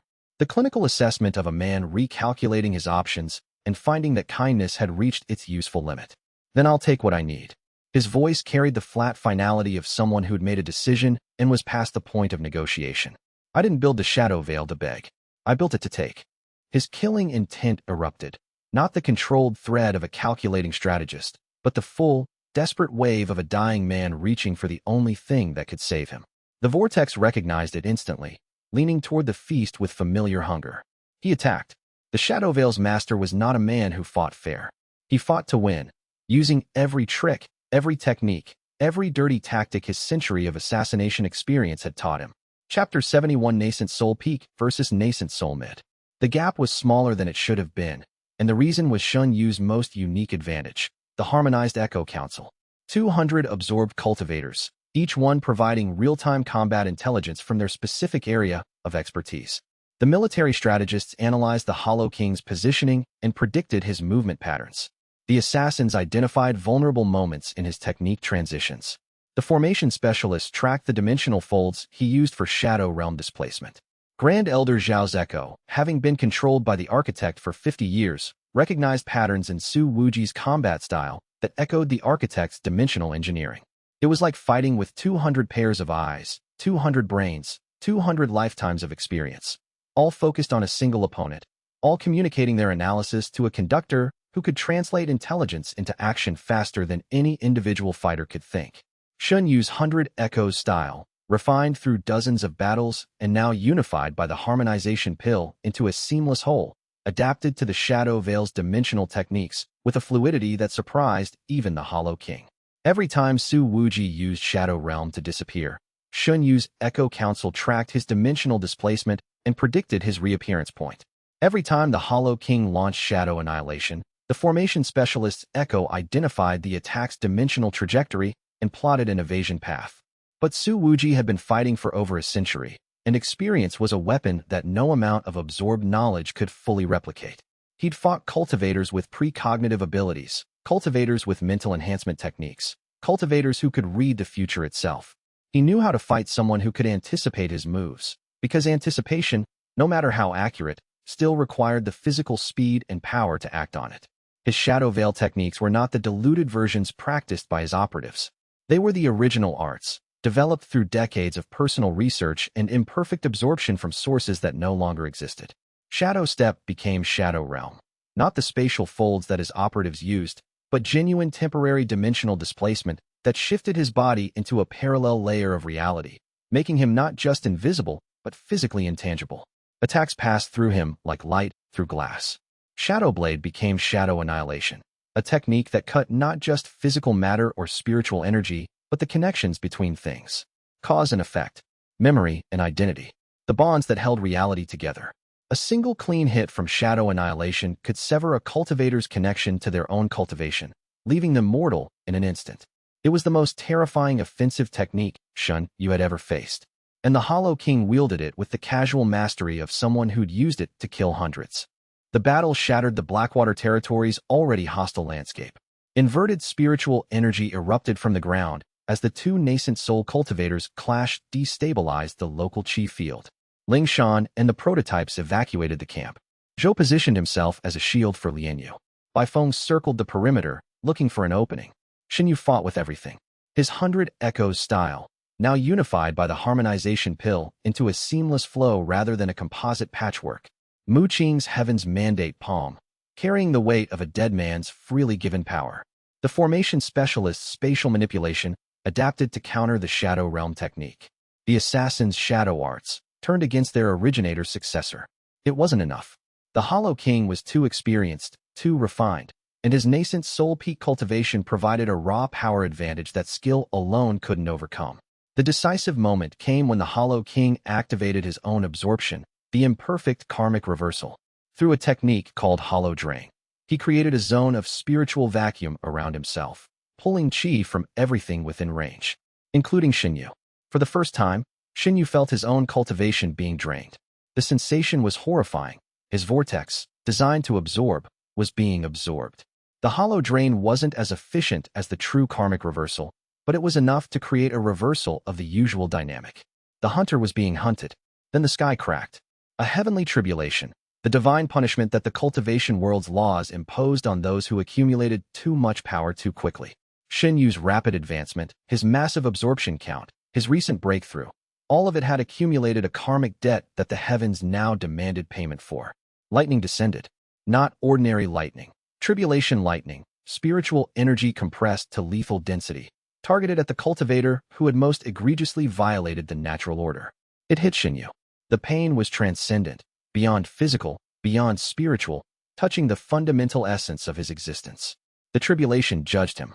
The accumulated karma of every absorption, every stolen cultivation, every life disrupted, weighed and measured by an impersonal cosmic mechanism that cared nothing for context or justification.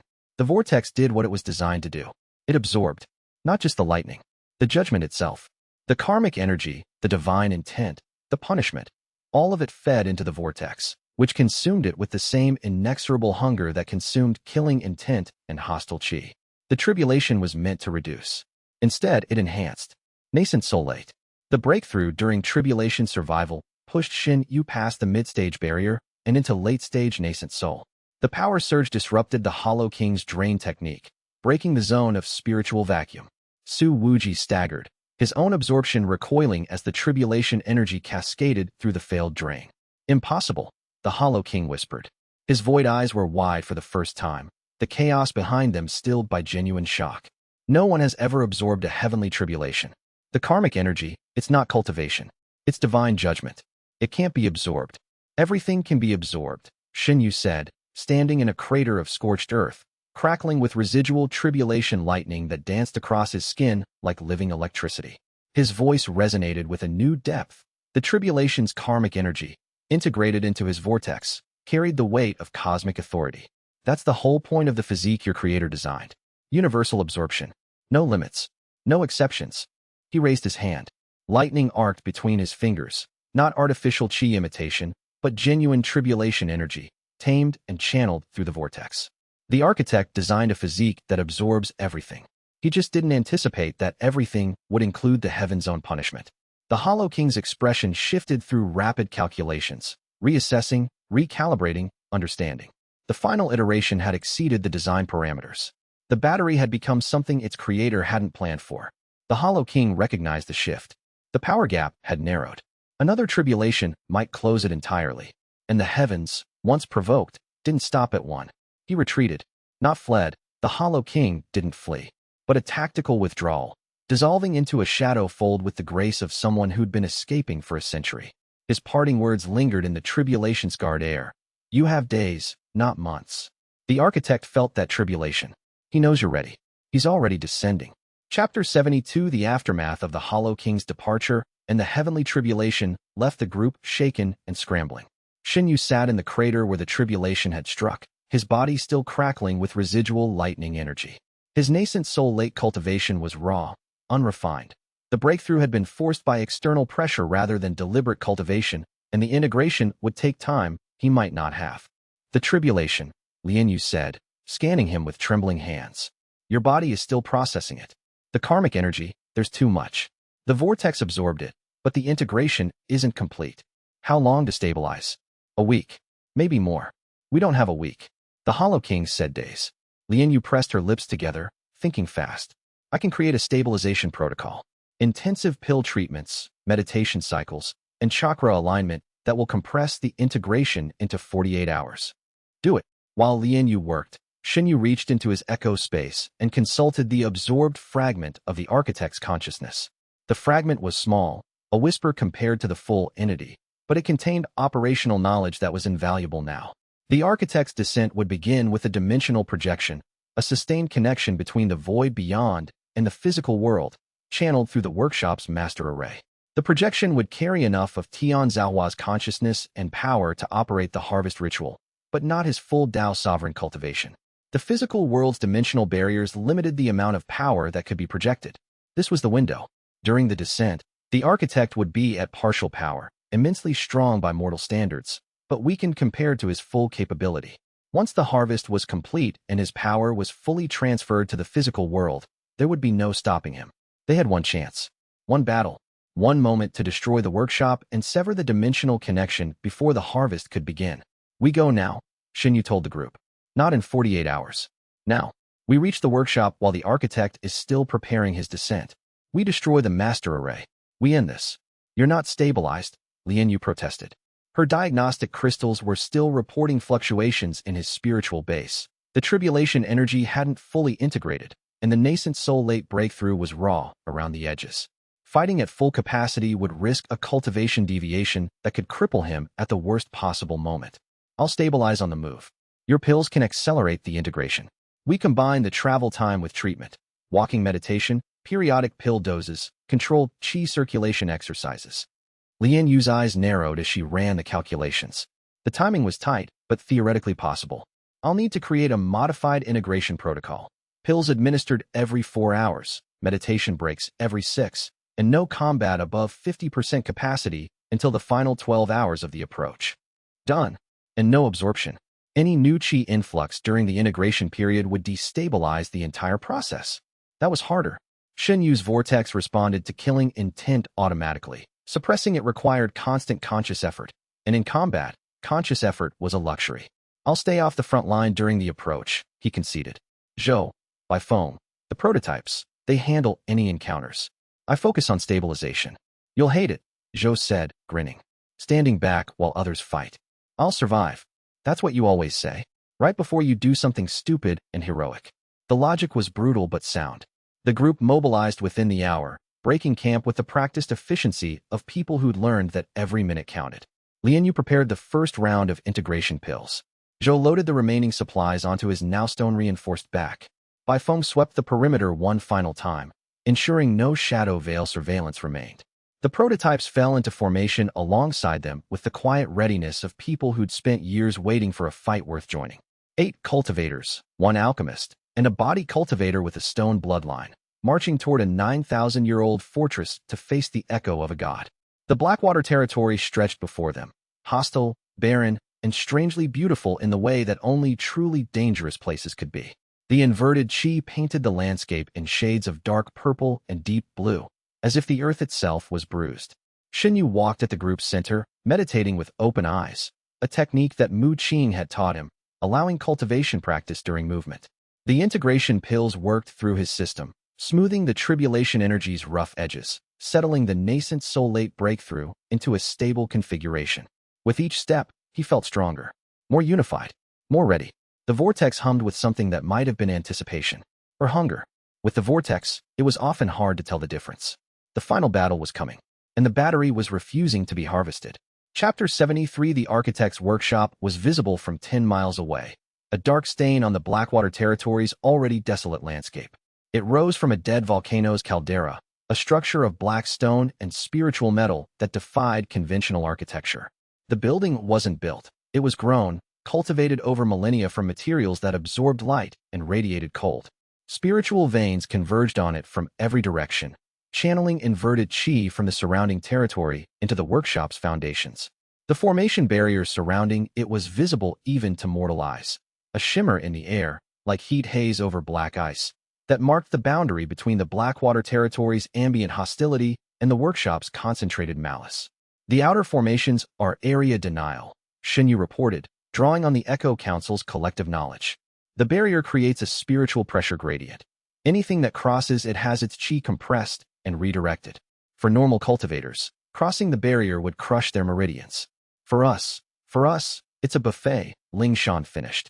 The memory absorption cultivator stood at the front of the group, her white hair streaming in the spiritual wind, her expression set with the determination of someone returning to a place that haunted her dreams. The inverted chi feeds our physiques. We're the only people in the world who can walk through that barrier comfortably. The architect designed it that way, Shen Yu said. The workshop's defenses are calibrated against normal cultivators. He never expected his own creations to be the ones assaulting it. Ironic, Bai Feng observed. Fitting, Shen Yu corrected.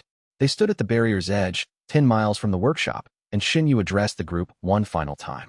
What's inside that building is the mechanism that has been stealing from the cultivation world for 9,000 years, he said. Every cultivator who ever felt they couldn't advance, who hit a wall they couldn't explain, who spent years in stagnation. This is why. The arrays, the harvest, the engineering of people like me, all of it fed by this workshop, managed from this location. He looked at each of them in turn. We're going to end it. Not for revenge, not for power, but because no one should be farmed. Not us. Not anyone. The Echo Council stirred within him, millions of harvested voices adding their assent. A murmur of agreement that resonated through his nascent soul like a chord played on an infinite instrument. They crossed the barrier. The sensation was overwhelming, a tidal wave of inverted chi crashing against their bodies, probing, testing, trying to drain. Shen Yu's vortex responded instinctively, absorbing the hostile energy and converting it to fuel. The other prototypes' physiques did the same, each one drinking in the spiritual assault through their specialized absorption channels. Zhou and Lian Yu were protected by artifacts that Lian Yu had prepared, formation-inscribed shields that created personal chi bubbles, maintaining internal spiritual equilibrium against the external pressure. The shields consumed enormous amounts of energy, limiting their duration, but would hold long enough for the assault. Beyond the barrier, the workshop's outer defenses activated. Ancient constructs, spiritual automatons built from the same dark material as the workshop itself, emerged from the ground in ranks. Not dozens, hundreds, each one roughly humanoid, armed with chi-bladed limbs, powered by the inverted spiritual veins, and moving with the relentless mechanical precision of things that felt no pain and knew no fear. Defense protocol, Shen Yu ordered, and the group fell into the formation they drilled during their days in the valley camp. Zhou at the front, the immovable object, his body cultivation deflecting construct attacks while his fists shattered their spiritual metal frames. Bai Feng on the left flank, frost and ember singing through construct after construct, each strike precise enough to sever the chi channels that powered them. The prototypes at the right and rear, their engineered physiques turning the construct's attacks into power sources. Lian Yu in a protected position at the group's center, deploying alchemical support, healing grenades that burst on impact and released concentrated mending chi, barrier pills that created temporary shields when thrown at the ground, and smoke bombs filled with disorienting spiritual frequencies that scrambled the construct's targeting arrays. And Shen Yu at the point of the wedge, carving a path forward through sheer concentrated force. His 100 echoes style, amplified by the harmonized Echo Council, operated at a level that transcended anything he'd achieved before. Each strike was informed by 100 perspectives, each dodge anticipated by 100 instincts, each decision supported by 100 minds working in concert. They pushed through the construct army like a wedge through ice. It took an hour. It felt like days. By the end, Zhou was bleeding from dozens of cuts. Li Yu's shield artifacts were flickering dangerously, and everyone was exhausted. But they'd reached the workshop's entrance. Chapter 74.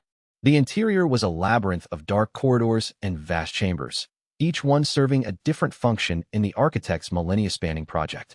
Research labs where the prototypes had been designed. Cultivation chambers where test subjects had been modified. Archives containing jade slips with 9,000 years of data. And defense formations. Everywhere, defense formations. The first chamber they entered was a gauntlet, a corridor lined with formation nodes that launched spiritual attacks at anything with a heartbeat. Spears of compressed chi, nets of binding energy, walls of solid spiritual force that could crush a core formation cultivator like a bug. Against nascent soul cultivators with absorption physiques, the formations were less effective, but not harmless. The sheer volume of defensive fire was staggering. Multiple formations firing simultaneously from multiple directions, with enough combined force to threaten even Shen Yu's nascent soul-late defenses. Fatty Zhou nearly died in the gauntlet. A puppet guardian, different from the outer constructs, this one powered by spirit-severing level cultivation, appeared from a hidden alcove and struck Zhou with a force that sent him through 2 stone walls.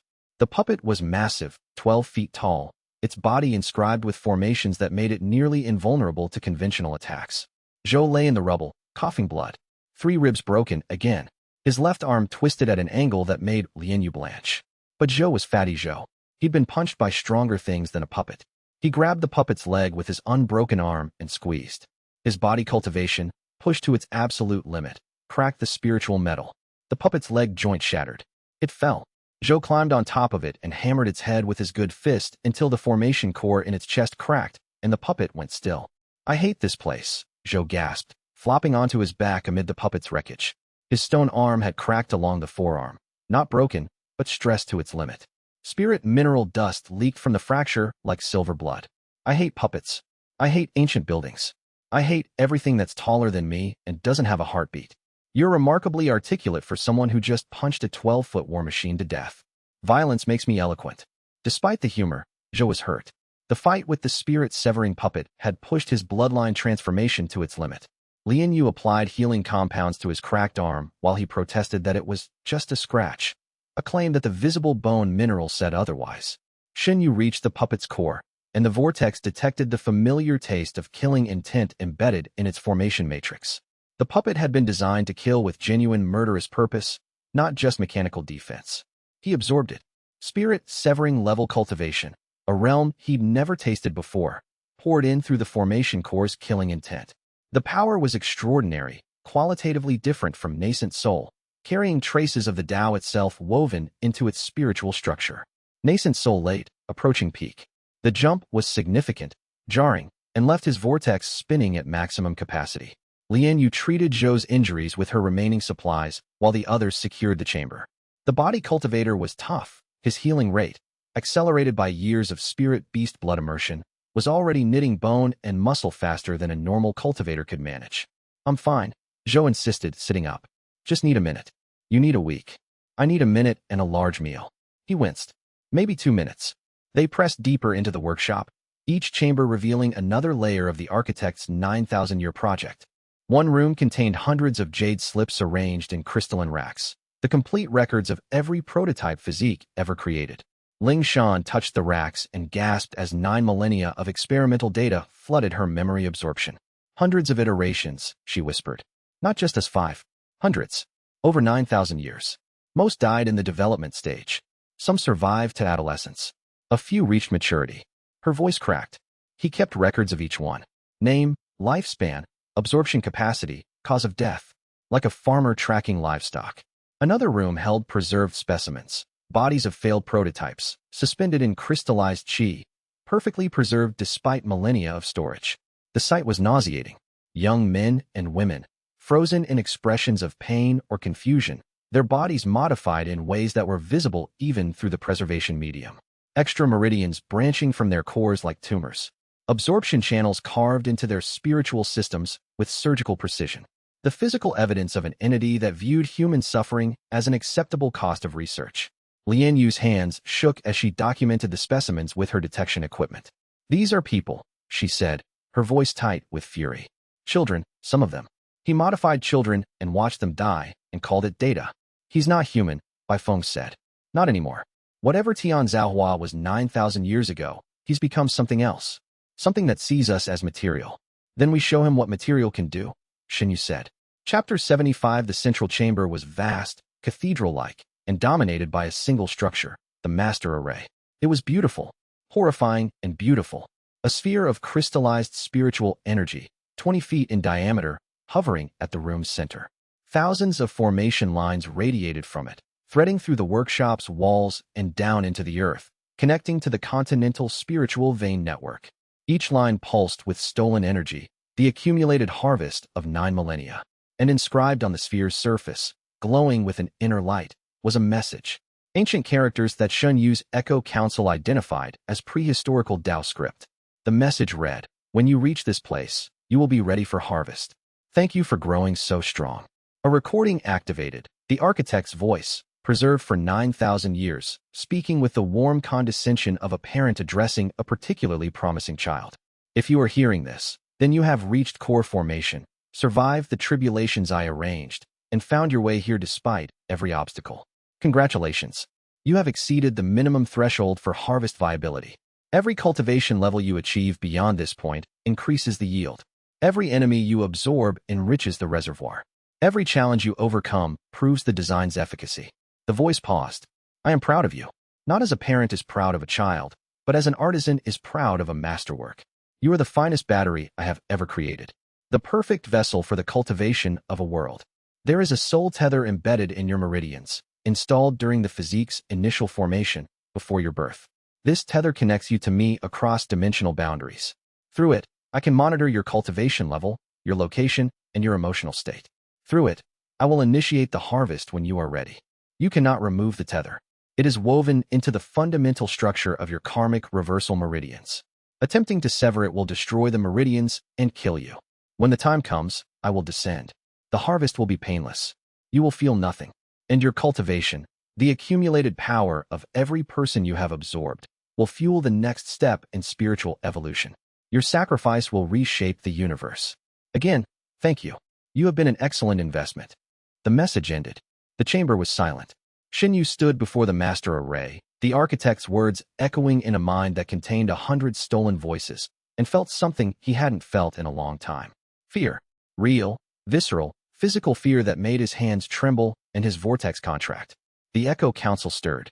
200 voices, sensing their conductor's distress, murmured in response. Some offered comfort. Some offered anger. Some offered the cold pragmatism of experienced warriors who'd faced impossible odds before. Mu Qing's echo spoke, warm and steady. Fear is information, boy. It tells you where the danger is. Don't fight it, read it. Shen Yu breathed.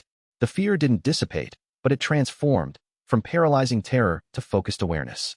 Not fear of the architect, not fear of the harvest, but of the soul tether, the invisible chain that had been embedded in his body before he was born, tracking him, monitoring him, connecting him to his creator like an umbilical cord that could never be cut. The tether is real, Li Yu said, her scanning equipment confirming what the message claimed. I can see it in your meridian structure. A thread of dimensional energy woven into the vortex's core formation. It's integral. Removing it conventionally would collapse the vortex. Then I won't remove it conventionally. He reached into the echo space. The architect's absorbed fragment stirred, the fail-safe knowledge, still partially integrated. Within it was the tether's design specification. The thread was dimensional, connecting 2 points across the barrier between the physical world and the void beyond. To sever it, Shen Yu would need to sever the dimensional connection itself. Not the thread, but the dimension it passed through. A spiritual surgery so precise that one wrong move would kill him, and so powerful that it would require a realm transition to generate sufficient energy. Spirit severing.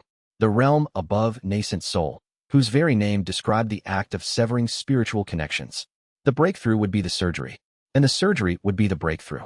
Chapter 76. Shen Yu sat before the master array, cross-legged, and entered the deepest meditation of his life. The Echo Council arranged itself in his internal space, 100 advisors, each one contributing their expertise to the most dangerous cultivation breakthrough in history. The formation specialist mapped the tether's dimensional geometry. The assassins identified the critical severance point. Grand Elder Zhao's echo provided knowledge of the architect's dimensional engineering. And Mu Qing's freely given power, warm, steady, selfless, formed the foundation that everything else was built upon. Spirit severing. The realm required a cultivator to sever their connection to the earthly, their attachments, their fears, their mortal limitations, and forge a direct link to the Tao itself. For most cultivators, this was a philosophical exercise, releasing emotional bonds, transcending physical desires, achieving spiritual purity. For Shen Yu, it was literal. The soul tether was a spiritual connection that had to be severed, not through philosophy, but through raw spiritual surgery. He reached into his vortex's core formation, where the tether was woven, and began to cut. The pain was indescribable. The tether resisted. It was designed to resist, built with failsafes and reinforcements that activated the moment anyone tried to tamper with it. Dimensional energy lashed back at him, burning his spiritual perception, trying to force him to release the surgery. He held on, through the pain, through the dimensional backlash, through the architect's failsafe screaming that severance would kill him. It wouldn't, because the tether was woven into his karmic reversal meridians, and the karmic reversal meridians were designed to absorb even dimensional energy, even the tether itself. He didn't cut the tether. He absorbed it. The dimensional thread dissolved into his vortex, its energy consumed, its connection severed. The architect's monitoring signal went dead. For the first time since before his birth, Shen Yu was invisible to his creator. In the act of absorption, the spiritual energy released by the tether's dissolution provided the fuel for the breakthrough. Spirit severing early. The realm transition was cataclysmic. His nascent soul shattered and reformed, evolving from a spiritual infant into something greater, a severed spirit, a consciousness that had cut its bonds to the mortal world and touched the Tao directly. The vortex soul expanded, encompassing not just his own power and the echoes, but a direct connection to the fundamental spiritual laws of the universe. He could feel the Tao, not understand it. That would take decades. But feel it, like a blind man feeling the warmth of the sun. He opened his eyes. The meditation chamber was different. His spirit-severing perception saw what nascent soul senses had missed. Dimensional layering, the multiple planes of existence overlapping like sheets of glass, each one visible and distinct. The physical world was just one layer. Behind it, the spiritual world shimmered with chi currents that shaped reality. Behind that, the dimensional void, cold, empty, infinite, where the architect resided. He could see the void beyond. Not clearly, not in detail, but as a presence, a vast darkness beyond the dimensional barrier, pressing inward with the patient weight of 9,000 years of planning. The master array's glow had dimmed significantly. His breakthrough had drained a substantial portion of its stored energy, weakening the dimensional anchor that the architect needed for his descent. The sphere still pulsed, but weaker now, its millennia of accumulated power diminished by the spirit-severing's energy requirements. The tether is severed, he said. Li Yu's equipment confirmed it. The dimensional thread was gone. The soul tether that had connected Shen Yu to the architect for his entire life had been absorbed and destroyed. He was free. But the architect knew. The tether's severance would register as a loss of signal, the first time in Shen Yu's life that the monitoring had gone dark. The architect would interpret this as either death or defiance. And either way, he would come. Chapter 77. The Shadow Veil attacked the workshop within hours. The Hollow King, true to his word, had been monitoring Shen Yu's group since their confrontation. When the tether's severance registered across the dimensional spectrum, the spiritual equivalent of a lighthouse going dark, Su Wuji recognized the opportunity. If the architect's connection to Shen Yu was severed, the harvest might fail. If the harvest failed, the 9,000-year plan collapsed. And in the chaos of that collapse, the Hollow King could seize the workshop's accumulated energy for himself. 200 Shadow Veil operatives descended on the workshop like a black tide. The siege was the largest Shadow Veil deployment in the organization's century-long history. Su Wuji had committed everything, every operative, every artifact, every resource, to this single operation. It was all or nothing, the desperate gamble of a dying man reaching for his last chance at survival. Wave after wave of shadow-cloaked assassins crashed against the workshop's outer defenses, which Shen Yu's group had already partially neutralized during their assault. The constructs, depleted by the earlier battle, fell quickly. The formation barriers, weakened by Shen Yu's spirit-severing breakthrough, flickered and died. Bai Feng fought her former colleagues with the focused fury of someone settling debts. Frost and Ember danced through shadow-cloaked operatives, finding the gaps in Shadow Veil combat technique that only someone trained in that technique could know. She was magnificent, a whirlwind of steel and purpose, each kill bringing her closer to the sister she'd been fighting to save. She found her handler in the workshop's eastern wing, the man who'd given her assignments, who'd shown her the live image of Bai Lin in her captive room, who'd wielded her sister's life as a weapon for 3 years. Their fight was brief and brutal. Bai Feng's twin-blade technique had been designed by the Shadow Veil, but she'd spent months refining it under Shen Yu's influence, adding elements of the Hundred Echoes style, unpredictability, adaptation, the ghost strike payload that disoriented an opponent's spiritual perception. Her handler died with frost through his chest and ember across his throat. Quick, clean, professional. The redemption arc, completed in 3 seconds of steel. Zhou awakened something during the siege. Pressed beyond his body cultivation's limits, fighting shadow operatives who slipped through defenses like water through cracks, his body responded to the existential pressure by unlocking a bloodline ability that had been dormant since birth. His skin turned to stone. Not metaphorical, literal. A body cultivation transformation that converted flesh to spiritual mineral, increasing his defense and strength by an order of magnitude. He became a fortress, immovable, indestructible, a wall of living stone that shattered every Shadow Veil technique that touched it. Well, he said, examining his now granite forearms with mild surprise. That's new. Hidden bloodline. Li Yu diagnosed between healing sessions. Earth Emperor lineage. Extremely rare. The body cultivation training activated it. Does it come with a manual? It comes with spirit beast bloodbaths for the next decade. Worth it. He flexed his stone arms experimentally, sending hairline cracks through the rubble beneath him. Definitely worth it. The siege raged through the workshop's labyrinthine corridors. Shadow Veil operatives fought the prototype group for control of strategic positions, formation nodes, energy junctions, and the critical passageways that led to the central chamber. Shen Yu's team held the master array room, the workshop's heart, while the Hollow King's forces tried to breach from every direction. The prototypes proved their value in the fighting. Ling Shan touched the workshop's walls and read their 9,000-year history, finding hidden passageways and deactivation sequences for defensive formations. Dao Wei placed his hands on construct guardians and drained their biological power sources, shutting them down without combat. Shiren cycled through elemental affinities to counter Shadow Veil techniques. Water against shadow fire, earth against shadow displacement, metal against shadow blades. And Feng Hua, the quiet teenager with the killing voice, screamed. The resonance absorption physique, turned to offense, was terrifying. Feng Hua's scream contained absorbed sonic techniques from dozens of sources, amplified through his engineered vocal system, and projected as a wave of destructive resonance that shattered stone, disrupted formations, and sent Shadow Veil operatives stumbling with burst eardrums and scrambled spiritual perception. The boy who barely spoke had the loudest voice on the battlefield. Li Yu, not a combat cultivator, served as the group's medical center, treating wounds between engagements, distributing combat pills, and monitoring Shen Yu's spiritual state through her portable detection equipment. Her contributions were invisible but essential. Without her healing and support, the group would have collapsed from accumulated injuries within the first hour. Chapter 78 The Hollow King came personally. He materialized in the central chamber through a shadow fold, bypassing the battles in the corridors, appearing directly before the master array. His nascent soul peak cultivation pulsed with desperation. The imperfect karmic reversal was consuming him visibly now, his skin graying, his void eyes flickering with chaotic spiritual energy. The array's energy, he said, not bothering with preamble. I need it. My physique is failing. Without fresh cultivation to absorb, you'll die. Shen Yu finished. Not just die, collapse. Every cultivator I've absorbed over a century, their echoes will devour me from within.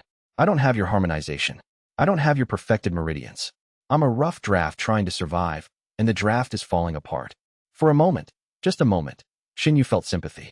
The Hollow King was, in the cruelest sense, his brother. Another creation of the same designer, built with the same fundamental flaw. A physique that consumed others and was slowly consumed in return. The difference was that Shen Yu's version came with the capacity for harmony. Su Wuji's did not.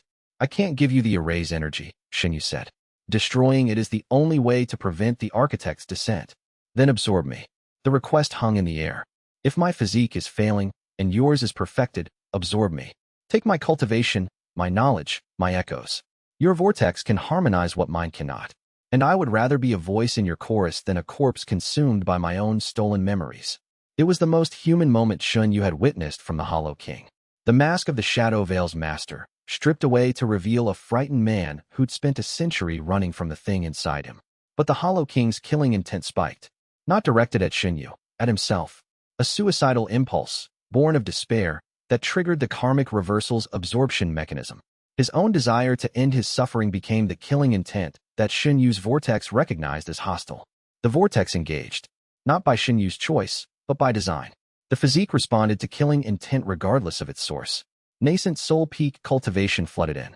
A century of the Hollow King's absorbed power, Shadow Veil operatives, assassination targets, rival cultivators, all of it compressed into a single massive transfer. Su Wuji's eyes cleared as the power drained. The void receded. Behind it were human eyes, brown, tired, relieved. Thank you, he whispered. He dissolved. Not into death, not exactly. The Hollow King's body dispersed into spiritual particles, each one drawn into Shen Yu's vortex like light into a black hole. His consciousness, his memories, his century of experience, all of it flowing through the absorption channel and into the echo space. The third iteration, absorbed by the final one. His echo joined the chorus, settling into a place in the internal space that felt, oddly, like it had been waiting for him. The harmonization architecture recognized Su Wuji's karmic reversal signature, a cousin physique, an imperfect mirror, and integrated his echo with a smoothness that surprised Shen Yu. The Hollow King's final emotion, captured in the echo, was not fear or regret or anger. It was relief. The exhausted gratitude of a traveler who'd been walking for a century and was finally allowed to sit down. Shen Yu staggered under the weight of the absorption. Spirit severing mid, a realm breakthrough triggered by the single largest individual absorption he'd ever performed. Nascent soul peak cultivation, concentrated through a century of imperfect karmic reversal, was denser and more complex than anything his vortex had processed before. The echoes hit like a tsunami. Su Wuji's century of stolen memories, hundreds of absorbed cultivators, each one carrying their own fragment of consciousness, poured into the harmonization architecture with a volume that tested its limits. The chorus strained. The architecture creaked. Individual echoes, the oldest and most degraded of the Hollow King's absorptions, tried to fragment, tried to dissolve into the chaos that had consumed Su Wuji's mind for decades. The shadow self stirred, sensing opportunity in the turmoil. But the conductor held. Shen Yu imposed his will, not force, but structure. The harmonization architecture wasn't a prison, it was a symphony hall. He opened the doors and let the new echoes in, giving each one a place in the chorus, a seat in the audience, a voice in the collective that was neither silenced nor dominant. The Hollow King's echoes settled. The chaos subsided. 200 voices became 200, enriched by the perspectives of cultivators from across the central continent. People Shen Yu had never met, from places he'd never been, with knowledge he'd never encountered. Each one a thread in the increasingly vast tapestry of experience that lived inside his soul. And the conductor remained steady. Because conductors didn't fight the orchestra, they guided it. And Shen Yu had been guiding conflicting forces his entire life. From the moment he'd first managed to hold Qi condensation layer 1 despite shattered meridians that wanted to let everything go. Chapter 79. With the Hollow King absorbed and his operatives leaderless, the Shadow Veil's assault collapsed. The remaining operatives fled, scattered, or surrendered. Bai Feng organized the captured, identifying those who'd been coerced, most of them, versus those who'd served willingly, few. Among the intelligence recovered from the Shadow Veil's captured operatives, updated coordinates for the chrysalis. Bai Lin's prison, a facility that, with the Shadow Veil's collapse, was now unguarded and unmanned, its remaining staff having fled when the Hollow King's death rippled through the organization's communication network. Go, Shen Yu told Bai Feng. Take Shi Run and Feng Hua. Reach the chrysalis. Get your sister. The master array, I'll handle the array. You've done enough. More than enough. Now go get Bai Lin. Bai Feng looked at him, at the young man who'd trusted her when trust was a liability, who'd given her a cause worth fighting for, who'd freed her from the Shadow Veil not through force but through friendship. She bowed, not a formal cultivation bow, but a deep, genuine expression of gratitude that transcended words. Then she ran. Frost and Ember sang in their sheaths as she disappeared into the workshop's corridors, Shi Ren and Feng Hua following, headed for the exit and the fastest route to the chrysalis. The immediate crisis was still the master array and the architect's impending descent. Shen Yu stood before the sphere of crystallized energy. His spirit, severing mid-cultivation, hummed in resonance with the array's stored power and the echo of Su Wuji's knowledge. The Hollow King's century of research into dimensional physics provided understanding that no living cultivator possessed. The master array couldn't simply be destroyed. Shattering the sphere would release 9 millennia of stored spiritual energy in an uncontrolled detonation, an explosion that would devastate the continent. But leaving it intact gave the architect a landing pad for his descent. Absorb it, Su Wuji's echo suggested from the chorus. Your vortex can handle the energy. The question is whether your mind can handle the echoes. The array's energy carries spiritual imprints. 9,000 years of harvested cultivation. Millions of cultivators' chi, compressed and stored. Each one carrying a trace of its original owner's consciousness. If you absorb the array, you absorb them all. Millions. Not hundreds. Not thousands. Millions of echo fragments. Shen Yu looked at Li Wei. Can the harmonization hold? She ran calculations on her equipment, cross-referencing the array's energy density with the harmonization pill's demonstrated capacity. Her face was pale. Theoretically, the harmonization architecture is infinitely scalable. It's not a container. It's an organizational principle. But the stress on your consciousness would be. She trailed off. I don't know. No one has ever tried to harmonize millions of echoes. The previous iterations couldn't, Lingshan said. The first one absorbed a continent's worth of cultivation and went mad. The destruction you read about in the Chronicle, that was the madness. I'm not the previous iterations. He sat before the array. The echoes arranged themselves in the internal space, 200 voices preparing for what was coming. The shadow self, dormant since its integration, stirred, not with hostility but with anticipation. We are with you, the chorus said. Not individually, but in unified harmony. 200 voices speaking as one. Shen Yu placed his hands on the array sphere. The crystallized surface was cold, not physically cold, but spiritually cold, as if the concentrated misery of 9,000 years of theft had frozen into the material itself. He could feel the pain in it. Millions of people, unknowingly drained across millennia, their vitality compressed into this sphere for the sole purpose of fueling one entity's ascension. He opened the vortex fully, not the controlled, measured absorption he'd practiced in combat. Not the targeted drain he'd used against individual opponents. Full, unrestricted. The vortex's maximum capacity, designed by the architect to consume everything, turned against the architect's own creation. The energy that poured in was beyond description. A river, an ocean, a cosmic flood of concentrated spiritual essence that represented 9,000 years of systematic cultivation theft from 2 continents. Millions of fragments, each carrying a whisper of its original owner. Farmers and fighters, saints and sinners, the powerful and the powerless, all reduced to spiritual fuel. The echoes hit his consciousness like a tidal wave hitting a sandcastle. But the sandcastle was not sand. It was the harmonization architecture, Li Yu's masterwork, built on her mother's theoretical framework, refined through months of research and testing, designed for exactly this kind of load. The architecture absorbed the wave, expanded, adapted. Each new echo fragment was sorted, categorized, and placed in the grand structure that Shen Yu conducted. The chorus swelled. 200 became 2,000. 2,000 became 20,000. 20,000 became, he lost count. The numbers ceased to matter. The chorus became a symphony, became an orchestra, became the combined voice of every cultivator who had ever been harvested by the architect's array. Not individual voices anymore, but a current, a river of unified consciousness flowing through Shen Yu's nascent soul. And in that river, a single clear note, the combined will of millions of stolen lives, all saying the same thing. End this. Free us. Stop him. Spirit-severing peak. The breakthrough was not violent. It was not explosive. It was the quietest, most profound advancement of Shen Yu's career, a deepening rather than an expansion, a settling into the foundation of the Tao like roots reaching bedrock. He opened his eyes. The master array was dark, empty. 9,000 years of stored energy, absorbed and integrated into a single cultivator's spiritual base. The workshop trembled. Without the array's energy, its formations flickered and died.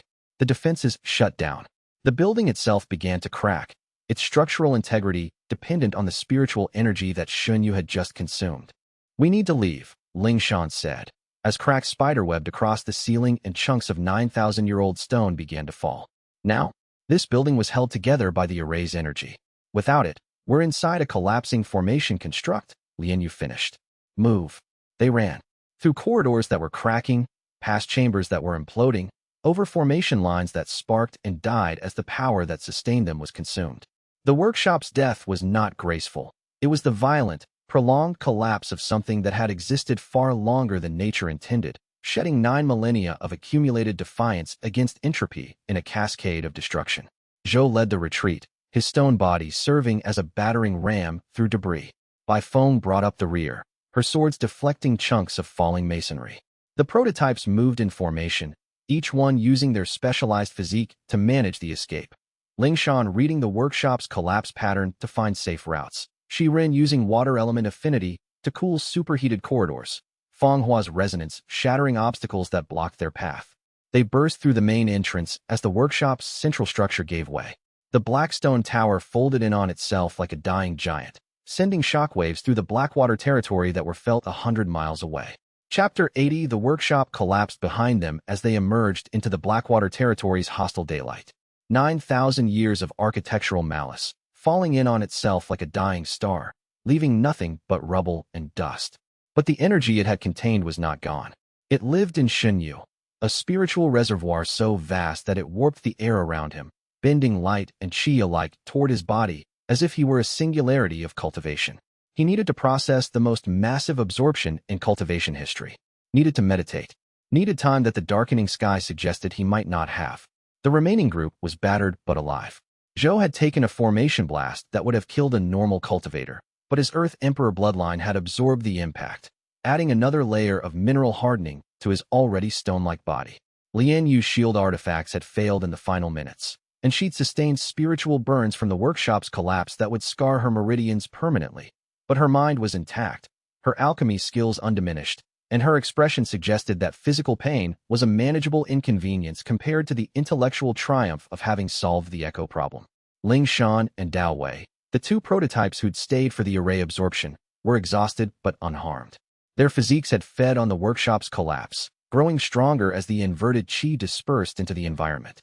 The Blackwater territory provided what they needed. Paradoxically, the most hostile spiritual environment on the continent was the safest place for Shen Yu now. Its inverted qi fed his physique rather than draining it, and the remote location meant fewer external threats. He sat in the crater left by the workshop's collapse, surrounded by the rubble of 9 millennia, and entered meditation. In the internal space, the chorus waited. Millions of echoes. The largest audience any conductor had ever faced. Each one carrying the fragment of a life, a memory, an emotion, a hope, a fear. The collective weight of humanity's cultivation history, compressed into a single soul space.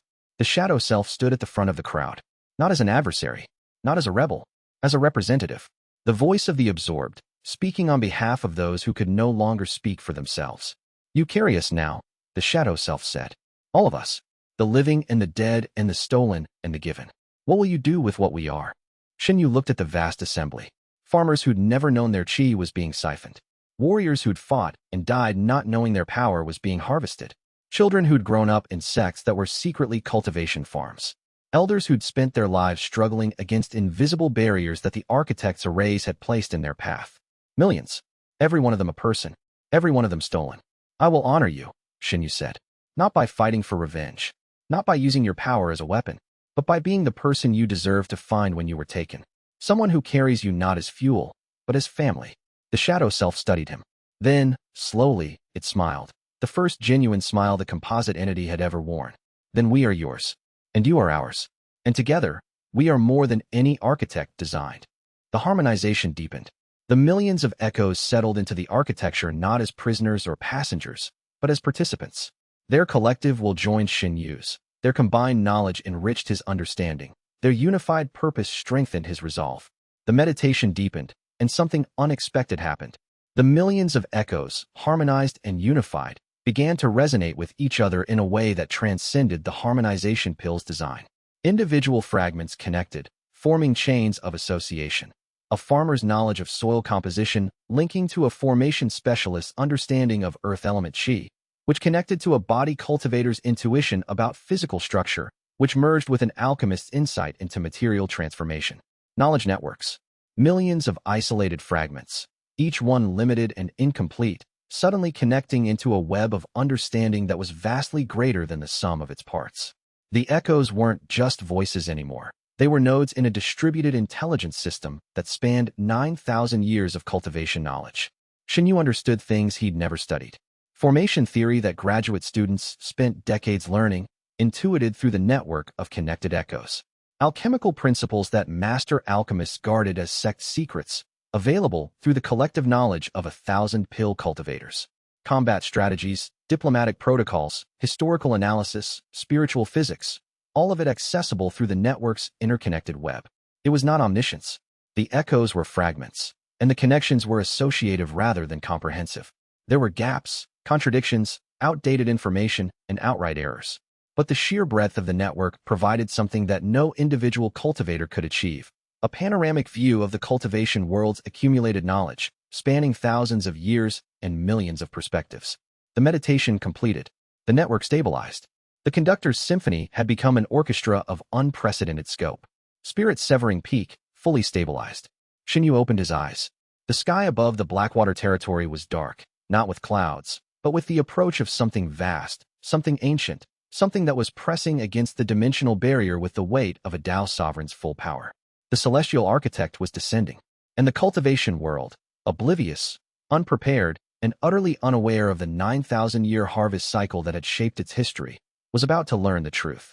Shen Yu stood. The spirit-severing peak cultivation settled into every cell of his body, every meridian, every corner of the vortex soul that had evolved from a shattered physique's desperate response to its first murder attempt. The journey from Qi condensation layer 1 to spirit-severing peak had taken less than a year. In that time, he'd gone from scrubbing furnaces to absorbing a god's fragment, from being bullied by outer sect disciples to carrying the combined cultivation of millions. The numbers were absurd. The scale was impossible. And yet here he stood, a 17-year-old cultivator at the center of a 9,000-year-old conflict, armed with the accumulated power and wisdom of every person who'd ever tried to destroy him. Around him, his family gathered. Zhou, stone-skinned and grinning, his body cultivation transformed by the Earth Emperor bloodline into something that defied classification. He cracked his knuckles, and the sound was literal, stone grinding against stone. Ready when you are, brother. Li Yu, brilliant and fierce, her portable laboratory packed and her pockets filled with pills that represented months of sleepless research and her mother's unfinished legacy. She met Shen Yu's eyes and said nothing, because everything important had already been communicated through 1,000 quiet evenings of shared work and unspoken understanding. The prototypes, Ling Shan, Li Wei, and the others who'd remained, stood in formation, their engineered physiques humming with the inverted qi of the Blackwater territory. Fellow creations, fellow survivors, fellow rebels against a god who thought they were raw material. And within him, the chorus, millions of voices, harmonized into a single will that transcended any individual consciousness. The dead and the stolen and the given, all singing the same note, all aimed at the same target. The sky darkened further. The dimensional barrier thinned. The celestial architect's presence pressed against reality like a fist against a membrane, testing, probing, preparing to break through. The boy who'd scrubbed furnaces looked up at the darkening sky, at the god pressing through the veil between worlds, and felt the fear and the anger and the grief and the hope. All of it, every human emotion compressed into a single heartbeat. Then he smiled. The same smile he'd worn when Gao Ren had told him to kneel. The same defiance, scaled up from a moonlit herb garden to a continental battlefield. Let him come, Shen Yu said. And the god had no idea what was coming. The vortex turned. The chorus sang. And the Blackwater territory's hostile winds carried the sound of 1,000,000 harmonized voices toward a sky that was darkening with the weight of a descending god. The final arc of Shen Yu's story was about to begin.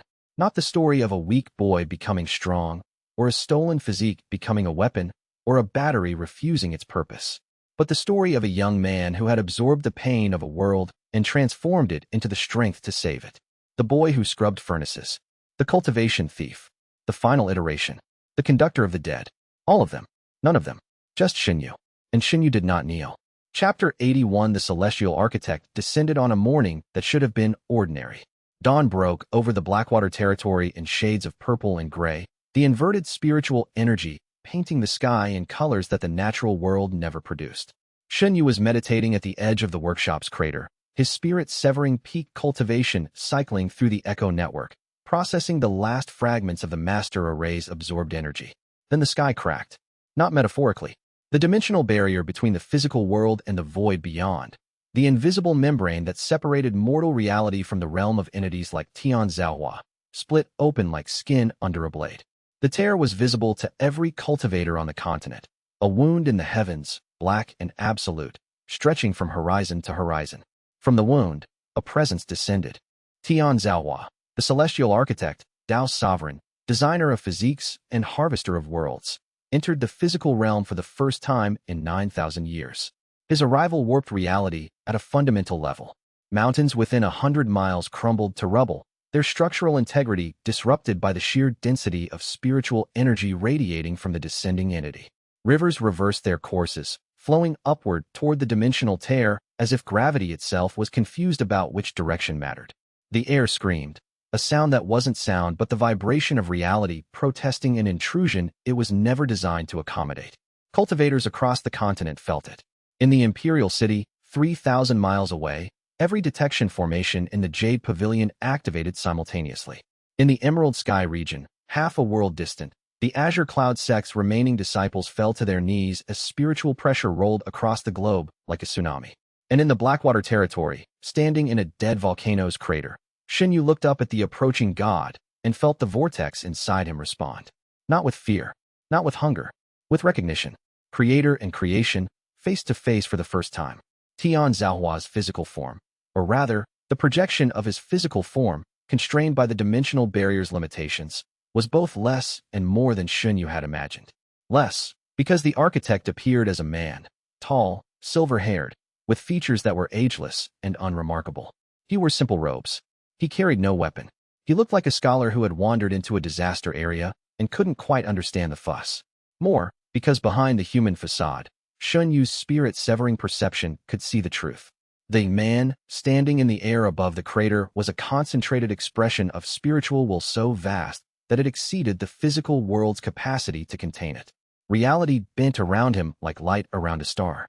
The dimensional tear above was not his entrance. It was his overflow, the excess presence that couldn't fit into a single body spilling back into the void. He was, in the most literal sense possible, too large for the world. Shen Yu, the architect said. His voice was gentle, warm, and completely devoid of genuine emotion. The perfectly calibrated tone of an entity that had studied human interaction for millennia without ever understanding it. My final iteration. My masterwork. I'm not your anything, Shen Yu said. You are everything I designed you to be. And more. The architect descended until his feet nearly touched the crater's rim. You absorbed the master array. I felt it from the void beyond. 9,000 years of accumulated energy, consumed in minutes. You've exceeded every performance metric I established. I'm not a machine. No, you're better than a machine. You're a self-improving system. A cultivation engine that optimizes itself through conflict, that grows stronger through adversity, that exceeds its design parameters through sheer refusal to accept limitations. Something that might have been admiration flickered across the architect's face. I've created thousands of prototypes across millennia. None of them surprised me. You surprised me. And yet you're here to harvest me. I'm here to complete the work of 9,000 years. Your accumulated cultivation, combined with the array energy you've absorbed, represents the exact quantity needed for my ascension to the heaven-defying realm. The gentle tone didn't waver. It will be painless. You have my word. The word of someone who farms people for fuel. The architect tilted his head. You say that as if it's morally equivalent to murder. It isn't. The cultivation I harvest was always mine. I designed the systems that generated it. I maintained the arrays that accumulated it. I engineered the physiques that concentrated it. Taking back what I created isn't theft. It's completion.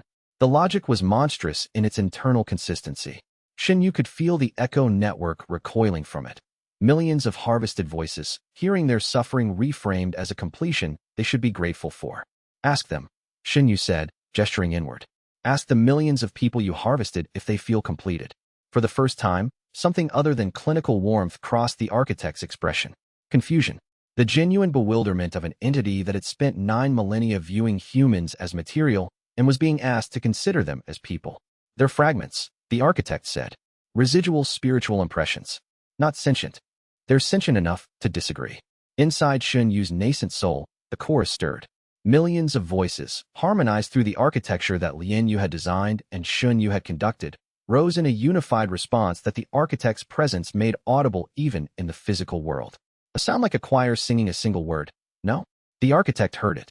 His expression didn't change, but his spiritual pressure fluctuated. The briefest destabilization in 9 millennia of absolute control.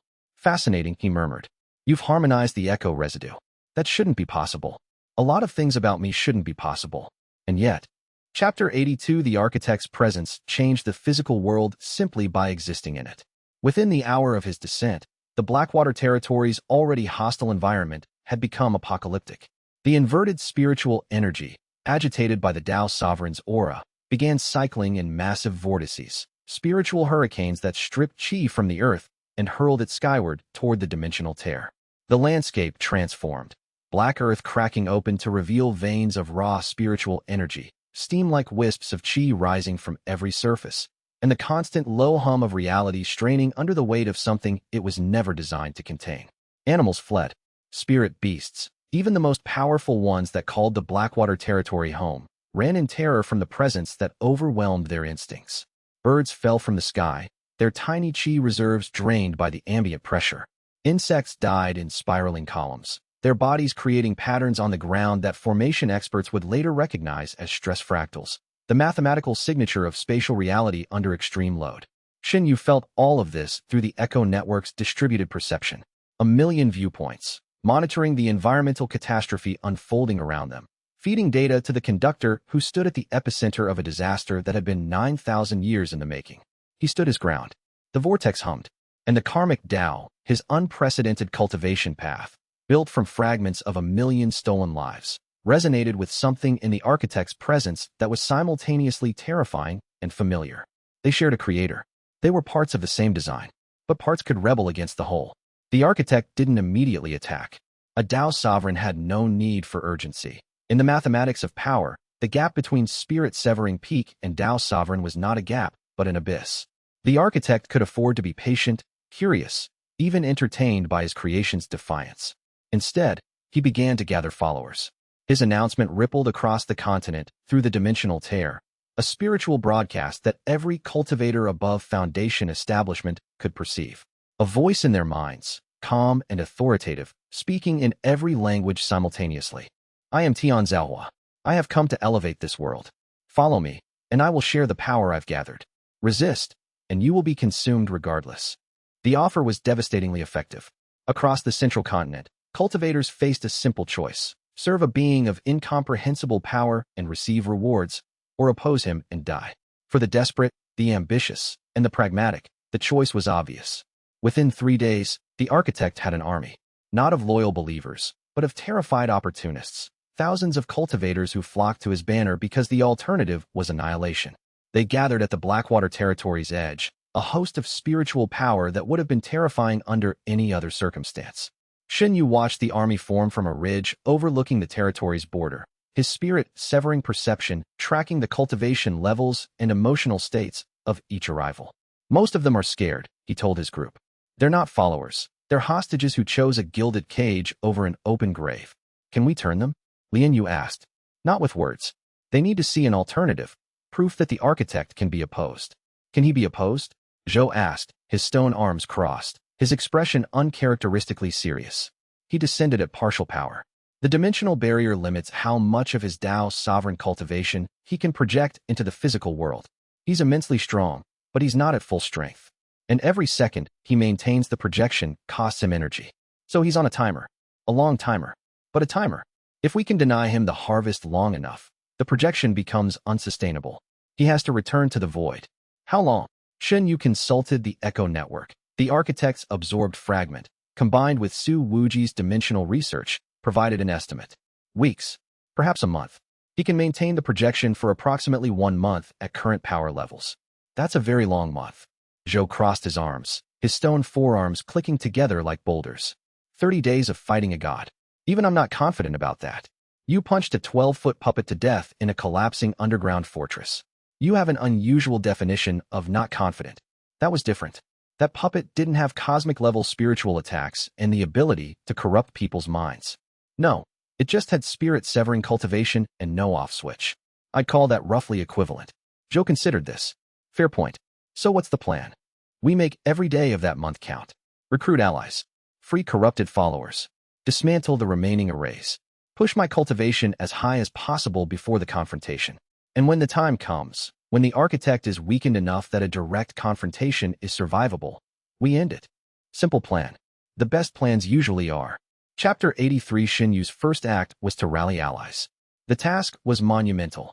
Uniting a continent's worth of independent, suspicious, and frequently hostile cultivation powers against a common enemy was the kind of diplomatic challenge that normally took decades of negotiation and multiple generations of trust building. Shen Yu didn't have decades. He had days. But he had something that no previous coalition builder had ever possessed, the Echo Network. 1,000,000 absorbed cultivators, representing every sect, faction, and family in the known cultivation world, provided an unprecedented resource for diplomatic outreach. Through the echoes, Shen Yu could speak the language, literal and cultural, of every potential ally. He knew their histories, their grievances, their ambitions, and their fears. He could craft appeals that resonated with each audience's specific concerns. He reached out through every channel available: the Jade Pavilion's communication network, the Azure Cloud sect's diplomatic contacts, direct spiritual broadcasts to every major power on the continent. The message was simple. A Dao sovereign entity has descended with the intent to harvest the world's cultivation energy. He can be opposed. He can be resisted. But not alone. The response was mixed. The Heavenly Dragon Empire's military mobilized, not to fight the architect, but to contain the situation. The Empire's response was characteristically bureaucratic. Imperial edicts ordered all civilians to shelter in warded cities. Mandatory cultivation assessments were conducted to identify individuals at risk of the architect's corruption. Emergency supply lines were established to distribute defensive artifacts and chi stabilization pills to vulnerable populations. The Empire's 3 Dao-seeking experts, the most powerful cultivators in the known world outside of Shen Yu, assessed the threat through remote spiritual observation and concluded, unanimously, that direct confrontation was suicidal. Their analysis, delivered to the Imperial Council in a classified briefing, used phrases like existential threat and beyond current military capability, and the boy is our only realistic option. The boy was 17 years old. The 3 Dao-seeking experts sent a formal communication to Shen Yu. We cannot fight beside you, but we can protect the civilian population while you fight. The Empire's cities will be shielded. Our focus will be on survival and recovery. The offensive is yours. It was the most honest diplomatic communication Shen Yu had ever received. No posturing, no conditions. Just the acknowledgement that the world's most powerful conventional cultivators had decided that a teenage absorption physique holder was their best hope for survival, and they would do everything in their power to support his effort from a distance. The major sects' responses were more varied but equally telling. The major sects split along predictable lines. The combat-oriented sects, Crimson Flame, Iron Mountain, the Reformed Heavenly Sword, sent their best warriors, recognizing that a battle against a god was exactly the kind of impossible challenge their traditions existed to meet. The commercial and political sects sent resources, money, and apologies for their inability to provide fighters. A few sects sent nothing at all, having calculated that neutrality was the optimal survival strategy regardless of the outcome. The Crimson Flame sect's response was Zhang Wuji himself, arriving at the Blackwater Territory's edge with a squad of core formation combat specialists and his characteristic grin. You owe me a rematch, Zhang Wuji told Shen Yu. I'm not letting a god rob me of the chance. Other allies arrived in ones and twos, and sometimes groups. Individuals who chose defiance over submission, drawn to the coalition by the spiritual broadcasts, or by word of mouth, or simply by the instinctive pull that people feel toward a fight worth joining. Former Anti-Thief Alliance members who'd learned the truth about the harvest arrays. Their grievance against Shen Yu transformed into fury at the architect who'd manipulated them all. Some brought apologies. Some brought spirit stones and weapons. One brought a letter from Gao Ren, the first person Shen Yu had ever absorbed, expressing his understanding and his hope that the boy who'd taken his power would use it to destroy the entity that had designed them both as pawns. Shadow Veil operatives who'd been freed from the organization's collapse, their skills repurposed from assassination to liberation. The puppet boy from the tournament, now 15, conscious and developing his own cultivation under the care of a monastery that specialized in spiritual rehabilitation. He couldn't fight. His body was still recovering from decades of being piloted like a machine, but he served as a symbol, living proof of what the architect was willing to do to achieve his goals. Dozens of unaffiliated cultivators, wanderers and hermits, and independent practitioners who'd heard about the coalition and decided that a world without a cosmic parasite was worth fighting for. Li Yu coordinated the coalition's logistics with the organizational precision of someone who'd been managing field laboratories under combat conditions for months. She established supply lines, medical stations, and communication networks that connected the disparate allies into a functional fighting force. The anti-architect coalition formed over 10 days. Not an army. They were too few and too diverse for conventional military organization. But a coalition of individuals united by a single purpose: deny the architect his harvest. Shen Yu addressed them from the ridge overlooking the Blackwater territory. Below, the architect's followers massed in ever-growing numbers. Above, the dimensional tier pulsed with dark energy. Between them stood 500 cultivators who had chosen to fight rather than kneel. "He's stronger than us," Shen Yu said. His voice, amplified by the echo network's resonance, carried to every ear. "He's older than us. He's been planning this for longer than our civilizations have existed. By every rational measure, we should surrender." He paused. But rational measures don't account for the fact that every person in this coalition has already made the irrational choice to stand here. You've looked at a god and said no. That's not rational. That's human. The echo network stirred within him. Millions of voices, the harvested dead, adding their will to his words. "I carry the voices of the people he's stolen. Millions of them. They can't fight for themselves anymore. But through me, they can say what they've been saying for 9,000 years. Enough. This ends. We are not fuel." 500 cultivators roared their agreement. The sound, amplified by the combined spiritual energy of 500 voices, each one carrying the conviction of someone who'd chosen defiance over submission, rolled across the Blackwater territory like a physical wave. The inverted chi in the atmosphere vibrated in resonance with the sound, creating a harmonic that was part battle cry, part prayer. The sound reached the architect's encampment 3 miles away, where thousands of corrupted followers milled in confused obedience. Some of them, the ones whose corruption was lightest, whose natural consciousness still flickered beneath the architect's overlay, heard the roar and felt something stir. Not rebellion. Not yet. But recognition. The recognition that another path existed, that submission was not the only option, that the god who'd claimed their service was not the universe itself. Seeds. Planted by sound. They would grow. The architect heard it. And for the second time, his spiritual pressure fluctuated. The fluctuation was brief, less than a heartbeat, but Shen Yu's echo network detected it with the precision of a million simultaneous observers. The architect was not afraid. Fear was an emotion he'd transcended millennia ago, but he was uncertain. And uncertainty, in a being accustomed to absolute control, was functionally equivalent to fear. The coalition's existence challenged the architect's fundamental model of human behavior. His 9,000 years of engineering were built on the premise that humans, when confronted with overwhelming power, would submit. That self-preservation would override every other impulse. That no one would choose death over obedience. 500 cultivators had just proven him wrong. And Shen Yu, the final iteration, the masterwork, the battery that had become a person, was the living embodiment of the architect's miscalculation. "He's scared," Li Yu observed from the communication tent, monitoring the architect's spiritual output through her detection array. The fluctuation in his aura, it's consistent with a stress response. A Dao sovereign stress response, but still, he's processing something he didn't expect. "Good," Shen Yu said. "Fear makes mistakes. So does confidence." "I know." He looked at her. "That's why I have you. To tell me when I'm being stupid. Right now, you're being stupid by not sleeping. The breakthrough won't come if your body collapses from exhaustion. The breakthrough is coming. I can see it in your spiritual readings. Your karmic Tao is approaching a threshold. But thresholds require energy, and energy requires rest. Go. Sleep. I'll wake you if the architect moves." He slept. For the first time in 2 weeks, he slept without nightmares, without echo intrusion, without the constant background hum of a million voices demanding attention. The harmonization architecture managed everything while he rested, the Echo Council taking shifts to monitor external threats while their conductor recovered. He dreamed of Mu Qing. The old man sat in a tea house that existed only in the Echo space, pouring tea for 2. "You're doing well, boy. I miss you. I'm right here. In the tea house. In the echoes. In the power you carry." Mu Qing sipped his tea. "The breakthrough is close. You'll know it when it comes. It won't feel like gaining something. It'll feel like remembering." "Remembering what?" "That you were always enough.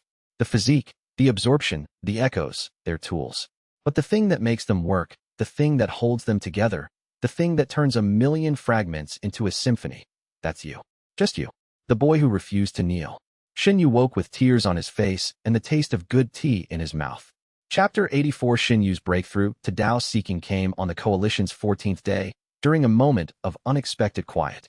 The previous 13 days had been relentless. Constant engagement with corrupted followers, environmental crisis management as the architect's presence destabilized the territory, and the grinding logistical work of keeping 500 cultivators fed, healed, and combat-ready in a hostile spiritual environment. The coalition had established a base camp in a valley that the prototype's absorption physiques had stabilized, creating a bubble of habitable chi amidst the Blackwater territory's inverted chaos. Inside the bubble, something remarkable was happening. Community. 500 cultivators from dozens of sects, factions, and backgrounds, thrown together by crisis, were forming bonds that transcended their previous allegiances. Crimson Flame and Azure Cloud disciples sparred together. Jade Serpent alchemists shared techniques with Iron Mountain healers. Former Anti-Thief Alliance members fought alongside the man they'd once paid bounties on. Shen Yu watched these connections form and felt the Echo Network resonate with them. Each new friendship, each act of trust between former strangers, each moment of shared humanity. The network registered them all, adding them to the collective understanding of what it meant to be alive, to be connected, to be more than fuel for someone else's ascension. It was not planned. It was not forced. It emerged from the natural culmination of everything he'd accumulated. The master arrays absorbed energy, the Hollow King's century of cultivation, the Echo Network's interconnected knowledge, and the freely given power of a dead man who'd loved him like a son. The breakthrough happened during a morning meditation, with Li Wei monitoring his spiritual state and the coalition's sentries watching the perimeter. One moment, he was spirit-severing peak, cycling chi through the Echo Network's knowledge channels. The next, something inside him shifted, not his cultivation base, but his understanding. The Tao. Not a specific Tao, not the Tao of fire or the Tao of sword, or any of the categorized paths that cultivators traditionally followed. What Shen Yu touched was unprecedented, the karmic Tao, a path that had never existed before, because no one had ever walked it. The karmic Tao was the cultivation path of absorbed destinies.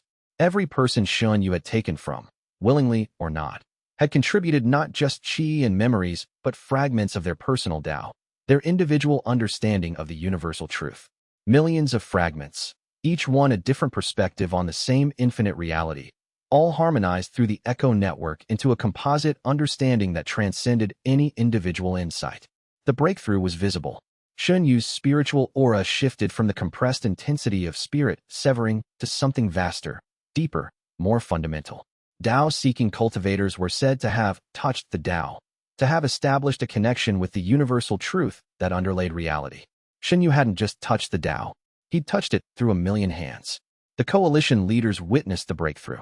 The spiritual shockwave was unmistakable, Tao-seeking early, radiating from a 17-year-old boy who had been Chi condensation layer 1 less than a year ago. The architect felt it from his encampment, and for the first time in 9,000 years, the entity that had designed Shen Yu's physique felt something it had not experienced since before its own ascension to Tao Sovereign. Uncertainty. The battery was growing faster than projected. The fuel was developing consciousness. The tool was becoming something its creator could not predict. And unpredictable tools were the most dangerous kind. Chapter 85. The architect's first offensive came on the 17th day of the confrontation, and it was not a battle.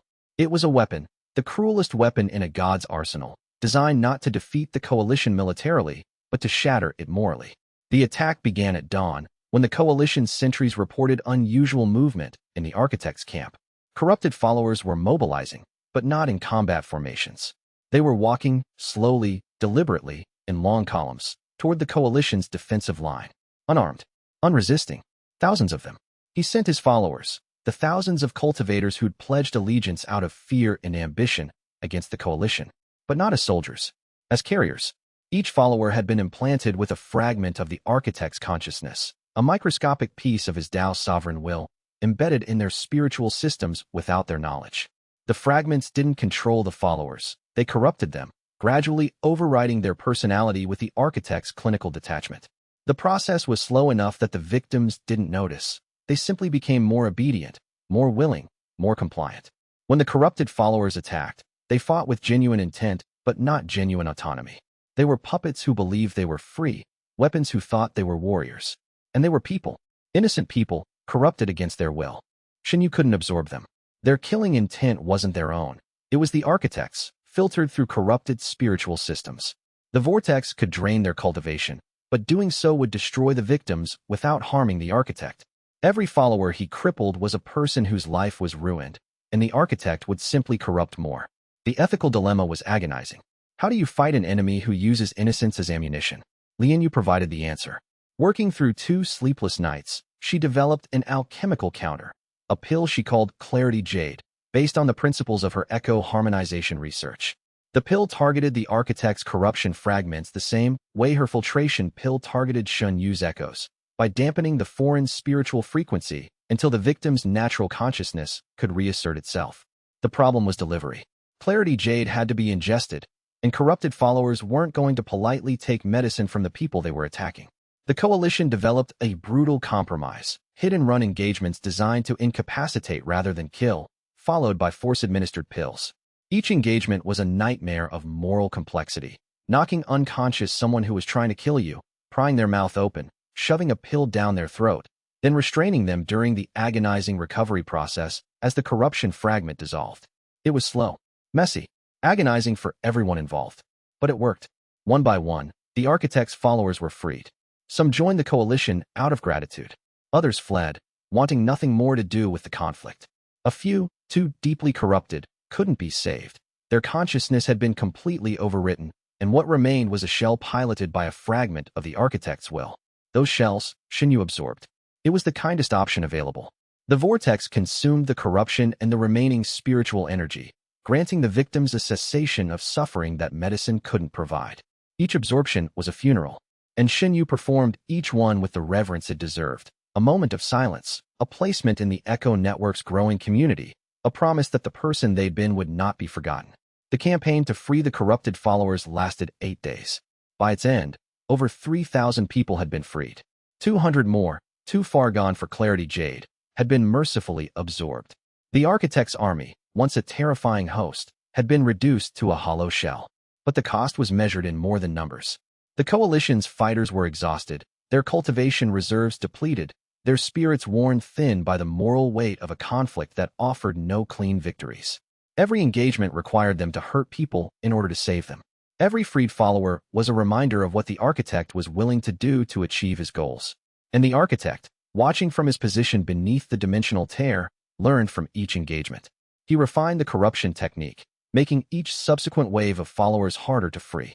The Clarity Jade pill's effectiveness diminished as the architect's fragments adapted to the counter-frequency. It was an alchemical arms race, and Li Yu was fighting it alone.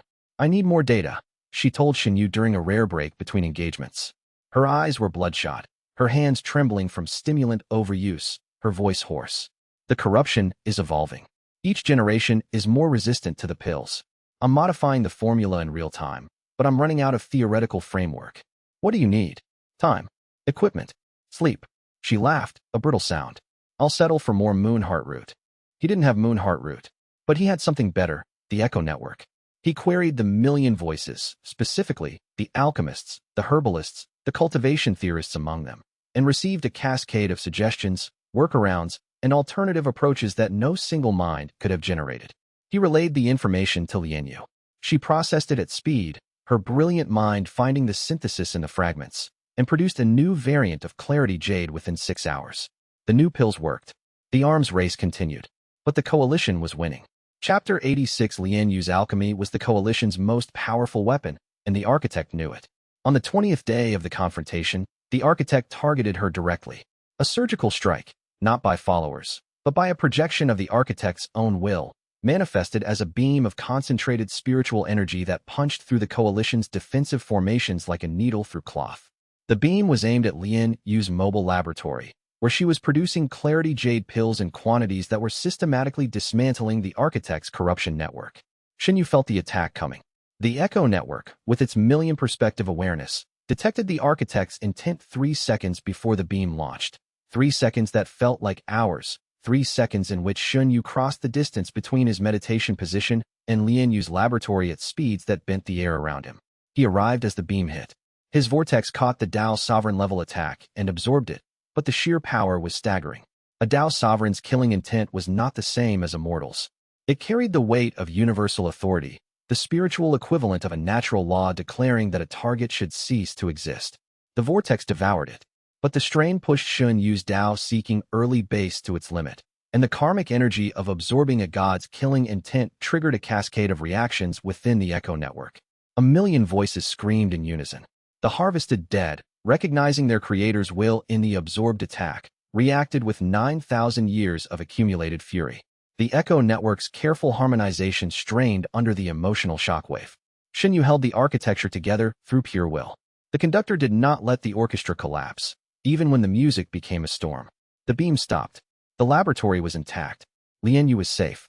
She emerged from the lab with pills in one hand and a furious expression that would have made Elder Bai proud. He targeted the pills. He knows they're working. He's scared, Shen Yu said, still trembling from the absorption's aftershocks. His hands glowed faintly with residual Tao sovereign energy that the vortex was still processing. A Tao sovereign, the entity who designed me, who engineered an entire continent's spiritual infrastructure, who has been planning this for 9,000 years, is scared of an alchemist's pills. The irony was exquisite. Tian Zhaohua's grand design had accounted for every variable that a rational, mathematical mind could identify. Cultivation levels, physique capabilities, strategic resources, psychological profiles. But it hadn't accounted for Li Yu. It hadn't accounted for the possibility that a mortal alchemist, working with her dead mother's research notes and her own brilliant improvisation, could develop a pharmaceutical counter to a god's corruption technique. Because the architect didn't value alchemy. In his worldview, alchemy was a support discipline, useful for refining cultivation resources, but irrelevant to the fundamental power dynamics of the cultivation world. He designed Shen Yu's physique to be the ultimate weapon. He'd never considered that the ultimate counterweapon might come in a pill bottle. Good. He should be scared. Li Yu held up a jade bottle with the quiet pride of a craftswoman whose work had just proven its worth against the most powerful entity in existence. New batch. 50 pills. Enough to free another 200 followers. Then let's use them. They deployed the pills through a modified delivery system that Zhou had designed. Alchemical grenades that burst on impact, dispersing the clarity jade compound in an aerosol cloud that corrupted followers inhaled during combat. It was less effective than direct ingestion, roughly 40% efficacy versus 90% for pills, but it allowed mass delivery without requiring the dangerous close-quarters restraint that had been their previous method. The aerosol deployment changed the battlefield's dynamics. Instead of saving followers one at a time, the coalition could free them in groups. Each engagement became a race. Overwhelm the corrupted force, deploy the aerosol, contain the chaos of mass decorruption, and move to the next engagement before the architect could deploy reinforcements. The freed followers were not immediately useful as allies. The decorruption process was traumatic. Victims experienced a period of confusion, disorientation, and spiritual instability as their natural consciousness reasserted itself over the architect's overlay. Many wept. Some screamed. A few, the strongest-willed, stood up, oriented themselves, and asked what they could do to help. These volunteers were the coalition's fastest-growing resource. Each freed follower was a cultivator, many of them talented, some of them powerful, who had first-hand experience of the architect's corruption technique. Their testimony spread through the coalition's communication network, and through that network to the wider cultivation world. The narrative was shifting. The architect was no longer an abstract threat or a distant god. He was a specific entity who had done specific things to specific people. The corrupted followers' stories, of being enslaved in their own bodies, of watching their hands fight on behalf of an entity they'd never consented to serve, transformed the conflict from a supernatural crisis into a human rights catastrophe. Chapter 87. The Shadow Self returned. Not as an enemy. That conflict had been resolved during the harmonization. But as a messenger, bringing a warning from the deepest layers of the echo network that Shen Yu's conscious mind couldn't access. The shadow self appeared in Shen Yu's meditation space during his nightly cultivation session, manifesting as the dark mirror that had first confronted him months ago. Same face, same posture, but the eyes were different now. Not angry, not resentful, but afraid. The network is destabilizing, the shadow self said. The architect's absorbed attacks are introducing Tao's sovereign-level energy into a system designed for spirit severing. The echo network can handle the volume, but the quality is causing resonance conflicts. English, please. God energy doesn't play well with mortal energy. The more you absorb from the architect, the more his Tao-level spiritual signature contaminates the network. If it reaches critical mass, the harmonization collapses. All million echoes reassert independently. You experience total karmic collapse. How close are we? 3 more absorptions of Tao's sovereign attacks at the current magnitude. After that, the shadow self drew a finger across its throat. Then I need to stop absorbing from him. Or you need to evolve. Reach Tao seeking mid. The higher your personal cultivation, the more Tao level energy the network can tolerate. It's a race. Evolve faster than the contamination accumulates. Shen Yu thanked the shadow self, a sentence he never would have imagined saying months ago, and began planning. Evolution required cultivation, and cultivation required time, and time was the one resource the coalition was burning through fastest. The architect's attacks were daily now, probing the coalition's defenses, testing Shen Yu's limits, and, most insidiously, forcing him to absorb Tao's sovereign energy that was slowly poisoning his echo network. The architect was fighting a war of attrition that Shen Yu couldn't win, unless he changed the rules. Chapter 88. The solution came from the most unlikely source, the shadow self.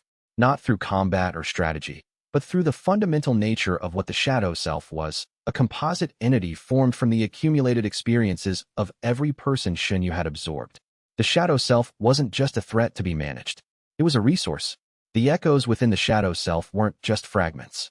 They were perspectives, millions of unique viewpoints on the nature of cultivation, the structure of reality, and the relationship between mortal will and cosmic law. And the harmonization architecture had organized these perspectives into a knowledge network that exceeded any individual understanding.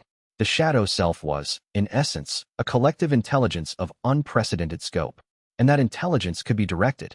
Shen Yu entered deep meditation and did something unprecedented. He asked the shadow self for help. Not demanded, not commanded, asked. The Tao's sovereign contamination is killing the network, he said in the internal space. I can't absorb more of his attacks without reaching critical mass. I need to evolve to Tao seeking mid, but I don't have time for natural advancement. The shadow self considered. The million-voice entity that had once tried to seize control of his body now contemplated the problem with the same analytical intensity that Shen Yu himself brought to combat. The contamination isn't poison, the shadow self said finally. It's Tao, the architect's personal understanding of the universal truth embedded in his attacks. You've been treating it as a threat, absorbing it, containing it, trying to isolate it from the network. What should I be doing? Integrating it.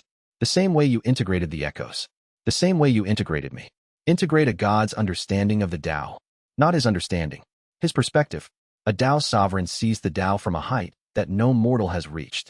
That perspective, that viewpoint, is what's contaminating the network, because it's being treated as foreign. But if you accept it as another voice in the chorus, the implication clicked. The architect's Tao-level energy wasn't toxic. It was simply too advanced for the network's current operating frequency, like a high note that shatters glass. The problem wasn't the note itself, but the glass's inability to resonate with it. If the network could resonate with Tao's sovereign energy, Shen Yu opened his vortex, not to absorb from outside, but to process from within. The Tao's sovereign contamination, the accumulated fragments of the architect's cosmic perspective, were released from containment and allowed to flow through the network. The million voices received the God's viewpoint, and instead of being shattered by it, they resonated with it.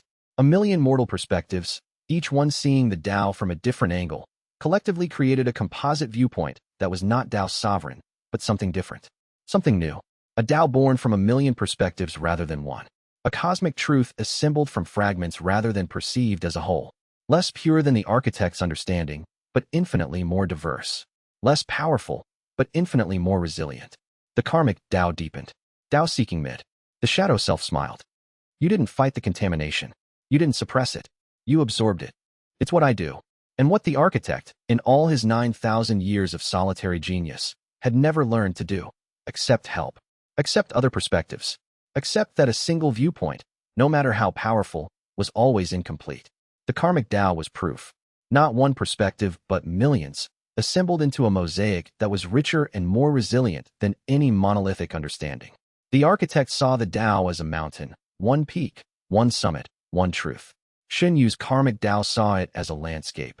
Infinite peaks, infinite valleys, infinite paths to infinite truths. Both views were valid, but only one was flexible enough to survive what was coming. Tao seeking mid, stable and deepening.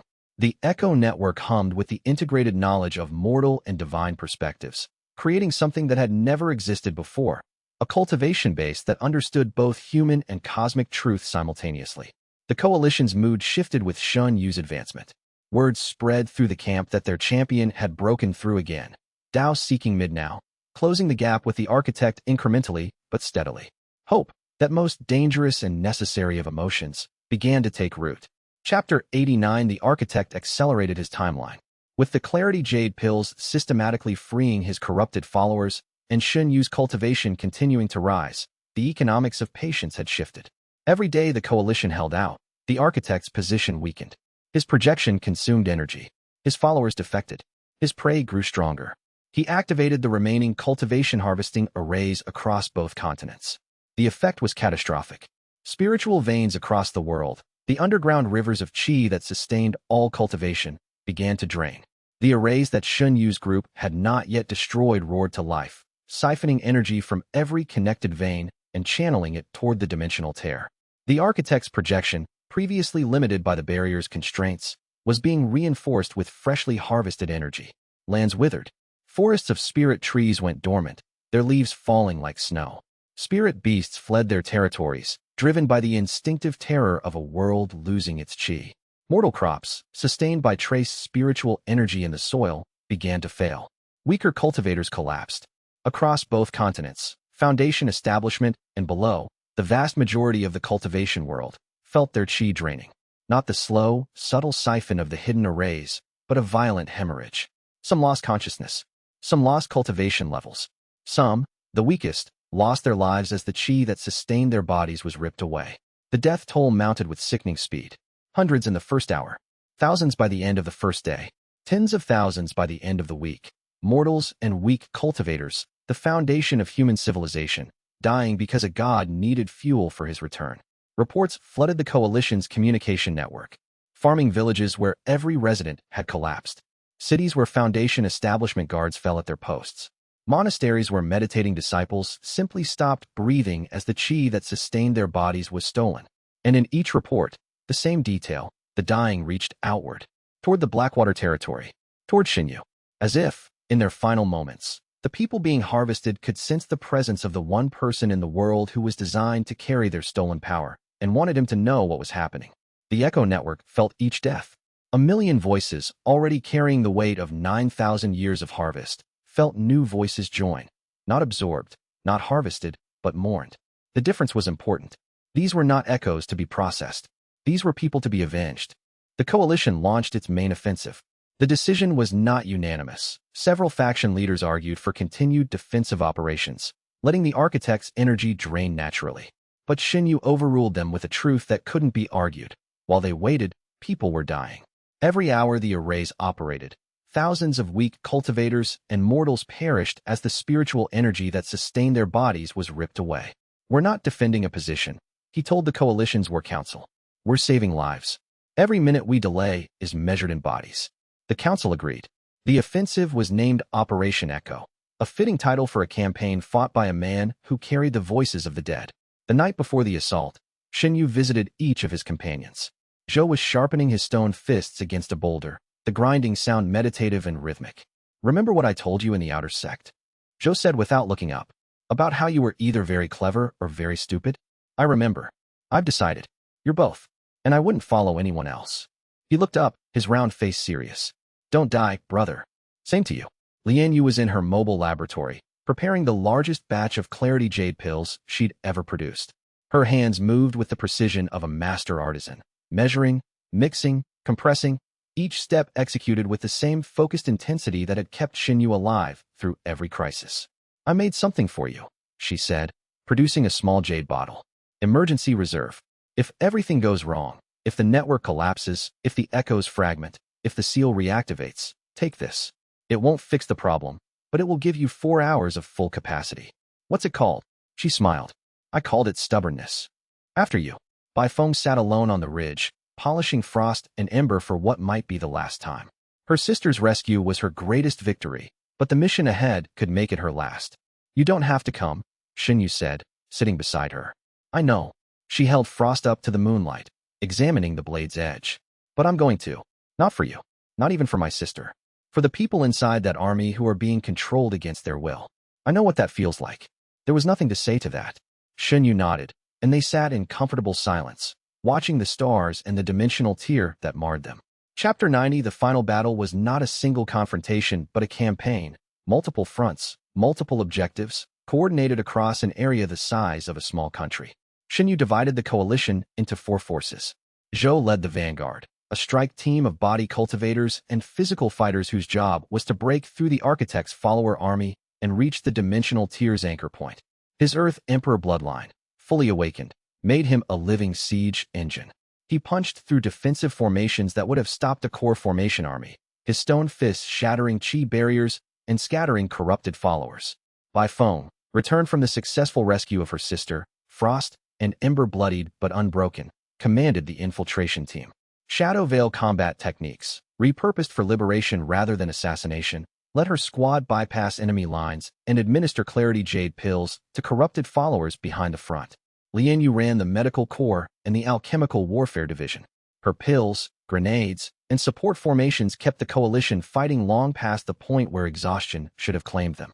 She also managed the communication network that coordinated the 4 forces' movements, her analytical mind processing tactical data with the same precision she applied to alchemical formulas. And Shen Yu led the main assault, directly toward the architect himself. Not alone, the prototypes flanked him, their engineered physiques feeding on the ambient spiritual chaos. Ling Shan read the battlefield's spiritual topology through her memory absorption, identifying safe paths through zones of distorted reality.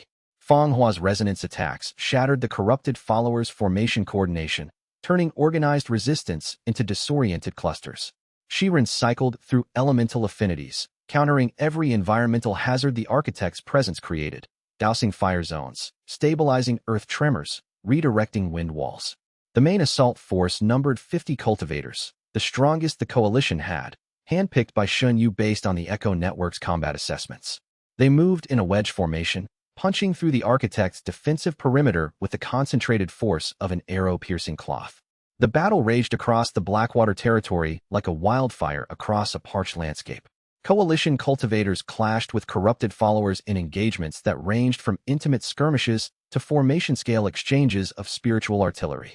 The inverted chi of the territory provided power to anyone with an absorption physique, which meant that Shen Yu and the prototypes grew stronger as the battle continued, an advantage the architect hadn't accounted for.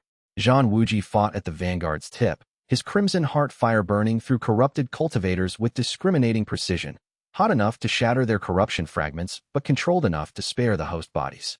It was a level of fire manipulation that bordered on art, and Zhou, fighting beside him, developed an immediate and profound respect for the former champion. "You're good," Zhou acknowledged between engagements, which for Zhou was equivalent to a lengthy speech of praise.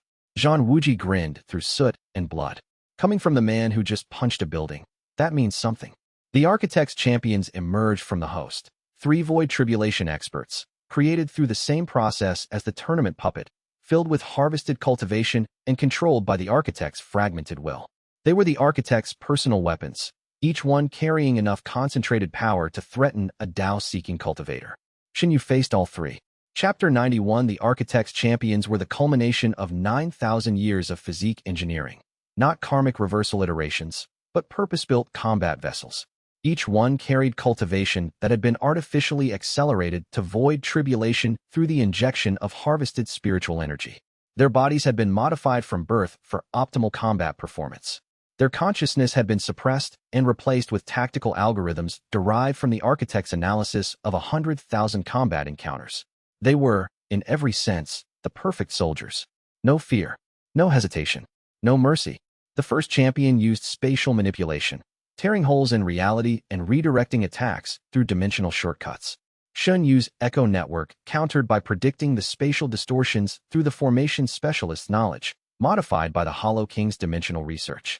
The second champion used temporal acceleration, a forbidden technique that compressed time around itself, allowing it to move at speeds that made Shen Yu's spirit-severing perception seem sluggish.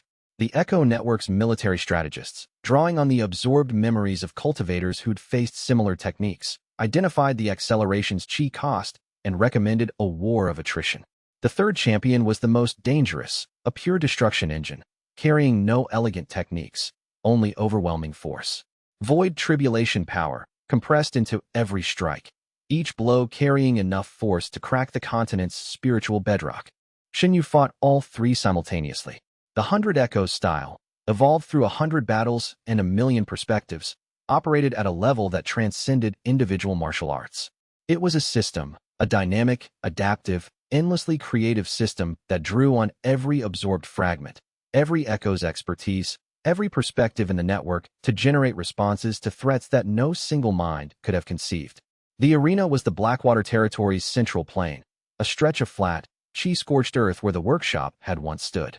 The remnants of the crater provided natural terrain features that Shen Yu's Echo Council immediately began analyzing for tactical advantage. He absorbed the first champion through a spatial fold, pulling his hand through one of the champion's own dimensional shortcuts to grab the champion's arm from an impossible angle. The vortex drained void tribulation cultivation in a torrent that pushed Shen Yu toward Dao-seeking late. He outlasted the second champion, using the Echo Network's distributed processing to track the temporal accelerations pattern and predict the microsecond windows when the champion returned to normal time. In those windows, he struck, again and again, each hit draining trace amounts of cultivation through the killing intent-infused contact. Death by 1,000 paper cuts, delivered at impossible precision across impossible intervals. The third champion nearly killed him. The destruction engine was the simplest and most terrifying of the three. No spatial tricks, no temporal manipulation, just pure, overwhelming, annihilating force, channeled through a body that had been designed to produce maximum devastation per unit of chi. Its first attack, a straight punch, created a shockwave that scattered the coalition's nearby fighters and left a trench in the earth 50 meters long. Its second attack, a stomp, cracked the continental bedrock for a mile in every direction.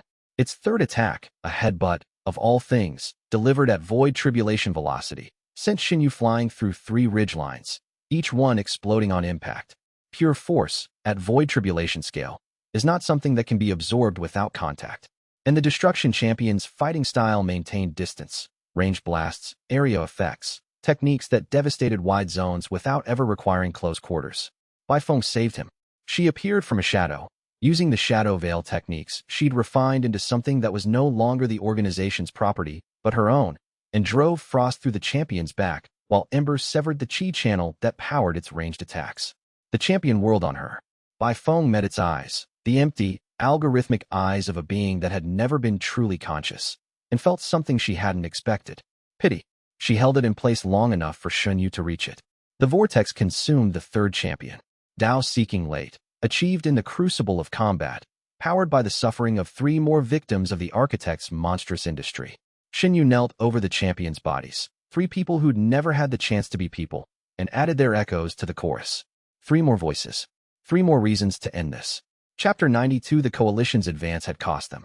Of the 500 who'd charged the architect's position that morning, 312 were still fighting. The rest were wounded, incapacitated, or dead, casualties of a battle against corrupted followers, construct remnants, and the environmental catastrophe of a Dao sovereign's presence on the physical world. Among the fallen, Li Wei, the life force prototype, who drained the last of his energy, saving a squad of coalition fighters from a corrupted formation. His physique, pushed beyond its limits, had absorbed so much foreign life force that his own had been overwhelmed. He died smiling, his hands, gloveless for the first time in years, touching the earth directly, feeling the world's life force one last time without fear. Ling Shan carried his body to the rear line, her white hair streaked with blood, her expression carved from stone. She set him down gently, touched his face to absorb his final memories, a mercy, a preservation, a gift, and returned to the fight without a word. The prototypes had lost their first member. The engineered family that had never asked to be created had given its first sacrifice. The cost was real. The cost was always real. And Shen Yu carried it forward, through the architect's final defensive line, toward the confrontation that everything had been building toward. Shen Yu reached the inner sanctum, the ground directly beneath the dimensional tear, where the architect's projection anchored itself to the physical world. The air here was not air, but compressed spiritual energy, thick enough to swim through. Reality was thin, translucent. Through the physical landscape, Shen Yu could see the void beyond, an infinite darkness that was not empty but full, crammed with the architect's true form that was too vast for the physical world to contain. Tian Zhaohua waited, calm, patient, amused. You've done well, the architect said, his gentle tone unchanged despite the army being dismantled around him. Better than any previous iteration. The karmic Tao, a new path, born from your unique combination of absorption and will. I didn't anticipate it. You anticipated everything else. I anticipated the probable. Your physique was designed to absorb cultivation from hostile sources. Your growth trajectory was modeled on 9,000 years of iteration data. Your psychological profile, stubborn, analytical, emotionally attached to a small circle of allies, was predicted with 97% accuracy. And the 3%? The 3% is why you're standing here instead of in a harvest chamber. A pause that, from a being who experienced time differently than mortals, lasted for what was probably an internal analysis of immense depth. The 3% is the margin of error that has defined every great failure and every great innovation in the history of engineering. I designed you to be perfect. You became something better, imperfect in ways that make you stronger. The architect's expression shifted, not warmth, not anger, but the clinical interest of a scientist encountering an anomalous result. You harmonized the echoes. You absorbed a heavenly tribulation. You integrated my own Tao-level energy. Each of these should have been impossible. Together, they suggest that the final iteration has exceeded its design envelope. I'm not an envelope. You're a person. I understand that now. The previous iterations, the ones that went mad, the ones I harvested successfully, they never developed the capacity for genuine connection. They absorbed and grew and accumulated power in isolation, becoming increasingly inhuman with each absorption. You made it to prevent connection. The echo corruption, the identity dissolution, those were features, not bugs. A battery that cares about people is harder to harvest. Correct. A pause. And yet you care. Despite the design. Despite the corruption. Despite every mechanism I built to prevent it. The architect studied him with an expression that was almost respectful. How? Shen Yu thought of Mu Qing, dying in the valley with a smile on his face. Of Li Yu, building miracles from ingredients and stubbornness. Of Zhou, punching the world into shape with love and bare fists. Of Bai Feng, choosing the harder path because it was the right one. Because they refused to let me disappear, he said. The people I care about, they didn't let the echoes consume me. They kept me human. And you can't design around that, because you don't understand it. Perhaps not. The architect raised his hand. But I don't need to understand it to end it. He activated the harvest. The word was clinical. Detached. The vocabulary of agriculture applied to the murder of a soul. The architect said harvest the way a farmer said reap, with the casual certainty of someone exercising a right that had never been questioned. But Shen Yu had spent his entire cultivation career questioning things that were supposed to be unquestionable. Why should the weak accept their weakness? Why should the broken stay broken? Why should a tool accept being a tool? Why should a battery let itself be drained? Chapter 93. The Master Seal erupted from the deepest layer of Shen Yu's spiritual system, a failsafe embedded in the very foundation of the karmic reversal meridians, hidden so deeply that even Li Yu's most thorough scans had missed it. It was not a formation or a technique, but a fundamental instruction written into the physique's design. When the creator commands, release. Shen Yu's cultivation began to drain. He felt it immediately, a pulling sensation, deep in his spiritual core, as if a plug had been removed from the bottom of a bathtub. His Tao-seeking cultivation, accumulated through months of absorption and breakthrough, began to flow outward through a channel that he hadn't known existed. Not through the vortex. The vortex, sensing the drain, spun faster, trying to absorb, trying to compensate, trying to do what it was designed to do. But the seal was built into the foundation of the vortex itself. It wasn't a parasite or an attachment. It was a fundamental part of the physique's architecture, as integral as the meridians themselves. Fighting it was like fighting your own heartbeat. The seal bypassed the vortex entirely, creating a direct channel between Shen Yu's spiritual core and the architect's projection. Cultivation poured out, spirit severing, Tao seeking, the accumulated power of millions of absorbed lives, flowing toward the dimensional tear in a stream of pure spiritual energy. The pain was beyond anything Shen Yu had ever experienced. Beyond Gao Ren's killing strike, beyond the heavenly tribulation, beyond every wound and every absorption and every crisis he'd survived. This was not damage, this was extraction, his very essence being pulled out of him like blood from a vein. He fell. His legs buckled. His vision blurred. The world dimmed. The echo network screamed. Millions of voices, feeling themselves being ripped away, cried out in collective agony. The harmonization strained. The architecture cracked. All seemed lost. Then the integrated echoes, the harmonized voices, the million perspectives, the shadow self that had chosen to be part of the chorus, fought back. The Master Seal was designed to override a single consciousness. One mind, one will, one set of meridians. But Shen Yu was not one consciousness. He was millions. The seal tried to command him to release, and a million voices said no. The seal cracked. Not broken. It was too deeply embedded for that, but disrupted. The voices couldn't destroy it, but they could interfere with it, creating static in the extraction channel that slowed the drain from a torrent to a trickle. Shen Yu gasped. The pain receded. Not gone, but reduced from a cosmic scream to a dull roar. He was still losing cultivation, a steady seep that he could feel dripping from his spiritual core like blood from a wound. But slowly, slow enough to think, slow enough to fight. The echo network had saved him. A million voices, united in defiance, each one lending a fraction of their will to resist the command that a single consciousness couldn't have withstood. The chorus had become a dam, imperfect, crumbling at the edges, but holding against the flood. Impossible, the architect said. His composure cracked, not a hairline fracture this time, but a genuine break. The clinical calm that had defined 9 millennia of existence shattered against the reality of a million minds saying no to his most fundamental command. The seal is fundamental. It is woven into the base architecture of the karmic reversal meridians. It was the first thing I designed, the foundation on which everything else was built. It cannot be resisted. By one mind, Shen Yu said, forcing himself to his feet against the ongoing drain. His legs trembled. His vision swam. But his voice was steady. Your seal was designed to override one mind, one consciousness, one will. You never considered the possibility that your battery might contain millions. The architect stared. In his eyes, the god's ancient intelligence processed the implications, and, for the first time, encountered a variable that its models could not accommodate. I designed you alone, the architect whispered. The previous iterations were alone. The design assumed solitude. The design was wrong. Shen Yu's smile was fierce, bloody, and triumphant. I am not alone. I have never been alone. And that is the 3% you couldn't model. Chapter 94. Li Yu reached him. She'd fought through the battlefield's chaos, dodging corrupted followers, vaulting over debris, running with the desperate speed of someone whose entire world was collapsing 20 meters ahead of her. She carried a single pill, not clarity jade, not a combat pill, but something she'd been working on in secret for weeks. The sealed dissolution pill, designed specifically for this moment. A pharmaceutical that targeted the Master Seal's spiritual frequency and neutralized it from within. I found the seal in your last diagnostic, she said, sliding to her knees beside him, pulling his head into her lap with one hand while the other pressed the pill to his lips.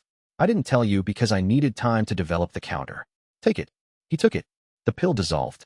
Its spiritual frequency, calibrated with Li Yu's characteristic precision to exactly match and cancel the Master Seal's resonance, spread through his meridians like a wave of warm water through ice. The seal shuddered. Its extraction channel narrowed further. The drain slowed to almost nothing. Together, the pill's pharmaceutical assault and the echo network's collective resistance, they didn't destroy the seal, but they contained it, reduced it from a lethal hemorrhage to a manageable seep. The cultivation that had been draining stopped. Shen Yu stood, weakened. The extraction had cost him significant power, but functional. Dao-seeking mid, reduced from late. Still strong enough to fight. The architect stared at Li Yu with the first genuine emotion Shen Yu had seen on his face, surprise. An alchemist, the architect said. A mortal alchemist countered a seal I designed 9,000 years ago. Alchemy is just cultivation with better ingredients, Li Yu said, her chin raised, her voice steady despite the terror that had to be screaming inside her. And better cultivators. Chapter 95. Shen Yu attacked. The echo network surged behind him. A million voices, freed from the seal's suppression, roaring with the accumulated fury and hope and defiance of 9,000 years. The sound was not audible in the physical world, but the spiritual resonance shook the dimensional barrier so hard that the architect's remaining projection flickered like a candle in a hurricane. Li Yu, watching from the medical station a mile away, felt the resonance through her detection equipment and whispered a single word, go. Zhou, fighting at the vanguard, felt it through his stone bones and roared in response. A battle cry that the Earth Emperor bloodline amplified into a seismic event, cracking the ground for 100 meters in every direction. By phone, supporting the infiltration team's advance, felt it through frost and ember, the twin swords vibrating with a frequency that was simultaneously her own and a million others. The coalition, every fighter, Every healer, every support cultivator, felt it, and they responded. A 500-voice battle cry that merged with the million-voice echo into a sound that was not one thing, but everything. War cry and prayer and declaration and promise. Not with the careful, analytical approach that had defined his fighting style since the beginning. Not with the 100 echoes' adaptive fluidity. Not with the echo network's strategic guidance. With everything. The breakthrough to void tribulation happened mid-strike. His fist, aimed at the architect's projection, carried not just his own Tao-seeking cultivation, but the combined will of a million echoes, each one lending their strength, their knowledge, their desperate desire to be free of the entity that had created them. The karmic Tao expanded. Shen Yu's understanding of the universal truth, assembled from a million perspectives, refined through the integration of the architect's own cosmic viewpoint, deepened into something that transcended individual comprehension. He didn't just see the Tao. He was a perspective on the Tao that had never existed before and might never exist again. Void tribulation. The breakthrough was violent, more violent than any Shen Yu had experienced, including the heavenly tribulation in the Blackwater territory. His body, his nascent soul, his vortex core, his entire spiritual architecture, all of it shattered and reformed simultaneously, upgrading from one fundamental level of existence to another. The process was like being unmade and remade in the same instant, every component of his being disassembled to its constituent parts and reassembled in a configuration that was more efficient, more powerful, and more deeply connected to the fabric of reality. Void tribulation was the realm of those who had faced the heaven's judgment and survived. The realm where a cultivator's understanding of the Tao became sufficient to directly interact with reality's fundamental structure, not just sensing the underlying laws of the universe, but reaching out and touching them, adjusting them, rewriting them in localized areas. A void tribulation cultivator didn't cast techniques. They expressed will, and the universe adjusted to accommodate. His fist connected with the architect's projection. The impact was not physical. At this level, physical contact was a metaphor for spiritual intersection. What actually happened was a collision of Taos, the karmic Tao, assembled from a million mortal perspectives, versus the architect's solitary Tao of creation, honed through 9 millennia of godlike contemplation. The collision sent shockwaves through every dimensional layer simultaneously. In the physical world, the ground for 10 miles around liquefied and re-solidified in an instant. In the spiritual world, chi currents across the continent reversed direction for 3 heartbeats. In the dimensional barrier between worlds, cracks appeared that would take centuries to heal. For the first time in 9,000 years, Tian Zhaohua felt pain. Not physical pain. His projection wasn't truly physical, but spiritual pain. The karmic Tao, channeled through a void tribulation strike and amplified by a million souls' worth of accumulated suffering, hit the architect's cosmic consciousness like a needle through an eye. The dimensional tear above them flickered. The architect's presence in the physical world destabilized. His projection, the scholarly body, the gentle voice, the clinical calm, wavered, revealing glimpses of the vast, inhuman intelligence behind the mask. "You're hurting me," the architect said, and the wonder in his voice was genuine. "In 9,000 years, nothing in the physical world has been able to hurt me." "Get used to it," Shen Yu said, and struck again. Chapter 96. The battle between Shen Yu and the celestial architect was unlike any conflict the cultivation world had witnessed. A void tribulation cultivator should not have been able to challenge a Tao sovereign. The gap between the realms was not a matter of degree, but of kind. A Tao sovereign existed on a fundamentally different plane of spiritual reality, operating through universal laws rather than personal power. Fighting a Tao sovereign with mortal cultivation was like fighting the ocean with a bucket. But Shen Yu wasn't using a bucket. He was using the ocean. The karmic Tao drew on a million perspectives, a million different relationships with the universal truth, each one a lens through which the Tao could be perceived. When the architect attacked with his Tao sovereign understanding, Shen Yu didn't counter with a single viewpoint. He countered with a million, each one providing a different angle of deflection, a different interpretation that weakened the attack's absolute nature. Tao's sovereign power was monolithic, one overwhelming perspective, refined over 9,000 years of solitary contemplation in the void between dimensions. The architect's understanding of the Tao was deep but narrow, a single shaft driven into the bedrock of reality with the relentless precision of an entity that had nothing to do for 90 centuries except think. The karmic Tao was the opposite, wide but interconnected. A million tiny perspectives, each one weak individually, each one a fragment of a mortal's limited understanding, but collectively creating a picture that was richer, more nuanced, and more resilient than any single viewpoint could achieve. Where the architect saw one truth, Shen Yu saw a million truths and the connections between them. Where the architect attacked with absolute certainty, Shen Yu responded with absolute adaptability. The architect's strikes could shatter mountains. His techniques could rewrite the fundamental laws of a localized region. His presence alone could crush cultivators below, Tao, seeking into spiritual dust. But he couldn't shatter a million fragments simultaneously.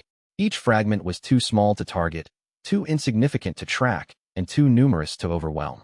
Attacking the karmic Tao was like attacking fog with a sword. Each swing passed through without connecting, and the fog simply reformed around the blade. It was a fundamental tactical advantage that the architect had never faced and had never designed his combat methodology to handle. In 9,000 years of engineering and manipulation, he had never fought someone who was simultaneously one and millions. The novelty was, perhaps, the most dangerous weapon in Shen Yu's arsenal. Shen Yu traded blows with a god. Each exchange was a conversation in the language of the Tao, thesis and antithesis, perspective and counterperspective. The physical manifestations of these exchanges were cataclysmic. The Blackwater territory was reshaped in real time, mountains rising and falling as collateral effects of techniques that operated on reality's source code. But the architect held a decisive advantage, killing intent. Every attack he launched carried the genuine desire to destroy Shen Yu, and the vortex's absorption mechanism activated with each impact. Energy flowed from the architect into Shen Yu, but it was Tao's sovereign energy, contaminated with the cosmic perspective that the shadow self had warned would trigger karmic collapse. The clock was ticking. 3 more major absorptions before critical mass. Shen Yu had used one in the battle. 2 remaining. He needed to end this before the 3rd. The architect recognized the dilemma. Every time I hit you, you grow stronger. Every time you grow stronger, you approach the threshold that will destroy you. An elegant paradox. You cannot win by absorbing, and you cannot win without absorbing. I don't need to win, Shen Yu said, dodging a reality-warping strike that turned a square mile of terrain into glass. I need to survive long enough for you to run out of energy. My projection is sustained by the continental arrays. As long as they operate, the coalition is destroying them. The architect paused. For one heartbeat. An eternity for a Tao sovereign. He diverted his attention from the battle to the arrays scattered across both continents, and found them failing. Bai Feng's teams, Zhang Wuji's strike forces, the prototypes, the freed followers, all of them, coordinated by Lian Yu's communication network, systematically dismantling the architect's continental power grid.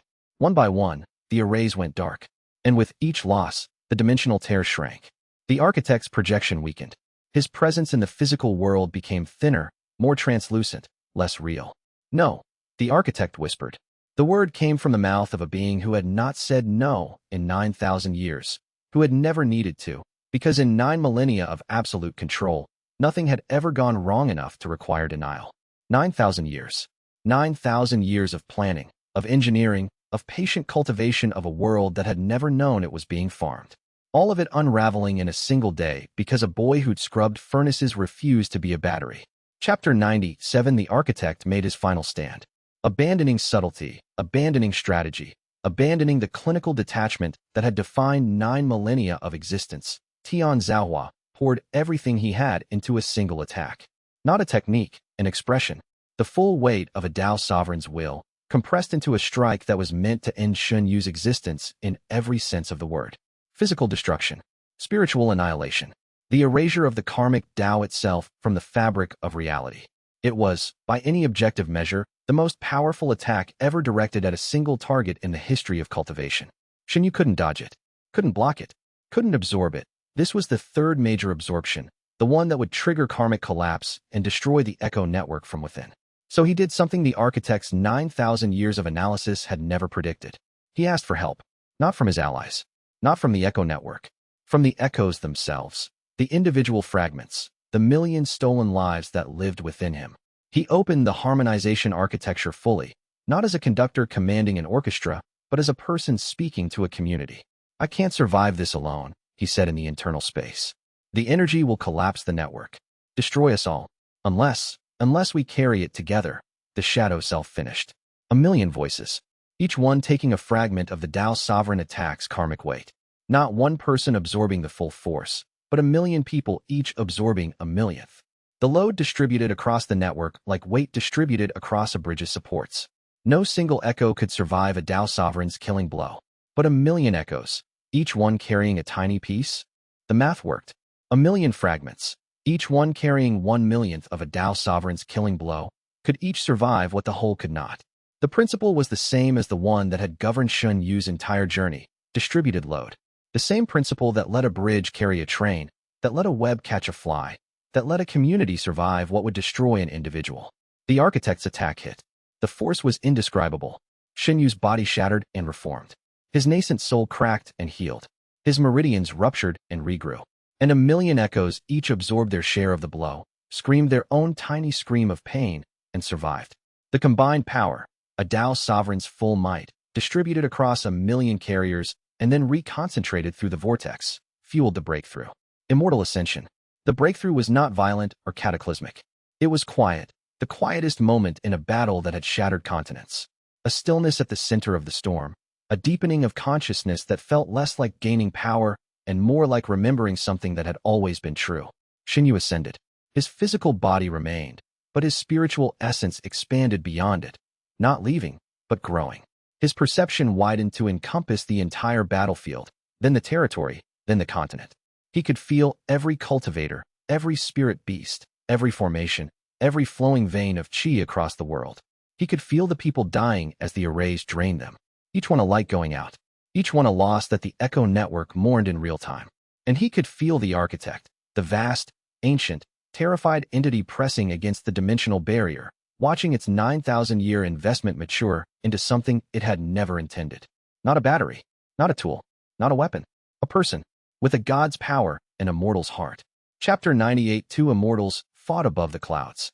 Shen Yu, newly ascended, raw with power that exceeded anything he'd imagined, his body wreathed in the multicolored light of the karmic Tao, versus the architect, a Tao sovereign weakened by the loss of his continental array network, his projection thinning as the dimensional tier continued to shrink, his 9,000-year composure finally and completely shattered. The clouds parted beneath them, pushed aside by the spiritual pressure of two beings whose conflict was reshaping the atmosphere itself. Below, the coalition's fighters looked up at the spectacle that no mortal had witnessed in recorded history. Two entities of cosmic power, locked in combat above the clouds, their exchanges visible as flashes of light and concussions of force that echoed across the continent. At Immortal Ascension, Shen Yu perceived reality differently. The physical world was a thin veneer over a deeper truth, spiritual laws, karmic connections, the web of cause and effect that tied every living thing to every other. He could see the architect's design in his own body, the karmic reversal meridians, engineered with a precision that was beautiful in its horror. He could also see the architect's weakness. Tian Zhaohua's projection was anchored to the physical world through the dimensional tear, a connection that was narrowing by the second as the arrays failed. Without the array's energy, the projection was running on reserves. And a Tao sovereign's reserves, while vast, were not infinite. The battle was no longer about power. It was about time. The coalition below watched their champion ascend, a pillar of light rising from the battlefield, carrying the accumulated power and will of every person Shen Yu had ever absorbed, every person who'd ever believed in him, every echo and every friend and every freely given gift. The light was not one color, but millions, the karmic spectrum, the visual manifestation of a Tao born from diversity rather than singularity. It was beautiful, the most beautiful thing any of them had ever seen. Shen Yu pressed the attack with every ounce of his newly ascended cultivation. The karmic Tao, at Immortal Ascension level, was a revelation, a million-perspective understanding of the universal truth that let him perceive and exploit vulnerabilities in the architect's Tao that a single-perspective cultivator could never have found. Each strike carried the weight of a million lives. Each dodge was guided by a million instincts. Each decision was informed by a million minds working in concert. The architect fought with the elegant efficiency of 9 millennia of experience. But his experience was solitary, one mind, one perspective, refined through isolation. Against the collective consciousness of a million harmonized souls, his solitary genius was not enough. The dimensional tear narrowed. The architect's projection flickered. "You can't hold the projection much longer," Shen Yu said. "I don't need to." The architect's voice was strained, the first time Shen Yu had heard genuine effort in it. "I just need to hold it long enough for one final strike." Chapter 99. The architect's final attack was everything. Every remaining fragment of his Tao sovereign cultivation, drawn from the last reserves of his projection, compressed into a single technique that he called Celestial Mandate. It was the technique he designed for the harvest, a spiritual command that ordered the target's cultivation to surrender itself to the Creator. It was meant to be irresistible. It was the culmination of 9,000 years of physique engineering, a frequency calibrated to the exact resonance of the karmic reversal meridians, designed to trigger the master seal and initiate an instant, total extraction of all accumulated cultivation. The seal had been contained by Shen Yu's pill and the Echo Network's resistance. But the Celestial Mandate bypassed the seal entirely. It didn't need the seal. It was the seal's original purpose, expressed at full Tao sovereign power. Killing intent, absolute, total. The genuine, cosmic-scale desire to end Shen Yu's existence as an independent entity and reclaim the power that Tian Zhaohua considered rightfully his. And killing intent, at any scale, was what the karmic reversal meridians were designed to absorb. Shen Yu opened the vortex, not to resist the Celestial Mandate, to welcome it. The architect's entire remaining cultivation, everything he'd poured into the attack, every last reserve of his projection's power, flowed into the vortex through the channel of his own killing intent. The Celestial Mandate, designed to extract Shen Yu's cultivation, instead provided the conduit for the extraction of the architect's.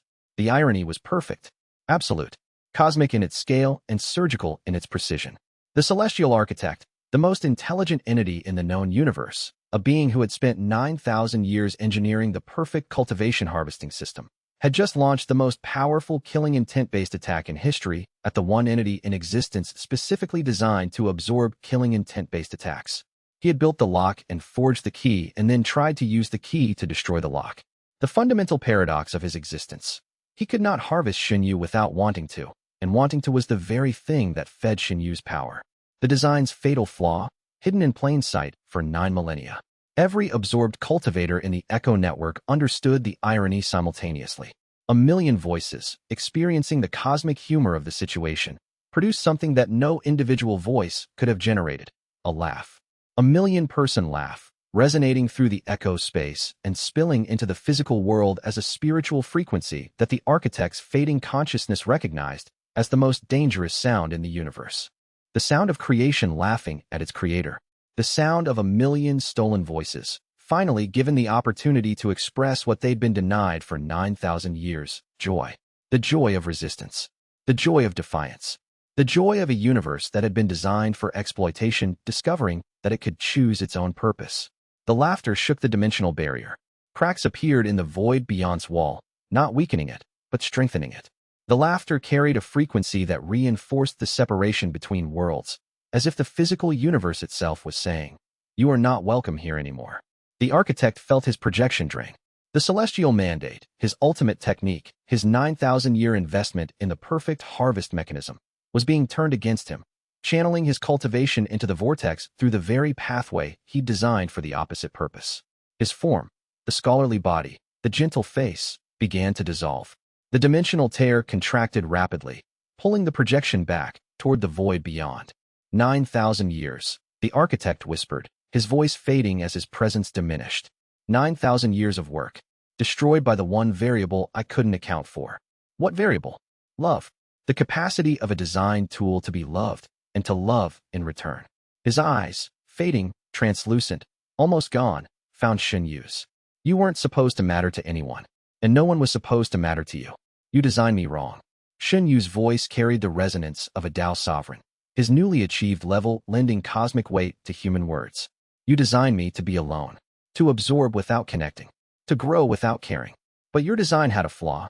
You put me in a world full of people.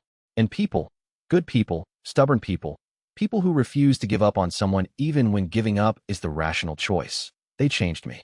They made me something your design couldn't account for. A tool that loves. The architect's voice held wonder and loss. The loss of someone who had built something greater than himself and couldn't appreciate it because appreciation required the very humanity he'd abandoned. A battery that cares about the devices it powers. An engine that mourns the fuel it consumes. A weapon that protects the things it was meant to destroy. A person, Shen Yu corrected. A person who was designed as a tool and chose to be more. That's the 3% you couldn't model. The capacity for a design thing to exceed its design through the one variable you couldn't engineer. The choice to care about something bigger than yourself. The architect's last expression, visible for a fraction of a second before the projection dissolved completely, was something that might have been a smile. Not warm, not kind, but acknowledging. The smile of a craftsman who'd been surpassed by his own creation. Then he was gone. The dimensional tier sealed. The void beyond receded. Tian Zhaohua, the celestial architect, Dao sovereign, engineer of physiques, harvester of worlds, was banished from the physical realm. Not destroyed. A Dao sovereign could not be destroyed by anything less than a Dao sovereign. But expelled, his anchor shattered, his arrays destroyed, his 9,000-year plan reduced to nothing. And Shen Yu, Dao sovereign now, the second being in the physical world's history to achieve this realm through non-parasitic means, fueled by the architect's own final attack and the collective will of 1,000,000 harmonized souls, stood in the ruins of the Blackwater territory and felt the weight of a world settling onto his shoulders. The Dao sovereign realm was different from everything below it in a way that was difficult to articulate even with 1,000,000 perspectives. At this level, he didn't just perceive reality, he participated in it. The spiritual laws that govern the universe were not external constraints, but part of his own consciousness, integrated into his karmic Dao's million-faceted understanding. He could feel the planet's spiritual veins like a network of arteries in his own body. He could sense every cultivator on the continent as a point of light in a vast constellation. He could perceive the dimensional barrier, the wall between the physical world and the void beyond, as a structure he could touch, examine, and reinforce. The architect's departure had left the barrier weakened. Shen Yu spent the first hour of his new existence repairing it, not through grand gestures or cosmic techniques, but through the patient, careful application of Dao's sovereign will to the dimensional fabric, the same way Li Yu applied healing compounds to wounded flesh. Stitch by stitch, thread by thread, the work of a craftsman, not a god. Because that's what Shen Yu was at his core. Not a god, not a tool, not a battery or a weapon or a cosmic chess piece. A craftsman, someone who took broken things, broken meridians, broken lives, broken worlds, and made them work again. The weight of a world was real, but it rested on shoulders that had been strengthened by 4 years of carrying impossible burdens, and it was shared by 1,000,000 voices that would never let it crush him. A weight he didn't have to carry alone, and that made all the difference. He descended from the sky, not landing, settling, the way a leaf settles on water, his new Dao sovereign cultivation making gravity more of a suggestion than a law. The coalition's surviving fighters watched him touch down with expressions that ranged from awe to relief to the desperate gratitude of people who'd been certain they were going to die and had just learned they weren't. Zhou reached him first. The big man, stone-skinned, blood-spattered, grinning from ear to ear, grabbed Shen Yu in a bear hug that would have killed a Foundation establishment cultivator. "You did it," Zhou said, his voice cracking with emotion that he would later deny experiencing. "We did it." Li Yu was next. She didn't hug him. She scanned him, pulling out her detection equipment with the automatic reflex of a woman who'd spent months monitoring his spiritual state and couldn't stop, now even if the threat was over. "Dao Sovereign," she whispered, reading the results. "Genuine Dao Sovereign cultivation. Shen Yu, do you understand what that makes you? The strongest cultivator in the physical world. The strongest cultivator in recorded history. No one in the known cultivation world has ever reached Dao Sovereign through legitimate means. I'm not sure absorbing a god's killing strike counts as legitimate. It counts as you." She put down the equipment and kissed him. In front of the coalition, in front of the battlefield, in front of 500 cultivators who'd fought for the right to witness this moment. The coalition cheered. The sound rolled across the Blackwater territory, across the healing landscape, across a world that was beginning to remember what it felt like to have spiritual energy flow freely through its veins. Bai Feng arrived last, flanked by Shi Ren and Feng Hua. They'd returned from the chrysalis during the battle's final stages, Bai Lin safe and unconscious in Shi Ren's arms. "Is it over?" Bai Feng asked. Shen Yu looked at the sky. The dimensional tear was sealed. The architect's presence was gone. The arrays were dark. The world was healing. "The battle is over," he said. "The work is just beginning." Chapter 101 year later. The Azure Cloud sect looked nothing like the place Shen Yu had left. The mountain was the same. The peaks, the terraces, the eternal clouds, but everything else had changed. The cultivation harvesting array was gone, its formation lines dismantled, and the spiritual veins healing naturally. The ambient chi had returned to its natural density, and disciples were advancing at rates that the sect's historians called the recovery. It wasn't a recovery. It was the absence of theft. Shen Yu stood on the 7th terrace, looking down at the sect he'd rebuilt. Not as sect master. He'd refused the position again, for different reasons this time. Not because he was too young, but because the Azure Cloud sect deserved a leader who would stay. and Shen Yu had responsibilities that extended far beyond one mountain. The first 3 months after the architect's banishment were chaos. The dimensional tier's closure sent shockwaves across the continent that disrupted formations, destabilized spiritual veins, and caused environmental phenomena that would take years to fully resolve. Entire mountain ranges shifted as the spiritual bedrock adjusted to the absence of the architect's pressure. Rivers found new courses. Weather patterns changed as the Qi atmosphere recovered from decades of systematic manipulation.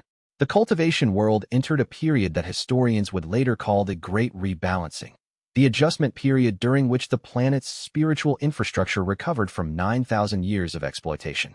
Cultivation became temporarily harder for everyone. The spiritual veins were damaged, the ambient Qi was depleted, and the continent's Qi circulation patterns were disrupted. But the damage was healing, and for the first time in millennia, the healing was natural rather than managed. The continental array network was dismantled. Every cultivation harvesting node, across both continents, had been identified and destroyed. The process had taken months, coordinated by Li Yu's communication network and executed by teams from the anti-architect coalition that had become a permanent peacekeeping organization. The prototypes, Ling Shan, Shi Run, Feng Hua, and the others, were offered places at the Azure Cloud sect, but most declined. They'd spent their lives as anomalies, engineered beings in a world that didn't understand them. What they wanted was not a sect, but a community, a place designed specifically for people with unusual physiques, where their abilities were understood rather than feared. Shen Yu helped them build it. Using the architect's workshop's former location, the dead volcano in the Blackwater territory, now cleansed of its malicious formations, they established the prototype sanctuary, a cultivation community dedicated to the study and support of engineered physiques. Ling Shan led it, her memory absorption providing a living archive of the community's history and the architect's records, ensuring that the lessons of 9,000 years of exploitation were never forgotten. The sanctuary also served as an early warning system. If anyone, anywhere, ever attempted to create another cultivation harvesting array or engineer another absorption physique, the sanctuary's detection network would know. The harvest would not happen again, not on their watch. The shadow veil was dissolved.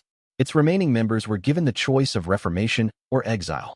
Most chose reformation. Freed from the Hollow King's desperate leadership, the organization's members had discovered that their skills were equally useful for protection as destruction. Bai Feng oversaw the transition, transforming the Shadow Veil's intelligence network into a force that monitored for dimensional anomalies and the signs of entities attempting to harvest the cultivation world. Zhang Wuji had returned to the Crimson Flame sect, where he'd been promoted to the position of Grand Combat Master, the sect's highest martial authority.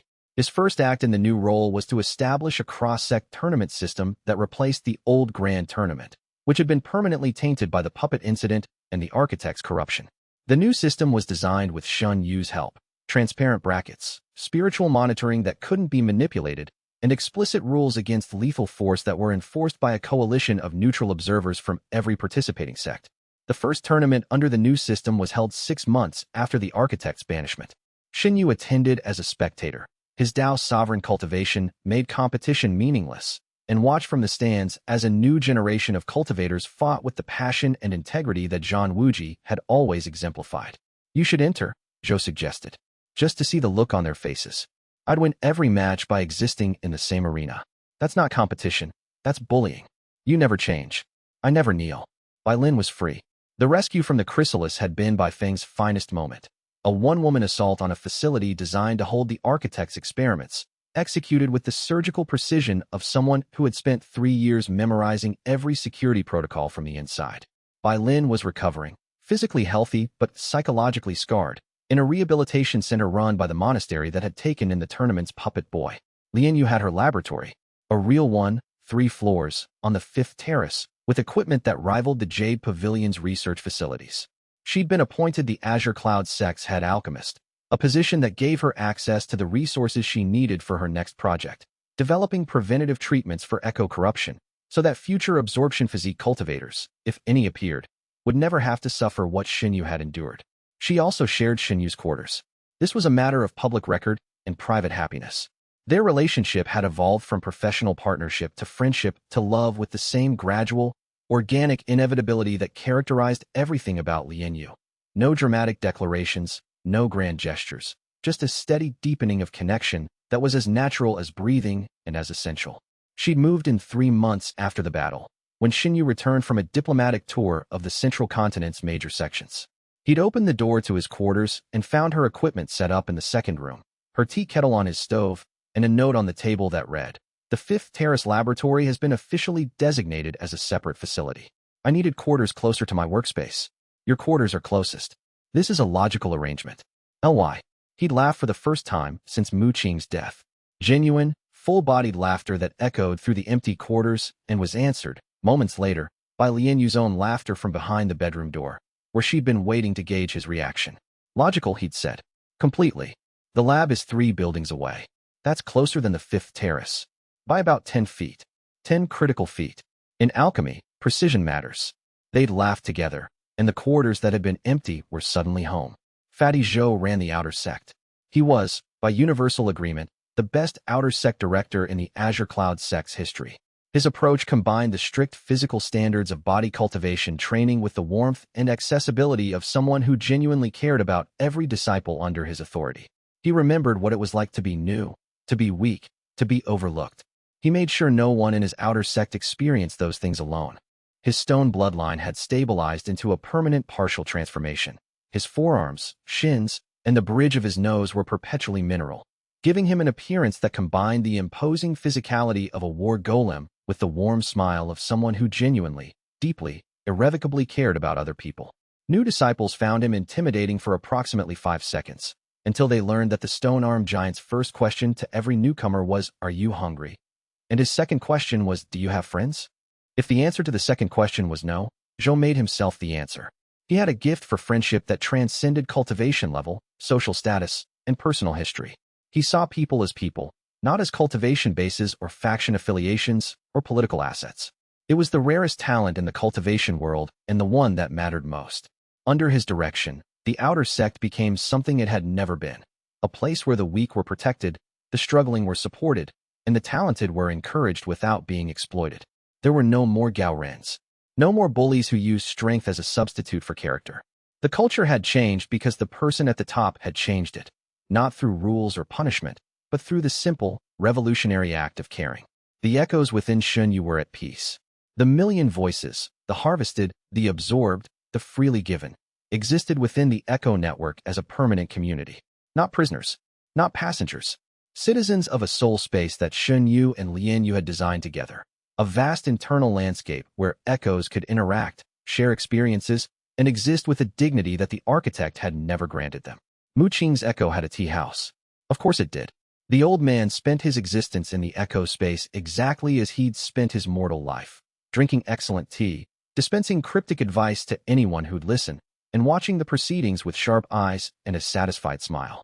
Shen Yu visited the tea house often, not because he needed the old man's guidance. The Echo Network provided all the advice a person could want, but because he missed his friend. The conversations were real as anything in the Echo space could be, and they carried the warmth and dry humor that had defined their relationship from the first cup of tea in a dark outer sect room. "You've done well, boy," Mu Qing said during one such visit, pouring tea with the careful ceremony that was as much a part of him as breathing. "I had good teachers. You had one good teacher. The rest of them tried to kill you. That was educational too." Mu Qing laughed, the full, genuine laugh that he'd rarely shown in life, when the weight of his secret had pressed on everything. In the echo space, freed from the burden of waiting, he laughed easily and often. It was the sound of a man who'd kept a promise, completed a mission, and found, at the end, that he was not alone. "The tea is better here than I expected," Mu Qing observed. Lian Yu designed the echo space's sensory system. She calibrated the flavor profiles based on your preferred blend. "That woman is a treasure." "I know. You should tell her more often." "I tell her every day." "Tell her twice." The celestial architect was not dead. A Tao sovereign in the void beyond could not be killed from the physical world. But without the continental arrays, without the dimensional anchors, without the master seal, without the karmic reversal battery, without any of the tools he'd spent 9 millennia building, Tian Zhaohua was stranded. His ascension to heaven-defying was no longer possible through the path he'd designed. If he wanted to try again, he would have to start from nothing. 9,000 years of work, erased. Shen Yu sometimes felt the architect's presence, a faint pressure against the dimensional barrier, like a hand pressed against a window. Watching, waiting, perhaps planning, perhaps simply mourning. Shen Yu sometimes stood at the dimensional barrier's thinnest point, a location in the Blackwater territory where the fabric between worlds had been permanently weakened by the architect's descent, and felt the echo of Tian Zhaohua's presence on the other side. Not a threat, not a conversation, just an awareness. Two entities, creator and creation, separated by a barrier that both knew was permanent.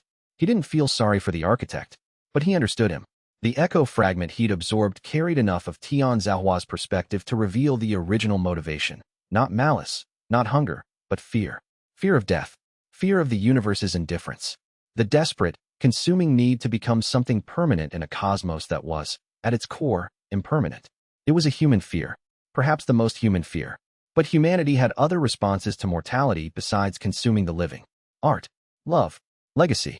The passing of wisdom from one generation to the next, like tea shared between an old man and a young one on a cold night. The stubborn refusal to accept that existing mattered less than enduring. The choice to build something beautiful even in a universe that would eventually forget it. Mu Qing had understood this. The old man who'd waited 40 years, who'd sealed his cultivation and lived as a shadow, who'd kept a dead wife's promise across 4 decades of patience. He hadn't done it for power. He'd done it because some things were worth more than survival. Some legacies were measured not in cultivation levels, but in the people they protected. Shen Yu carried that legacy now, not as a burden, but as a foundation, the bedrock on which everything else was built. The karmic Tao, the echo network, the Tao sovereign cultivation, all of it rested on the simple truth that a man who drank tea and told cryptic stories had taught him, you are more than what was done to you. You are what you choose to become. The echoes were content, not silent. They would never be silent, and Shen Yu had long since stopped wanting them to be. Their presence was not a burden, but a community, a civilization within a civilization, living and growing and evolving inside a soul space that Li Yu continued to expand and improve with each passing month. Some echoes had developed hobbies. The formation specialist had started teaching formation theory to other echoes. The Black Crane Assassin, reformed by the context of his new existence, offered stealth training that was genuinely useful for Shen Yu's diplomatic work. Gao Ren, the first absorption, the bully whose killing intent had started everything, had become, of all things, a counselor. His intimate understanding of insecurity and the violence it bred made him uniquely qualified to help other echoes process their own traumas. The irony of Shen Yu's first enemy becoming his internal community's therapist was not lost on anyone. The echo space had a sense of humor. Shen Yu looked at the sky and felt the pull of something beyond, the heaven-defying realm, the edge of true transcendence. His Tao's sovereign cultivation, born from the architect's final attack and sustained by the karmic Tao's million perspectives, could feel the boundary, distant but real, a challenge that would take lifetimes to approach. But that was a story for another day, another decade, another century, another era of cultivation history that Shen Yu would live to see and shape. With Tao's sovereign cultivation and the karmic Tao's unique properties, his lifespan was effectively unlimited. He would watch the world change, watch generations of cultivators rise and fall, watch the Azure Cloud sect evolve into something that its founders, and its former corrupt master, could never have imagined. But today, this specific, ordinary, unremarkable today, the sun was warm. The mountain was peaceful. The people he loved were close. He smiled. The expression was unguarded, uncomplicated, the smile of someone who had fought for the right to feel simple happiness and had won. It was the same smile he'd worn on rare occasions throughout his journey, after Zhou's first visit with stolen stew, after Lian Yu's first kiss in the mining shaft's aftermath, after Mu Qing's first genuine laugh over tea. Moments of human connection in a life defined by extraordinary circumstances. The smile was the most powerful thing about him.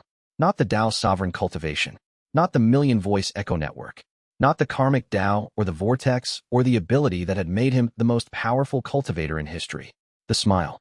The simple, human capacity for contentment. The proof that a tool could become a person, that a battery could choose its own purpose, that the weakest boy in the outer sect could look at a mountain and a sunset and the faces of the people he loved and feel, genuinely and completely, that this was enough. He was surrounded by friends and family, content with how far the boy who'd scrubbed furnaces had come. Then Lian Yu appeared at the terrace gate, carrying scrolls and wearing an expression that meant she'd discovered something interesting. Zhou followed, bearing a tray of food large enough for 5. Bai Feng arrived last, frost and ember on her back, her sister Bai Lin walking beside her for the first time in daylight. Zhou had, of course, brought spirit beast stew, an upgraded version of the stolen leftovers he'd shared with Shen Yu in the outer sect years ago. The recipe was the same. The quality of ingredients was vastly improved. The memory was the point. Remember the first time? Zhou asked, ladling stew into bowls. You smuggled it from the inner sect kitchens. The kitchen aunties gave it to me. I told you I caught it before it hit the compost. That was a lie. It was a simplification. The aunties thought you needed feeding. They were right. He grinned. They still ask about you, by the way. I told them you're a Dao sovereign now. They said, that's nice, but does he eat enough? Li Yu laughed. The sound was something that Shen Yu had learned to treasure. Rare, genuine.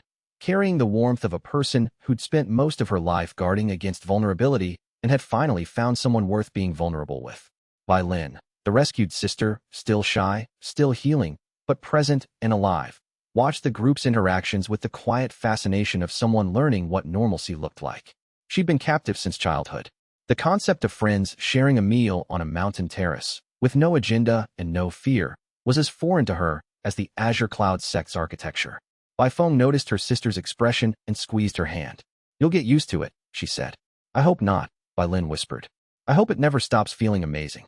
They sat together on the 7th terrace, eating and talking and laughing, for friends and one recovering girl, while below them the Azure Cloud sect hummed with the sound of 300 disciples cultivating freely for the first time in generations. The vortex turned, steady and patient. The echoes murmured, a million voices content. The karmic Tao deepened with each breath, each moment, each heartbeat of a life that had been designed as a battery and had chosen to be a person. And the Tao continued. Below the terrace, a commotion at the outer sect gate. A new arrival, a young girl, maybe 12, thin and dirty and trembling with a spiritual pressure that Shen Yu recognized instantly. Shattered meridians. Fractured spiritual veins. The exact same diagnosis he'd received at the same gate, for years ago. The girl looked up at the mountain with the same expression Shen Yu remembered wearing. Not hope, exactly, but the stubborn refusal to accept that this was the end. The willingness to kneel at a gate for 3 days if that's what it took. The determination to survive. Zhou met her at the gate. Shen Yu watched as the big man knelt to the girl's height, his stone forearms gleaming in the sunlight, and asked the only question that mattered. Are you hungry? The girl nodded. Then come inside. Let's get you something to eat. Shen Yu watched them walk through the gate, the stone-armed giant and the shattered meridian girl, and felt the vortex stir. Not with hunger, with recognition. With the memory of cold rice in a dark room and the determination to be more than what the world had decided. The cycle would continue. Not the architect's harvest cycle that was destroyed, but the cycle of weakness becoming strength, of the broken finding their power, of the ones who refused to kneel rising to stand among the stars. Shen Yu walked down to the gate, not with the speed of a Tao sovereign, with the deliberate, patient steps of someone who remembered what it felt like to stand on the other side. He knelt beside Zhou, putting himself at the girl's eye level. She looked at him with eyes that were wide, terrified, and burning with the same stubborn fire that had kept him going through 3 years of scrubbing furnaces and refusing to break. What's your name? He asked. Chen Mei, she whispered. Chen Mei, I'm Shen Yu. I used to have the same physique you have. Her eyes widened further. Used to. Things change. People change. Meridians change. He smiled. This sect is going to feel impossible at first. The training will be hard. The other disciples will be skeptical. But I want you to know something that nobody told me when I arrived. What? You belong here. You are not broken. And the thing that everyone sees as your weakness. He tapped her chest, gently, where her shattered meridians leaked chi like a sieve. It might turn out to be the strongest part of you. Chen Mei's eyes glistened. She didn't cry. She had the look of someone who trained herself not to. But her chin lifted, and her jaw set, and Shen Yu recognized the expression because he'd worn it himself a lifetime ago. Refusal to accept defeat. The foundation of everything that mattered. Welcome to the Azure Cloud sect, he said. Zhou grinned. Li Yu, watching from the terrace above, placed her hand over her heart. Bai Feng, at the gate, sheathed frost with a decisive click. And somewhere in the echo space, a million voices murmured their welcome to the newest member of a world that had been freed from a 9,000-year harvest cycle by the stubbornness of a boy who'd refused to kneel. It was, in the end, the most human story of all. The story of weakness becoming strength, of isolation becoming community, of a tool designed for destruction choosing to build instead. And it would never stop being told. Because every generation would produce its own Shen Yu, its own impossible person, born into impossible circumstances, refusing to accept the world's verdict on what they could become. And each one would need to hear, you are not alone. You are not broken. You are enough. The vortex turned, one final time, and was at peace. The Tao continued. And so the Tao continues. If this journey moved you, leave a like and share your thoughts in the comments below. Subscribe and ring the bell. More stories await on the path ahead. Until next time, fellow cultivators. If this journey moved you, leave a like and share your thoughts in the comments below. Subscribe and ring the bell. More stories await on the path ahead. Until next time, fellow cultivators.